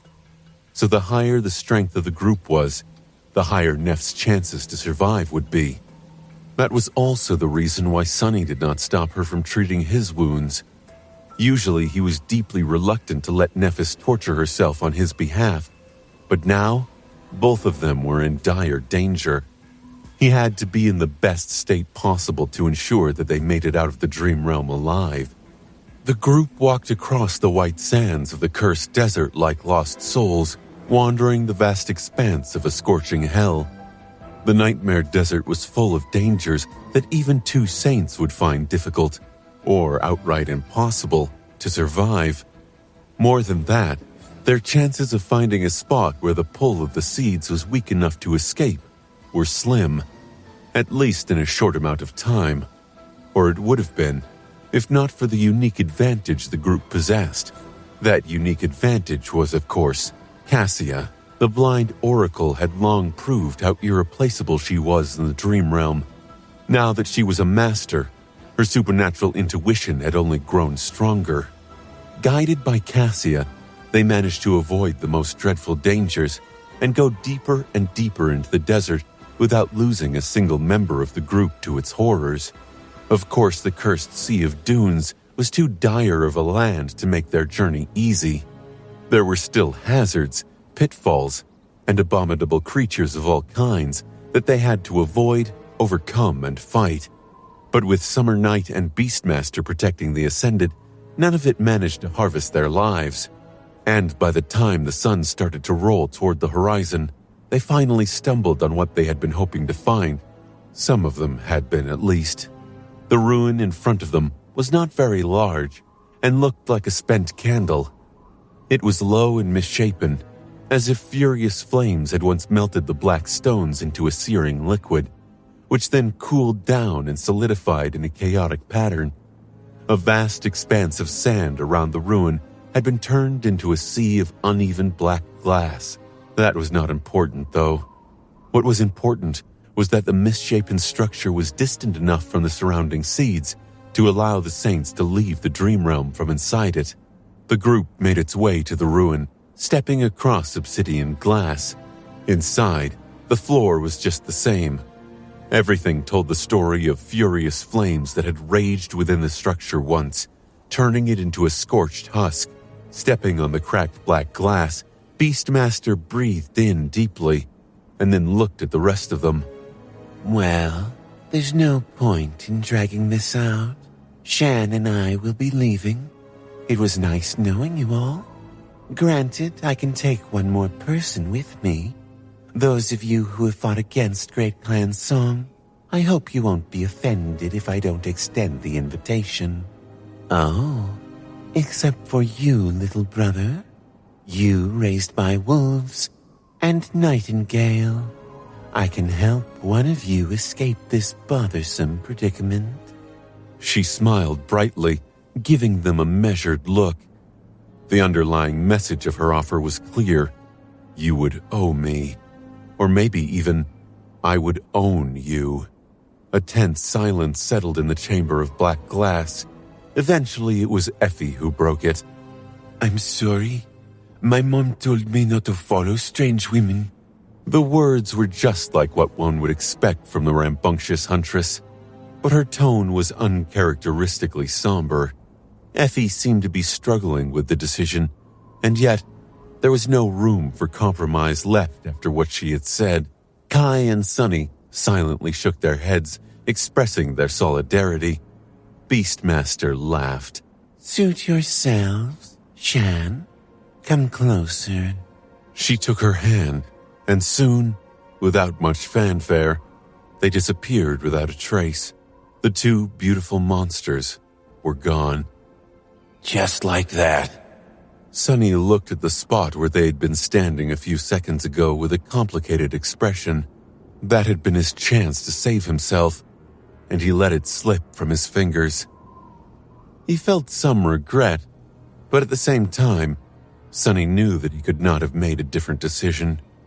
There was no way in hell that he would leave Kai, Effie, Jet, Cassia, and Nephis to die to save himself. He had been forced to do something similar twice, and those were some of the most vile moments of his life. This time, at least, no one insisted that he did. At that moment, a heavy sigh escaped from Summer Knight's lips. He threw a long look at Nephis, then walked over to her and gently took her hand. Lady Changing Star, please accept these memories. There is not much I can do to help you today, but these are some of the best weapons and tools I've been able to earn, receive, and collect. You must survive. I know you can, because you have already done it once. A pale smile appeared on Neff's face. It was so bitterly ironic. For her to be thrown back into the nightmare desert after suffering so much to escape it. She retracted her hand and looked away. Even though Sir Galid seemed to have expected an answer, Nefis remained silent. He lowered his hand, then took a step away and looked at Morgan. Lady Morgan, if you will, I am ready to take us back to the siege capital. Morgan smiled. Here they go. Now we will have to. And shook her head. Sunny blinked. No, not yet. Noticing confusion in Sir Galid's eyes, Morgan shrugged. You can take me away later, but for now we still have a chance to reach the pyramid. We can still complete our mission. Yes, our situation is far from perfect, but on the bright side, Clan Song is entirely out of the picture. The competition is gone. It would be foolish not to make an attempt. She looked at the rest of them. Plus, if we conquer the tomb of Ariel, everyone would be able to escape through its gateway. Why, wouldn't that be wonderful? Summer Knight's face hardened. Lady Morgan, I'm afraid I will have to insist. If we do not leave immediately, there might not be a siege capital to return to when we try again next time. The whole continent might be lost. She shrugged dismissively. Don't worry about that. We have 4 more days at least. Their conversation was extremely interesting. Morgan's confidence that East Antarctica would hold for 4 more days at the minimum was also fascinating. However, Sunny found himself distracted. That was because he suddenly felt a gaze. Someone was watching him, and from a direction where no one was supposed to be. He did not turn his head, but instead looked around through his shadows. In a distant corner of the glass chamber, a figure was reflecting on the fractured wall. However, there was no one there to cast the reflection. That bastard. Noticing Sunny's attention, the reflection smiled and waved a hand, or rather, a bloody stump. One of its hands seemed to be missing. The Black Skull was a death trap, so no one could escape the Nightmare Desert through its gateway. However, at least one other citadel was in this infernal region of the Dream Realm, the Tomb of Ariel. The Black Pyramid that always loomed just beyond the horizon like an ominous mirage, but never grew closer, no matter how far one went into the Sea of White Dunes. One of the main reasons why the great clans had come to Antarctica in the first place. Now that the expeditionary forces of both clans had been wiped out and the daughters of Keesong fully withdrew from the race, Morgan decided to make one last desperate attempt to reach the Daemon's tomb, which meant bad news for Sunny and other members of the cohort. Sunny knew that reaching the pyramid was their best and perhaps only chance of getting out of the desert alive. The others understood as well. Having a powerful saint and a princess of valor with them was a great boon. Summer Night and Morgan could make the lethal task of traversing the Nightmare Desert slightly less impossible to accomplish. There was just one problem. Without showing any emotion, Sunny stared at the reflection of Mordred through the shadows. The Prince of Nothing looked rather chilling. He was wounded, his armor battered and covered in blood. Where one of his hands was supposed to be, there was now only a bloody stump. Even one of his eyes was gone, replaced by a gaping hole.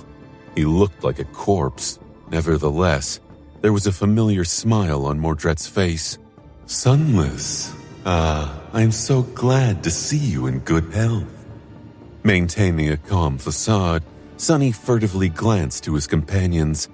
None of them seemed to have heard Mordred's voice. It appeared that it was being transmitted directly into his head. Maybe what Mordred was talking to was not Sunny, but instead Sunny's reflection. In any case, it was a little disconcerting. Great. Now I hear even more voices. Mordred lowered his bloody arm and coughed awkwardly. Oh, right. I guess you can't answer without announcing my presence to everyone. How about you nod once or twice to indicate? Sunny hesitated for a few moments, then silently reached out to the reflection. With the blessing of dusk, to his surprise, it worked. Continuing to act as if nothing had happened, he sent a mental message to the mangled reflection. How about you get out of my head and go die someplace else? No matter what you're scheming, I'm not interested. Mordred blinked. Well, what a pleasant surprise. We can have a conversation. How nice. Sunny sighed. He was quite exasperated. Why would I want to talk to you, bastard? This is all your fault. If not for your machinations, there would have been no battle. Then I wouldn't be stuck in this damned desert. The Prince of Nothing looked at him with a smile. This is uncalled for, Sunless. I'm a bit hurt. Sure, I might have pulled a few strings to make the battle happen, but how was I supposed to know that you would decide to participate in it on my family's side? After all, it was you who told me over and over again that you didn't want to have anything to do with the great clans. So, blaming me for everything is a little unfair. I'm the one who is supposed to be disappointed and angry. All those lies. Mordred's smile widened. But being the forgiving and broad-minded person that I am, I'm willing to put my grievances aside. Here, I've decided I forgive you, Sunless. No need to even mention it. Sunny felt tempted to turn his head and stare at the reflection. This lunatic has completely lost his mind. He slowly exhaled. What do you want? Mordred's reflection shifted slightly, avoiding a random glance from Sir Galid. Then he looked at Sunny and lingered for a few moments. I see that my sister has decided to try reaching the tomb of Ariel. I suppose you are tempted to join her? Sunny frowned slightly. Yes, I am. Why wouldn't I be tempted? The Black Skull is now in the hands of a great abomination thanks to a certain someone. So the pyramid is our best bet to escape the Nightmare Desert. Mordred stared at him with a smile. Oh, but it's not. Don't listen to my sister, Sunless. She is young and inexperienced. None of you can reach the pyramid. It's impossible. That finally forced Sunny to react, turning away to hide his face from the members of the cohort, Morgan and Sir Galid. He looked at the reflection with a deep scowl. Oh yeah? How would you know? The Prince of Nothing shrugged. Simple, really. It's because I've already seen Asterion try it once and fail. So, let me ask you a question. If a sovereign failed to reach the tomb of Ariel, what makes you think that your ragtag team of Ascended can succeed? Sunny was startled. Mordred had just confessed a piece of truly shocking information. Asterion had already been to the Nightmare Desert, and it had happened while Mordred was still with him. So, more than a decade ago at least, 1,000 questions instantly appeared in his head. I don't know enough to guess who can reach the pyramid and who can't. Does it matter, though? It's not like there is a better solution. But why did Asterion want to enter the tomb of Ariel? No, wait. If even he had failed, then why did your father and Keysong still send their people into the desert? Morgan chuckled. Because Asterion doesn't have to report to them what he does. I know, but they don't. And even I don't know what his motives were. As for the pyramid being the best solution, are you sure about that? Sunny remained silent for a while, then said reluctantly, No. If what you said is true. The Prince of Nothing grinned. It is so pleasant to talk to a smart person. Let's put aside the question of my honesty for now, yes? The tomb of Ariel seems like a solution, but it isn't. My sister can't help you save yourself and your companion, Sunless.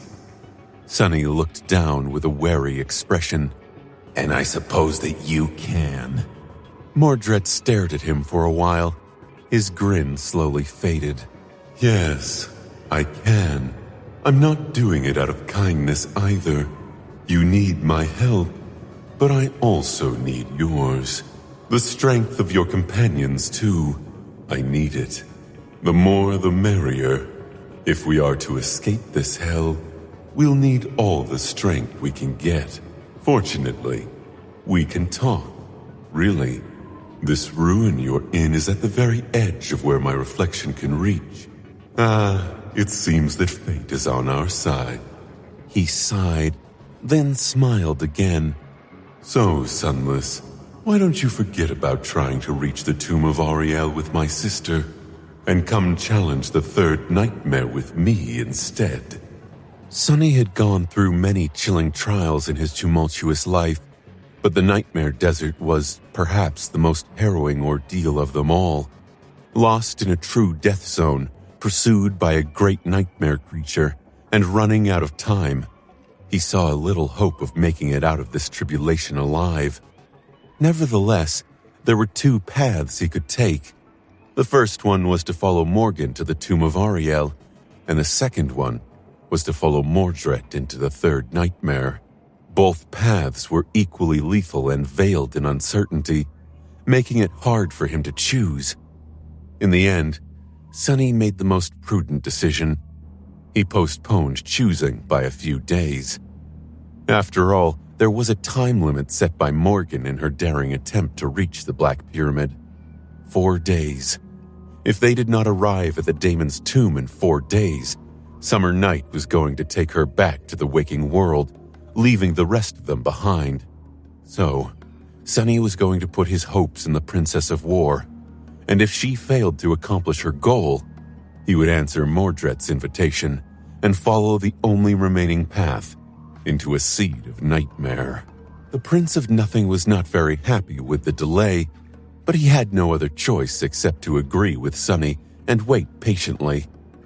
He needed the strength of Changing Star's cohort if he was to challenge a third nightmare, especially one that he knew nothing about, and would be entering without any preparations.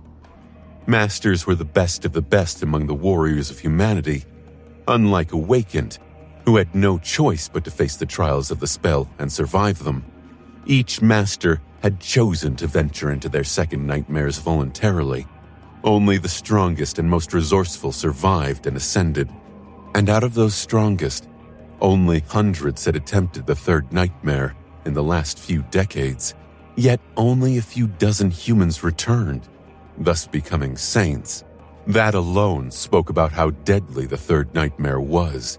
Needless to say, Sunny was not very enthusiastic about venturing into the third nightmare at the ripe age of 20.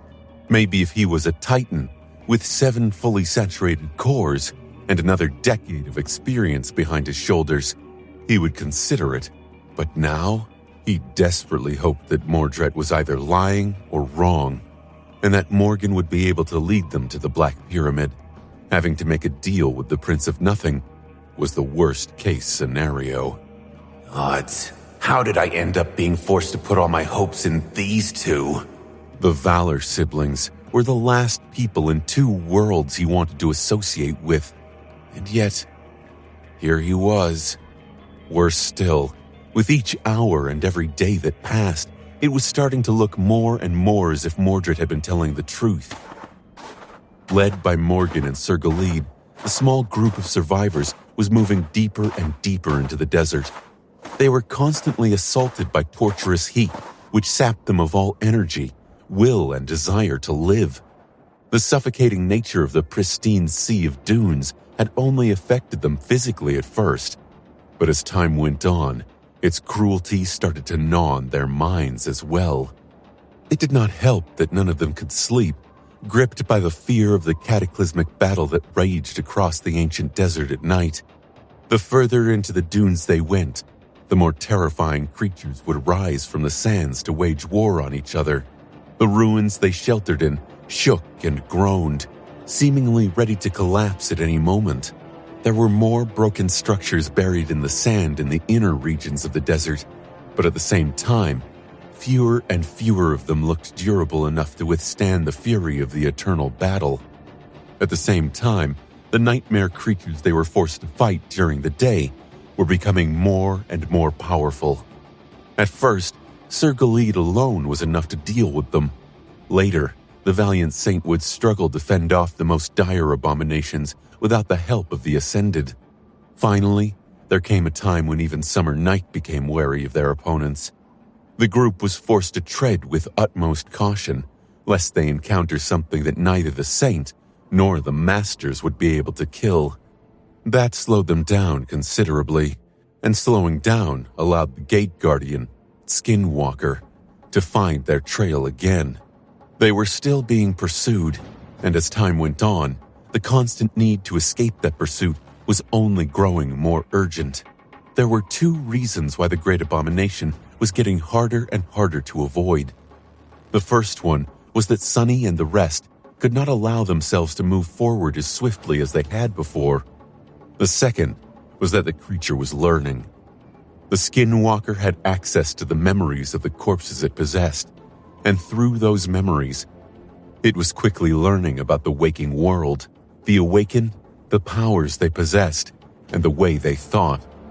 At first, it had only been able to study the memories of several dozen vessels that it had hunted down and taken in the desert, so the process was relatively slow, but the creature had most likely escaped into the waking world as well.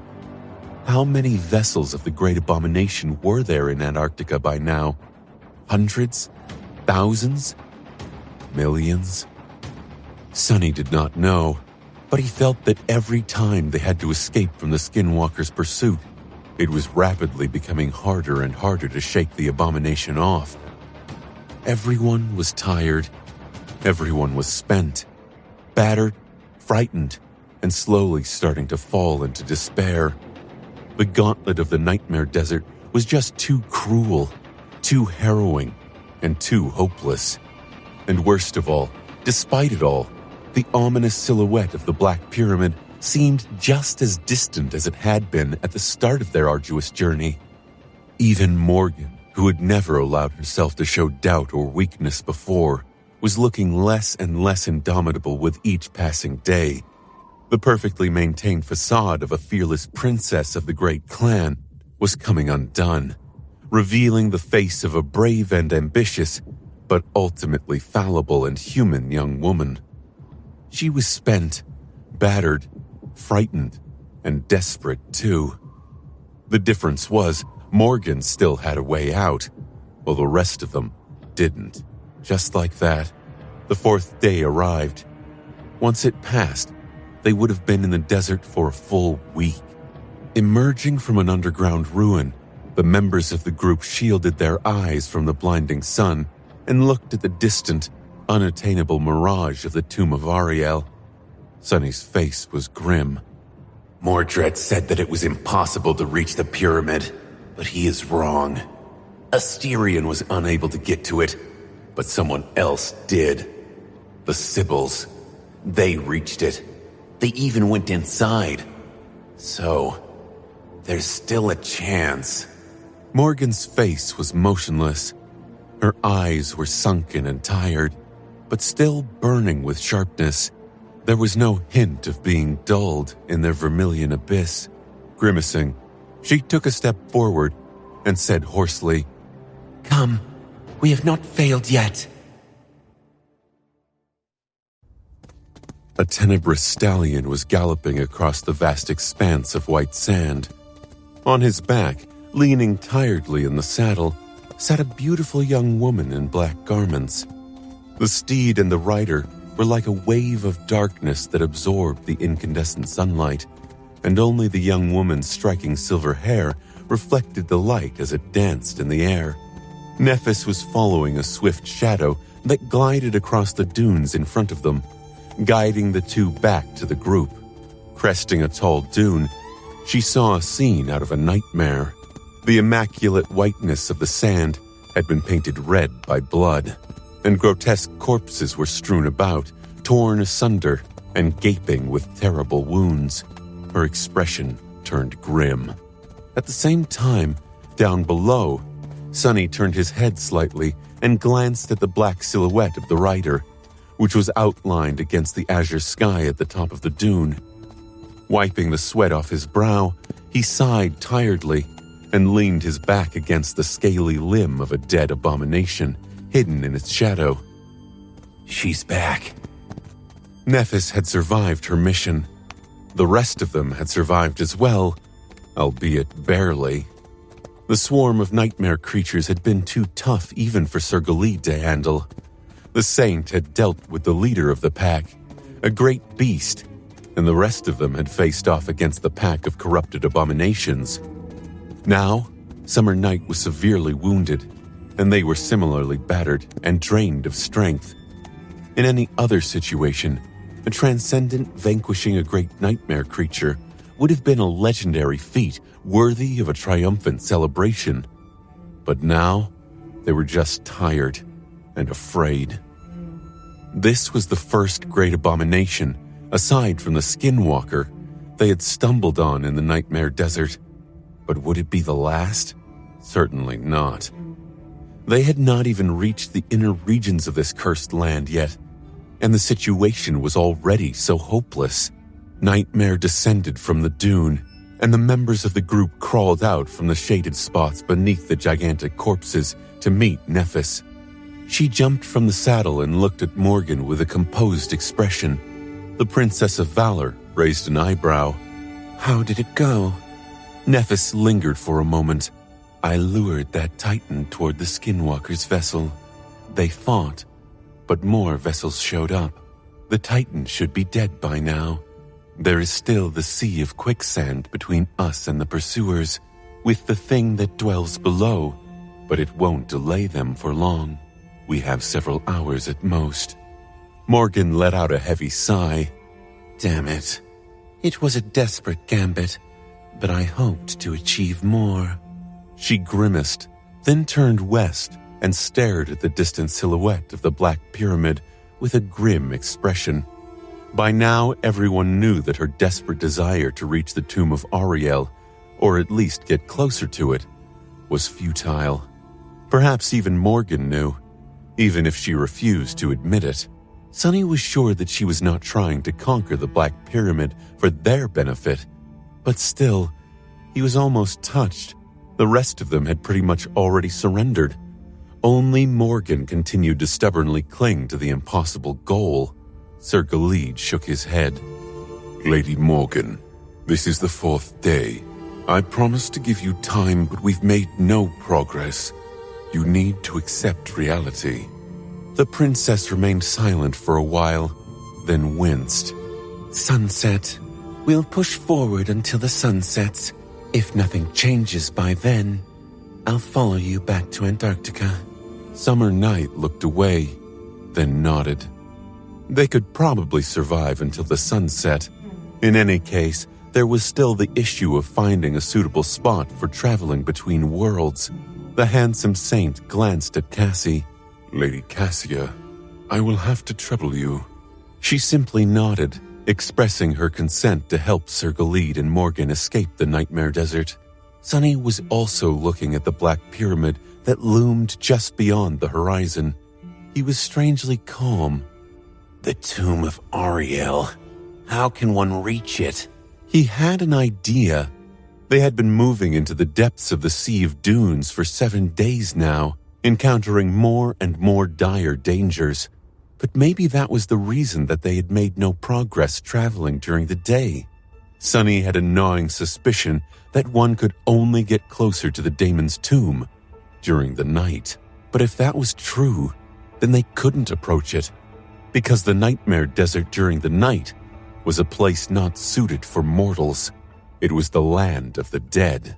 With a sigh, he took a sip from the endless spring, dismissed it, and started walking. It's so damn hot. They survived another day, even if some of them were on the verge of wishing that they hadn't. There had been more fights, more blood spilled. The Skinwalker was looming close, growing more and more inescapable. The sun was falling behind the dark silhouette of the Black Pyramid as if being pierced by its sharp tip. The tomb of Ariel was just as it had been from the very start, seemingly within grasp, but also utterly unreachable. As if mocking them, limping, Sunny stepped over the corpse of a slain nightmare creature and walked between two black obelisks that served as a gateway to a buried ruin. This place was going to be their shelter for the night, the 7th night that they would spend in the desert. This place was going to be their shelter for the night, the 7th night they would spend in the desert. It was also where Summer Night and Morgan were going to leave them. Inside a vast underground chamber, hidden beneath the ruin, the members of the cohort were listlessly sitting on the ancient stone floor. Morgan was apart from everyone, nursing a broken arm. Her resilient body was littered with wounds, and she was too low on soul essence to heal them. There was a dark and resentful expression on her face. Everyone seemed to have tacitly agreed to give her some space. Well, Sunny was not someone who had a lot of tact. Walking over to the princess of the great clan Valor, he lowered himself to the cool floor in front of her. Morgan looked up, momentarily confused. Master Sunless, you must be disappointed in me. Sorry. It seems that I am not as capable of a leader as I thought. He remained silent for a while, then shrugged. I don't care about that. She smiled bleakly. Oh, if you have not come to chastise me, then what do you want? Sunny looked at her somberly. After you and Sir Galid are gone, the rest of us are going to try challenging the 3rd nightmare. That is the only way left for us. So I just wanted to ask if Clan Valor was going to start harassing me again, in case I survive. No one was allowed to become a saint without the permission of the sovereigns. It might have had something to do with what Professor Obel theorized once, that the appearance of gates was innately tied to the advancements of humans on the path of ascension. It might have been just because the sovereigns were unwilling to let anyone grow too powerful without becoming a part of their domains. In any case, Sunny wanted to get some assurances that he was not going to be hunted down by the great clans, on the small chance that he managed to return from the 3rd nightmare alive. Looking at him, Morgan suddenly let out a low laugh. 3rd nightmare? You don't have to worry about that. He frowned. The proud princess seemed to have lowered her perfectly maintained facade. If that was the case, he suddenly felt a compulsion to push his luck a little. I have another question. Morgan looked at him silently.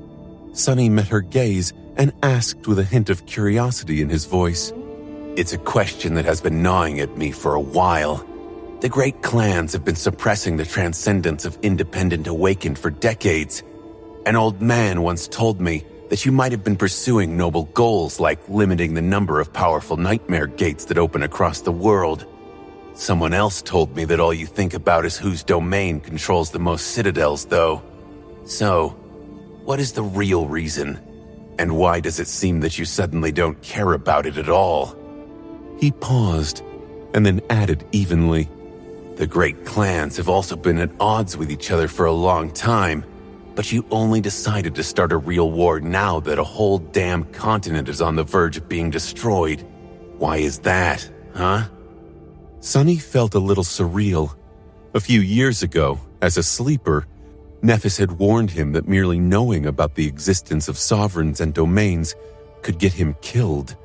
And now, as a master, he was directly asking such questions to the daughter of a sovereign. Well, it was not like Morgan could do anything to him right now. What punishment could be worse than leaving him behind in the middle of the nightmare desert? Sunny was already as good as dead, so there was no reason to hold back. She looked at him for a while, keeping silent. To Sunny's surprise, there was no anger or disdain in Morgan's eyes, only a strange, grim amusement. You don't know. He shook his head. Morgan frowned and let out a hoarse chuckle. Well, both of your questions have the same answer. The probability of powerful nightmare gates opening across the world. We wanted to keep it as low as possible, yes. Wishing to control more citadels, we wanted it too. But now, we indeed don't care about suppressing the number of saints that much. Sunny looked at her with a burning intensity. Why? Morgan smiled darkly. Why else? Because there's no point in doing so anymore. The critical mass has already been reached. My father and Qi Song postponed it for as long as they could. But now, there's no way to slow down the pebble anymore. It has already become an avalanche. She leaned forward until her face was mere centimeters away from Sunny's and whispered into his ear. What? Did you think that the chain of nightmares was going to stop with the southern quadrant? No, Master Sunless. It is just the start. Soon enough, all of Earth will be the same as Antarctica. Every continent, every city, every home, all of it. All of the waking world will be swallowed by the dream realm. She leaned back, leaving Sunny staring at her in shock. His mind seemed to be frozen. Morgan studied his motionless face with a smile, and then sighed. 2 weak domains can't withstand the future. Only one powerful domain can. So you see, one way or another, either valor or song must fall. There can be only one king and one throne. She lingered for a few moments, and then stood up. I wish you luck, Master Sunless. Go, conquer the third nightmare, and become a saint. Did you think that the great clans would try to stop you? Now that the end has begun, we'll need all the saints we can get. Morgan turned away and walked in the direction of Sir Galid, her vermilion eyes drowning in darkness.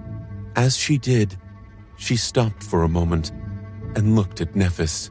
Sister, I will wait for you in Bastion. Don't take too long. With that, the Princess of War took Summer Night's hand. Soon they were gone, leaving the 6 of them, Sunny, Nephis, Cassie, Effie, Kai, and Jet, alone in the underground chamber. The echo of her words was roaring in Sunny's mind, leaving him paralyzed. After a while, he shifted slightly. Oh, of course. Outside, the armies of the ancient dead were locked in an eternal battle, and a cold moon shone above the Stygian edifice of the dreadful old tomb. A suffocating cloud of pristine sand had blotted out the sky, and hurricane winds were raging across the vast sea of white dunes.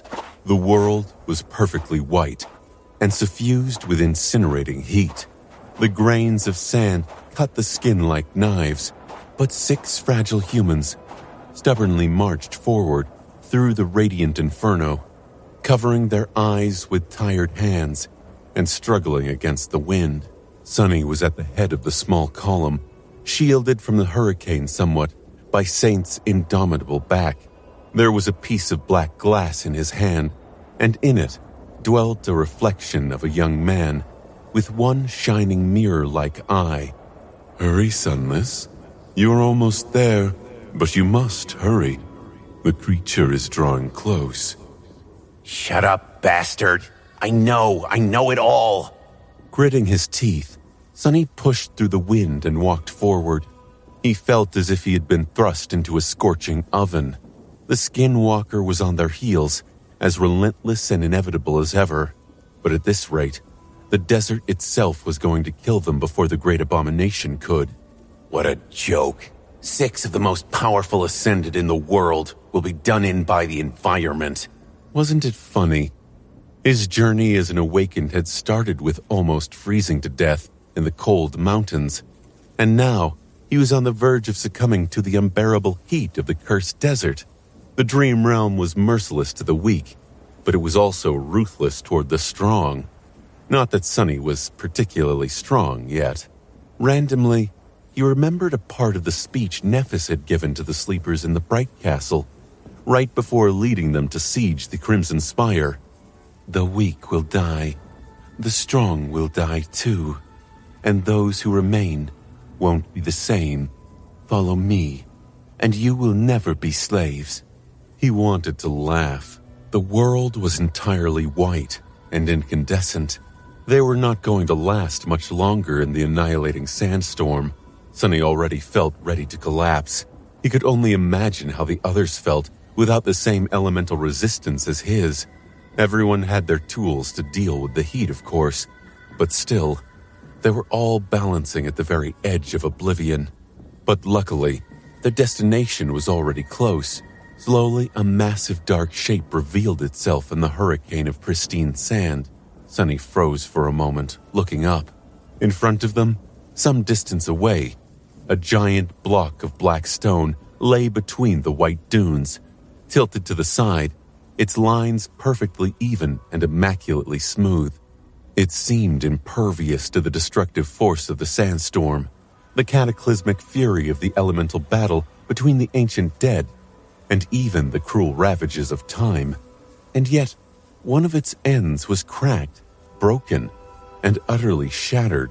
Sunny did not know what unholy blow could have damaged the indestructible black stone, and did not want to know.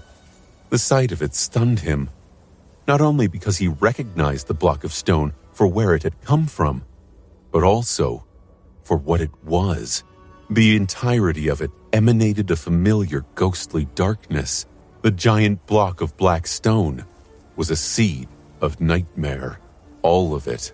Beneath the seed, shielded from the wind by its vast expanse, a monstrous winged abomination lay on the sand. Its powerful limbs and long tail were dwarfed by the size of the black stone block. But none of them were deceived. The creature was massive and dangerous. It raised its long neck and looked in the direction of the six masters, making their tired bodies tense up. At the same time, Mordred's reflection smiled. Oh, don't mind me, Sunless. That body is unsightly, huh? Let me change quick. The abomination opened its maw, and a small human body fell out of it into the sand. A moment later, the creature suddenly dropped its head, lifeless.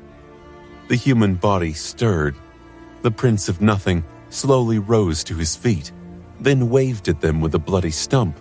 The wind carried his voice. Run! The Skinwalker is almost here!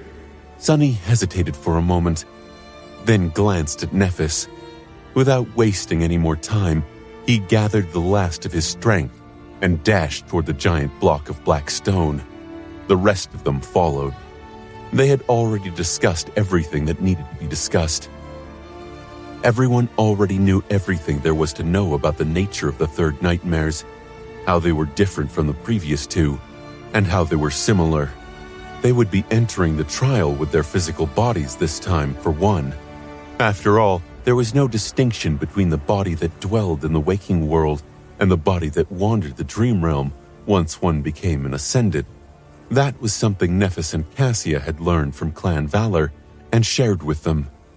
It was good to know. Apart from this fact, though, the nightmare they were going to enter was completely unknown. The Skinwalker was breathing down their necks, so there was no time to hesitate. Sunny reached Mordred and looked at him with a scowl. You better not pull anything once we're inside. The Prince of Nothing lingered for a moment, then grinned. Ah, you took the words out of my mouth, Sunless. Let's survive. Sunny nodded, then turned to his companions. What was there to say? He forced out a smile and shouted, Everyone stay alive. We will return as saints. With that, he spared each of them one last glance. There were sparks of white flame dancing in Neff's eyes. Cassia was pale, but full of unbreakable resolve. Kai was looking at the black stone with a sense of resigned trepidation. Effie seemed grim and determined. Jet was smiling. She shook her head lightly and grinned. Life is surely unpredictable. Who would have thought that I'd end up challenging the third nightmare after all? Soul Reaper laughed as she looked at Sunny. Sunny, thank you. He stared at her for a moment, then shook his head. What a lunatic. With that, he turned around and took a step toward the black stone. 1 step. 2. 3. Slowly, the white inferno of the raging sandstorm disappeared. and all that remained was boundless darkness. In that darkness, Sunny heard the voice of the spell. Ascended, prepare for your third trial. The words echoed in the void. 13,700,077 brave ones. Welcome to the nightmare. Sunny's eyes widened. What? Sunny dreamt of a black pyramid. Somber and wreathed in darkness, it rose from a sea of flawlessly white sand like a towering mountain. Its slopes were like vast plains, and its sharp peak was like a spear that pierced the heavens. Outlined against the backdrop of starlit sky, the pyramid was like a black rift in the fabric of the world. Its edifice was built from millions of colossal stone blocks. Each block was darker than the darkness itself, and perfectly aligned, leaving no gaps between them. And each of them, Sunny felt a cold terror grip his heart. Each of the stone blocks was a seed of nightmare. There were millions of them, some already in bloom, some still waiting for their turn to blossom. At the base of the pyramid, the nightmares were shallow and weak. Higher, they were harrowing and unfathomable. And higher still, the slope of the colossal pyramid was broken and covered in cracks, with many blocks either shattered into dismal dust or missing. 4 vast scars were tainting its immaculate surface as if some unholy beast had torn through the eternal stone with titanic claws. Above the scars was a narrow capstone, but Sunny was not someone who could gaze upon it. The moment he did, his soul convulsed in agony, and his consciousness shattered. The time reversed its flow, but then stuttered and froze. The time warped and screamed. The silhouette of the Black Pyramid exploded into a myriad of lightless shards. There was the sound of wind whistling in his ears. He was falling, coming to his senses, still distorted. He sighed. Here we go again. Before doing anything else, Sunny summoned the Essence Pearl. The next moment, he hit the water. Ha! I just knew this would happen. Instead of thrashing wildly, he let his body sink and waited for the breathing memory to manifest itself. At the same time, Sunny extended his shadow sense outward and tried to understand the nature of his surroundings. Water. Nothing but water. Oh, that's strange. Wasn't I in the desert just a few moments ago? They entered the nightmare through a giant block of black stone that lay between the dunes, half buried in the sand. Since the seed was in the desert, the nightmare was also supposed to take place in the desert, unless the spell had sent them into a past so distant that the desert itself did not exist yet, hidden at the bottom of a sea. The thing, though, was that that's very strange. The cool water around him was not seawater. It was fresh water. If Sunny was so inclined, he could open his mouth and drink as much as he wanted. Not that he would, of course. One thing was certain. Sunny had already guessed it before, but after witnessing the tomb of Ariel in the vision at the start of the nightmare, he was now sure. The giant block of black stone was, in fact, one of the building blocks of the Great Pyramid.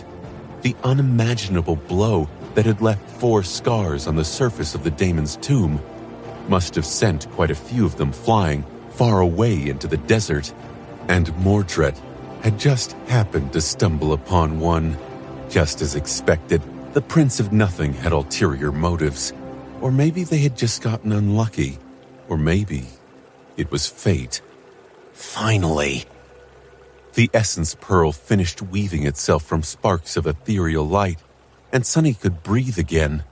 He could also see again, not that it was of any use. In any direction he looked, there was nothing but clear water. There was a current, too. A strong and turbulent one. Sunny felt himself being pulled by it, unable to resist. Back to the surface. Breathing out a little, He watched the direction in which the bubbles rose and followed. This time, Sunny did not have to panic and worry about drowning, since he had come prepared. The essence pearl was held safely in his mouth.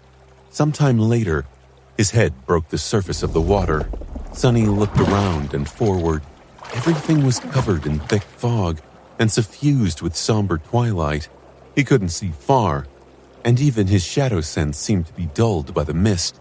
If there was one consolation, it was that the mist seemed to be of a harmless, albeit somewhat mystical kind. It was not the harrowing fog of the Hollow Mountains or its like. I should be thankful, I guess. But he was not.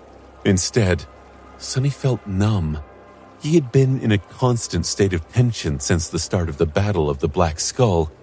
The third nightmare was in no way less of an ordeal than the Nightmare Desert, but for now, at least, Sunny was safe. There were no nightmare creatures in the water, and no terrible danger waiting to swallow him alive.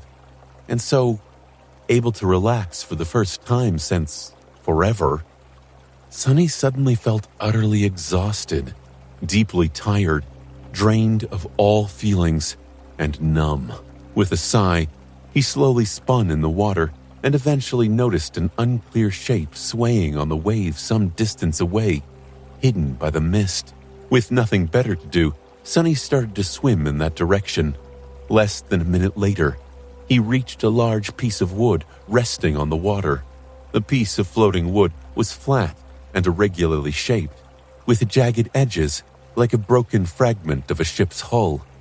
Most importantly, it was big enough for Sunny to climb on, with plenty of room to spare. Pulling his tired body out of the water, Sunny climbed onto the slightly curved wooden raft and sprawled on it, looking up. There was no sky, only swirling mist. His thoughts were slow and heavy. Well, at least it's not so hot anymore. That desert was a real nightmare. The Nightmare Desert. What a fitting name. He was now inside the third nightmare, and an exceedingly bizarre one at that. The source of the nightmare was the tomb of Ariel. Funnily enough, the cohort had failed to reach the real pyramid in the dream realm, but still ended up brushing against the illusory copy of it. The very beginning of the nightmare was highly unusual as well. Sunny had not seen time flowing in reverse, as was supposed to happen, so he had no idea where exactly he found himself, and had no hint of what he needed to do to resolve the conflict of the sea.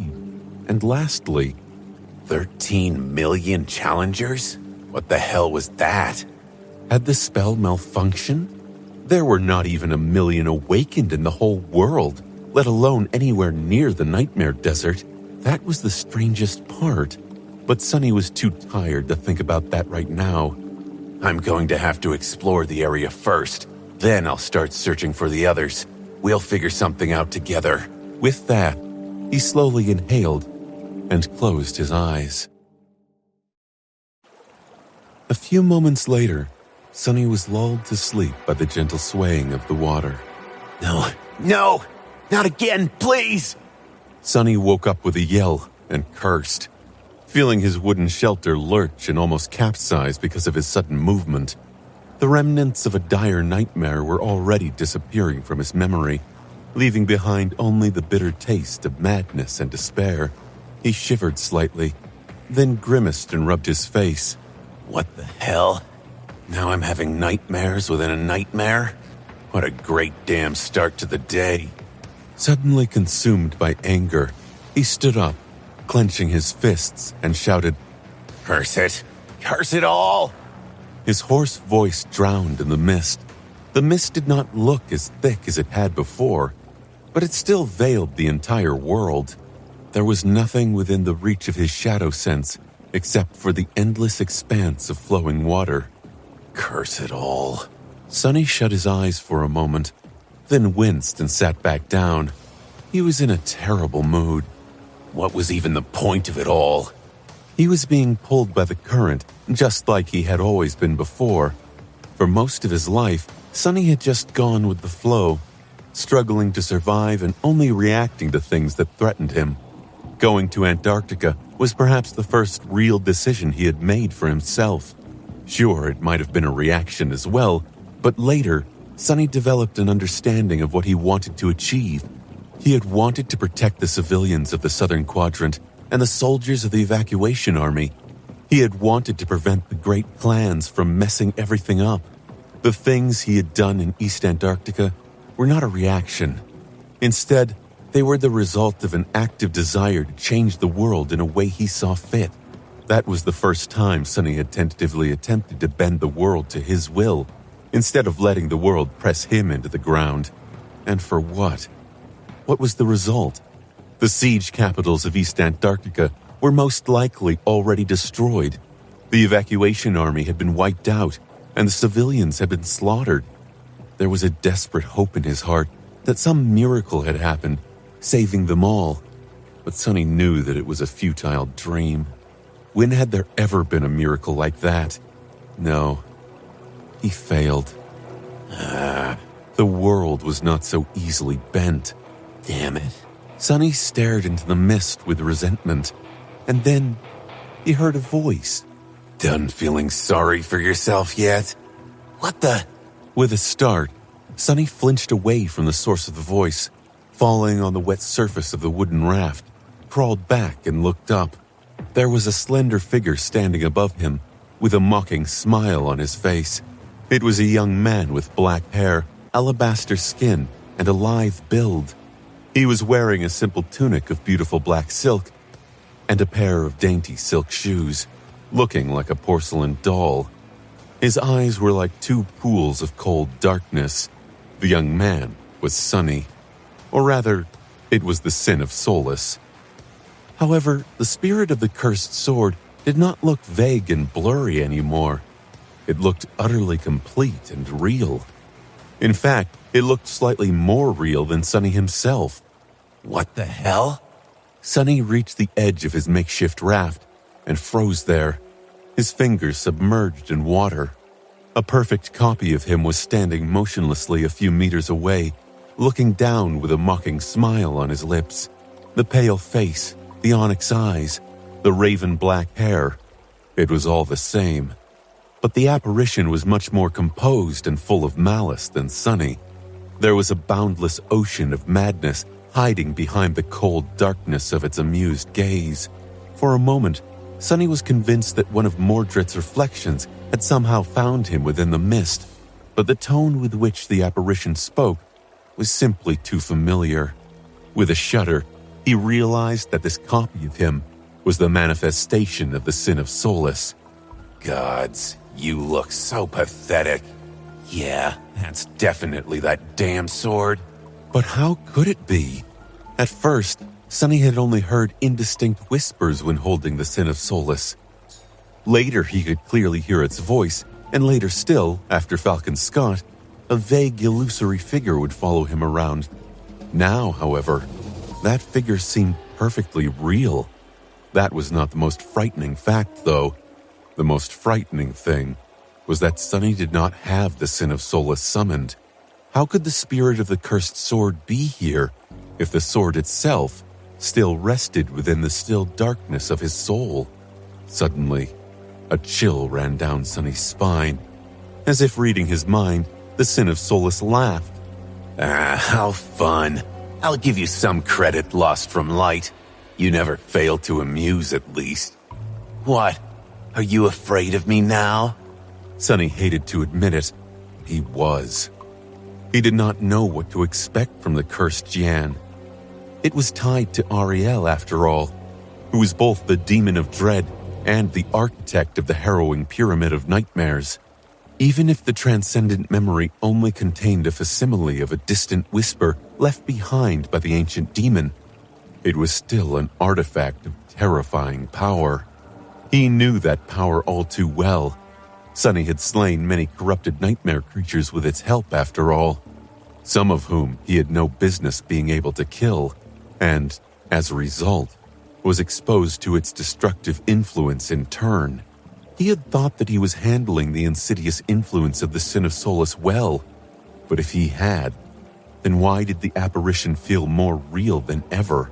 How was it able to appear before him without him even holding the cursed sword? Sonny remained silent for a while, then forced out a smile. Afraid of you? Nonsense, of course not.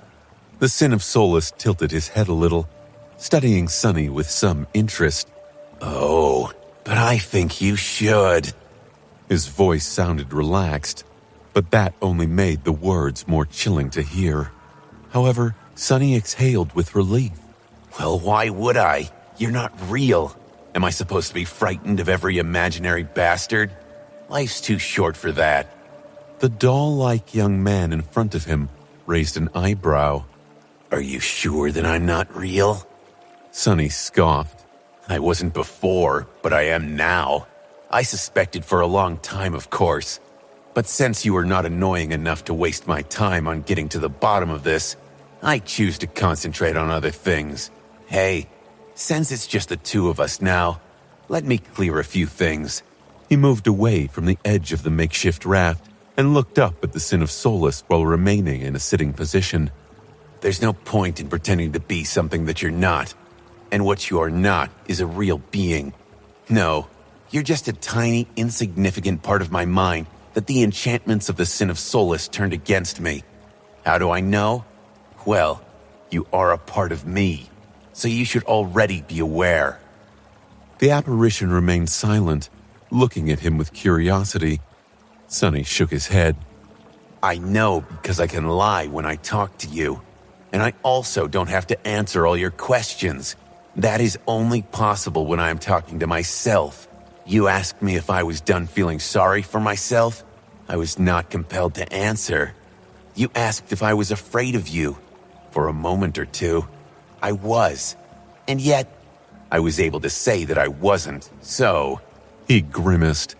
Really, I should have realized it the first time you kept distracting me with your annoying questions. And I told you to shut up instead of giving you a real answer. I feel ashamed that it took me so long. The Sin of Solus chuckled. Oh, but your flaw is a subjective thing, isn't it? Maybe you can lie to me not because I am a part of you, but simply because you believe that I am a part of you. Sonny smiled. Wouldn't it be great if my flaw were so easy to deceive? No, that is not the case. Plus, I had no reason to believe that you weren't an actual entity before. If anything, it would have been the other way around. The apparition remained motionless, staring at him with a bleak expression.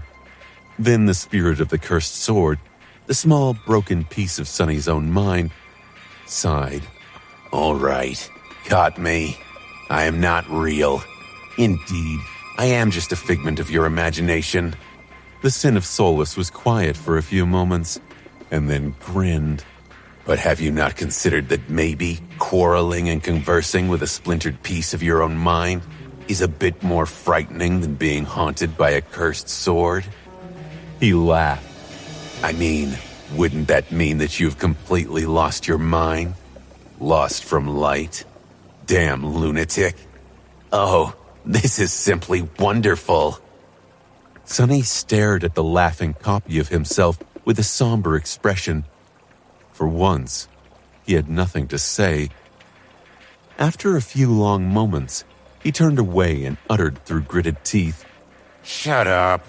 The water was murmuring softly as the strong current pulled the makeshift raft forward. The mist was slowly growing less thick, but Sonny couldn't see or feel anything in it. When he grew thirsty, he summoned the endless spring and drank from it, looking at the clear water around him with suspicion. When he got hungry, he summoned the covetous coffer and took out some rations from inside it. Should have stocked up before leaving the siege capital. To Sonny's disappointment, his supplies were already running low.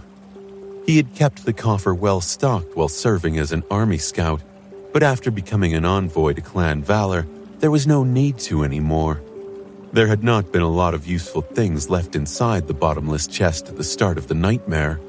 It was hard to tell how much time had passed since Sonny entered the nightmare too. The dim twilight permeating the mist never grew brighter or darker. However, He felt as if it had not been more than a couple of days. He had spent most of his time numbly staring at the wood grain of his makeshift raft. For some reason, it looked strangely familiar. The strange sense of familiarity was driving Sonny crazy. But then again, perhaps it was the fact that he had gone crazy that caused the irrational sense of familiarity with a random piece of flotsam.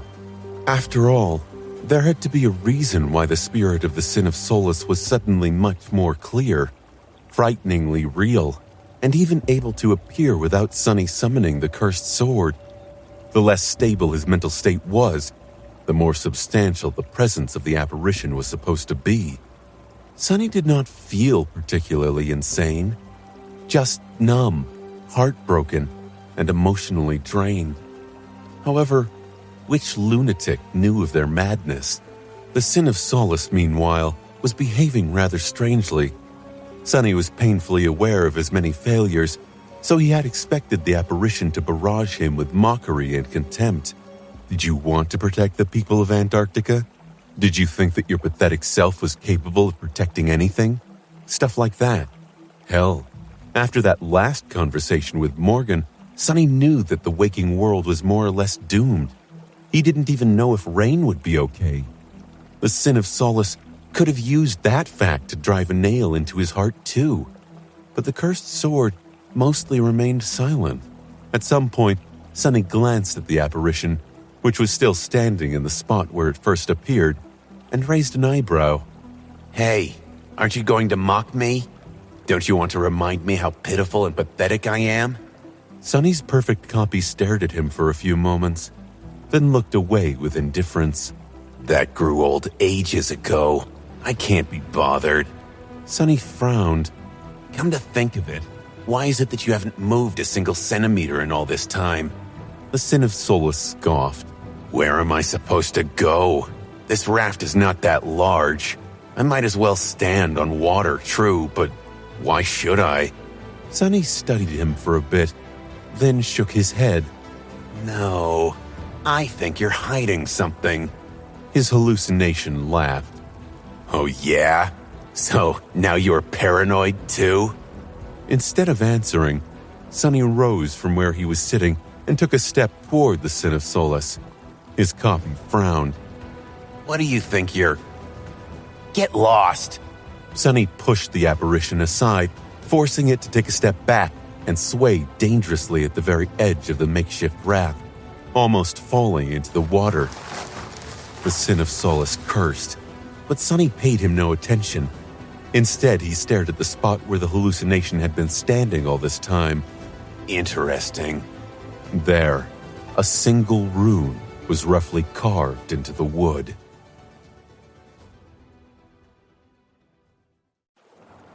Not paying the Sin of Solace any attention, Sonny bent down and studied the rune. It was carved into the wood, but not with any kind of instrument. The grooves were deep, but crude and uneven, with rough and shaky edges. It was as if someone used their nails to scratch the rune into the wood surface in a fit of madness. The rune was a familiar one, too. Wish. It had other meanings, too. Desire, yearning, longing, aspiration, even hope. Sometimes, depending on the context, Sonny knew that rune all too well. How could he not, after spending so much time on the Chained Isles? But its most fundamental meaning was just that, a wish. He stared at the rune for some time, thinking, who had carved it into the ancient wood? And why? Had it been carved before the piece of wood he was using as a raft ended up as flotsam? Or after? What did it mean? Sonny hesitated for a bit, then tentatively scratched at the wood with his fingernail. It was really tough, much tougher than mundane wood would have been. This raft of his turned out to be sturdy. He wouldn't be able to leave a scratch on it without losing a nail or two. What are you doing? Sonny glanced at the Sin of Solace, who was looking at him with a bewildered expression. Playing dumb, huh? He pointed to the rune. Trying to hide it from me? The apparition tilted its head in confusion. Hide what? An angry expression appeared on Sonny's face, and he gritted his teeth. Stop messing with me, you pale bastard. You've been standing here this whole time, as if trying to prevent me from noticing the rune. However, deep inside, he felt a hint of doubt. Was he now seeing things? Was the rune not there? The Sin of Solace suddenly laughed. It's your expression. It's priceless. What about the rune? So there is a rune. Why would I care? In fact, why do you care? You seem completely beside yourself. Sonny frowned, remained silent for a while, then let out a sigh. Indeed, why would he care about some rune? Yeah, it might have possessed some meaning, like hinting at something about hope. But a single rune was not enough to learn anything. Maybe he was just so bored that he made a big deal out of nothing. Maybe he was just trying hard not to think about other things, like the fate of East Antarctica, or rain, or himself. With a sigh, Sonny sprawled on the ancient wood and stared into the mist. East Antarctica was most likely finished. This was an appalling tragedy, and a personal wound for Sonny. For the first time in his life, he had tried to act upon his nascent principles, and failed. In the end, his intervention didn't amount to anything. Sure, he had prevented the great clans from causing the deaths of many civilians and government soldiers, but with the great abominations now rampaging across the southern quadrant, how many of those people he had saved would survive? This feeling. How bitter. The taste of failure was painful enough to make him want to never have such desires again, to never have the nerve to try and force his will upon the world again, to never try. So childish. He was like a novice who had swung his training sword once, failed to perform the cut properly, and instantly gave up on wanting to learn swordsmanship. How many thousands of swings had it taken him to gain a basic level of control over his blade on the Forgotten Shore? One failure, no matter how pitiful, was not a reason to stop trying. Nevertheless, even if he somehow overcame his disillusionment and numbness, the cruel truth remained the same. The chain of nightmares was only the start of a global catastrophe. Sonny did not know how many years the destruction of the waking world would take. A couple? A dozen? Or 100? But he believed Morgan when she told him that it would be inevitable. The scope of this truth was so vast that he could not even really comprehend it. It was the end of the world. Or was it? I'm stuck here in the third nightmare, and may very well die. But Rain is out there in the waking world, which might be consumed by a global cataclysm at any moment. Sonny could not help but feel restless, disheartened, and afraid for his sister. At least Serpent is with her. It will protect her. Regardless of that, the revelation of the dire future forced him to look beyond his own experiences and motivations. Sonny had been struggling against many things ever since becoming an awakened. His indignation at becoming bonded with Nephis, his desire to be stronger than her and escape the chains of fate, his animosity toward the great clans, and his ambition to see as many people as possible survive the chain of nightmares. All these matters were important and valid. But, blinded by them, he never seriously considered the most fundamental conflict, mostly because it had always seemed too large and distant to have anything to do with a small and insignificant person like him. The nightmare spell was slowly consuming humanity. Now that he knew that the waking world had reached the point of no return, Sonny couldn't ignore the looming terror of it anymore. This is just infuriating. I can't believe that I ended up being the bigger fool out of the two of us. Back when Nephis had told him that her goal was to destroy the spell, Sonny called her a lunatic, and he still believed that she was. Her desire was nothing but pure madness. However, as it turned out, the world they lived in was a world of madness, so it was Sonny, who just wanted to operate a memory store and live a peaceful life, who was misguided. In retrospect, maybe Neff's desire to conquer all the nightmares and destroy the spell was a bit insane, But Sonny's desire to just be free of it all and live carefree was pure lunacy. The only sane ones were probably the people who fell somewhere in between those two extremes, like Effie. Laying on a makeshift raft that was being pulled through the boundless mist by a powerful current, Sonny suddenly burst out in laughter.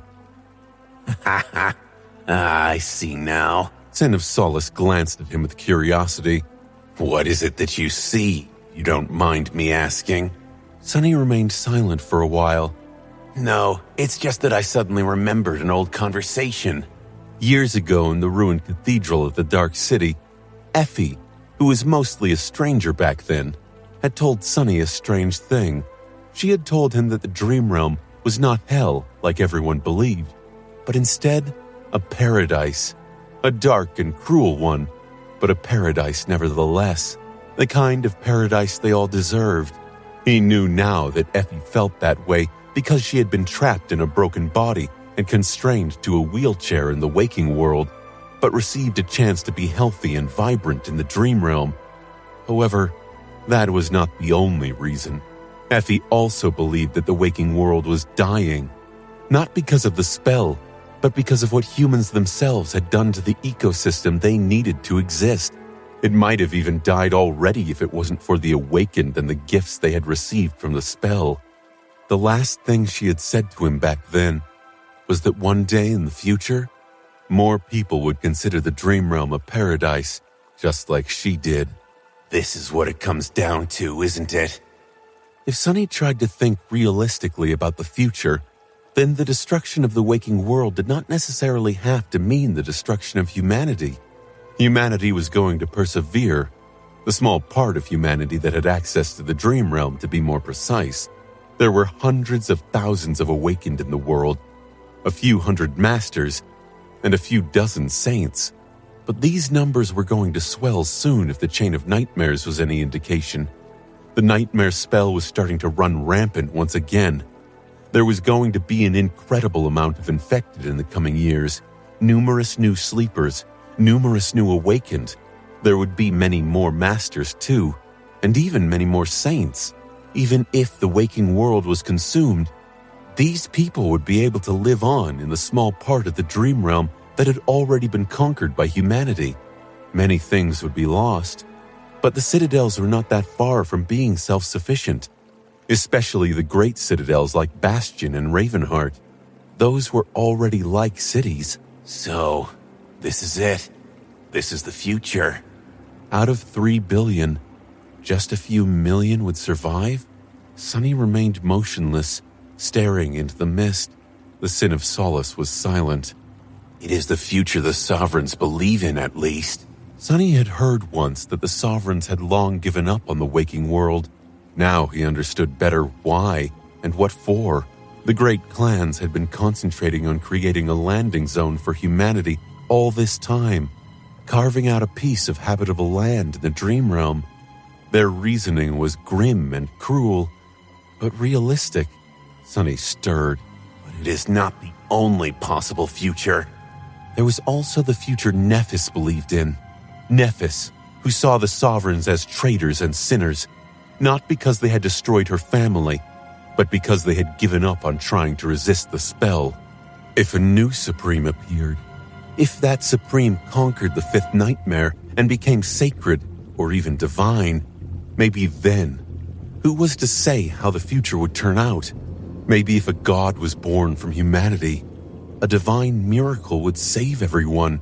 Wasn't it a sweet dream? Sure. The probability of something like that happening was 0. It was not realistic at all. It was impossible, just with a bit of wishful thinking. However, Sonny couldn't help but allow himself to bask in that unrealistic dream for a few moments. He turned his head, staring at the lone rune that was carved into the ancient wood of his makeshift raft. Wish. Even though he knew that a miracle would not happen, he still wished that it did. But then, what was Sonny's wish? He wanted to be free. Despite everything, he still wanted to be free. He wanted to have a choice, to be the master of his fate, not a slave to it. He wanted to be strong, too. Strong enough to break his chains and protect those he loved. He wanted to live a good life. It's time to stop thinking about the big picture and concentrate on what exactly I have to do right now. Most of the people he cared about were now inside this nightmare. There were a few of them in the waking world as well, including Rain. So his goal was rather simple. First of all, he had to survive. He also had to find his friends and make sure that they survived too. Then, they had to conquer the third nightmare and return to the waking world. A god might descend from the machine to save humanity, or not. Most likely not. In any case, it would not happen anytime soon, so the next few years at least would go according to the future that the sovereigns envisioned. In the future, the value of a saint would be tremendous. A saint would not be easily dismissed or bullied. In fact, the opposite would be true. So Sonny had to become a saint. This was very convenient considering that he was already inside a third nightmare, and the only alternative to transcendence was death. Additionally, as a saint, he would be able to bring people, even mundane people, into the dream realm. So, should the waking world perish, he would be able to save Rain and a few others from that destruction.